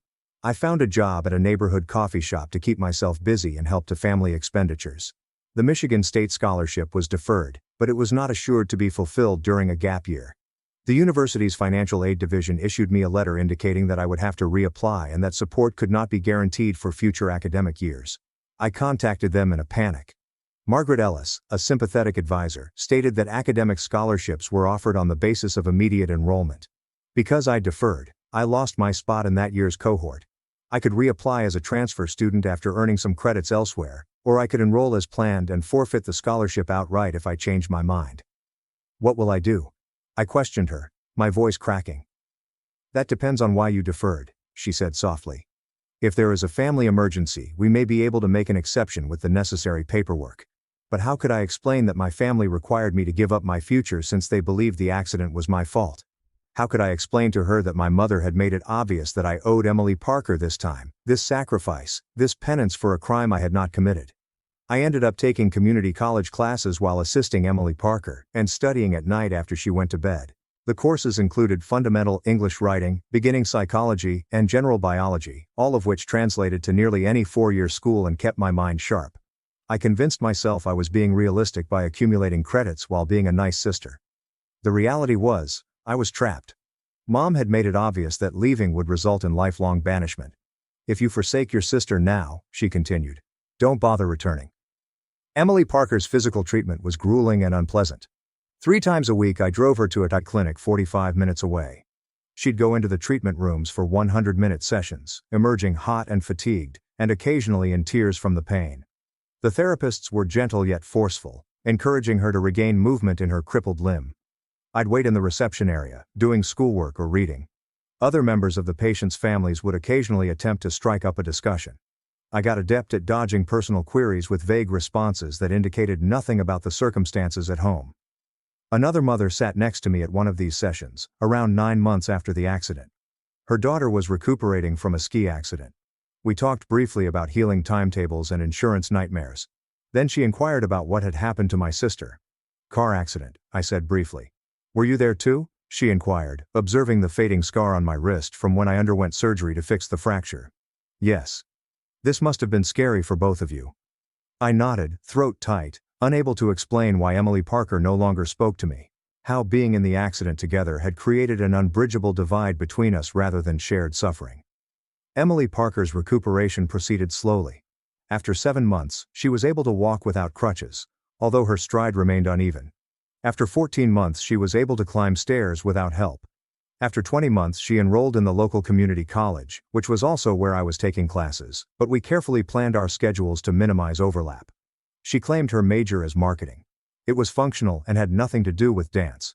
I once caught her in the parking lot, sitting in her car and weeping while viewing a video of herself performing the Nutcracker 4 years ago.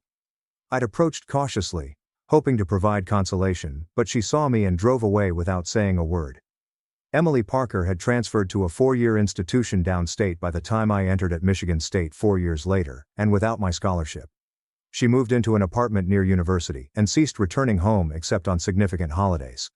I was relieved. Living in the same house as someone who treated you like a ghost was stressful. College was lonely for me. When I arrived as a freshman, the majority of the students my age were juniors or seniors. The scholarship I had lost would have paid for tuition, housing, and board. Instead, I paid my own way through student loans and part-time employment at the university library. I lived off campus in a rundown studio apartment, surviving on ramen and cheap groceries. I studied finance since it was useful, and the employment market was stable. My grades were great, with a 3.9 GPA that I kept up by pure perseverance and long nights. I had several acquaintances, but few true pals. People would ask me to parties or study groups, and I would fabricate reasons as well. The fact was that I no longer trusted people. The accident showed me that even family members may turn against you when times are tough.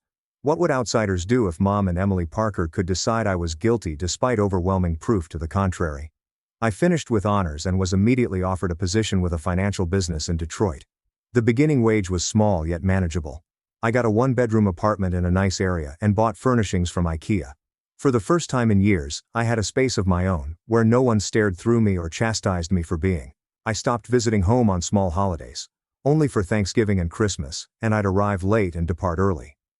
Emily Parker began bringing partners to these events, a succession of interchangeable guys who were kind enough. She'd laugh and joke with them, a side of herself I scarcely knew. Mom would sit me on the far end of the table, as far away from Emily Parker as possible. Dad's attempts to include me in talks were difficult. Aunt Carol, Mom's sister, was always hugging me and inquiring about my employment, but the sadness in her eyes was nearly as bad as Mom's coldness. Dad first attempted to play the role of mediator. Mom's resentment, however, was like a wave that gradually carried everyone along. He stopped offending me about the time Emily Parker began physical therapy. It was probably simpler for him to have one daughter rather than two. After college, I stayed in Michigan and worked as a financial analyst for a mid-sized corporation in Detroit. I went home twice a year for big holidays, sitting at the far end of the table while Emily Parker discussed her career as a marketing director or her ideal lover, Ethan Collins. Mom would serve me last, almost like an afterthought. Dad would engage in uncomfortable small chat about weather trends. When Emily Parker's wedding invitation arrived, I looked at it for 4 days before opening it. My name was listed alone. There was no +1 given. The ceremony would take place in our hometown of Riverside, at the church where we had both been baptized. I purchased an airline ticket and requested time off from work, knowing I'd regret going but unable to explain to myself why I couldn't just miss it. The invitation package was extravagant, with thick card material with gold foil printing, an information card, an RSVP card with a pre-stamped envelope, and a map of the venue locations. Everything screamed pricey and meticulously prepared. Emily Parker had always been detail-oriented, even as a youngster. Her bedroom was carefully arranged, and her school tasks were always completed on time. Ethan Collins looked like an ideal fit for her. I had met him once before, briefly, at a family dinner 20 months ago. He was a civil engineer, stable and quiet, with a pleasant grin. He attempted to engage me in conversation that night, inquiring about my career in finance. Emily Parker quickly turned the conversation away from me, but I appreciated the effort. The wedding invitation had come on Tuesday. I noticed it in my mailbox among the bills and trash mail. My immediate reaction was to toss it away and pretend it never arrived. But something stopped me. Maybe I was curious about if I was needed there, or maybe I was hoping for an olive branch. I messaged Emily Parker personally. Received the invitation. Are you certain you want me there? She answered 6 hours later. Mom insists on maintaining appearances. You are invited. Not yet. I want you there. Not necessarily. I hope you can make it. Just a straightforward observation regarding looks. I should have understood the danger in those words. I'd spend a week pondering whether or not to go before eventually accepting the RSVP card. Part of me thought that the wedding would mark a turning point. Weddings were meant to represent fresh beginnings and family harmony, right? Perhaps seeing Emily Parker happy will soften Mom's attitude. Maybe we can find a way to be sisters again. Shopping for dresses had been an agony in and of itself. Emily Parker had supplied the 3 color selections with specific specifications. Nothing too formal, nothing too casual, and nothing bright. I went to 5 different places before finding a blue dress that suited all of her requirements. The saleswoman had been upbeat, talking about how lovely the wedding would be and how unique it was to have a sister getting married. I had smiled, consented, and felt hollow within. The trip from Detroit to Riverside was brief, taking less than 75 minutes. I had rented a hotel room instead of staying at my parents' residence. The pretext was convenience, but the truth was that I couldn't take the notion of sleeping in the same house as Mom's scorn. The motel was a Holiday Inn beside the highway, clean and unassuming. I arrived 2 days before the rehearsal dinner to avoid seeming to be a last-minute guest. The passage of time seemed to go on forever. I worked from my hotel room, took a yoga class at a neighboring studio, and ate alone at chain eateries. My phone remained virtually silent, save for business emails, and a few texts from co-workers wishing me a good time at the wedding. On the day of the rehearsal dinner, I changed 3 times before deciding on the navy dress. Too early, and I'd appear desperate. Too late, and I'd appear rude. I aimed for exactly on time and succeeded, arriving into the Waterford Estate parking lot at exactly 6 o'clock. The rehearsal dinner included 72 guests, including extended relatives, close friends, and Ethan Collins' family from Colorado. As I approached the arena, I knew the majority of the faces. Aunt Carol on Mom's side waved hesitantly from a corner table. Cousin Andrew pretended not to notice me. Madison Reed, Emily Parker's college roommate, offered me a stiff smile that did not reach her eyes. I took my allotted place at a table near the kitchen doors, away from the head table, where Emily Parker and Ethan Collins would sit with both sets of parents. The location seems purposeful. A couple I didn't recognize sat next to me and introduced themselves as Ethan Collins' aunt and uncle from Denver. They were kind, inquiring about my flight and career, oblivious of the familial issues that had forced me into exile. Their names were Robert and Susan Hayes. Robert ran a hardware shop in Denver, while Susan taught elementary school. They were kind and conversational, thrilled about the wedding. Susan showed me images of their 2 boys, who are both married and have their own children. "Are you on the bride or groom's side?" Robert inquired happily. "Brides," I explained. "I am Emily Parker's sister." Susan's face lightened up. "Oh, incredibly amazing. Emily Parker is very gorgeous. We met her last Christmas when she and Ethan Collins came to visit. She's really nice and sweet. You must be really proud of her." I managed to grin. She worked so hard to be where she is. "And what are you doing, dear?" Susan asked. "I am a financial analyst in Detroit." "Oh, how fascinating. Are you enjoying it?" I did it, actually. My job was one of the few things in my life that seemed simple and straightforward. Numbers did not lie. Financial statements presented coherent narratives. Market trends followed a logical pattern. It was comforting to know what to expect. We had a good conversation throughout the appetizer dish. Bruschetta with fresh mozzarella and tomato. Robert shared a humorous story of a wedding tragedy involving a missing ring and a golden retriever. Susan inquired whether I was seeing anybody special, and I evaded with practiced grace. Other tables in the room were abuzz with chatter. I recognized Emily Parker's college friend, Madison Reed, who was holding court with a group of women near the windows. Cousin Andrew sat at a table with other cousins from Dad's side, folks I had grown up seeing at family gatherings but who now scarcely noticed me. Aunt Carol caught my gaze from across the room and offered a little wave. She seemed uneasy, trapped at a table with Mom's friends, who were most likely hearing about how much of a burden I'd been since the tragedy. Aunt Carol had attempted to remain impartial throughout the years, but she'd been exhausted by Mom's incessant story of my guilt.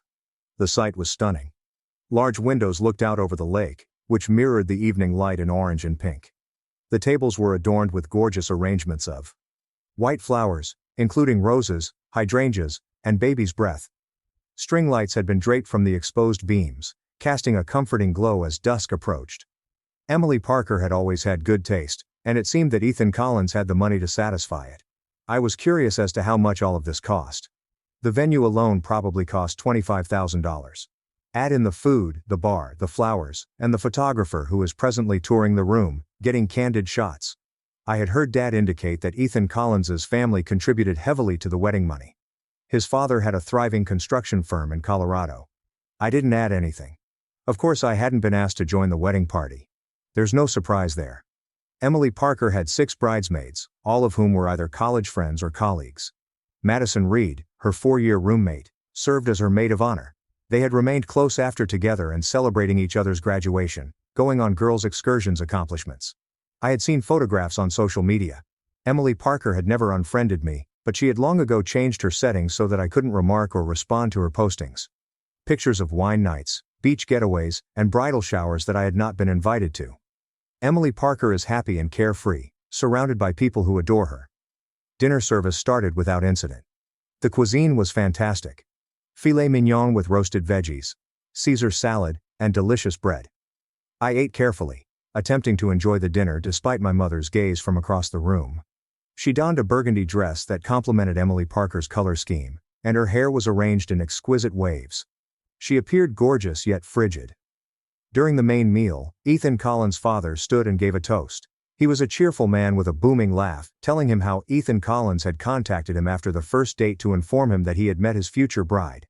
Guests laughed and cheered. Emily Parker flushed and leaned against Ethan Collins' shoulder. They appeared to be happy together, and I had a complex range of feelings that I couldn't quite put my finger on. Then Mom got up. According to the program next to my water glass, she was not scheduled to speak until after dessert. Emily Parker was astonished. her grin weakening slightly when Mom tapped her fork against her champagne flute. The room became silent. "I'd like to say something while everyone's here," Mom said, her voice calm. She was not looking at Emily Parker, she was gazing right at me. My throat closed. "Most of you are aware that our family has been through some difficult times," she said. Emily Parker overcame a devastating tragedy at the age of 21. An accident that ended her professional dancing dreams. The room's temperature appeared to plummet. I could sense people shifting in their chairs and bewilderment spreading over the audience. This was hardly the traditional rehearsal dinner speech. "Many of you are unaware of who caused the disaster." Mom's voice became harsher. "My other daughter, sitting right there, drove the car that night. She ruined Emily Parker's future. She took all my lovely daughter had toiled for since she was 4 years old."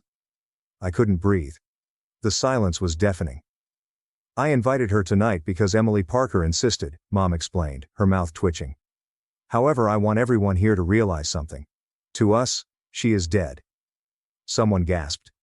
"She has been dead to us for 14 years. I believe it was Aunt Carol. Ethan Collins' mother seemed frightened. Dad sat still, his face gray. Emily Parker stared at her plate. "I don't recall standing up. I can't recall walking from my table to the center of the room, where I could see everyone.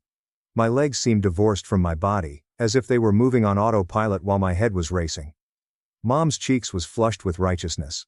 She seemed triumphant, as if she had finally revealed something she had been keeping quiet for years. Around us, 72 people were waiting to see what happened next. I gazed at Emily Parker. She still refused to meet my gaze. Then I looked at my mother and asked the one question that mattered. "Which color was the traffic light?" Mom blinked. "What about the traffic light?" I repeated it louder. "What color was it when we approached the intersection?" The look of uncertainty on her face was almost funny. "That is not correct. You were driving. You were accountable." I said that according to the police report, the other motorist ran a red light. My speech sounded weird and too calm. He was doing 65 in a 40 zone. He failed the field sobriety test. His blood alcohol level was 0.18, little more than twice the legal limit. I removed my phone from my purse. My hands were shaking, but I was able to open my email and access the PDF I'd been lugging about for 14 years. The police report. When I became 18, I requested a copy, wanting to see the truth written out in official language. I said, "The accident was ruled his fault. He spent 20 months in jail for vehicular assault. His insurance covered Emily Parker's medical expenses. All of this information is public record." Mom's face had changed from flushed to pale. "You were still driving?" "I was sober," I explained. "My blood test came back absolutely clear. Emily Parker had been drinking. She is the reason I was driving at all. She handed me her keys since she knew she couldn't drive." I turned to address the audience. 72 faces gazed back at me, each with a different expression of astonishment and anguish. "I was 18 years old," I explained. "I did everything correctly. I was the designated driver. I obeyed traffic laws. I wore my seatbelt. The light was green. A drunk motorist ran a red light and struck us on Emily Parker's side of the vehicle. I had a concussion and a fractured wrist. Emily Parker's injuries were severe because that is where the collision happened. It was tragic. This was not my fault. The hush that followed was different than before. This one seemed like the moment before a thunderstorm. "You never even asked me what happened," I murmured, turning back to Mom. "You observed Emily Parker's injuries and assumed I was responsible. You forced me to postpone college to assist with her recuperation. You treated me like a criminal within my own house. You removed me from family photographs. You've stopped celebrating my birthday. You avoided stating my name by introducing me as the daughter who still resides in Michigan." Aunt Carol was openly sobbing now. Dad held his head in his hands. I kept silent because I felt like I deserved it somehow. I replied that if I'd been a better driver, I'd have noticed the vehicle sooner and swerved differently. I've spent 14 years thinking what I could have done better. My voice cracked. I swallowed hard. "But I was 18, Mom. I was your daughter. I was also hurt. I'd experienced nightmares for years. I still stiffen up at junctions. I needed you, and you abandoned me because it was simpler to blame someone than to acknowledge that horrible things really happen." Emily Parker cried. Despite the fact that she had turned away from the room, I could see her shoulders quivering. Ethan Collins wrapped his arm around her and was absolutely lost. Mom opened her mouth and then closed it. No words came out. "I came tonight, hoping that enough time had passed," I explained. Perhaps you were ready to be my mother again. Maybe Emily Parker was ready to be my sister, but you chose to embarrass me in front of everyone. I grabbed my handbag off the table. I'm finished, I said. I'm finished apologizing for something that was not my fault. I'm done playing the ghost at your dinner table. I'm over waiting for you to love me again. I stared at Emily Parker one final time. I'm sorry you were hurt. I've been regretful every day since it happened, but I am not sorry for living. And I am not going to continue torturing myself because you need someone to blame. I moved towards the exit. My heels tapped on the wooden floor, each step echoing in the eerie calm. Nobody attempted to stop me. Nobody said my name. I got to my rental car before I began trembling so violently that I had to wait in the parking lot for 30 minutes. My phone started vibrating before I could catch my breath. I didn't recognize Aunt Carol or Cousin Andrew's phone numbers. I shut it off and drove back to the motel. The wedding was set for tomorrow at 3 o'clock. I didn't intend to attend. I slept poorly, waking up every few hours to look at the ceiling and relive the confrontation in my head. Part of me felt awful about creating a scene. The rest of me felt lighter than I had in years, as if I had finally let go of a burden I had been carrying since I was 18. When I switched on my phone the next morning, it showed 51 missed calls. Most came from family members.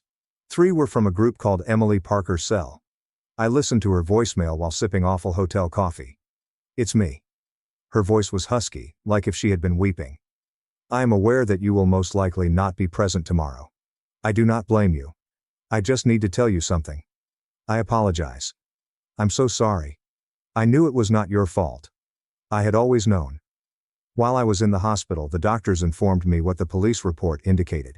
But Mom was furious, and it was simpler to let her be mad at you than at me for drinking. I was cowardly.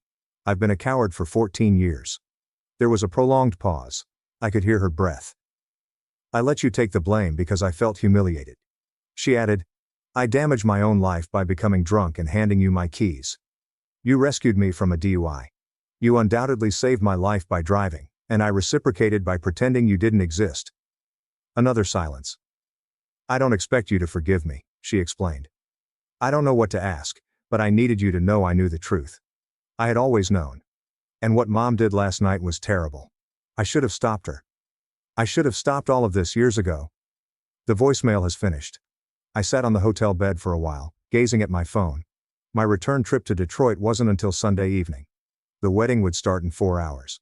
I saw Emily Parker at 21, intoxicated and hurt, seeing her dreams fade in a hospital room.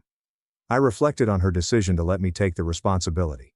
I reflected on 14 years of quiet, avoidance, and carefully kept distance. Then I remembered the girl who practiced ballet in our shared bedroom, and allowed me to see despite the fact that I was the obnoxious younger sister. The girl who taught me how to braid my hair, shared her Halloween candy, and protected me from bullies in elementary school. I didn't attend the wedding, but I texted Emily Parker's number. I accept your apologies. I am not ready to see you yet, but perhaps someday. I hope your day was all you hoped it would be. She answered instantly. Thank you. I'll wait for as long as you need. 4 months later, Emily Parker called me again. She and Ethan Collins had settled into their new apartment in Colorado Springs. Mom and Dad were heading to therapy. Mom wrote me a note. Emily Parker had a copy if I needed it forwarded. Would I be willing to chat on the phone sometime? I answered. Maybe. 8 months later, Emily Parker flew to Detroit. We met in a coffee shop near my flat and sat across from each other at a little table by the window. She walked with a small limp, more noticeable than I recalled. Her face seemed older, but her eyes remained the same. We spoke for 4 hours. She informed me about the guilt she had carried. How it had ruined everything nice in her life. How she attempted to conceal it by pretending I did not exist. Mom's wrath had become a barrier she'd used to avoid facing the reality, which meant acknowledging she had ruined her own goals. I told her about my loneliness and vacations spent in vacant flats. How I taught myself not to expect anything from relatives. How I established a life in Michigan since it was far enough away that unexpected visits were difficult. We did not exchange hugs as she went. We did not make promises we were unable to uphold. But we decided to speak again in a month. The reconstruction was gradual. Some familial connections never healed. Mom and I talk maybe 3 times a year, and the chats are awkward and guarded. Dad tries more, but the gap between us may never be bridged. Aunt Carol now sends birthday cards, and Cousin Andrew asked me to his wedding last year. Emily Parker and I speak every couple weeks. She returned to Detroit twice more, and I saw her in Colorado once. Ethan Collins is courteous to me in a way that indicates Emily Parker told him everything. Their daughter was born 3 years after the wedding, and they requested me to be her godmother. I said yes. The scars are still present. I still get anxious at crossings. I still get a flutter of dread when I see Emily Parker's name on my phone, but the weight is gone. I bore a terrible load of unwarranted guilt from the ages of 18 to 32. I didn't get my family back totally. Some things, once broken, cannot be completely mended. But I got myself back. I had the truth acknowledged. And in the end, that had to be sufficient. When I last saw Mom at a neutral family event planned by Aunt Carol, she took me aside before I left. Her face appeared worn and older than her 65 years. "I apologize," she said. The words sounded rusty and unpracticed. I was mistaken. I was completely incorrect about everything. I nodded. "I understand. Will you forgive me?" I honestly considered it as I stood in Aunt Carol's driveway, automobile doors slamming in the background. "I'm working on it," I eventually admitted. "But it'll take time." She nodded as tears streamed down her cheeks. "I understand. Take as much time as you need." I drove away from that gathering emotion, which I hadn't had in years, not hoping for a return to the status quo. That family died 14 years ago, buried in the ruins of that crossroads. But I am eager for something fresh, based on truth rather than blame. Sometimes bad things happen. Sometimes there is no one to blame, only circumstances, terrible luck, and split-second timing.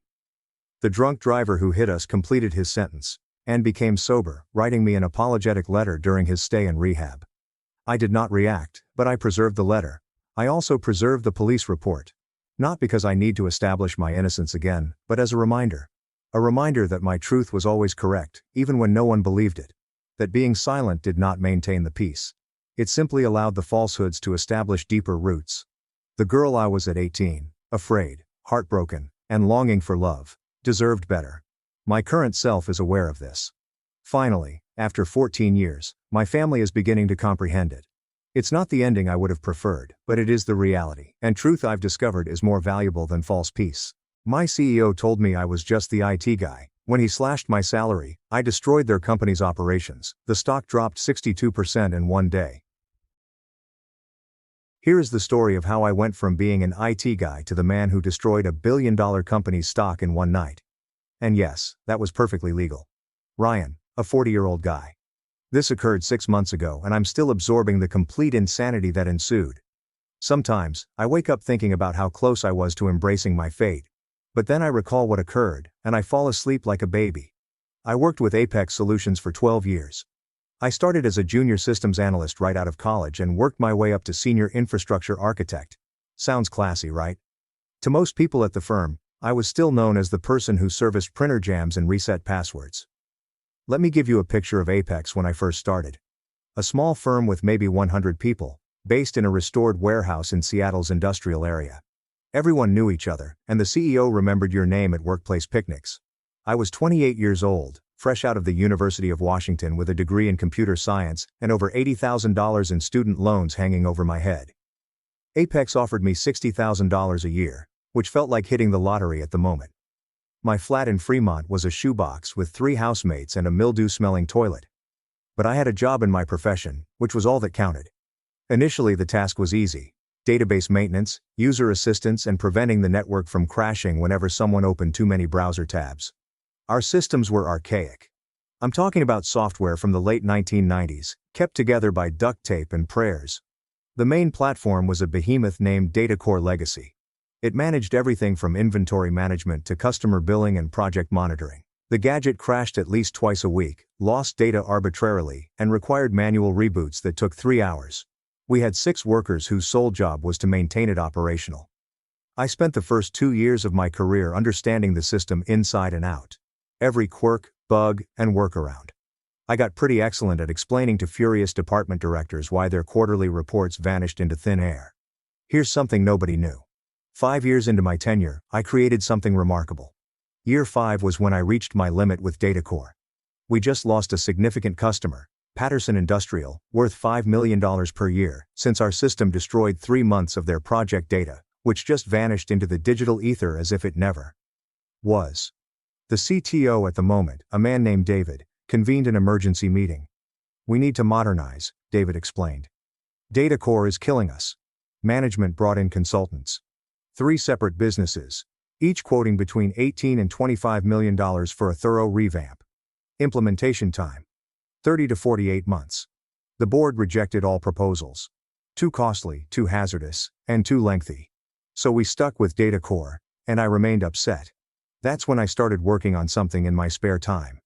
Megan, my girlfriend at the time, was a nurse who worked a rotating shift. She'd go for work, and I'd sit down in my home office setting. Nothing spectacular. Just a PC I built myself and 3 monitors I purchased during Black Friday deals. I would code every night, sometimes until 3 a.m. Weekends were also fair game. Megan despised it. You work all day, then return home and work all night on the same tasks. It is different, I assure her. This is mine. I spent 18 months creating the system from scratch. I learned Python despite having previously only worked with Java and C++. I taught myself 3 distinct frameworks. I watched roughly 400 hours of lectures. I read paperwork till my vision clouded. The structure I created was adaptable. It learnt from usage patterns, streamlined its own processes, and scaled autonomously to meet demand. It could easily manage 10 times Apex's current data load. The UI was simple and intuitive. People might use it without needing a handbook or a prayer. I compared it to DataCore using our actual corporate data. My system handled everything 80% quicker and with no problems. 0. But here's what I did to safeguard my future. I created it completely on my own time, with my own tools and resources. I would wake up at 5 a.m., on weekends, put in extra hours. Rather than resting, I spent my vacation days coding. I spent $42,000 of my own money for server time, software licensing, development tools, and training. Megan left me in month 14 of the project. I found myself in the workplace at 11 p.m. on Saturday. I hadn't showered in 2 days and was surrounded by cans of energy drinks and pizza boxes.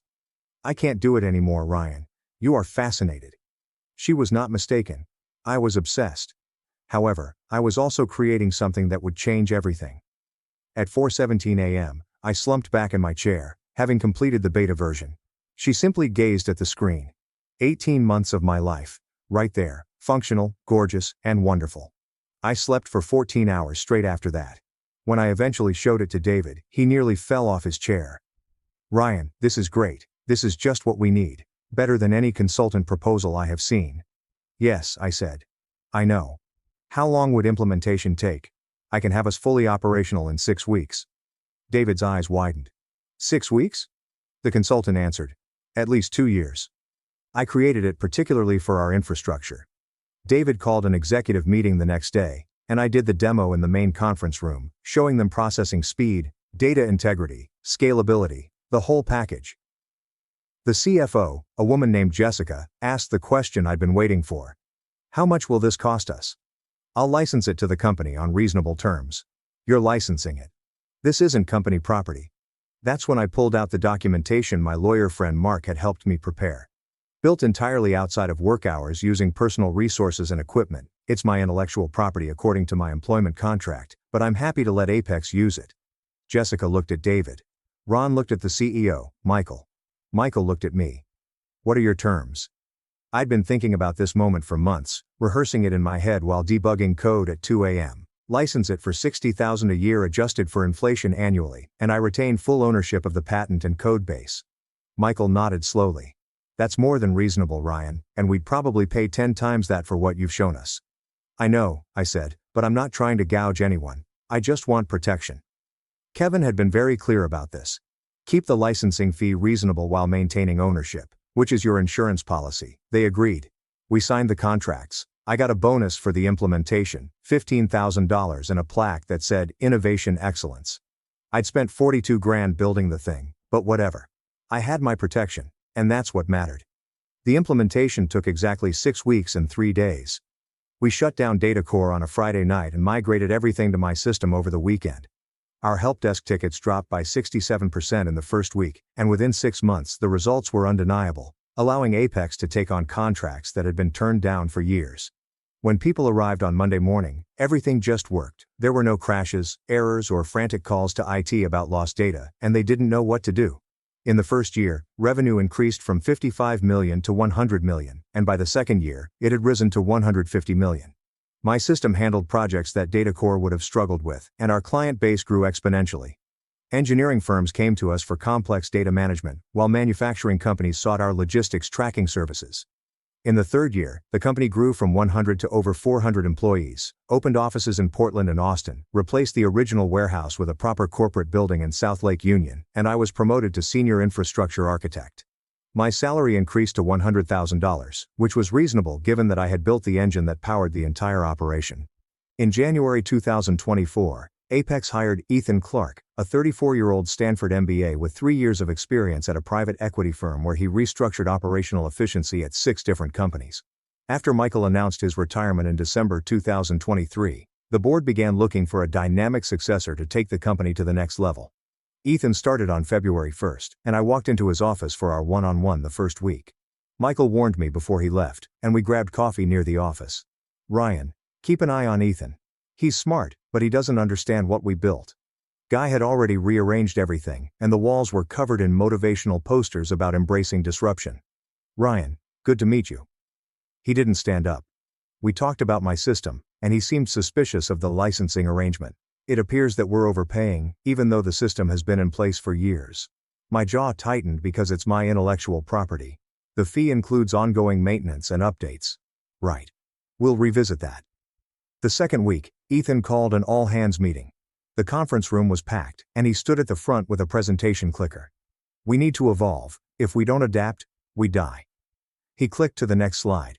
My team was lean and efficient, and March 15th began like any other Thursday. He went through 47 slides, and by slide 23, he got to the point.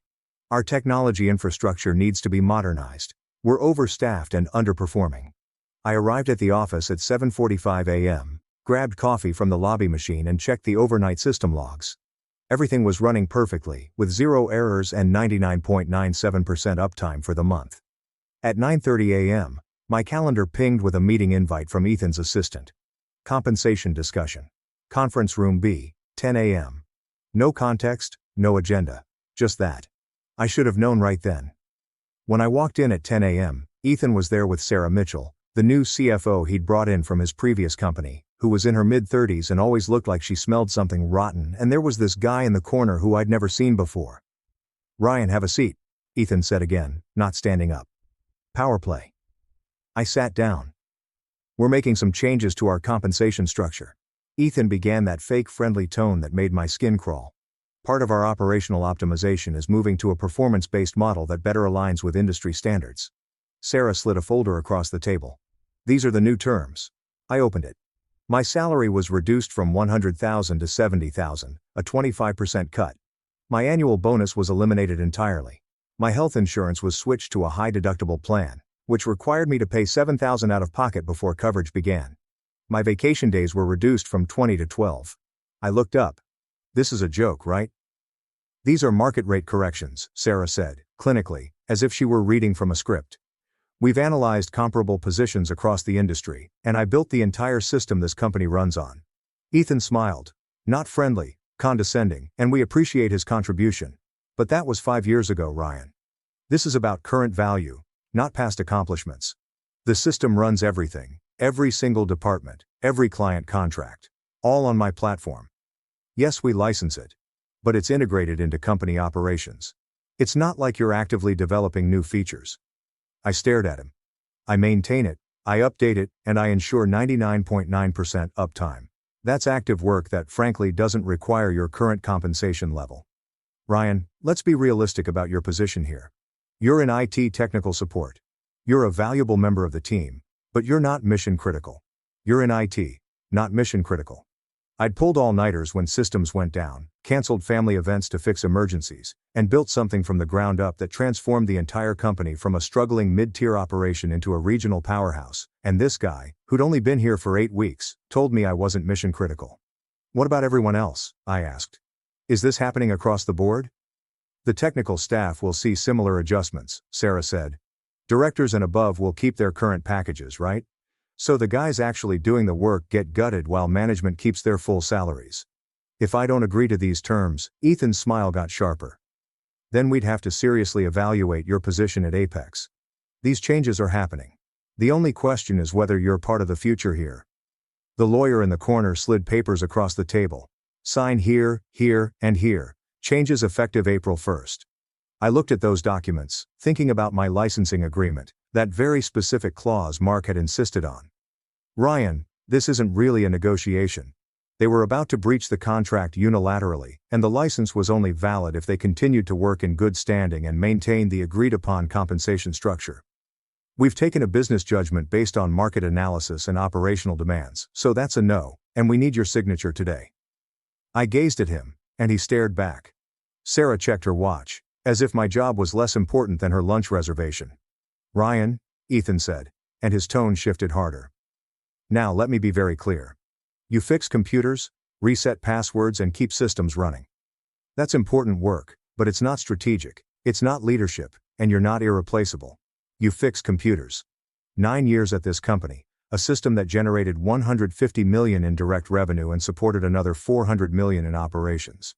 I'd given up a relationship, countless nights of sleep, and thousands of dollars, and to this Stanford MBA who'd been here 2 months, I was just the guy who fixed computers. You're making a mistake, I said quietly. No, Ryan. We're making the right business decision, and you're going to sign these papers, or you'll find yourself making a very different kind of decision. The threat was clear. I picked up the pen, signed every page, and Ethan smiled. Excellent. Welcome to Apex 2.0. I stood up and walked out, my hands shaking not from fear, but from pure concentrated rage. I returned to my office, closed the door, sat down at my desk, and stared at my computer screen for probably 5 minutes without moving. David knocked on the door and entered without waiting for an answer. Ryan, I just heard. I'm sorry. I fought against this, but Ethan's convinced the board that it's necessary. It's fine. I lied. It's not fine, it's garbage. You built this place. Apparently I just fixed computers.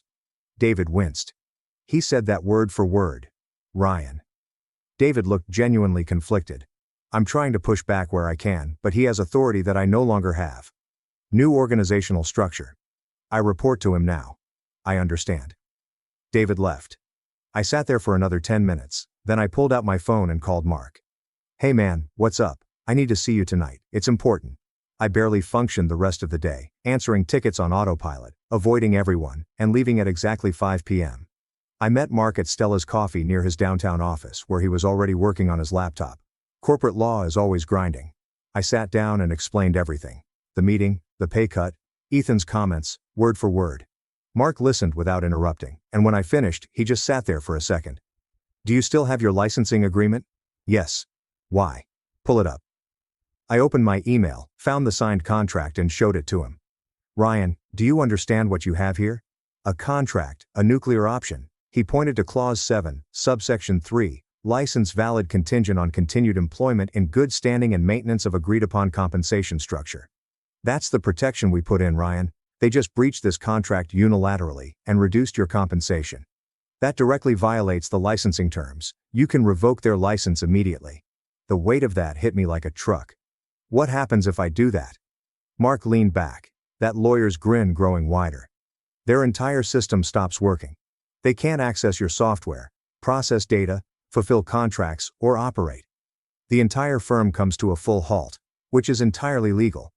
It's your intellectual property. They breached the contract. You withdraw the license. It's cleaner than a whistle. We can record everything. The compensation decrease, the breach of conditions, and your right to terminate. Any judge would immediately side with you. I sat there processing. What about my job? They'll probably fire me right away, but you'll have cause to sue for wrongful termination, and you'll have all the leverage. They'll come crawling back, begging you to restore access, and that's when you set your price. Mark, this could destroy the company. Ryan, I'm not telling you what to do. I'm telling you what's legally possible. Ethan made a business decision. You too can make one. There are 400 people who work there, and the CEO has just decided to cut your pay after you built the platform that employs them all. Mark's expression became serious. Ethan's words kept ringing in my head as I reflected on the $42,000 I'd spent, the missed family events, the sacrificed weekends, the nights I'd worked until I couldn't see straight, and everything else I'd done to turn a struggling company into a success. Mark opened his laptop. We drafted a revocation notice, citing every clause they violated, documenting the compensation reduction, referencing your patent ownership, and sending it via certified mail, email, and their legal department portal.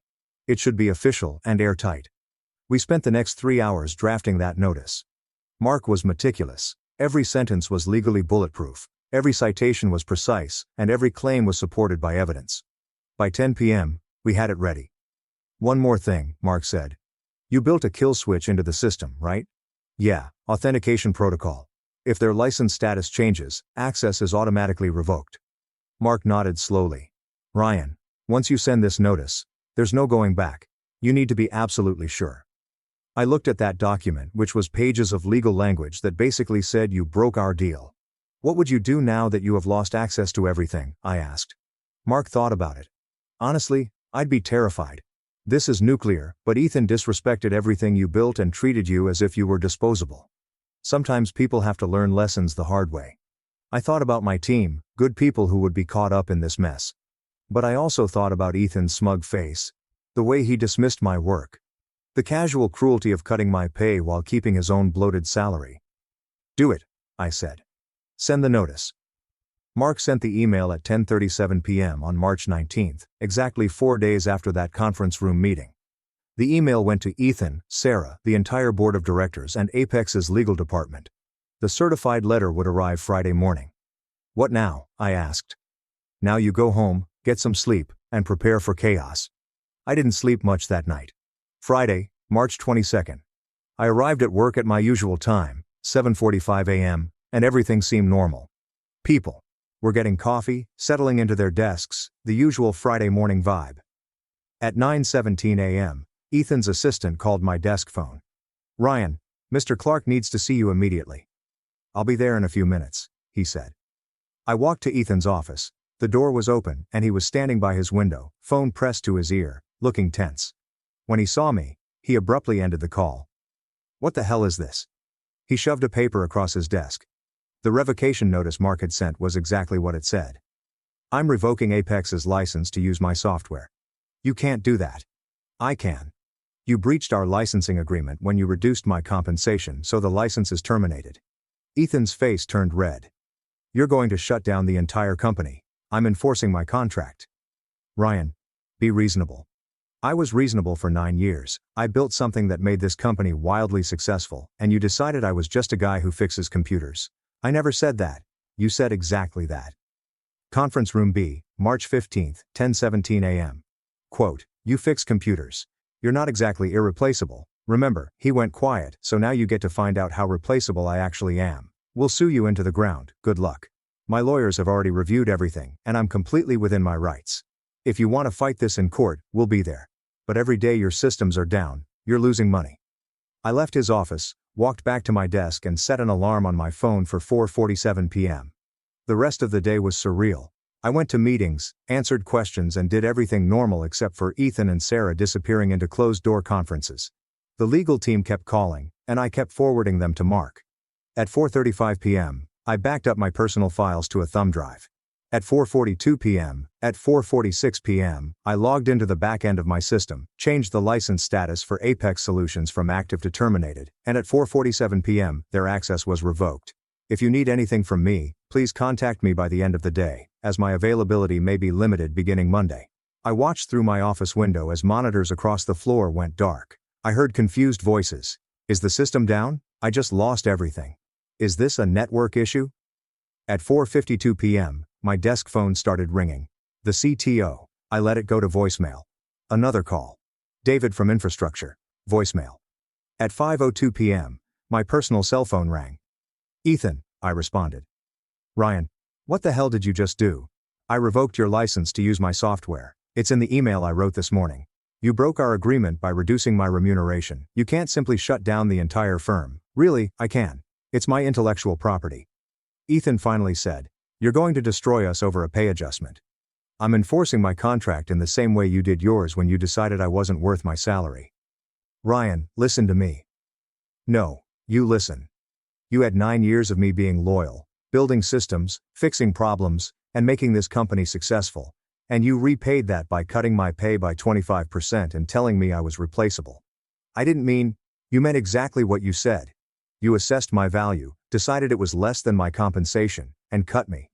So now I'm showing you my actual value.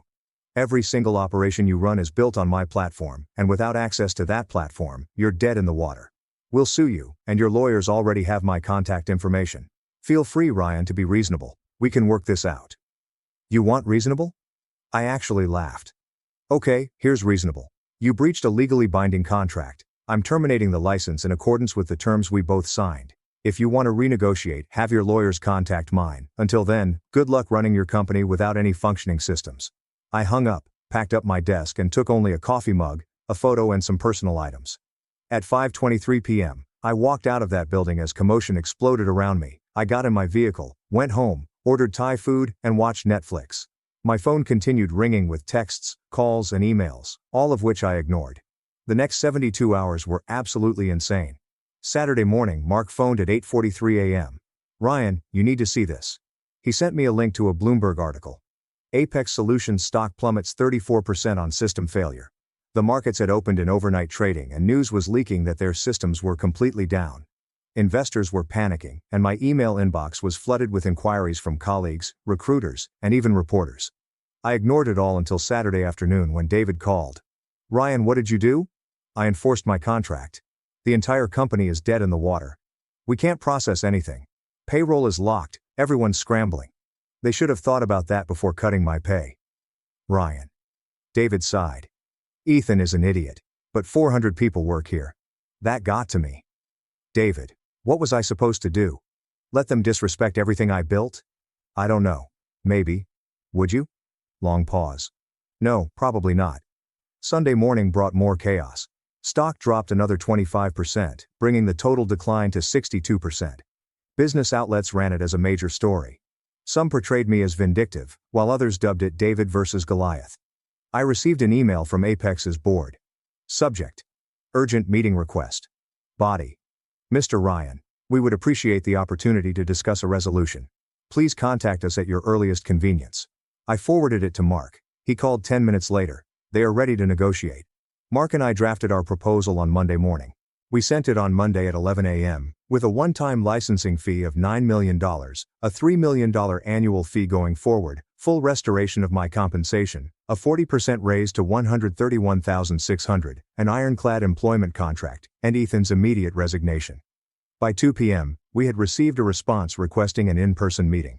At 9 a.m. on Tuesday, Mark and I walked into Apex headquarters. The lobby was chaotic, with phones ringing non-stop, employees whispering in groups, and security looking stressed.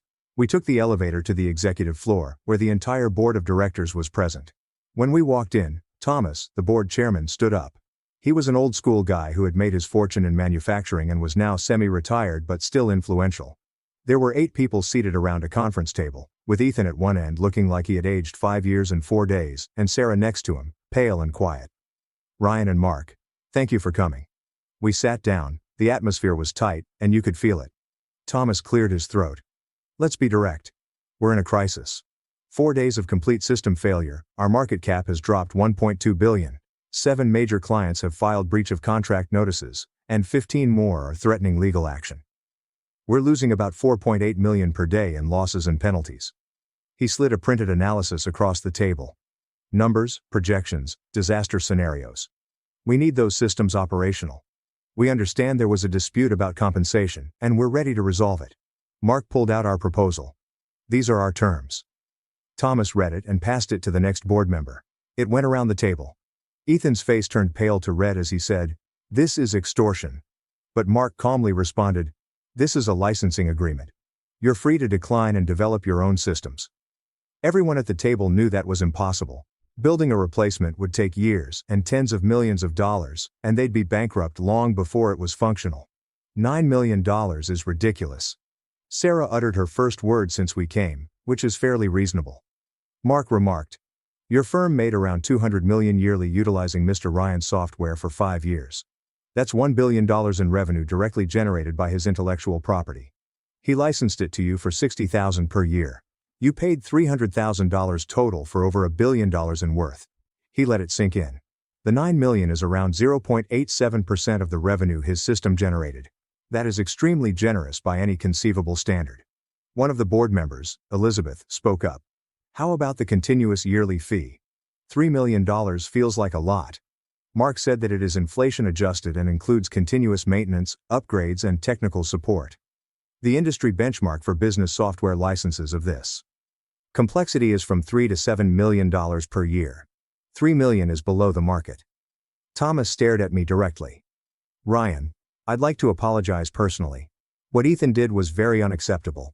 We trusted his judgment on operational adjustments, which was plainly a mistake. Ethan began to object. Thomas interrupted him with a glance. We should have appreciated your input correctly from the start. Thomas continued.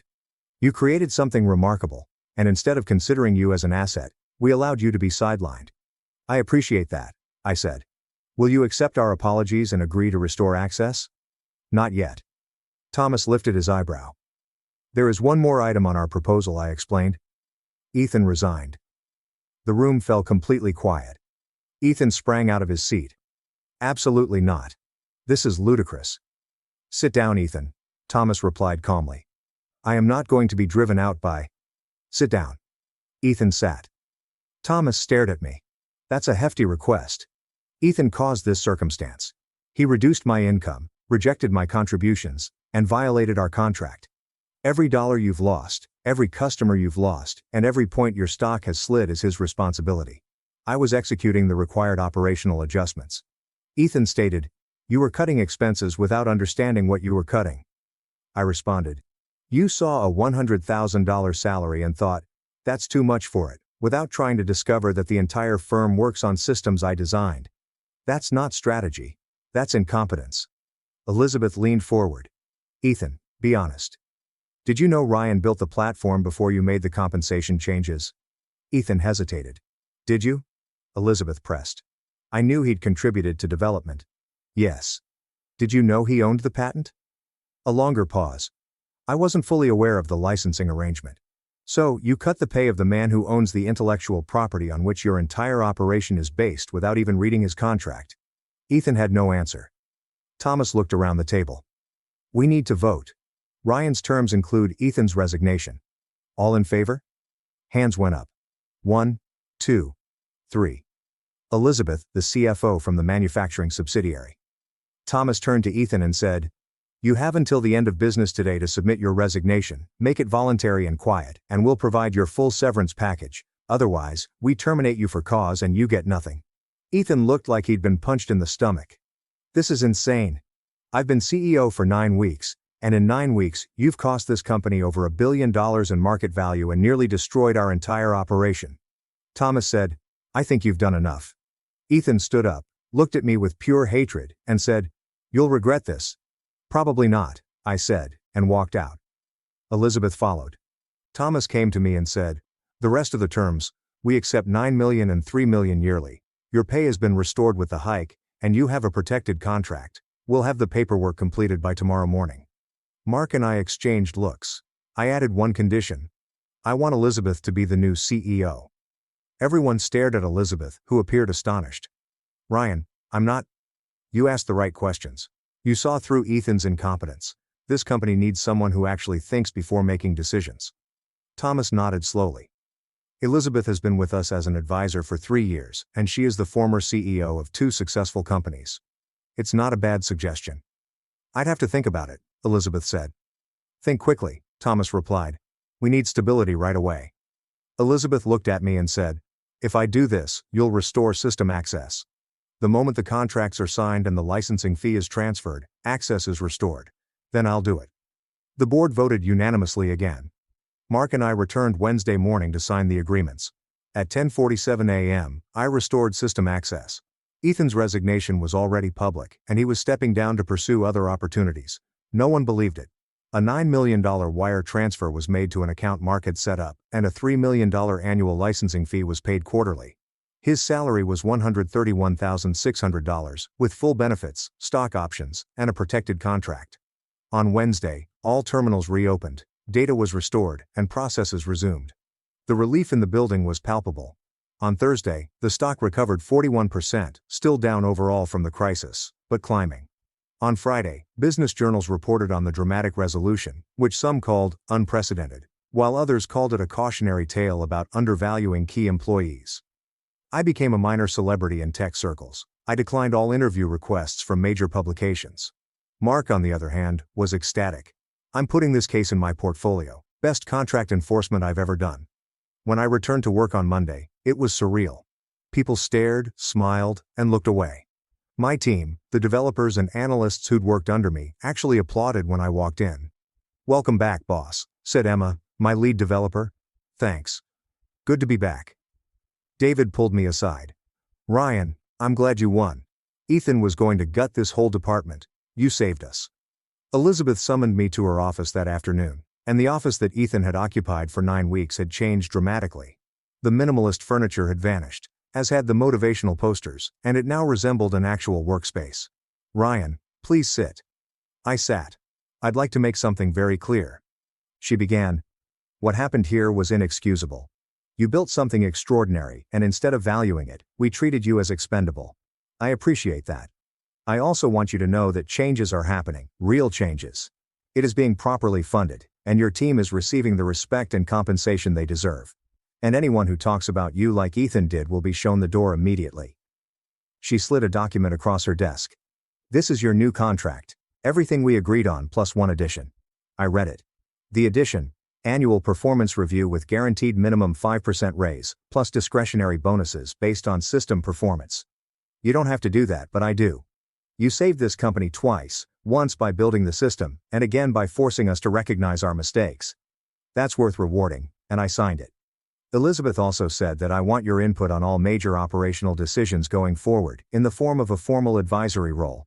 If we make changes that affect infrastructure, I want to hear from you first. Are you serious? Absolutely. Ethan's mistake was thinking he knew everything. I know what I don't know, and I don't know what you know, so I'm asking for your expertise. That actually meant something. Over the next few weeks things stabilized, and the stock recovered to about 85% of its pre-crisis value. Some clients returned, while others were permanently lost, but the company survived. My team grew to 12 people, and I made certain that each and every one of them received fair compensation and good benefits. Elizabeth proved to be exactly what Apex needed. She rebuilt client relationships, restructured management to encourage collaboration, and actually listened to department heads rather than just dictating changes. The $9 million sat in investments, and I didn't go crazy with it. I bought a nicer apartment in Capitol Hill, paid off my student loans, started a college fund for my nephew, and invested the rest conservatively. The $3 million annual licensing fee kept coming. Quarterly payments like clockwork, with the first payment arriving in June. Watching that deposit clear was satisfying in a way I can't quite describe. People from my past reached out. Megan, my ex-girlfriend who'd left during the development phase, texted me. "I saw the news. I always knew you were smart. Sorry I didn't see it then." I didn't respond. David's wife sent me homemade cookies with a note thanking me for not letting them win. I ate the cookies. I'm still here 6 months later. The stock has recovered to 87%. Elizabeth has rebuilt client relationships, cleaned up Ethan's mess, and actually listened to people. My team has grown to 15 people. Emma has been promoted to lead developer. 2 new hires from Microsoft who wanted to work somewhere that valued technology, and the quarterly licensing payments come in like clockwork, with the first clearing in June. In July, Elizabeth contacted me and informed me that 3 companies were interested in licensing your platform. By August, I had signed contracts with all 3, which my accountant described as the best contract structure he had ever seen. I didn't celebrate, just nodded and kept working. Then, in October, something unexpected occurred. Ethan sued me, claiming I'd sabotaged operations and harmed his reputation, and demanded $9 million. Mark called me laughing, but we had everything documented. The case was dismissed, and the judge called it frivolous. Ethan was charged $50,000 in legal fees, which Hurdy sold his condo to pay. In November, Apex landed a $100 million logistics deal. The board voted me a $250,000 bonus, which I split with my team. Megan emailed me in December, saying she'd made a mistake, but I deleted it. In July I ran into Sarah at a coffee shop and she told me I should have pushed back harder. "You were doing your job, my job was to protect the company, which I nearly destroyed." She had left Apex in January and was now doing freelance consulting. She asked if I was hiring. I said no. If you enjoyed this video, please subscribe. It helps the channel and allows us to bring you more and better stories. After our parents' funeral, my sister dumped boxes at my feet. "Find another place to die." Until the lawyer read, Claire inherits the $4.6 million home. My name is Claire Bennett, and I was 36 years old when my sister looked me in the eyes and ordered me to find another place to die.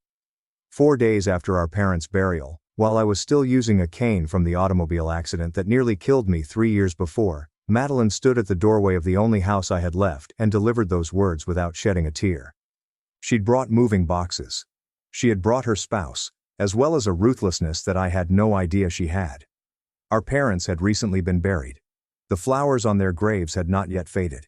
And my sister, my own blood, was kicking me out of the house where I'd spent the previous 3 years recuperating, healing, and caring for the same people she seldom saw.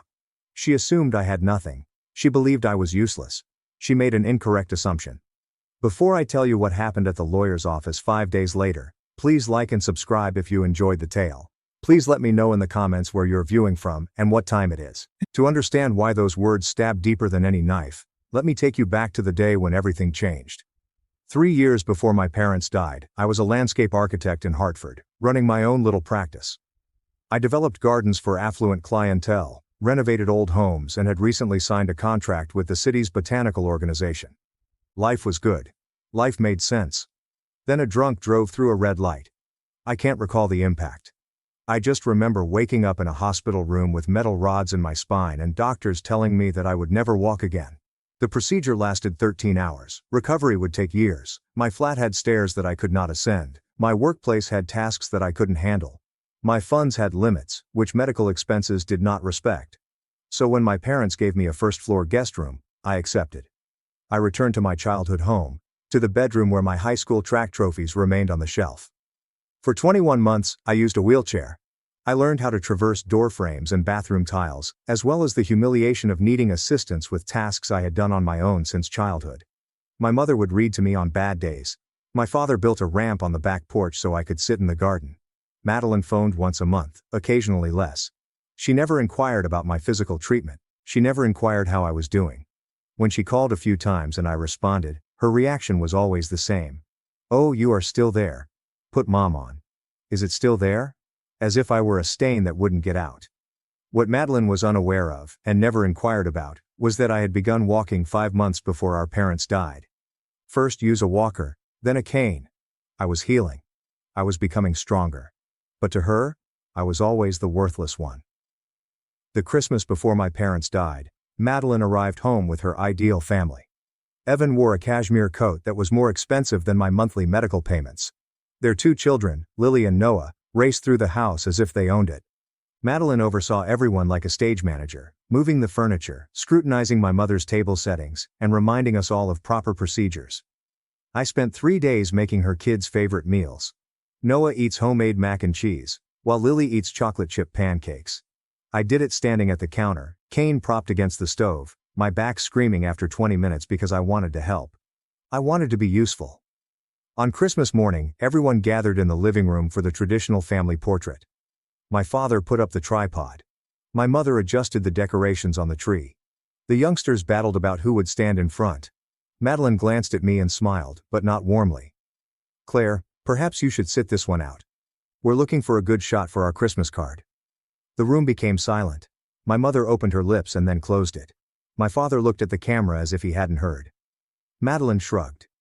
"The wheelchair does not exactly suit the look, you know." I wasn't even in my wheelchair anymore. I was standing with a cane and didn't protest. I'd realized that disagreeing with Madeline simply gave her fodder. So I smiled, nodded, and entered the kitchen. Through the glass, I saw my family posing without me. I heard the shutter click, 1, 2, then 3 times. I had no idea my father had seen the entire event or what he did the next morning. My parents died on a Thursday in March. They were heading to California to attend the wedding of an old college acquaintance. A private charter with 7 guests, clear skies. The plane crashed down somewhere above Nevada. They stated it was a mechanical breakdown. They say it happened quickly. When the phone came, I was in the garden, trimming the roses my mother had planted 17 years before. The phone rang and 45 seconds later, my entire life fell apart. Madeline flew in for the funeral. She managed everything. The arrangements, flowers, and guest list. I was too numb to battle her about it. I sat in the first pew for the service and realized I didn't know half of the folks present. Madeline's acquaintances and contacts, individuals who had never met my parents but wanted to pay their respects. 4 days after we buried them, Madeline requested to talk with me privately. She discovered me in the living room, surrounded by condolence cards I couldn't bear to open. She did not sit down. She stood at the doorway, arms crossed, with Evan lurking behind her like a shadow. "I've spoken with the lawyer," she replied. "Everything goes to me, the house, the accounts, everything." I was staring skyward. "What lawyer?" "The lawyer." She waved her hand dismissively. "Mom and Dad's estate lawyer. He verified this." "Did he provide you any documents? A copy of the will?" Madeline's eye twitched slightly. "I do not need to show you anything. You have 17 days to locate another place to reside." Something chilly settled into my gut. Madeline had told the lawyer. No name, no firm, just the lawyer. My folks had been using Samuel Prescott for more than 20 years. If Madeline had actually spoken to him, she would have mentioned his name. She wasn't telling the truth. That night, I sat alone in my parents' study and reflected about my life. No job. I liquidated my company 20 months ago because medical expenditures made it hard to keep the lights on. No savings.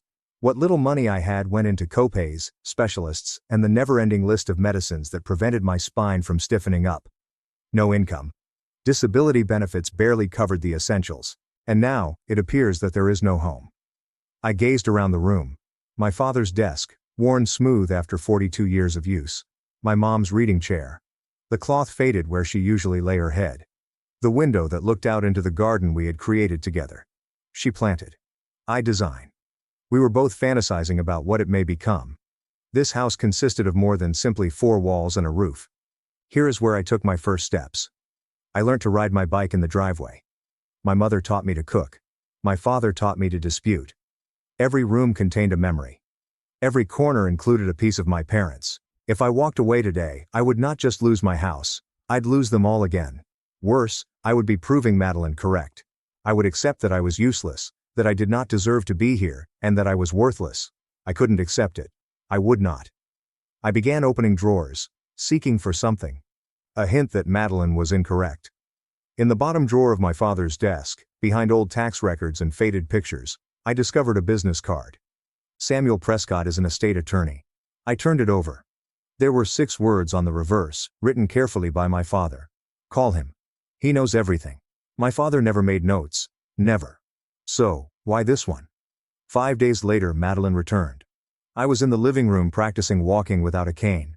The physical therapist stated that I was ready to attempt. I wanted to prove that I could achieve anything on my own. The front door burst open. Madeline strolled in, carrying cardboard boxes, and Evan followed after with more. She dumped them at my feet, and the hollow thud echoed across the room. She said, "Pack your things. You have till Monday." "Madeline, I need more time. I am still what? Still claiming to be ill. I was in an automobile accident. You are aware of this.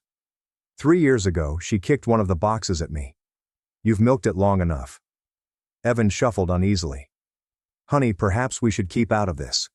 Evan, behind me, I heard Helen Brooks, the nurse who had cared for my parents in their final months, enter from the kitchen. She paused at the doorway, her eyes wide. Ruth Callahan, our 42-year-old neighbor, was standing next to her, delivering a casserole. They both heard what happened next. Madeline walked closer, close enough for me to smell her perfume, which was costly and biting. She gazed at me in the same way you look at rubbish that has to be emptied. She said, "Find another place to die.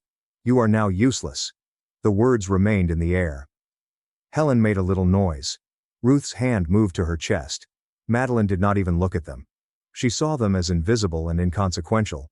But I noticed Helen doing something unusual. She took out a little notepad from her pocket and jotted something down. She was quick and unobtrusive, as if she were taking vital signs from a patient. At the time, I had no idea why. Later I would. Ruth was the first to move. She stepped forward. Her 70-year-old figure stiffened with the type of rage that only decades of friendship can engender. She had known my mother even before I was born. She'd held me as a baby. She had watched both Bennett daughters grow up and had definitely taken a side. Madeline Grace Bennett. Ruth's voice might have sliced through glass. If your mother could hear you right now, she'd roll in her grave. Madeline turned slowly, her face set in polite bewilderment. "I apologize. Who asked you to join this conversation? I have known this family for 42 years, which is longer than you have been alive, young lady. This is a family company.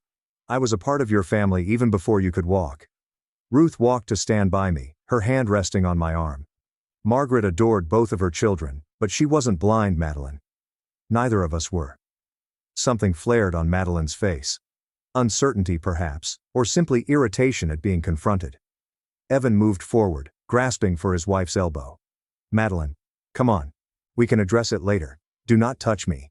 She backed backward, her voice rising. My mother left me in charge. Not her. Not a neighbor who believes she has the right to. Your mother did not leave you in control of anything. Ruth's comments were hushed. Final. Not yet. The room became motionless. Madeline's jaw constricted. She looked at me, then Ruth, and last at Helen, who was still standing at the kitchen doorway with her notebook. Fine. Madeline grabbed Evan's arm and dragged him toward the door. Monday, Claire. I need you out by Monday. The door banged behind them. Ruth grasped my arm. Don't worry, honey. This is not over. I believed her. The next morning, Evan returned alone. I discovered him standing on the porch, hands in his pockets, as if he had lost an argument with himself. He trembled when I opened the door. Madeline has no idea I am here, he replied hastily. Can we speak? I allowed him inside. We sat in the living room, he on the edge of my mother's chair and me on the couch, my cane propped up against the armrest. He refused to meet my gaze. Look. He began around yesterday. Madeline is under a lot of strain. Pressure to kick her handicapped sister out of her deceased parents' home. He grimaced. It is not personal, Claire. We absolutely need the money. I went very still. Need. The home itself is worth. He paused, caught himself. I mean, the estate should be handled soon for everyone's sake. Evan. I leaned forwards. What's happening? He was silent for a long time. Then in a voice just above a whisper, we were in trouble. My investments from last year did not pan out. We owe a lot more than we can pay. How much? He glanced up, down, anywhere but at me. 420,000, give or take. The number hovered between us, like smoke. The bank is threatening to take our house, he said. The kids' school has inquired about next semester's tuition. Madeline tries to keep things together, but Evan... Madeline's voice, sharp as a dagger, echoed from the doorway. We both leaped. I hadn't heard her car come up. What are you doing here? She gripped his arm, her knuckles white. Let's go immediately. Evan whispered something to me as she hauled him outside. It may have been sorry. It could have been helpful. And I understand what some of you may be thinking right now. Why didn't Claire fight back? Why haven't you said anything?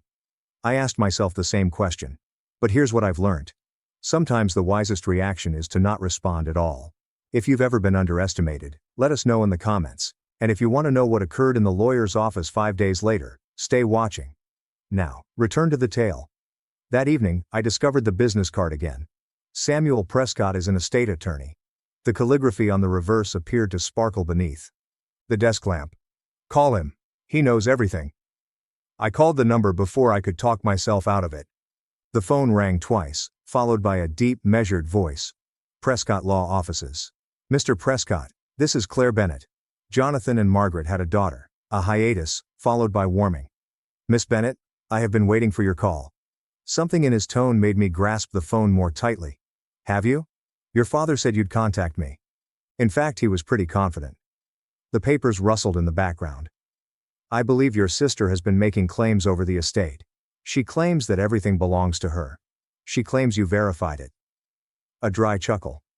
I have not spoken with Madeline since your parents' anniversary party 4 years ago. She has obviously not called my office. The relief that washed over me was nearly overwhelming. So she is lying. I would not presume to describe your sister's statements. What I can tell you is that your parents had very precise wishes. He paused. Very specific, Miss Bennett. What does this mean? That implies I'd prefer you to visit my office prior to the formal reading.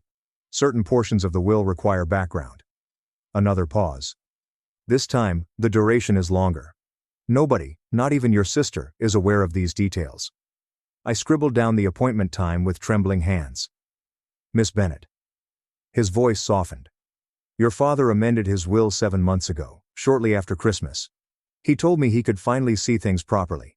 He had been watching the Christmas photo, even though I was not in it. Helen Brooks arrived the day before the official will reading to say her final goodbyes. She stood on the doorstep, a cardigan tightly wrapped over her shoulders, appearing smaller than I recalled. For 10 weeks she had been a fixture in our house, collecting my parents' vital signs, administering their meds, and sitting with my mother throughout the long nights when the agony kept her awake. Her duty was now complete, and she would go on to the next family, patient and ending. "I wanted to give you something," she explained. She delved into her backpack and took out a leather-bound notepad with worn edges. I immediately recognized it. My mother's handwriting dominated the whole page, her looping cursive, and the way she always pressed too hard with her pen. "Your mother has requested me to keep this secure." Helen pushed the notepad into my hand. "She said you will need it eventually. She claimed you would know when." I drew my mother's initials on the cover. "What's inside it?" "Her ideas, days, and observations." Helen paused. "The final few pages feature you and your sister." I did not read them. It was not my place. But I believe she wanted you to comprehend something. "What do you understand?" Helen looked down the street, as if to ensure that we were alone. "Mr. Prescott has something else going on. Your mother created a video message a few months ago." She met my gaze. She was quite explicit on when it should be played. My throat clenched. "Helen, why are you telling me this?" She stretched out to squeeze my hand.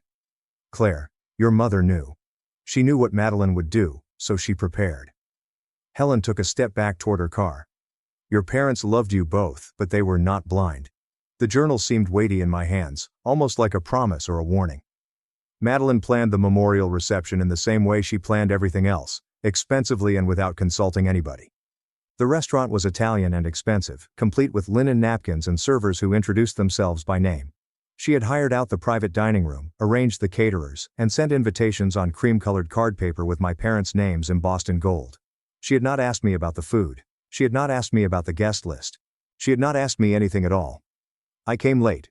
My cab had become caught in traffic, and walking from the parking lot with my cane took longer than I had expected.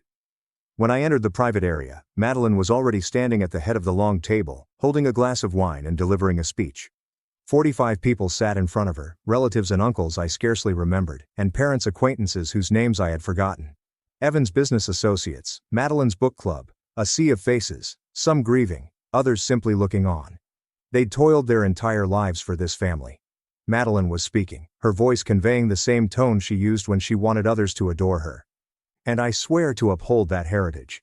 I will defend this house, this neighborhood, and everything they have built." She described this family as a claim, like a title of ownership. I stood at the doorway, but no one in the room recognized me. "Mom and Dad would be so proud of what we've accomplished," Madeline concluded. "The Bennett name will remain. I'll make sure of that." I grasped my cane till my knuckles became white. She had not mentioned me once. Not once. It was as if I had already been removed from the family she was so eager to protect. Someone in the throng saw me standing there. A murmur sounded around the room. Heads turned. Madeline's sentence stuttered briefly before she recovered with a polished smile. "Claire, you made it." The way she phrased it, as if my existence was a little surprise or an afterthought, made my skin crawl. I walked toward an empty seat in the back, my cane tapping against the smooth floor in the quiet. Madeline. Aunt Helen, my father's older sister, spoke from the center of the table. "What about Claire? Where will she reside now?" The question remained in the air. 45 sets of eyes moved between us. Madeline's grin did not waver. "Claire has her own intentions. She is going through a shift." "Where are we transitioning to?" Helen pushed. Madeline shrugged softly. "Wherever she can manage. She has always been resourceful." Several individuals chuckled. Small, anxious chuckles. The type that people give when they don't know what else to do. But they laughed. I stood there with my cane, feeling the weight of each glance. Some people looked at me with sympathy, while others judged me. Most people simply turned aside, uncomfortable, ready to return to their drinks and polite chat. Madeline passed me on her way to welcome someone at another table. As she passed, she leaned in closer. "I told you to stay at home," she muttered. "You're embarrassing yourself." I didn't reply. I remembered what Samuel Prescott had said when I went to his office that morning. "Allow her to talk. The more she talks now, the greater the silence afterward." So I took my seat. I folded my hands in my lap and waited. Madeline had no idea what was coming. Ruth came 20 minutes later, dressed in black and with an unsettling expression. She scoured the room until she located me alone at my corner table, moving food about my plate but not eating. Then her eyes turned to Madeline, who was holding court near the bar and giggling at something Evan said. Ruth's jaw stiffened. She went straight up to me. Is it true? She inquired, sitting down. What did Helen just tell me? Did Madeline actually say you were transitioning? I nodded. Ruth got back up. Before I could stop her, she raised her voice loudly enough to drown out every other conversation in the room. Margaret and Jonathan would be embarrassed if they saw this. The room became quiet. Madeline turned with her wineglass stopped halfway to her lips. Excuse me. Madeline's voice was icy. You have heard me. Ruth did not flinch. She pointed to me and said, this girl took care of your parents every day while you were too busy to visit. She washed them. She fed them. She clutched your mother's hand when she felt afraid. Ruth's voice crackled, but she continued. What have you done, Madeline? Send flowers. Someone gave a gasp. Evan moved closer, grabbing for Madeline's arm, but she shrugged him off. You have no rights. I have every right. Margaret and I were closest friends for 42 years. Ruth walked to stand by me, placing her hand on my shoulder. And I know the type of daughter you've been. The hush was total. Somebody coughed. A fork clinked against the plate.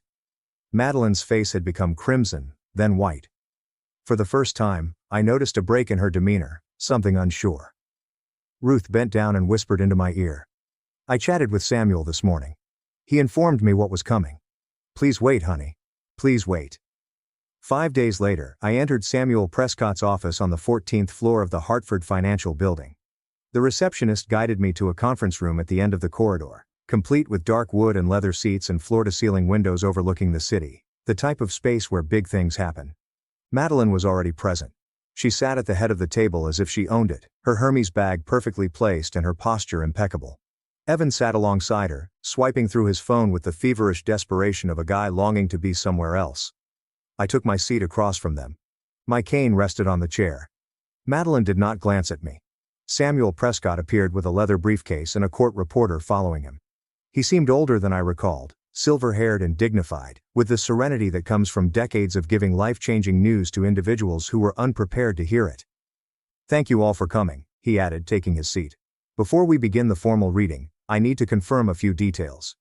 He opened a manila folder and glanced at Madeline. Mrs. Collins, have you ever seen your parents' whole will, which they filed with my office? Madeline straightened. I have seen the will. Yes, it was located on my mother's nightstand. The paper is on the nightstand. Samuel nodded slowly. Could you explain it? 4 pages. Standard legal terminology.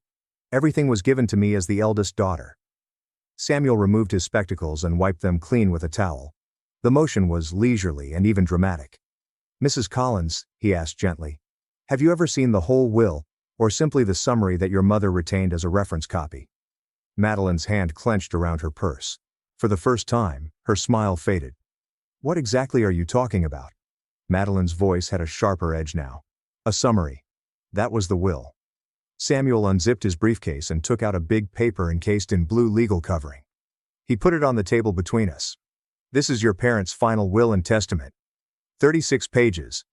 Executed 7 months ago at our office, witnessed by 3 of my associates, notarized, and filed in probate court. Madeline leaned forwards. That is impossible. I saw the will.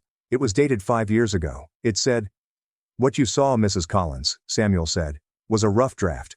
Your parents kept it on their nightstand as a reference, but they changed their estate plan dramatically before they died. Samuel taps the document. Here's the legal version. Only one version matters. Evan's phone clattered onto the table. He did not pick it up. This is fraudulent. Madeline stood with her chair scratching across the hardwood. You're assisting her in fraud. She probably fabricated it. Mrs. Collins. Samuel's voice did not raise but instead hardened. I've been your family's attorney for 25 years. I wrote your parents' first will when you were 16 years old. I don't commit fraud, and I don't understand the connotation. Madeline opened her mouth and then closed it. Her hands shook. Sit down, Samuel urged. It was not a request. She sat. I observed my sister's expression go from amazement to fury to terror. When she finally glanced at me, there was something different in her gaze, something that resembled panic. They would not do this, she muttered. They would not. Samuel started turning pages. Perhaps we should let your parents to speak for themselves. The space felt smaller, the air felt thinner, and I knew everything was going to change. Samuel read carefully and methodically, emphasizing every word. We leave our investment portfolio of roughly $15.5 million to our daughter, Madeline Grace Bennett Collins, which will be retained in a managed trust. Madeline can take a maximum of $55,000 every year, with the remaining paid to her children on their 32nd birthday. Madeline made a sound like she had been punched. A trust? Evan leaned forwards. What do you mean by a trust? We need the money right now. Samuel proceeded as if Evan had not spoken. The paper contains a letter from your parents outlining their rationale. Should I read it? Yes, I said before Madeline could disagree. Samuel adjusted his spectacles. We adore Madeline, but we've seen her struggle with financial decisions her whole adult life. We've seen money slip into projects that never materialized. We do not want our life's work to be lost within a year of our death. Trust is not a penalty. It provides protection. Madeline's face had changed from white to gray. Evan stared at the table as if he wished it would swallow him. Samuel now flipped numerous pages on the family home and adjacent property, which is worth at around $4.6 million. I stopped breathing. Our daughter, Claire Ann Bennett, will inherit our home. Claire has been our comfort and friend during our dying years, subject to the stipulation that it not be sold for 12 years. She has nurtured our garden, held our hands, and brought us calm. She owns the house. She's earned it. My eyesight clouded. Madeline was speaking up somewhere far away, complaining or demanding, but I could not hear her. All I could hear were my parents' voices coming from beyond the grave. There is one more thing, Samuel said. He went inside his briefcase and took out a USB disk. Your parents created a video message to be shown at the reading. They were really persistent about it. Madeline's head jerked upward. What video? I had no idea about any videos. That was the objective, Mrs. Collins. Samuel attached the disc to a laptop, and my mother's face appeared on the wall-mounted screen. She was seated in our living room, in her favorite chair by the window. My father stood behind her with his hand on her shoulder. They both seemed exhausted. They both seemed determined. Girls, my mother started. If you're watching this, it means we're gone, and it means things have unfolded the way we feared they might. Next, my dad spoke. Madeline, you are our firstborn. We've loved you from the time you came, but love does not imply blindness. We've seen how you treat your sister. We've seen how you disregard, demean, and push her away. My mother's eyes glistened. Claire, you're not worthless. You never were. You are our calm power. You stayed while Madeline sought things that shone. You cared. You showed up. We revised our will after Christmas. My father began, after we saw Madeline omit you from the family portrait, after we heard her tell your mother that you were pulling us down. His voice trembled. We were not going to allow our death be another way for you to be forgotten. My mother reached for the camera. We hope you can reconcile. We actually do. But if you can't, and Madeline continues on her road, Claire will never be evicted from her house. The screen became dark. I could hardly see through my tears. But I heard Madeline's chair scrape back as she stood and walked out without saying anything. If you've ever had someone in your family suddenly see your worth, even if it was too late, you'll understand how Claire felt in that moment. Finally, let me know in the comments whether this situation resonated with you, and for anyone wondering what Madeline did next, believe me, the story isn't finished. The actual conflict was about to start. But first, let me know. Do you believe Madeline deserved what she received, or was it overly harsh? Leave a comment below.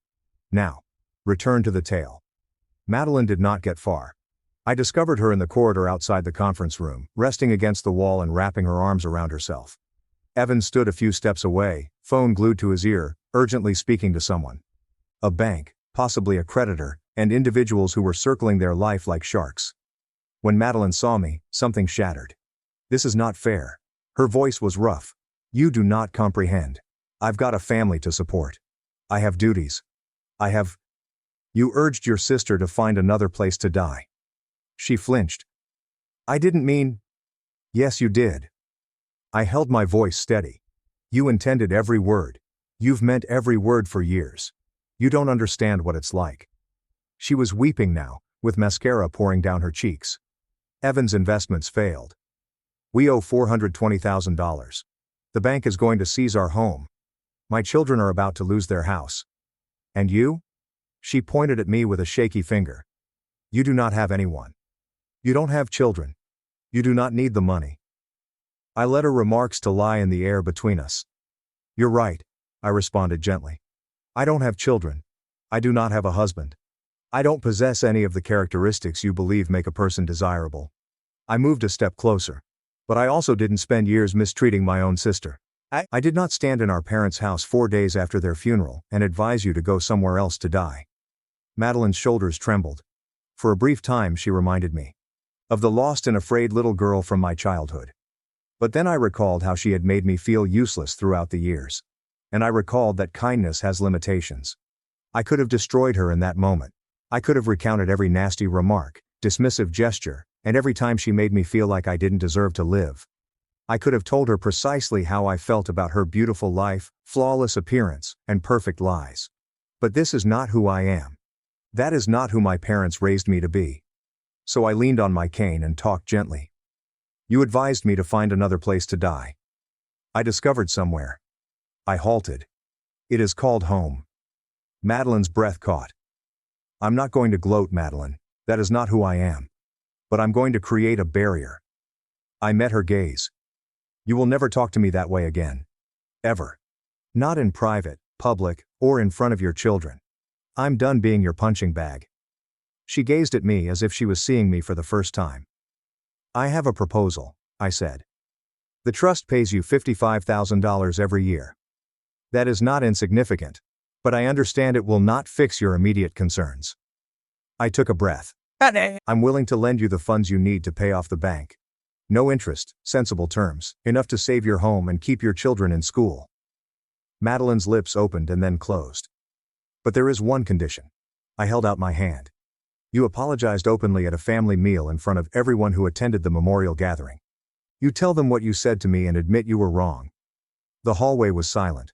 Evan had ended his phone conversation. He stared at me as if I had a second head. Madeline wiped her tears. And if I don't, you'll have to find it out yourself. It's your choice. Madeline didn't respond. She looked at Evan, who was looking at the floor. Then she regained her calm, took up her purse, and headed to the elevator. Evan followed without looking back. The doors closed behind them, leaving me alone in the corridor. Samuel Prescott arrived alongside me a little later, placing a kind touch on my elbow. Miss Bennett, we still have papers to finish. I nodded and followed him back into the conference room. The court reporter had departed. The video was gloomy, just Samuel and myself, with the weight of all that had transpired. He passed paperwork over the table, including deeds, account transfers, and signing forms. I signed where he directed, my fingers quivering slightly. Your parents were proud of you, Samuel added as I signed the final page. They told me several times. Your mother, especially. He took off his spectacles and massaged his eyes. She replied, you were the only thing that made those last few months bearable. I was speechless. She also said something else. Samuel removed a sealed packet from his briefcase. She asked that I give you this after the reading. A letter specifically for you. I took the envelope. My mother's handwriting is on the front. For Claire. When you are ready. One more thing. Samuel stood and shook my hand. Your father requested me to inform you that he altered his will 3 days after Christmas. He said, Samuel's voice caught, that he had finally figured out which daughter regarded them as individuals and which as bank accounts. I left that office with the deed to my childhood home, $15.5 million in a trust with my name on it, and a letter from my mother clutched to my chest. It did not feel like triumph. It felt like grief. 6 weeks later, I moved into my parents' bedroom. It was weird at first to sleep where they had slept and wake up to the same vista of the garden that my mother had seen every morning for the previous 30 years. But it also seemed natural, as if they had reserved a spot for me. I continued with physical therapy twice a week. Most days I didn't need the cane anymore. I was strolling on my own, preparing my own meals, and imagining what the future may be like. The neighborhood has shifted in minor ways.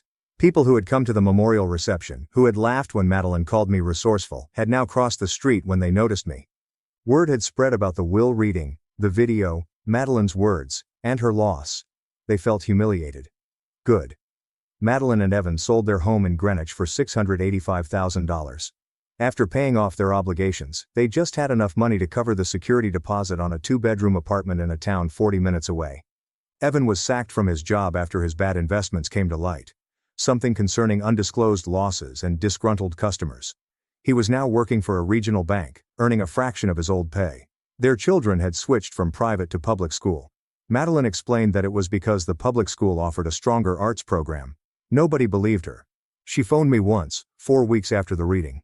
"Is your offer still available?" Her voice sounded flat and weary. "Yes. I'm not prepared to apologize yet."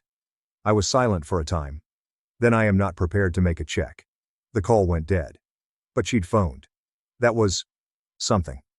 It was not forgiveness. But that might have been the beginning of accountability. 10 weeks after the reading, I finally read my mother's diary. I had been carrying it with me since Helen Brooks gave it to me, keeping it on my nightstand, and occasionally clutching it as I slept. But I had been unable to read it. The prospect of hearing my mother's voice again, even via her calligraphy, was like opening a wound that I wasn't sure I could shut. But that night, sitting in her yard beneath the stars, I was prepared. Initially, the entries were ordinary. Grocery lists, doctor's appointments, weather observations, and which plants were flowering. My mother was always a realistic woman, even in her personal feelings. Then I reached the final 10 pages concerning Madeline. "I adore my eldest daughter, but I worry about her. She seeks favor, success, and the appearance of perfection, all of which she can never achieve. I hope she can find peace eventually. I hope she understands that what she has is sufficient. Claire has no idea how much she saved us after the accident when she moved home. I assumed I was looking after her, but she was looking after us. She saved us from loneliness by just being here, providing breakfast, reading to me, and sitting with Jonathan in the garden." The final entry was made 4 weeks before the disaster. "Claire serves as my mirror. Patient, quiet, and strong in ways that no one recognizes until it is too late. I should have told her more frequently. I should have shouted the words aloud rather than writing them down. Claire, you should know this. You were never useless. You were everything." I closed my diary and glanced up at the sky. The tears flowed, but they were different this time. They were not filled with anguish. They were released. 8 months after my parents died, I went to work part-time, initially for a landscape design business in Hartford. Small crafts, nothing too difficult, but it felt amazing to utilize my abilities again and watch something beautiful emerge from nothing. My first significant undertaking was the garden behind my parents' home. My mother had planted roses, hydrangeas, and a little vegetable patch that had become overgrown in the months since she had been able to care it. I renovated the entire area, keeping her flowers, adding new paths, and building a tiny seat where I could sit and reflect. It was the first item I'd produced since my injury. It would not win any accolades, but it was mine. It was home. Madeline wrote a letter 5 months after the will reading. No phone call, no visit. A letter. "I've been reflecting about what you and I said, as well as everything else. I am not prepared to apologize in front of everyone. I am not sure whether I will ever be ready, but I want you to know that I am trying to figure out why I became this person. And I apologize, even if I can't say it aloud yet. I apologize." I reread the letter 3 times.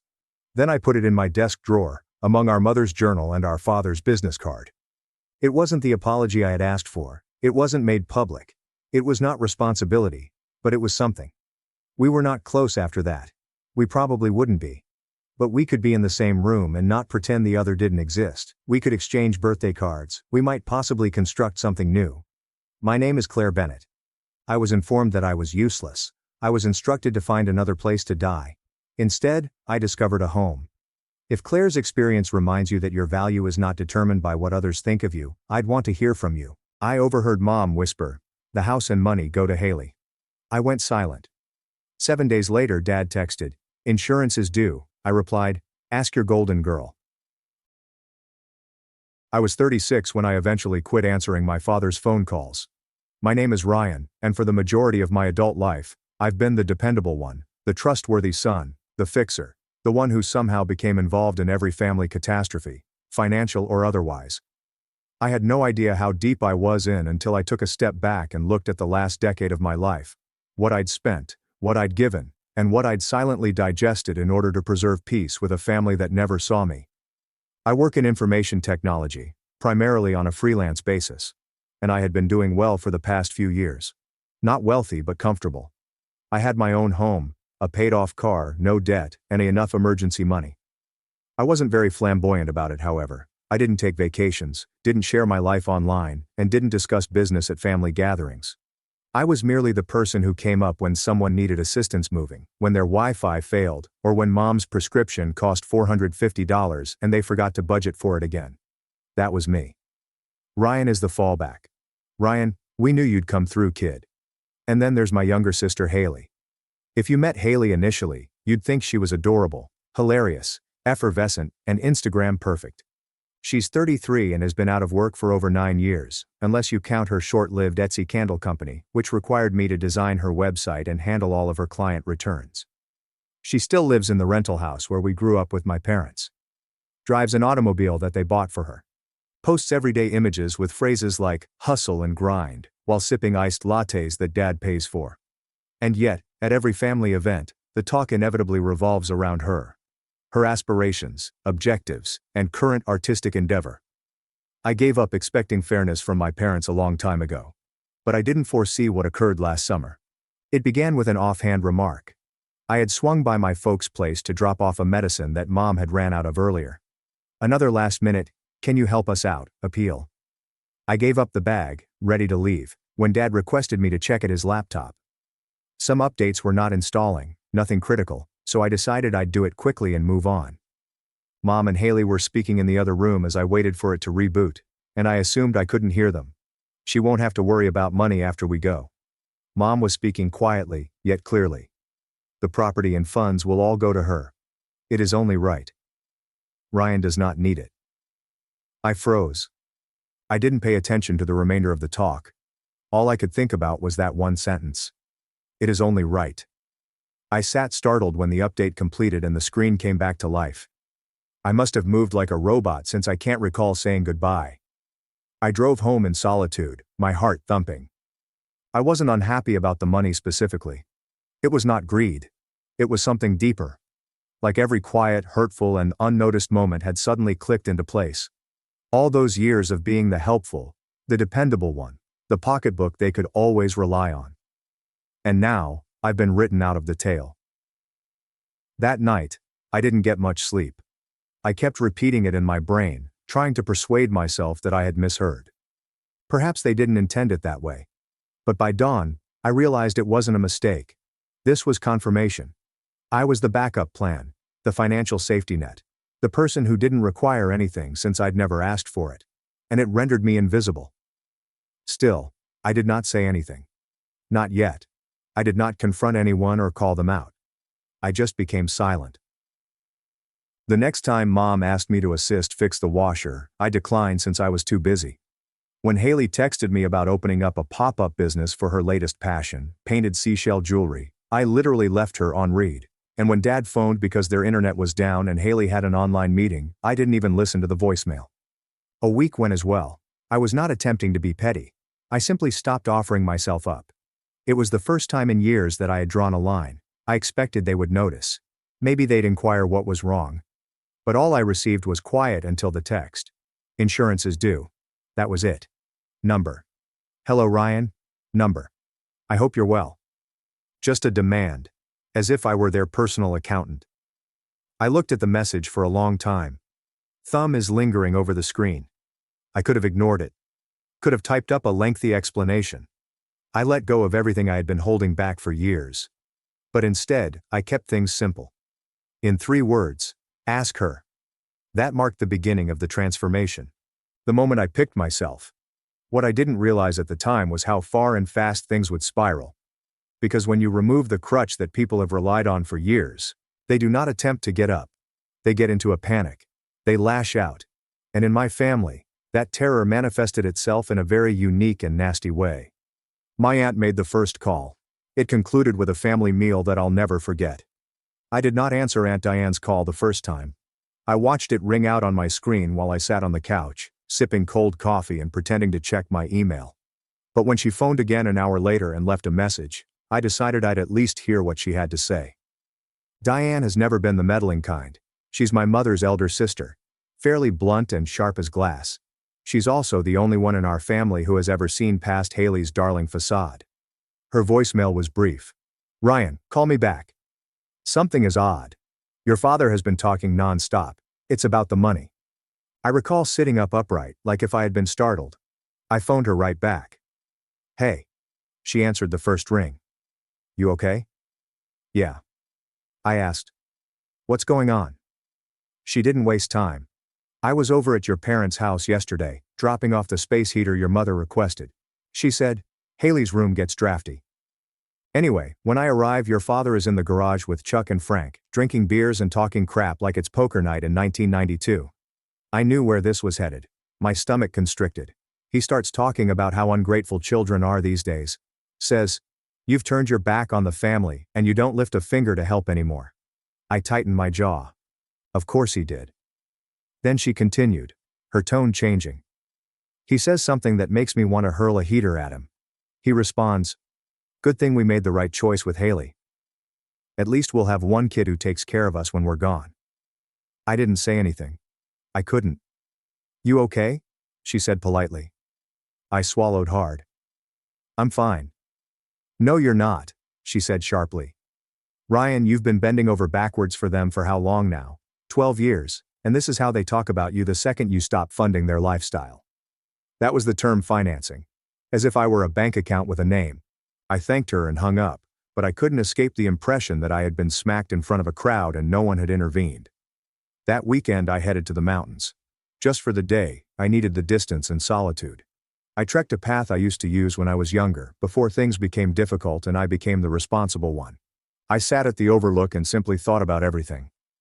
I spent the holidays alone since Haley required more attention during her breakups. The costs I paid when Mom's co-payments were too exorbitant.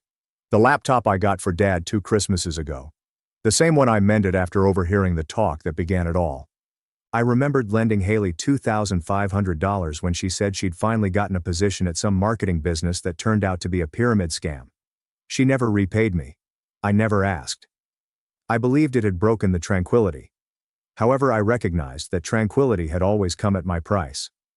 Things swiftly escalated after that. First came the group text. Mom wrote a long paragraph to me, Dad, Haley, and my Aunt Colleen, who never responds to anything. Anyway, it seemed like a forced essay. Family is more about love and support than money. We appreciate Ryan's desire for separation, but we're a team and have always supported one another. We should not have to remind anyone about the sacrifices we've made as parents. That is all I will say. That final sentence, the passive-aggressive cherry on top, made me pace my living room.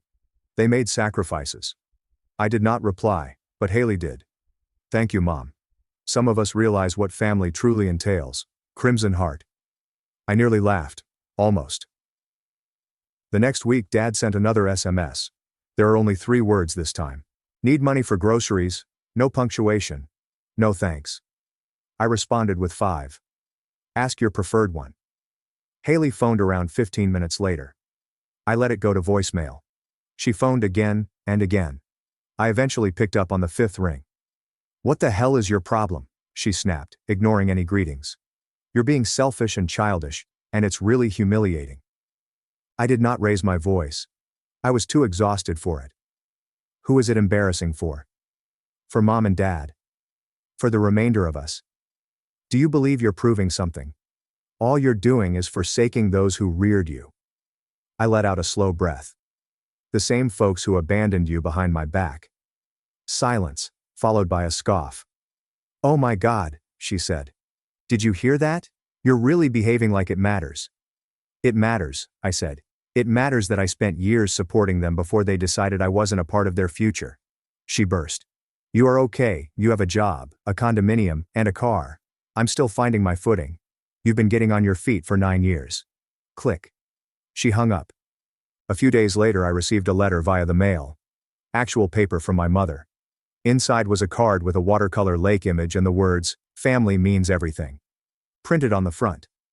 She wrote inside, I wish you'd remember what your grandma always said, no matter how far you travel, blood is blood, and you can't just walk away. We love you. Please consider what you are doing to us. No apologies, no acknowledgement, only shame wrapped in pastel ink. It would have been funny if it hadn't hurt so badly. But the true breaking point did not occur until the night of the surprise supper. Aunt Diane called me again. She mentioned that they'll be eating supper on Sunday night. Claim it's only for close relatives, yet your name popped up. They claimed you'd probably be too busy to demonstrate why it's just as well. That stung worse than I thought. I did not RSVP. I did not say anything. However, I drove over on Sunday at 6 p.m. I didn't go inside. I parked across the street, Lights turned off and motor going, just to watch. The driveway was crowded. My cousin Logan's Jeep, Haley's white Civic, and Aunt Colleen's minivan. I looked through the glass as everyone assembled at the dining table. My usual place at family dinners had been taken by someone else. Haley sat laughing as if she owned the place. My parents appeared relaxed. I wasn't even a thought, but I knew something they didn't. Since earlier that week, I had a private chat with their lawyer. What my parents didn't realize was that I helped them refinance their home 6 years ago. That is correct. For the sake of convenience, I agreed to co-sign some tax paperwork. I was the one who made the phone calls and completed the documents. My name remained on some of those papers, including some rights that they never bothered to examine. I did not accomplish anything. Not yet. But while sat in that automobile watching them toast over a table I used to arrange for them, I knew something had changed in me. Not out of malice, but out of clarity. They picked her. They made that decision long ago. And I'd finally made the true twist. The evening was not simply for fun. There was an announcement. And I only found out about their plans because Haley, in her boundless hubris, chose to upload a photo. Her smile between mom and dad was captioned, "So eager to begin the new chapter. I can't wait to share soon." I gazed at the post. Then I hit save because I knew what it meant, and I had a sense that what they were about to say would need a reaction that they wouldn't expect. I didn't get much sleep the night of the meal. There was something about viewing that post. Haley was grinning, her arms stretched over both of our parents, as if she had already inherited the crown. That broke something in me that I had no idea was vulnerable. I was not furious, not anymore. This was the odd part. I just felt hollow, like if I was mourning a non-existent version of my family. I kept telling myself that I should become used to it by now. Favoritism, disdain, and the silent assumption that I'd always be there in the background, cleaning up everyone else's mess. But something about that photo, that silly caption, and my excitement to go on to the next chapter, made it all feel permanent, as if a door had closed behind me and I hadn't even seen the click. For the first time in years I did not want to open it again. That next week I turned inside. I stopped reading their texts and scrolled through Haley's manicured Instagram of candles, crystals, and brunch. I removed Facebook completely. I knew if I kept staring I'd be hurting. And honestly, I was sick of bleeding for people who didn't realize I was injured. It was hardly a spectacular cleansing. I did not toss my phone in the lake or make any public announcements. I simply quietly disconnected. But solitude has a strange way of resonating. It started out peacefully, then it became loud. Without the continual hum of family commotion, I was alone with my thoughts, and it hit me harder than I anticipated. How much of my identity was based on being useful to those who regarded me as handy rather than cared for? I realized I hadn't really established a life for myself, but rather one for others. And with the scaffolding gone, I was left with a weird hollow shell. The first week was horrible. I went to work but just chatted with clients on the requirements. I avoided calls from friends, declined invitations, and left groceries in the bag overnight more than once. My apartment became disorganized. I got sloppy. There was one night that I will never forget. It was raining sideways, beating on your windows as if it was trying to get in. I was seated on the floor of my living room, back against the sofa, laptop closed and phone facing down. I just realized that Mom's birthday was on that day. I had not phoned or texted. The shame was thick in my chest, familiar and suffocating. Then I recalled something from years ago. Her 62nd birthday celebration. The one I intended. I hired the restaurant, made the deposit, planned with the bakery, and even purchased her favorite type of white flowers. And at the end of the night, Haley received all of the credit. Haley chose such an adorable theme. Mom raved to her friends. I recall standing next to the cake, holding a stack of dirty dishes, and listening to it. I recall saying nothing. That night, sitting in the dark with the rain pounding outside, I said out loud, "You don't owe them anything." I meant it. The next morning, I started rebuilding. I did nothing dramatic.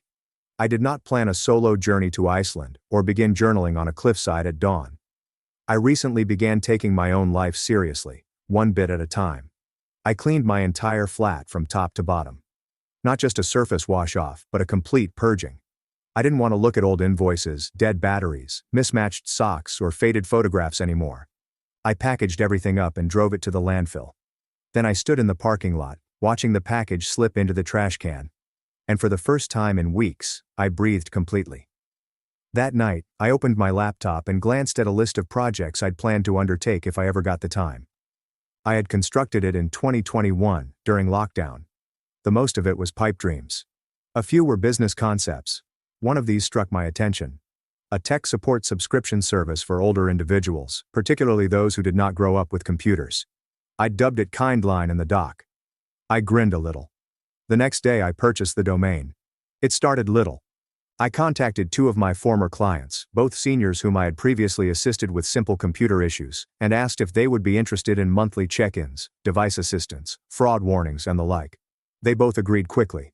So I created a scheduling system, produced a welcome packet, and began reaching out to others. Within a month I had 12 clients. Within 2, I had 36. It was not showy. It was not viral. But it was mine. Nothing I'd ever done for my family had been as meaningful to me as this. And it felt great. I used to despise marketing, but now I'm posting on LinkedIn, reaching out to local community centers, and providing free courses on how to avoid getting scammed online. I even created a leaflet, printed 120 copies, and handed them out at libraries, doctors' offices, and senior homes. Word spread faster than I anticipated. People liked the patience and absence of jargon. They trusted me. I hadn't felt so confident in years. By spring, I had officially registered the company as an LLC, hired a part-time assistant, and delegated the website refresh to a design student I met at a workshop. She was enthusiastic, intelligent, and kept calling me Mr. Ryan, which made me feel about 62, but I didn't correct her. Somewhere along the way my apartment began to feel like home. I bought new curtains, framed some art, and even set up a small herb garden on the windowsill. I hosted 2 friends for dinner, whom I had avoided during my slump, and both commented on how different I appeared. Lighter, one of them said, "Like you're finally breathing." I was. But that did not mean I had forgotten. The wound was still present, just scabbed over. It would occasionally flare. Like the day I learned what Haley's big announcement was. I hadn't been following her on social media, but one of my clients, a lovely woman named Margaret, mentioned it during a tech call. "You said your sister's name was Haley, right?" she inquired, looking over her glasses. "Is that the one doing that lifestyle show online?" I couldn't remember. "What? She's got this little web series, Rooted Radiance or something like that. It popped up in my YouTube feed, all candles and self-care and stories about healing your inner child." Sounded familiar. I searched it after we finished, and there she was. Haley and I rooted radiance together. Episode 2. Breaking generational trauma. Even if it means cutting off toxic relationships. I observed for exactly 4 minutes, just long enough to hear her remark in a faint, breathy voice. "Sometimes choosing yourself means walking away from people who expect too much and give too little." I chuckled, not because it was amusing, but because I couldn't believe it. She began narrating my narrative but then flipped. She'd portrayed herself as the wounded heroine. The one who valiantly separated herself from a sibling who wanted too much and did not respect her boundaries. Who, get this, used money to manipulate family relations. I should have been upset.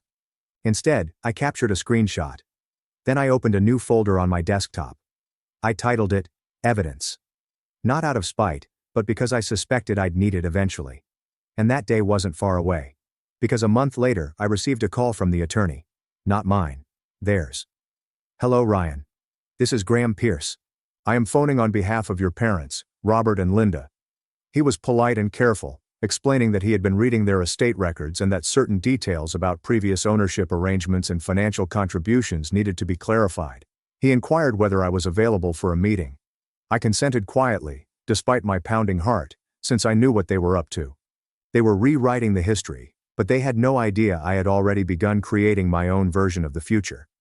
When I walked into Graham Pierce's office, it felt like I was entering a negotiation that I hadn't asked for, but had been preparing for my entire life without realizing it. His workplace was all polished wood, stylishly neutral art, and stiff leather seats that reminded you it wasn't supposed to be comfy. He offered me water, which I rejected, and motioned for the seat across from his desk.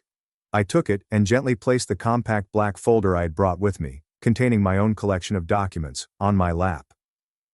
He folded his hands. "Thank you for coming, Ryan. I understand that this is unexpected." I nodded once. "You mentioned there were estate worries." He flashed a cautious grin. One of those lawyer grins that should put you at rest, but instead makes you want to check your wallet. Your parents are revising several aspects of their estate plan.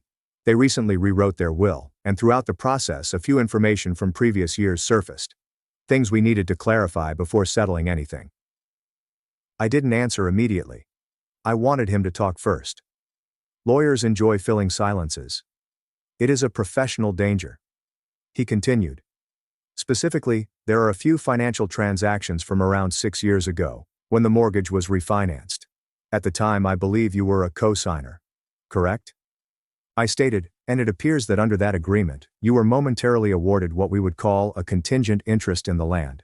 It was transitory of course, but the title documents from that year show you as a co-owner. That's correct, I responded again, opening my folder and placing a copy of the necessary title paper on his desk. My name remains on file with the county. It was never removed. Graham paused. That knocked him off balance. He took up the page, looked it over and nodded slowly. Yes. This is what we discovered during our search. We were just trying to finalize the release. Your folks believed it had been taken care of.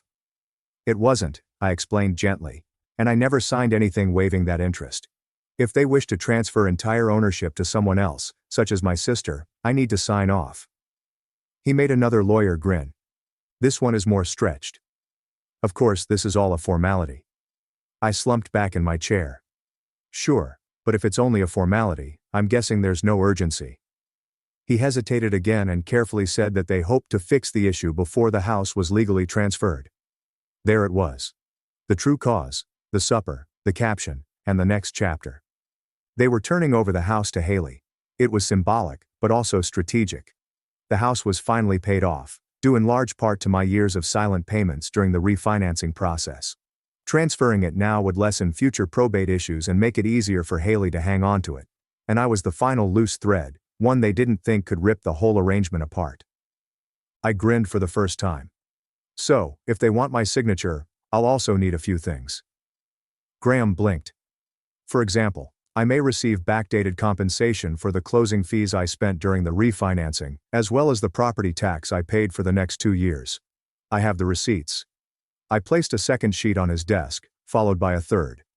And, while we're at it, any documentation that my parents signed certifying that I was a financial contribution to the property. I'd like to put those in the estate filing just to be cautious.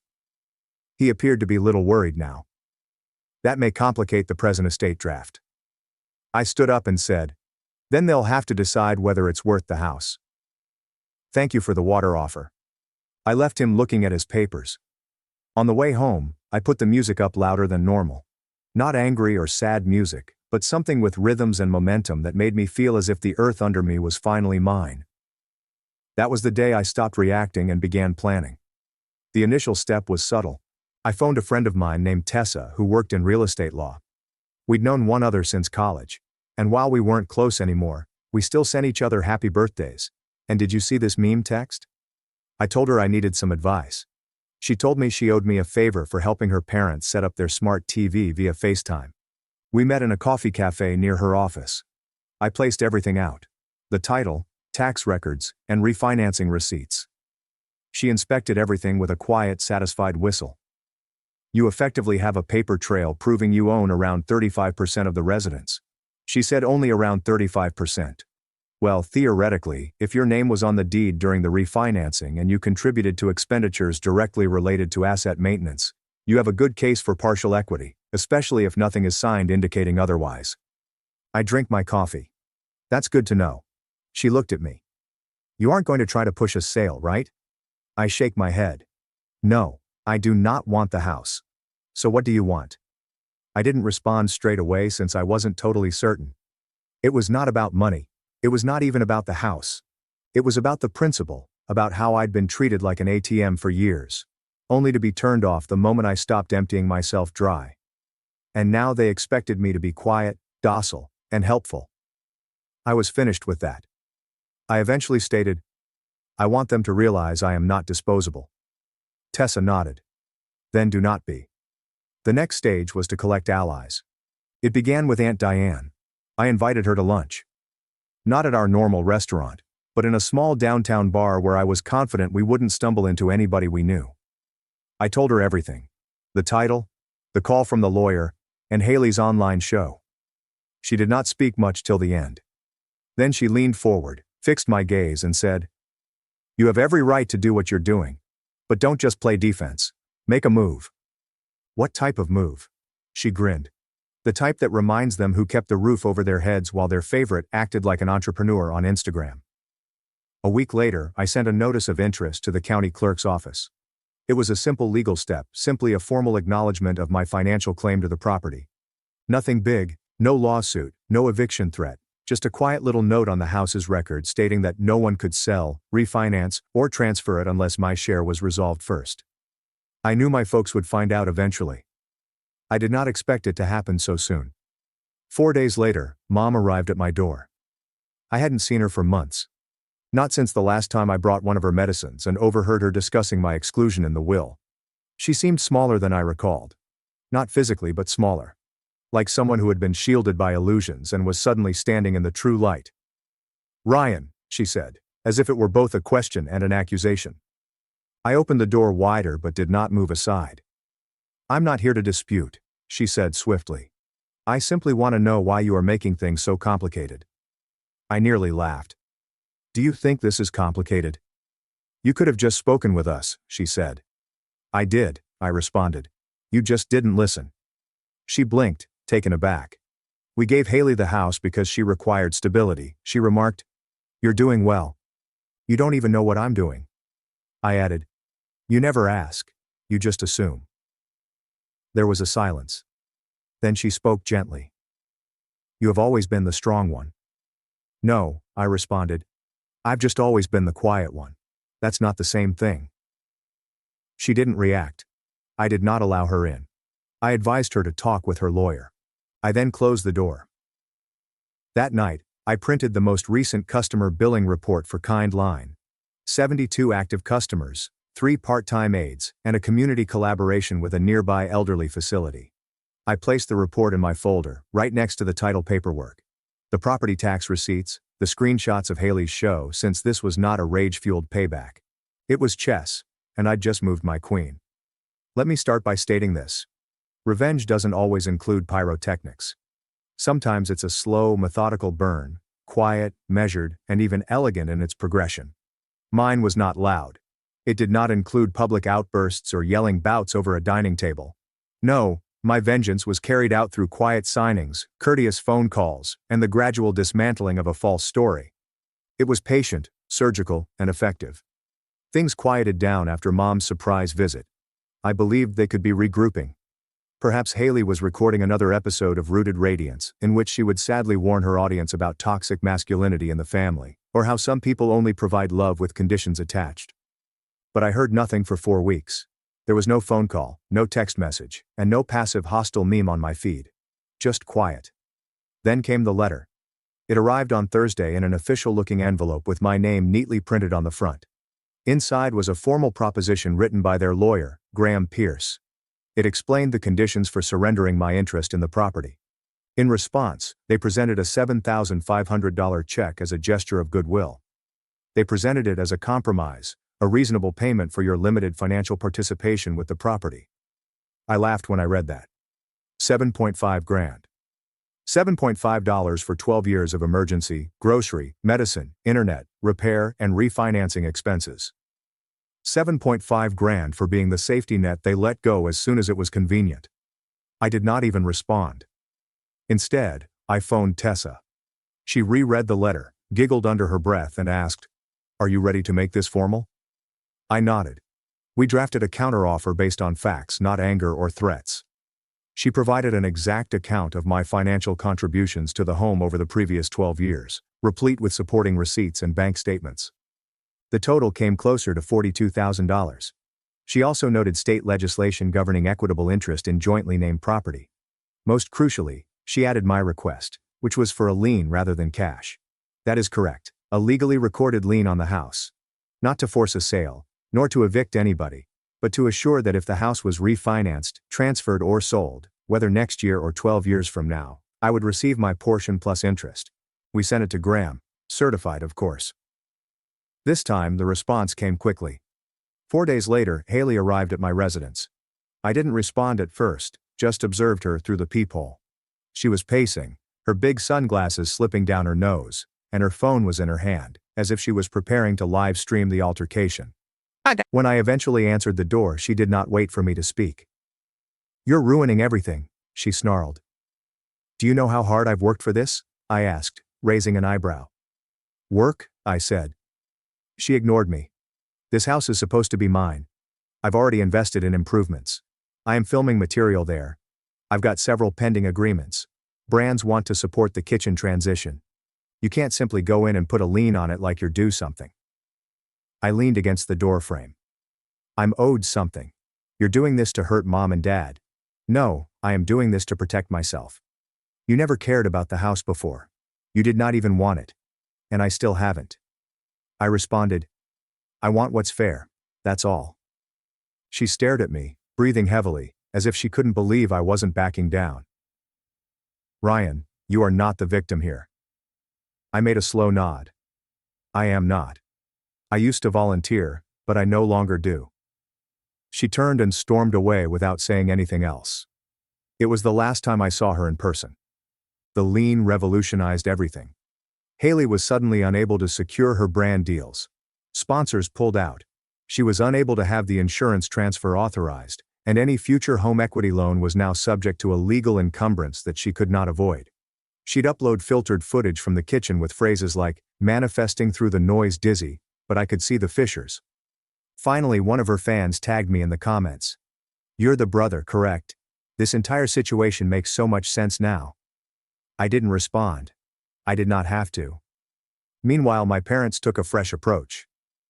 Graham called again, respectfully informed me that Robert and Linda were rethinking their estate arrangement. He asked me to a meeting that included all parties. I consented, not because I wanted reconciliation, but because I needed closure. We met again in Graham's office. My parents sat stiffly on one side of the table, and Haley was noticeably missing. She'd likely learned she was a liability in these circumstances. Tessa joined me this time, not just for legal assistance, but also for balance. I knew I'd be inclined to revert to old behaviors, make excuses for them, and downplay. Having her there helped me stay focused. The meeting was polite. Graham said that the will had been amended to include me again, however little, in a portion of the savings, as well as a section regarding equitable property division. They'd also agreed to settle the lien now, providing a single amount of $35,000. Still less than I was expecting, but near enough to indicate they were taking it seriously. Then Mom did something unexpected. She spoke. "We did not aim to hurt you," she explained. "We assumed you didn't need us." I met her gaze. "I did not. I needed you to show me respect." She blinked, and for a brief moment I saw something genuine flicker there. Not guilt, but rather the beginning of it. Dad didn't speak much. He seemed exhausted and smaller than I recalled. It was unusual to see him like way.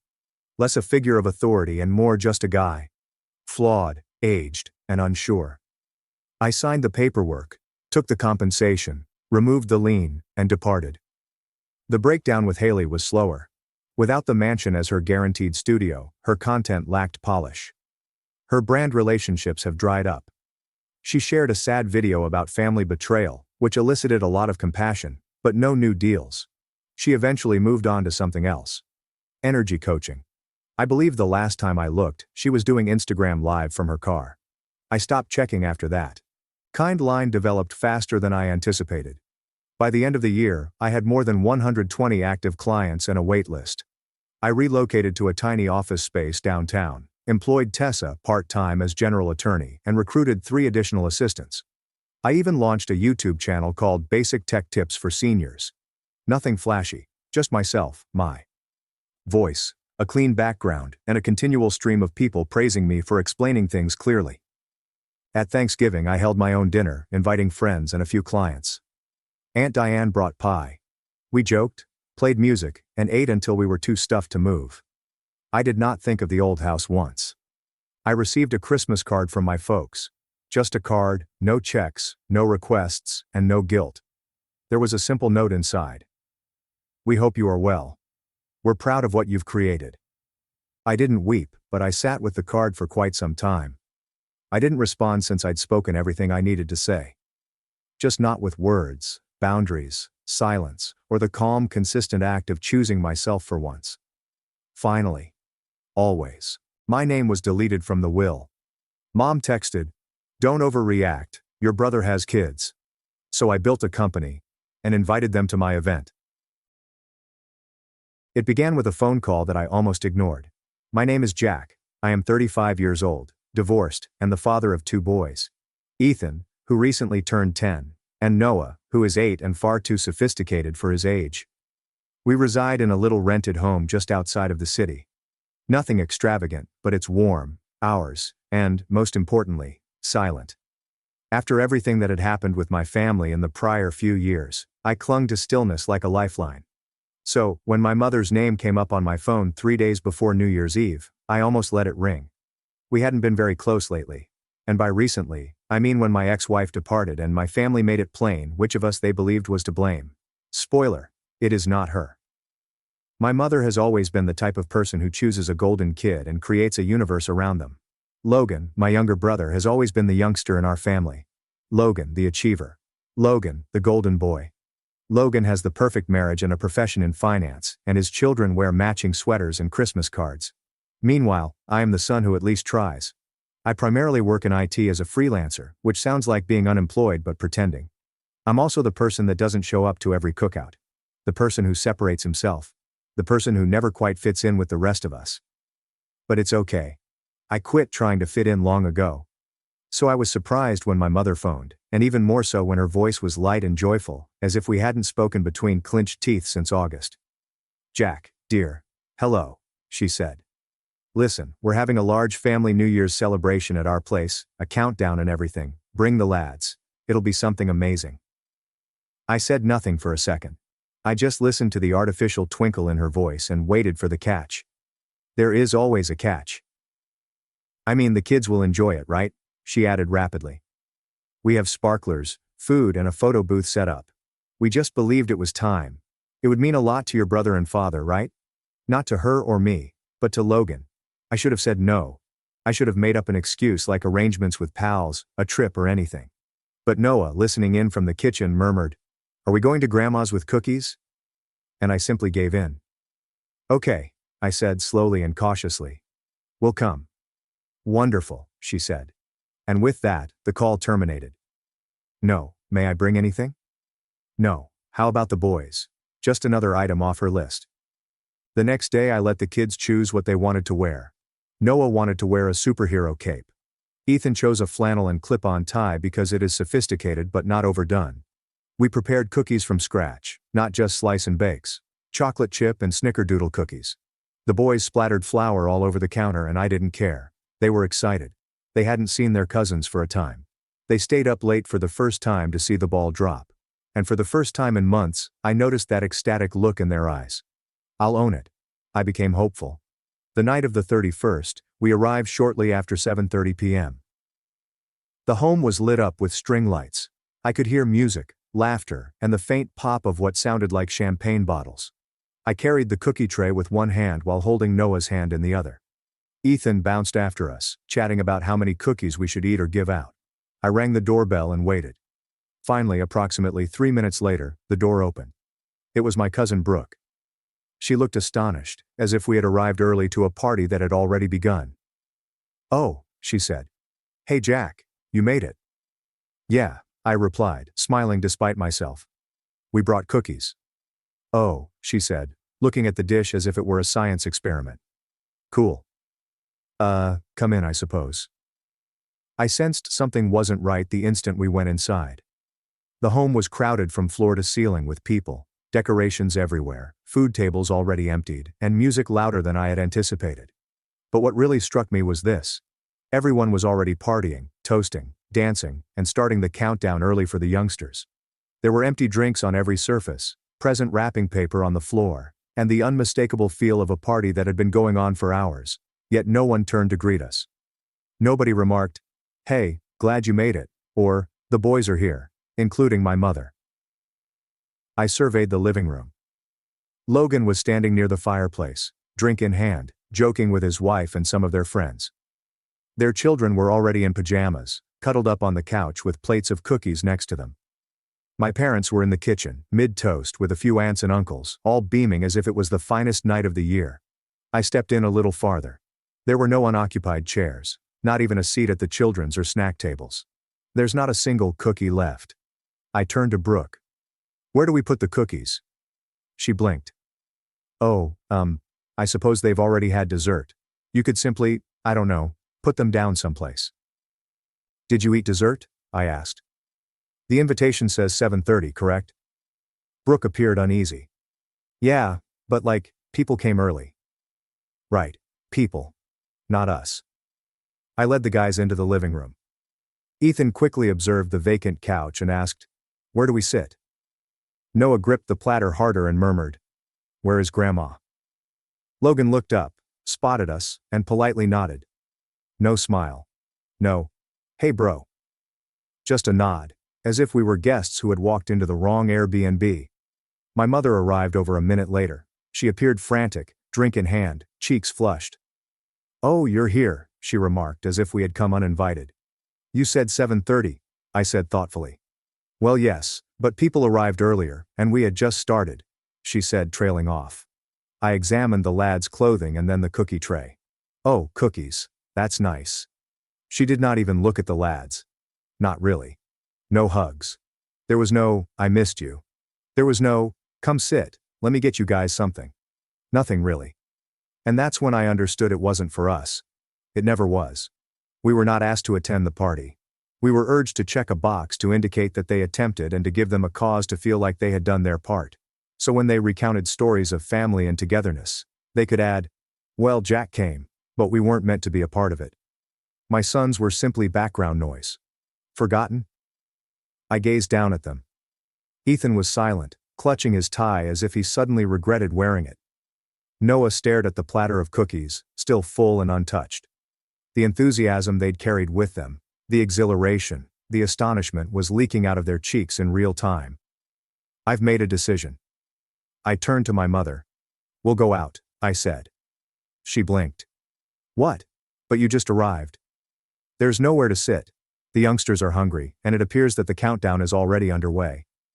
"It was just for the little kids," she explained. "We were going to do another one at midnight." "It's okay," I responded calmly and steadily. "We'll just go." I scooped up the cookie tray, carefully escorted the boys to the door, and then walked out without looking back. We got inside the vehicle. I did not say anything for a minute. I recently began driving. Noah interrupted the stillness. "Have we done something wrong?" My throat clenched. "No, buddy. Not at all." Ethan was silent for a moment. "They didn't even say hi." "Nope," I said gently. "They didn't." We went home. I allowed them to remain up anyhow. We saw the ball drop from our sofa, only the three of us ate the cookies. I even let them pop some inside party poppers I had purchased at the last minute from the dollar store. It was not fancy, but it was ours. The next morning, I awoke to a voicemail from my grandfather. His voice shook, and what he said altered everything. When I say I gazed at my phone for 4 minutes before playing the voicemail, I'm not exaggerating. It arrived shortly after 6:40 a.m., which was unusual in itself. My grandfather wasn't typically up so early and didn't call anyone, especially me. He's the type of man who still writes checks by hand and ships Christmas greetings with real stamps. The thought of leaving a voicemail, especially before morning, seemed purposeful. I played it. At first there was only quiet, rustling, and a breath, before his voice became low and harsh. "Jack, this is Grandpa. I understand it's early. I didn't want to wake the boys, but I needed to say something before I lost my nerve." I sat up taller in bed, my pulse increasing. "I witnessed what occurred last night. I saw everything." He paused, as if to compose himself. I heard a gentle clink. Maybe his glasses or mug hit the table. "You went in beaming, and nobody said anything. Your guys appeared proud, then bewildered. I saw you go away without a fuss, and your mother merely shrugged as if it didn't matter, as if you didn't exist." Another pause. "I should have said something then." I did not. I froze. I saw everything and said nothing since that's what we do in our family, right? We stay silent. We don't stir the pot. But that is how the poison spreads. I see it now. He breathed shakily. You are a decent man, Jack. You are a greater father than I ever was. Better than your father ever attempted to be. Do not let them make you feel tiny. I am sorry I didn't say it sooner. The voicemail stopped. I must have played it 10 times. It didn't erase what had happened, but it did break something open. Not just the hurt, which I had come to accept, but also the rage. The constant, coiled-up rage I'd been suppressing for years, pretending it didn't matter. I pretended I was over it. But I was not. Not even close. Not after what came next. My mom texted me that morning, right after breakfast. No welcome or apology, simply, "Are you unhappy about something?" I looked at the screen in bewilderment. I am upset over something. As if we hadn't strolled into an event we weren't supposed to be a part of. As if my sons weren't entirely disregarded by their own grandparents. As if we hadn't walked away quietly, because anything louder would have been humiliating. I didn't respond. Not yet. Instead, I spent the morning with my sons. We watched cartoons, played Uno, and I let them have leftover cookies for lunch. I needed time to think about what I wanted to say, and whether I wanted to say anything at all. But the cosmos did not give me that option. Logan called at around 1 p.m. That in itself was unusual. He never phoned unless it was for a transaction, a query about Dad's medication, or to see if I could help Mom with her email again. I almost didn't respond, but then I thought, good. Let us hear it from the source. Hey, I said bluntly. Dude, he said as if we were old friends catching up. What happened last night? I blinked. You mean the point where no one saved us a chair, or when we weren't even recognized? Oh, come on, he laughed. It wasn't that bad. It was worse. He sighed as though I were the tough one. Jack, you arrived late. Everyone was already in party mood. You told us to come at 7:30. Well, certainly, but folks had already arrived by 5:30. You know how these things go. It wasn't like anyone was attempting to avoid you. Except for the part where you saw us and didn't say a word. He went silent for a beat. Look, he eventually replied. Mom told me you stormed out without saying goodbye. That's not cool, dude. You kinda caused a scene. I didn't make a scene, I stated sternly. I quietly left so my kids wouldn't have to cry in front of your perfect little party. Do you believe this is about favoritism again? He inquired, his voice taking on a little edge. Because you're always playing the victim. Just because you don't show up doesn't mean we're the bad guys. I laughed bitterly. I did show up and that was the problem. He carried on for a while after that. The typical things. How I'm overly sensitive. How I overthink things. How he has a family, and cannot constantly look after your feelings. I hung up before saying something I would regret. But I did text my mother afterward. I kept it brief. Do not worry. You won't have to pretend to include us anymore. She said. I'm not sure what you want from me, Jack. We did our best. You're constantly seeking for anything to get outraged about. That's when I knew I wasn't going to walk away this time. I was going to recall every slight excuse and sugar-coated dismissal, and I wasn't going to let it go any longer. Over the next week, our quiet grew protracted and unpleasant. No check-ins, no apologies. No, how are the boys? Even my father, who typically sends a stern Happy New Year text, said nothing. Then came the last straw. Noah had painted a drawing in school. One of the My Family art efforts. Stick figures clasp hands, and everyone smiles. He handed it to me after supper. Proud as anything. I glanced at it and grinned. That's great, buddy. Who is who? He pointed to each figure one by one. That's you. That is me. That's Ethan. And that is Grandpa. I frowned. Which Grandpa? Your grandfather? He nodded. The one who called. I halted. How about Grandma and the other Grandpa? He shrugged. They are not in it. They didn't say hello. That struck me harder than any insult ever could. My sons weren't simply being ignored. They were learning from it. Internalize it. Identifying who was important and who was not. And I was not going to let them grow up believing that stillness equaled love. Those breadcrumbs were enough. That weekend I took them to visit Grandpa. My mother's father, the person who left the voicemail, lives in a small assisted living facility about 50 minutes away. We brought him soup, puzzles, and cookies that he did not get to try on New Year's. When he opened the door, his eyes became misty. He hugged the boys as if they were made of gold. "I'm sorry," he repeated over lunch. "I should have said something earlier. You deserved better than this." Then he said something else, which changed everything. "You know," he said slowly, "your grandmother had this box. Basically, a file box.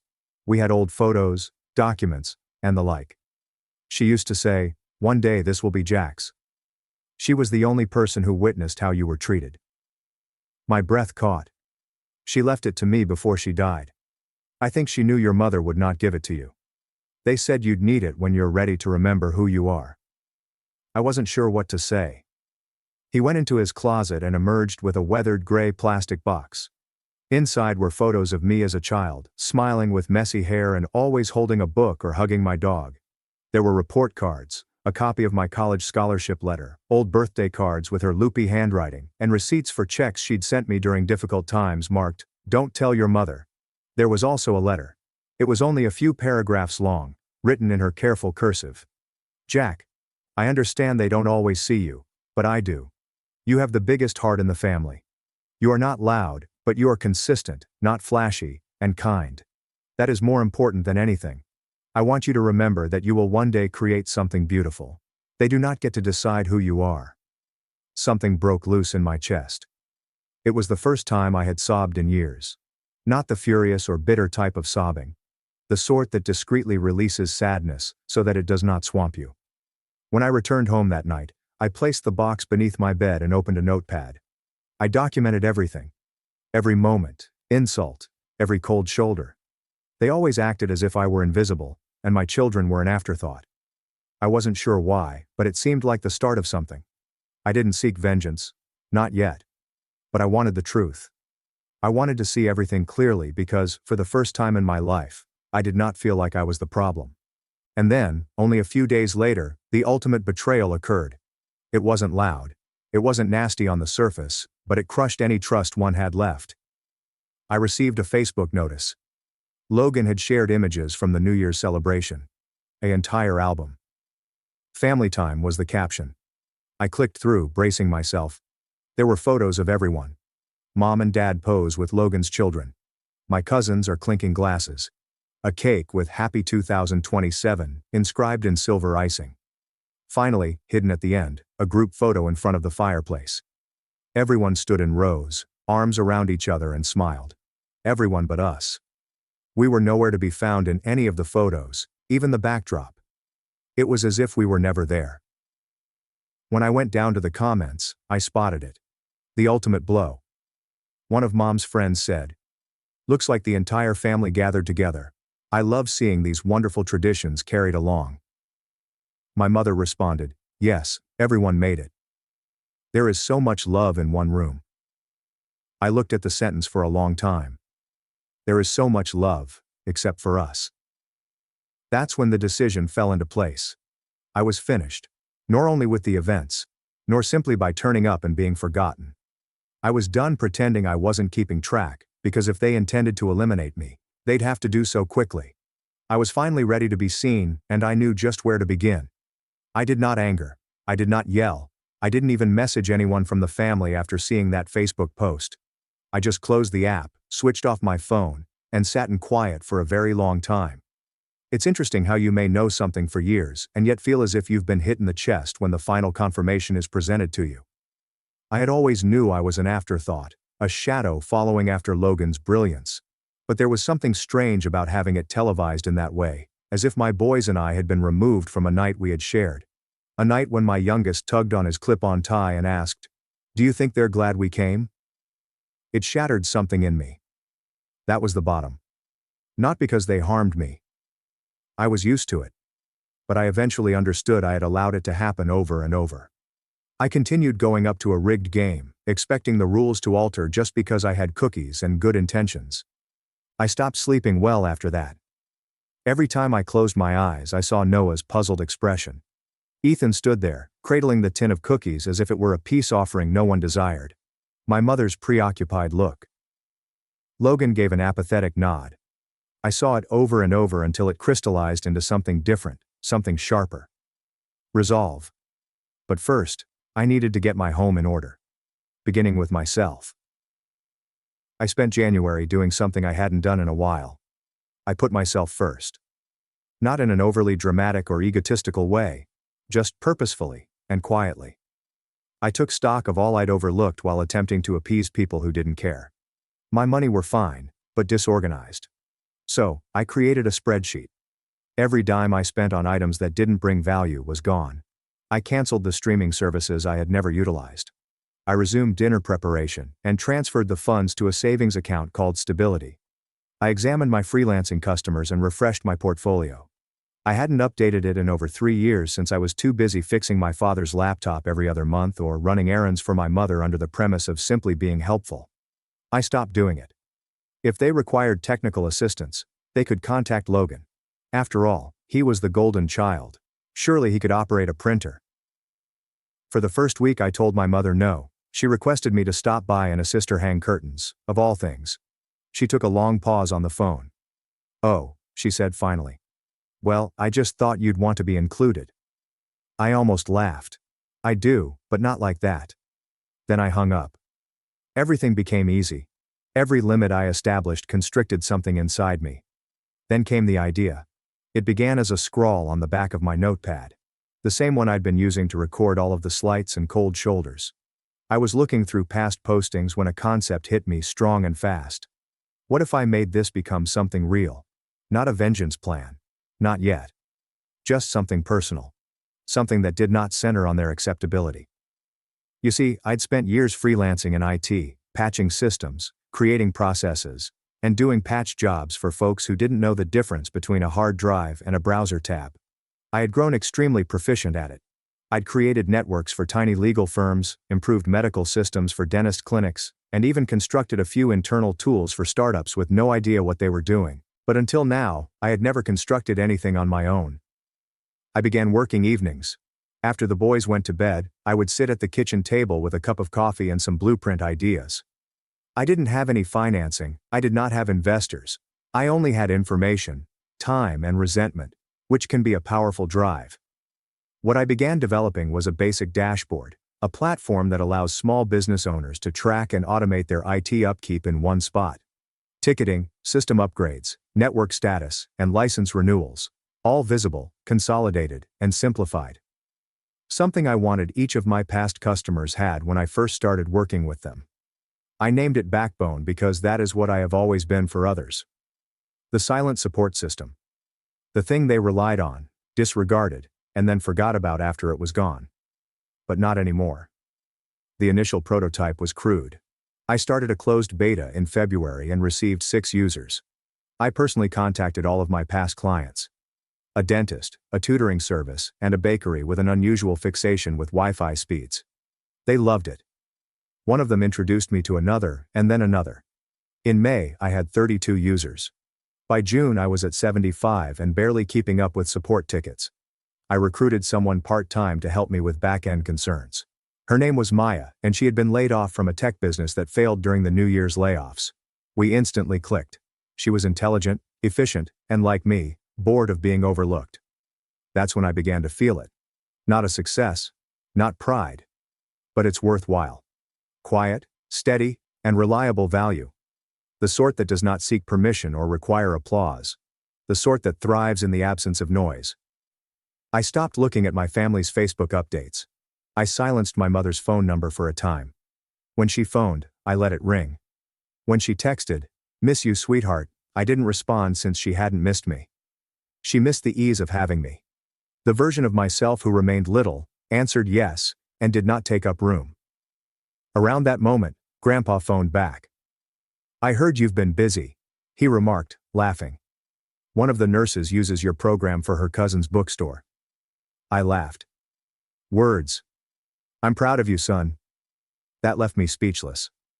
I simply swallowed the knot in my throat and said, "Thank you." We began seeing him more frequently, every other week on Saturdays. The lads would bring drawings, while I would offer coffee and updates. He began telling stories. Real ones. About the conflict. About my granny. He'd been keeping things secret for decades. And for the first time in my life, I began to feel as if I came from somewhere. Like I wasn't just drifting between the cracks of a family that didn't have room for me. Then June arrived. Noah completed 3rd grade, while Ethan graduated from 6th. We had a little celebration with just the 3 of us, plus Grandpa and Maya. Balloons are in the living room, cupcakes, streamers. Noah donned a paper crown. Ethan gave a speech. And for the first time, I didn't feel as if we were missing out. I felt entire. Then the letter arrived. It was not from my mother or Logan. It was from an attorney. At first I suspected it was a fraud. It appeared official, stamped, sealed, addressed to my home. But I couldn't think of a single reason why I'd be receiving mail from a family attorney until I opened it. It was about my parents, specifically regarding their estate. Apparently, they were amending the family trust, transferring funds, and drafting long-term documentation in case something occurred. The letter was a courtesy notice informing me that, starting immediately, I was no longer a listed beneficiary. My name was deleted from the will. There was no note. There's no explanation. Just chilly, clinical language. You are thus told that your removal from the current inheritance structure has been completed with the full approval of the trust holders. No action is required on your end. I gazed at the letter for what seemed like an hour. It was not about money. I didn't care about the vacation house, the family antiques, or anything else they were passing on. It was about erasing. About being actually removed from the family tree. My phone buzzed a few minutes later. A fresh text. It was from my mother. Please you not overreact to the legal situation. It's just realistic. Logan has children after all. It does not imply that we do not love you. I didn't respond. What could I possibly say? I wanted to shout. To anger. To drive over there, hold up that letter and ask her how she could look at my sons, her grandkids, and decide they weren't worth a single fragrance or line in her will. But I did not. Because that would imply I still want her approval. But I didn't. Not anymore. I wanted something else. Not vengeance. Not yet. But justice. And the roots of it, the silent, deliberate arrangement, were already sprouting beneath their feet. By July I had stopped expecting any of them to alter. Not my mama, not Logan, not my father, who had not talked to me since New Year's. Unless you include his signature on the estate letter. And certainly not the rest of the family, who stood calmly behind them, behaving as if everything was normal. As if my erasure were a private family affair that shouldn't be discussed. Fine. Allow them to have their delusions. Because while they were busy ripping me out, I was silently creating something far more difficult to remove. I wasn't simply surviving anymore. I was gaining leverage. Backbone has developed beyond what I had imagined.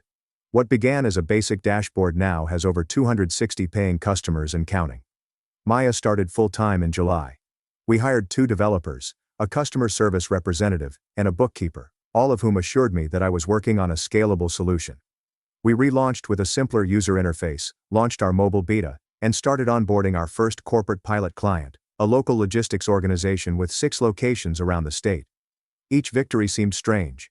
Every new user I added, every invoice paid, and every piece of positive feedback bit away at the old insecurities my family had planted in me like weeds. But I wasn't doing it just for myself anymore. I was doing this for my sons.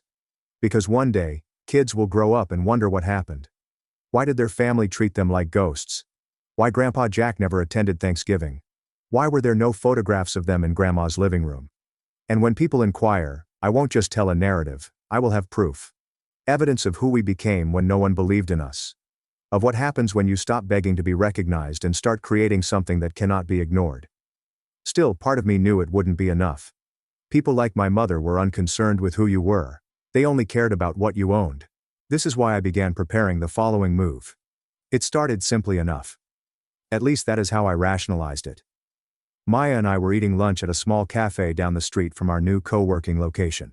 She had just finished a demo call with a prospective customer, and I was analyzing our previous quarter's attrition rate when she glanced up from her sandwich and remarked, "Hey, didn't you say your brother's business conducts asset management?" I blinked. "Yeah. Logan works for a private wealth group." "What?" She switched the laptop around. One of their regional subsidiaries had just signed up for a demonstration of our enterprise tier. I leaned forwards. Sure enough, there it was. The request came through our new landing page, which was filled out by an assistant called Tessa and included the firm name, Whitest Stone Strategic Holdings. Logan's company. I felt a shiver go down my spine. They probably don't even know it's me, I said. Maya lifted her eyebrow. Should they? I did not respond straight away. I peered at the television as if it had the secret to everything. And perhaps it did. Because this was my entry. Because I didn't have a proper job, my family always saw me as a failure. Because I didn't dress appropriately or discuss asset portfolios over alcohol. But now, their golden kid is naively pursuing my software for his company. And all of the animosity I had swallowed since New Year's Day began to boil into something considerably more beneficial. Opportunity. I instructed Maya to proceed with the onboarding as if it were any other customer. No special attention, no recognition of our personal relationship. But, behind the scenes, I started accumulating all the information I could uncover. Logan's business does more than merely manage retirement assets. Over the previous several years, they'd aggressively grown, purchasing smaller organizations, offering estate planning services, and even brokering family trusts, including my parents' estate restructure, which I learned via public documents. The same estate I had been gently taken from. That night, I was up late researching. I reviewed financial reports, public filings, and news announcements. I looked for interviews Logan had given for industry websites, where he discussed conserving inherited wealth and keeping families together via wise planning. The irony was almost humorous. Almost. Because here's the deal. Financial institutions, even large ones, are predicated on trust and prudence. Logan, however, was more than simply an employee. He was a partner.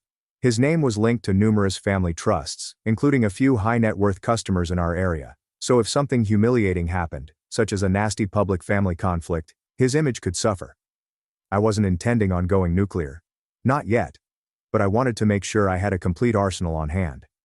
So I contacted an old college acquaintance named Miles, who had gone into law. He owed me a favor from several years ago when I built him a bespoke CMS for his own practice. We met for coffee the next morning. I just want to understand my rights, I informed him.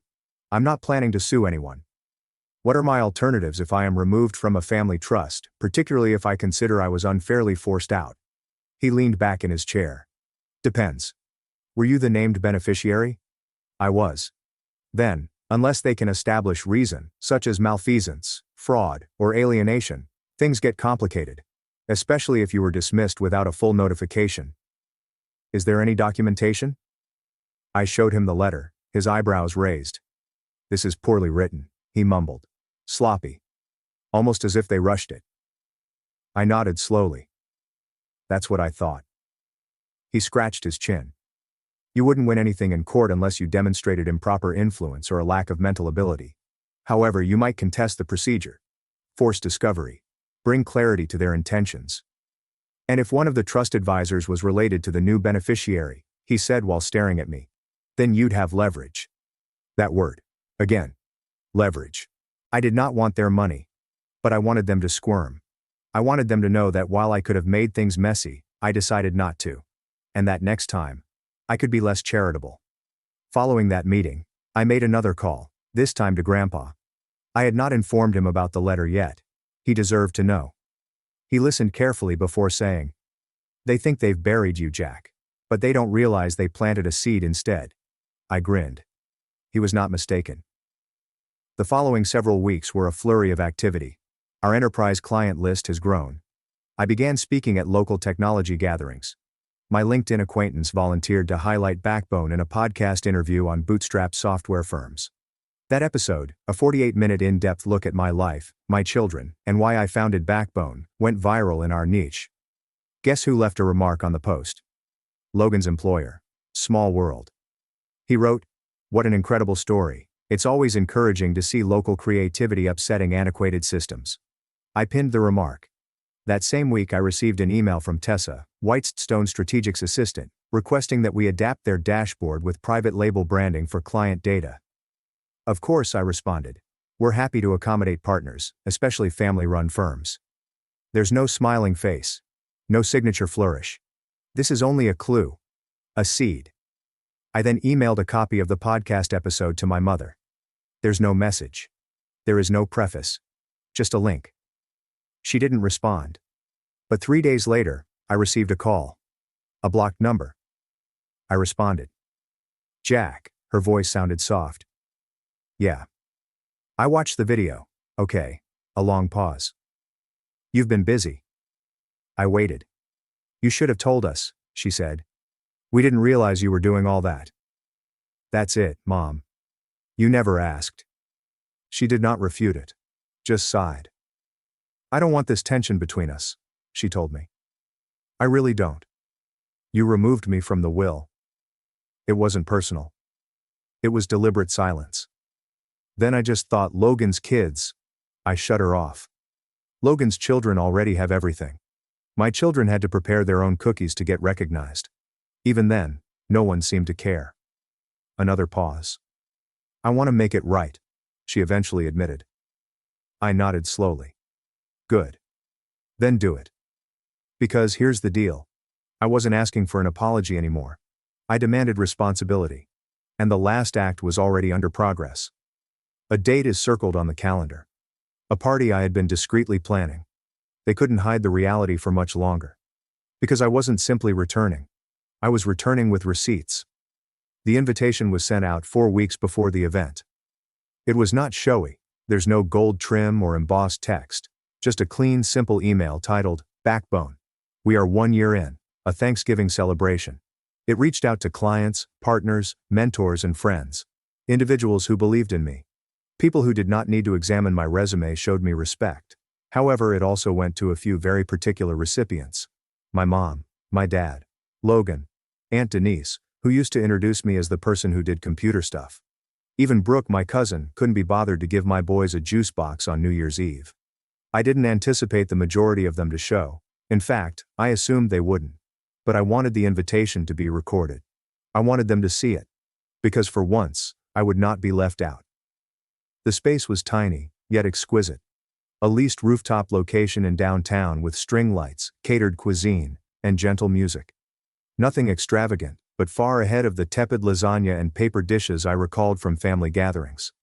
Maya handled the majority of the logistics, as one would expect. She was now the COO and the finest hiring I had ever made. We had a slideshow set up in the rear. Simple looping visualizations showing our progress. Milestones. Stats. Screenshots illustrate the dashboard from its inception to the refined version that is currently utilized by dozens of organizations. Photos of the team. Quotes from customers. Several press excerpts. And the podcast episode that had quietly gained over 140,000 listeners. It wasn't meant to boast. It was intended to document. The night began like most do. Mingling handshakes, soft music and delicate clinking of glasses. Noah and Ethan had their own small check-in table and warm matching outfits. Noah gave out name tags. Ethan manned the iPad for email sign-ups and said, "Would you like to join the wait list?" As if he owned the business. Everyone laughed. Everyone grinned. People noticed them. Around 7:20, I was standing near the bar when Maya gestured toward the elevator. "They came," she muttered. I turned. Sure enough, there came my mother, dressed up, nervously smiling, clutching a purse too tightly.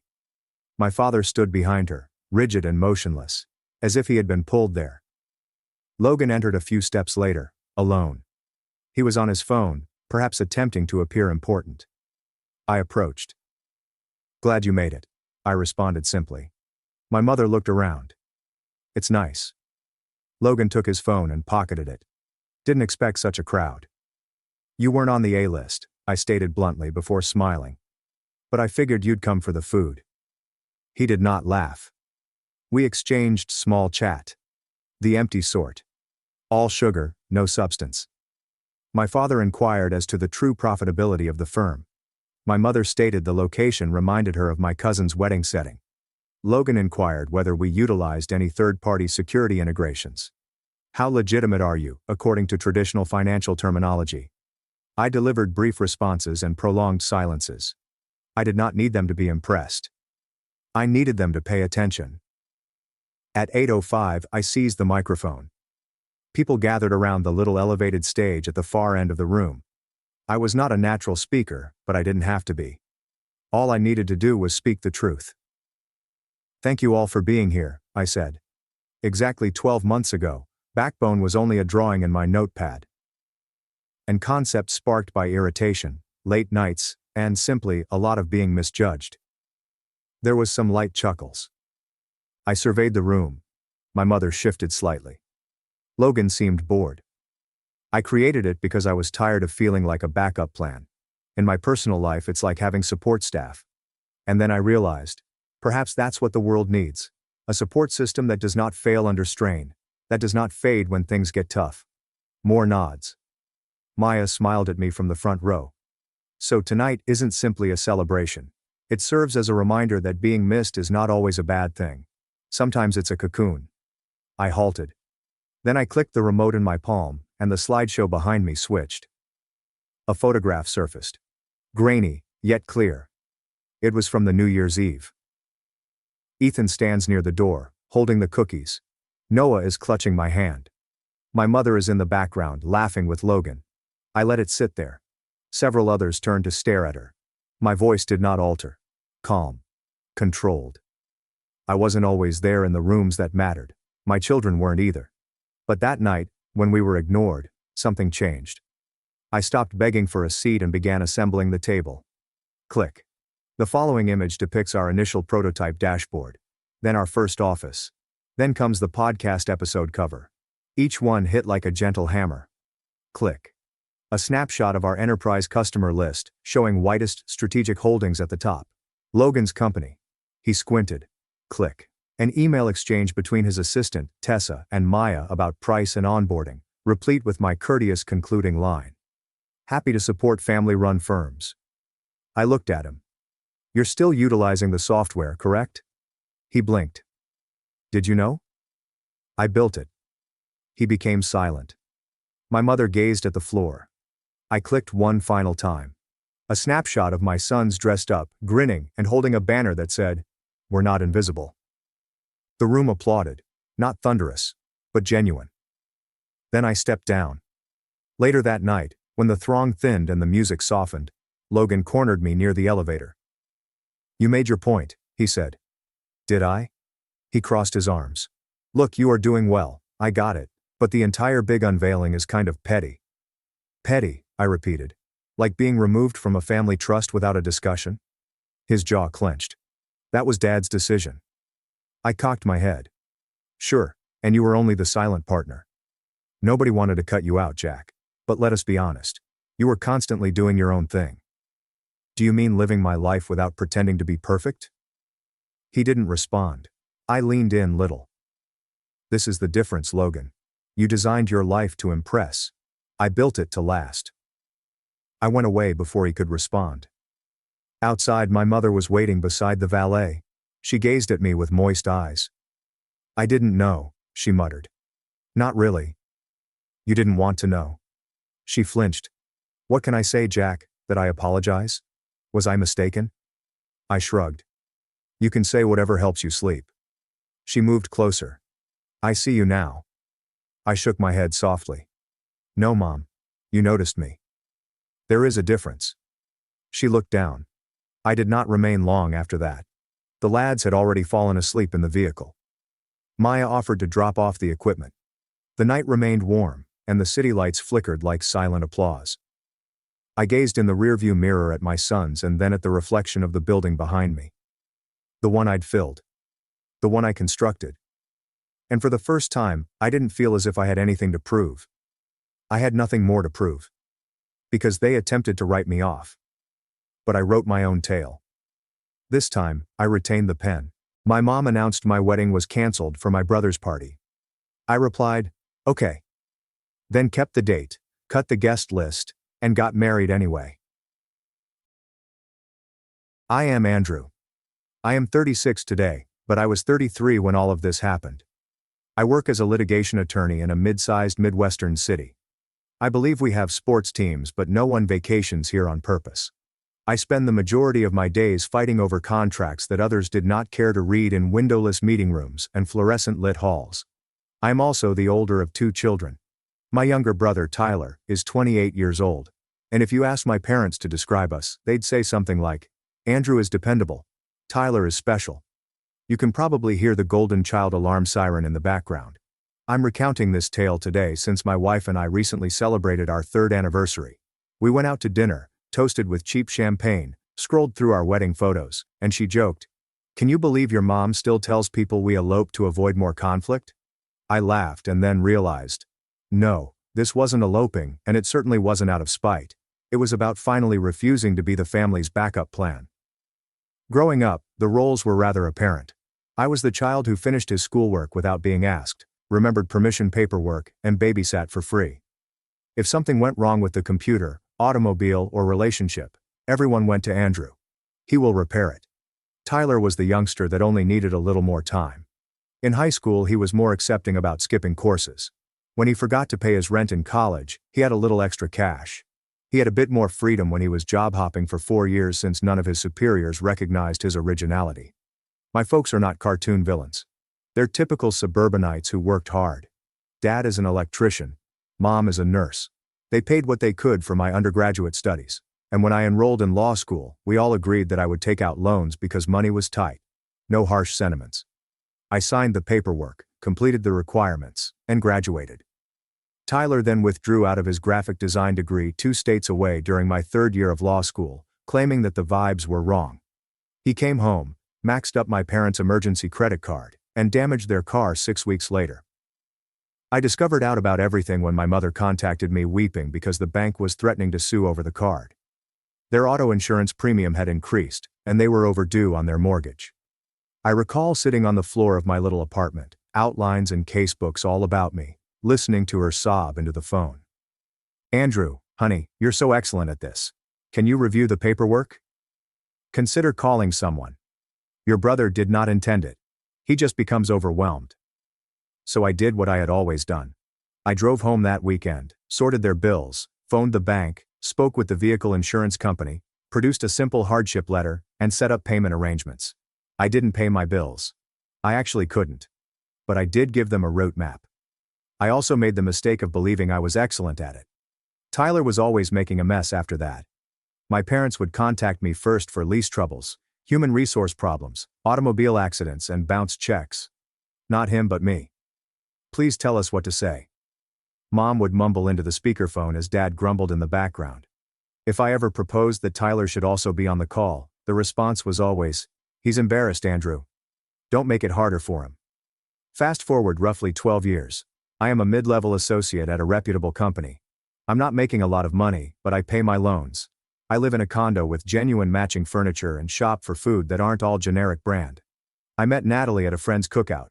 She is a physical therapist who is kind, witty, and brutally honest in a way that I did not realize I needed. On our 4th date, after I shared a tale about cleaning up one of Tyler's messes, she said, "So, at what point do you let them figure it out themselves?" I dismissed it at the moment. "It's just easier if I handle it." She gave me this look. I'm not judgmental, just interested. Who is it easier for? That question remained in the back of my mind for the next 3 years. My folks now liked Natalie. She exudes instant likability, prompting waiters to tell her about their lives. But I could see there was something different right away. When Natalie discussed her younger sister, there were restrictions. No, she cannot crash on our couch for 6 months. She has to learn how to pay rent. No, we are not co-signing her automobile. Hearing that out loud felt like hearing someone speak a language I knew but had never been allowed to use. I proposed to Natalie in a very un-Reddit-worthy manner. We were both fatigued on a Sunday night, laying on the couch, when I blurted out, "Do you want to do this forever?" and held out a ring. She smiled and sobbed at the same moment, which is quite on brand for her, and continued, "Yes, our rule from the beginning. We pay for our own wedding, no strings attached. No, we contribute, and we get to invite my coworker from 2001. Nonsense. Her parents offered to cover the rehearsal dinner and her dress. My parents said they'd help where they could, but I didn't expect that. We found a venue we both liked, a brick event space downtown with big windows, exposed beams, and the whole Pinterest industrial chic thing, and booked it for a Saturday in June about 16 months out. We signed contracts with the caterer, photographer, DJ, florist, and all the wedding Voltron pieces, and we made a spreadsheet. The total cost, including food, bar, decor, and everything, was about $78,000. For context, we could afford it. We'd both been saving for years, and I had an "if my student loans don't kill me" first fund that I shifted into the wedding and future house once I refinanced. Tyler started dating Madison about 3 months after we booked the venue. She was nice enough and had the energy of an Instagram influencer, without the actual job. I knew 3 things about her within 10 minutes of meeting her at a family dinner.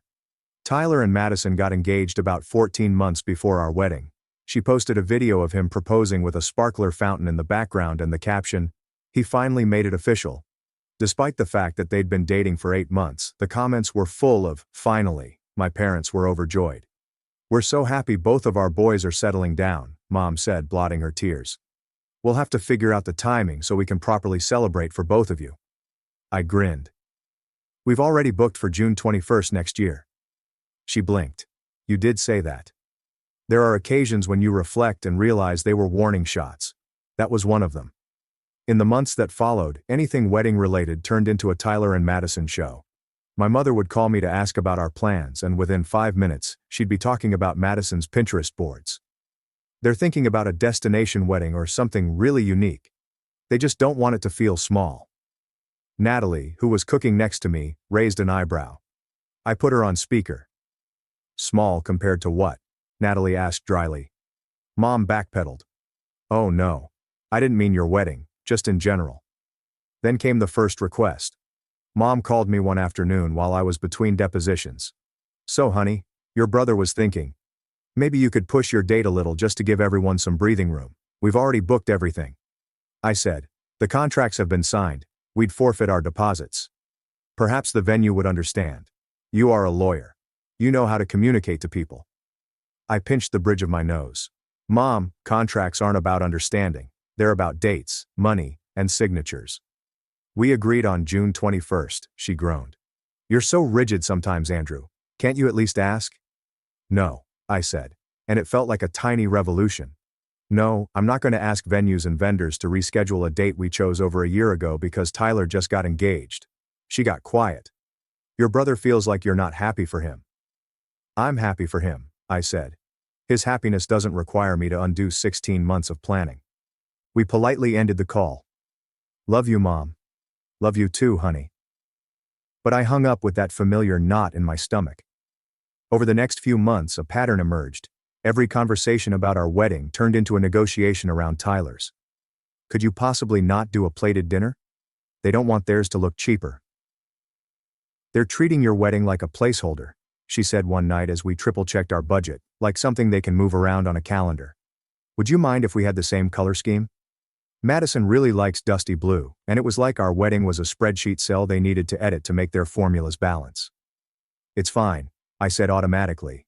"They're just excited." She put her hand over mine. "I love you, but please listen to yourself.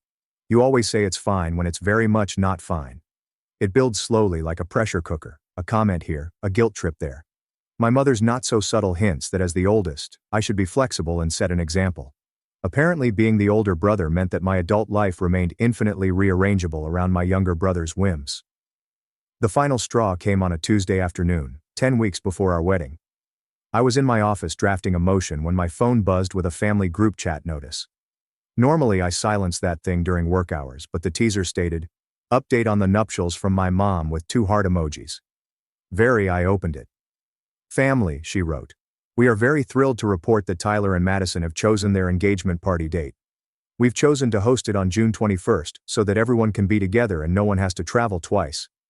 We'll treat that as the main family event, and then we'll properly celebrate Andrew and Natalie later, when it's less hectic." I stared at the screen, and then another message came in, this time directly to me. "Your wedding date has been canceled, and your brother's engagement party is scheduled for the same day. It makes no sense to split the family. We'll help you find a better time. Canceled. Like a dental appointment." I sat there in my swivel chair, the hum of the building's air conditioning suddenly very loud, and wondered if I'd misread something. I scrolled back through the group chat through months of messages where I'd mentioned our date, shared photos of the venue, the invites, the fittings. It was all there. I texted Mom back. "Clarify. Cancel. You mean you and Dad won't be coming on June 21st? A few dots appeared, disappeared, reappeared. "Andrew, honey, we can't ask people to choose between the two of you. It's selfish. Tyler and Madison's event will most likely be more extravagant, and it's easier logistically to center everyone around that. You and Natalie are more low-key. You'll understand. We'll plan something intimate for you later, maybe in the fall when things are calmer." There it was again. I'd understand. The dependable one, the adaptable one. The one who would rearrange his life so her favorite son didn't have to.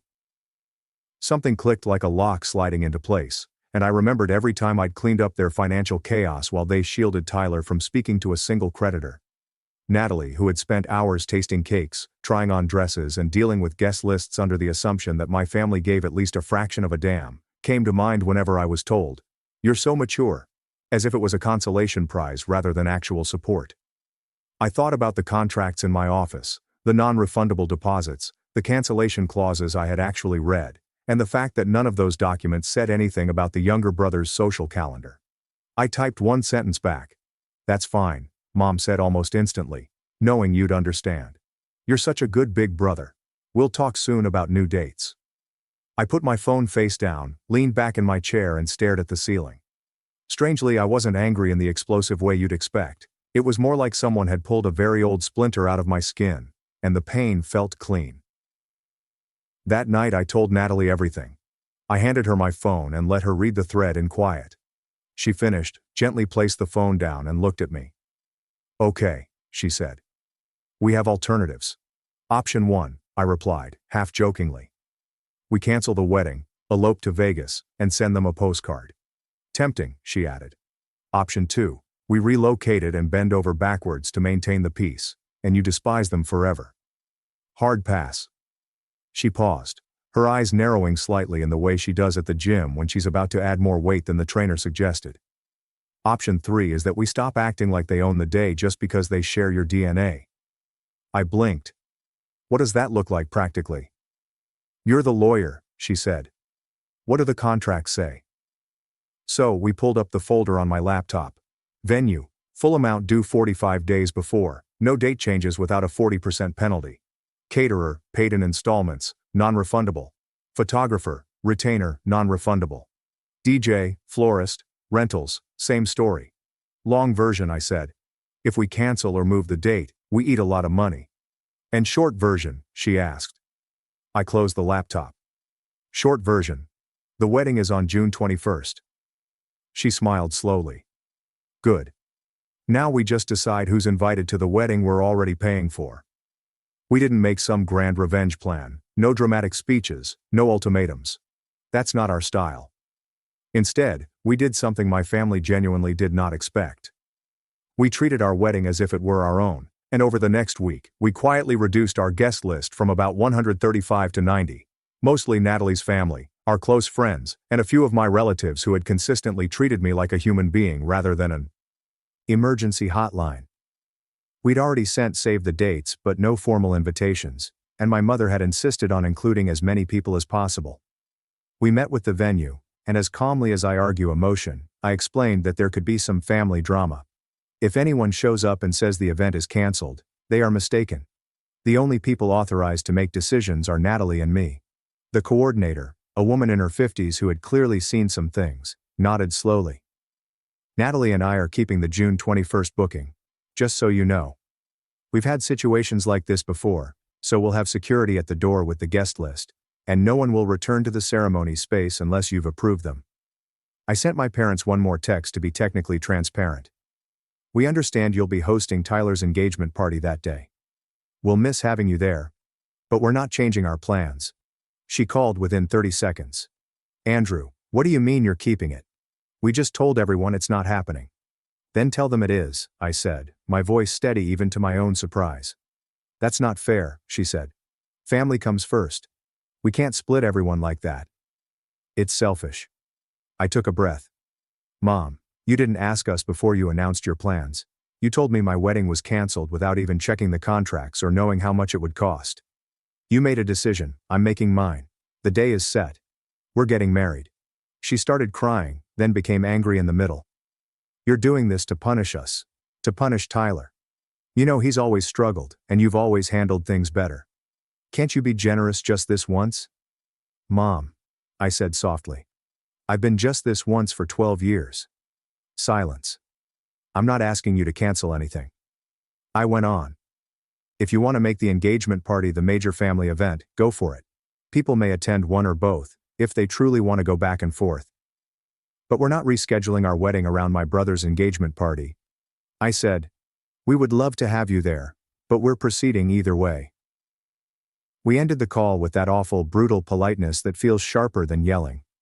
In the weeks that followed, I heard through the grapevine from an aunt who does not believe in discretion that my parents were telling everyone we'd postponed our wedding, that we were being sensitive about overlapping dates, and that I was possibly not ready yet. And that's why I agreed to focus on Tyler first. I didn't correct them, not because they were wrong, but because arguing with a false narrative they needed to protect themselves wasn't my job anymore. I'd already spent too many years being the family fact-checker, so I focused on Natalie, work, logistics, and living my life. The week of the wedding, I took the days off, blocked in my calendar as trial prep because lawyers are strangely more respected when they're allegedly in court. Natalie also took time off. We confirmed with every vendor, triple-checked the ceremony time, and dropped off decorations at the venue. 3 days before, Mom texted, "Don't forget Tyler's engagement party starts at 3:30 on Saturday. We'll take shots sooner, everyone's so excited." I stared at it, showed it to Natalie, and we both just shook our heads. Our ceremony was at 2:30 p.m. The morning of our wedding, I woke up before my alarm. The hotel room was dim, the city still quiet. For a moment, that old familiar anxiety stirred. Am I doing something terrible? Am I breaking my family? Then Natalie rolled over, hair a mess, eyes half open, and muttered, "You're thinking too loudly." I laughed nervously, but also strangely calmly. "We're not doing anything wrong, Andrew." "I know," I said. "I just wish it didn't have to be this split." She reached for my hand. "Your parents caused the split when they told you your wedding was canceled. We're just refusing to disappear. I won't bore you with every detail, but here are some highlights. My best friend tying my tie and saying, 'Dude, you look like you actually sleep sometimes.' Natalie walking down the aisle in a dress that made half the room cry. The officiant smiling as we stumbled over one line in our vows and then laughed together. The way the light came through the big warehouse windows as we said I do. My side of the room looked different than I'd once imagined. Fewer relatives, more colleagues and friends. My Aunt Susan, who had quietly texted, "I'll be there wherever you say, honey." My cousin, who drove in from another state without telling my parents, from Natalie's side. We took photos, ate, and danced. Natalie looked up at me and whispered, "Are you okay?" I knew I was. I truly was. Around 5:45 p.m., while people were still on the dance floor, my phone buzzed on the table next to the cake. I glanced at it. 9 missed calls from Mom and Dad, several from Tyler, and a flurry of text previews. I didn't pick up. We had arranged for a car to take us straight from the reception to the airport. Our flight was at 9:15 p.m. that evening, and as we left, people tossed biodegradable confetti, courtesy of Natalie's eco-arrier sister. We slid into the back seat, both a little tipsy, exhausted and giddy. "Ready for our very special, very notensoled trip?" Natalie asked, grinning. "Ready?" I said. As we boarded, we turned our phones to airplane mode. We had a 10-day honeymoon in Belize, which we could afford because I had declined an extra videographer package and Natalie had found ridiculously cheap flights. We didn't turn our phones back on until the next morning, when we were eating breakfast on a balcony overlooking a ridiculous amount of greenery. My screen exploded from Mom. "We drove to the venue to stop this, but they said you were already married and gone. This is not how family behaves. You surprised us." Tyler. "Wow, man. Couldn't let me have my day. You made my mother cry at my engagement party." The engagement party, by the way, had apparently started late because my parents had first driven to our wedding venue to put a stop to this nonsense. By the time they returned, a bunch of guests were confused, the caterer was annoyed, and Madison was furious that her photo schedule had been ruined. Aunt Susan provided commentary once more. I sat there on that balcony, the sounds of the jungle strangely soothing, and scrolled through the messages. My heart pounded, but not from panic, but from adrenaline and relief mixed. Natalie washed my face. "Was it bad?" I said. "Intense." I handed her the phone. She read, lips pressed together, then nodded once. "Do you want to respond now? Later?" "Not at all. I thought about it. I'm a lawyer, and I don't like leaving things ambiguous forever. But I also didn't want to get into an all-caps argument over WhatsApp, so I typed one group message to my parents and Tyler. I'm sorry you're upset, Natalie. And I told you months ago that we were keeping our wedding on June 21st, but you chose to plan another event on the same day, and tell people our wedding was canceled without our consent. We proceeded with the date we had booked and paid for, and we would have loved to have you there. That offer still stands for future milestones if healthy boundaries are followed. I read it out loud to Natalie. Is it too harsh? I asked. It's factual, she said. You're not insulting anyone. You're describing what happened. I hit send. Mom responded almost immediately, despite my earlier statement that we wouldn't be on our phones. I can't believe you're playing the victim. You embarrassed us in front of everyone. Don't bother coming back for a while. I turned the phone face down and gazed out at the woods. Natalie grabbed for my hand again. Are you okay? I honestly responded. Yeah, for the first time, I think I am. In the weeks after we returned, the fallout unfolded predictably. We went low contact with my parents, no blocking, just stepping back. If they texted accusatory paragraphs, I didn't engage. If they texted something neutral, hope you're well, I responded politely. I refused to relitigate the decision. Extended family began to reach out quietly. My aunt called. For what it's worth, she said. Your mom told everyone you'd agreed to postpone. When Susan and I realized your invitations hadn't changed, we put 2 and 2 together. We're proud of you for standing your ground. A cousin DM'd me on Instagram. Your wedding looked amazing. I'm sorry. I believed the postponement story. If I'd known, I would have been there. Even a handful of my parents' friends whom I had known since infancy sent cards addressed just to us, with phrases like, "We heard there was some uncertainty. We're glad. You and Natalie did what was best for you." Meanwhile, Tyler and Madison had their own issue. Apparently, during the engagement party, numerous people inquired why my wedding was canceled, and someone let it go. No, it hadn't. My parents had just decided not to go. Madison was furious that her special day had been overshadowed by questions about us, and Tyler was furious at me for causing it, despite the fact that I was physically in another country. I didn't respond to his angry texts beyond one message, and I didn't ask my parents to drive me to my venue.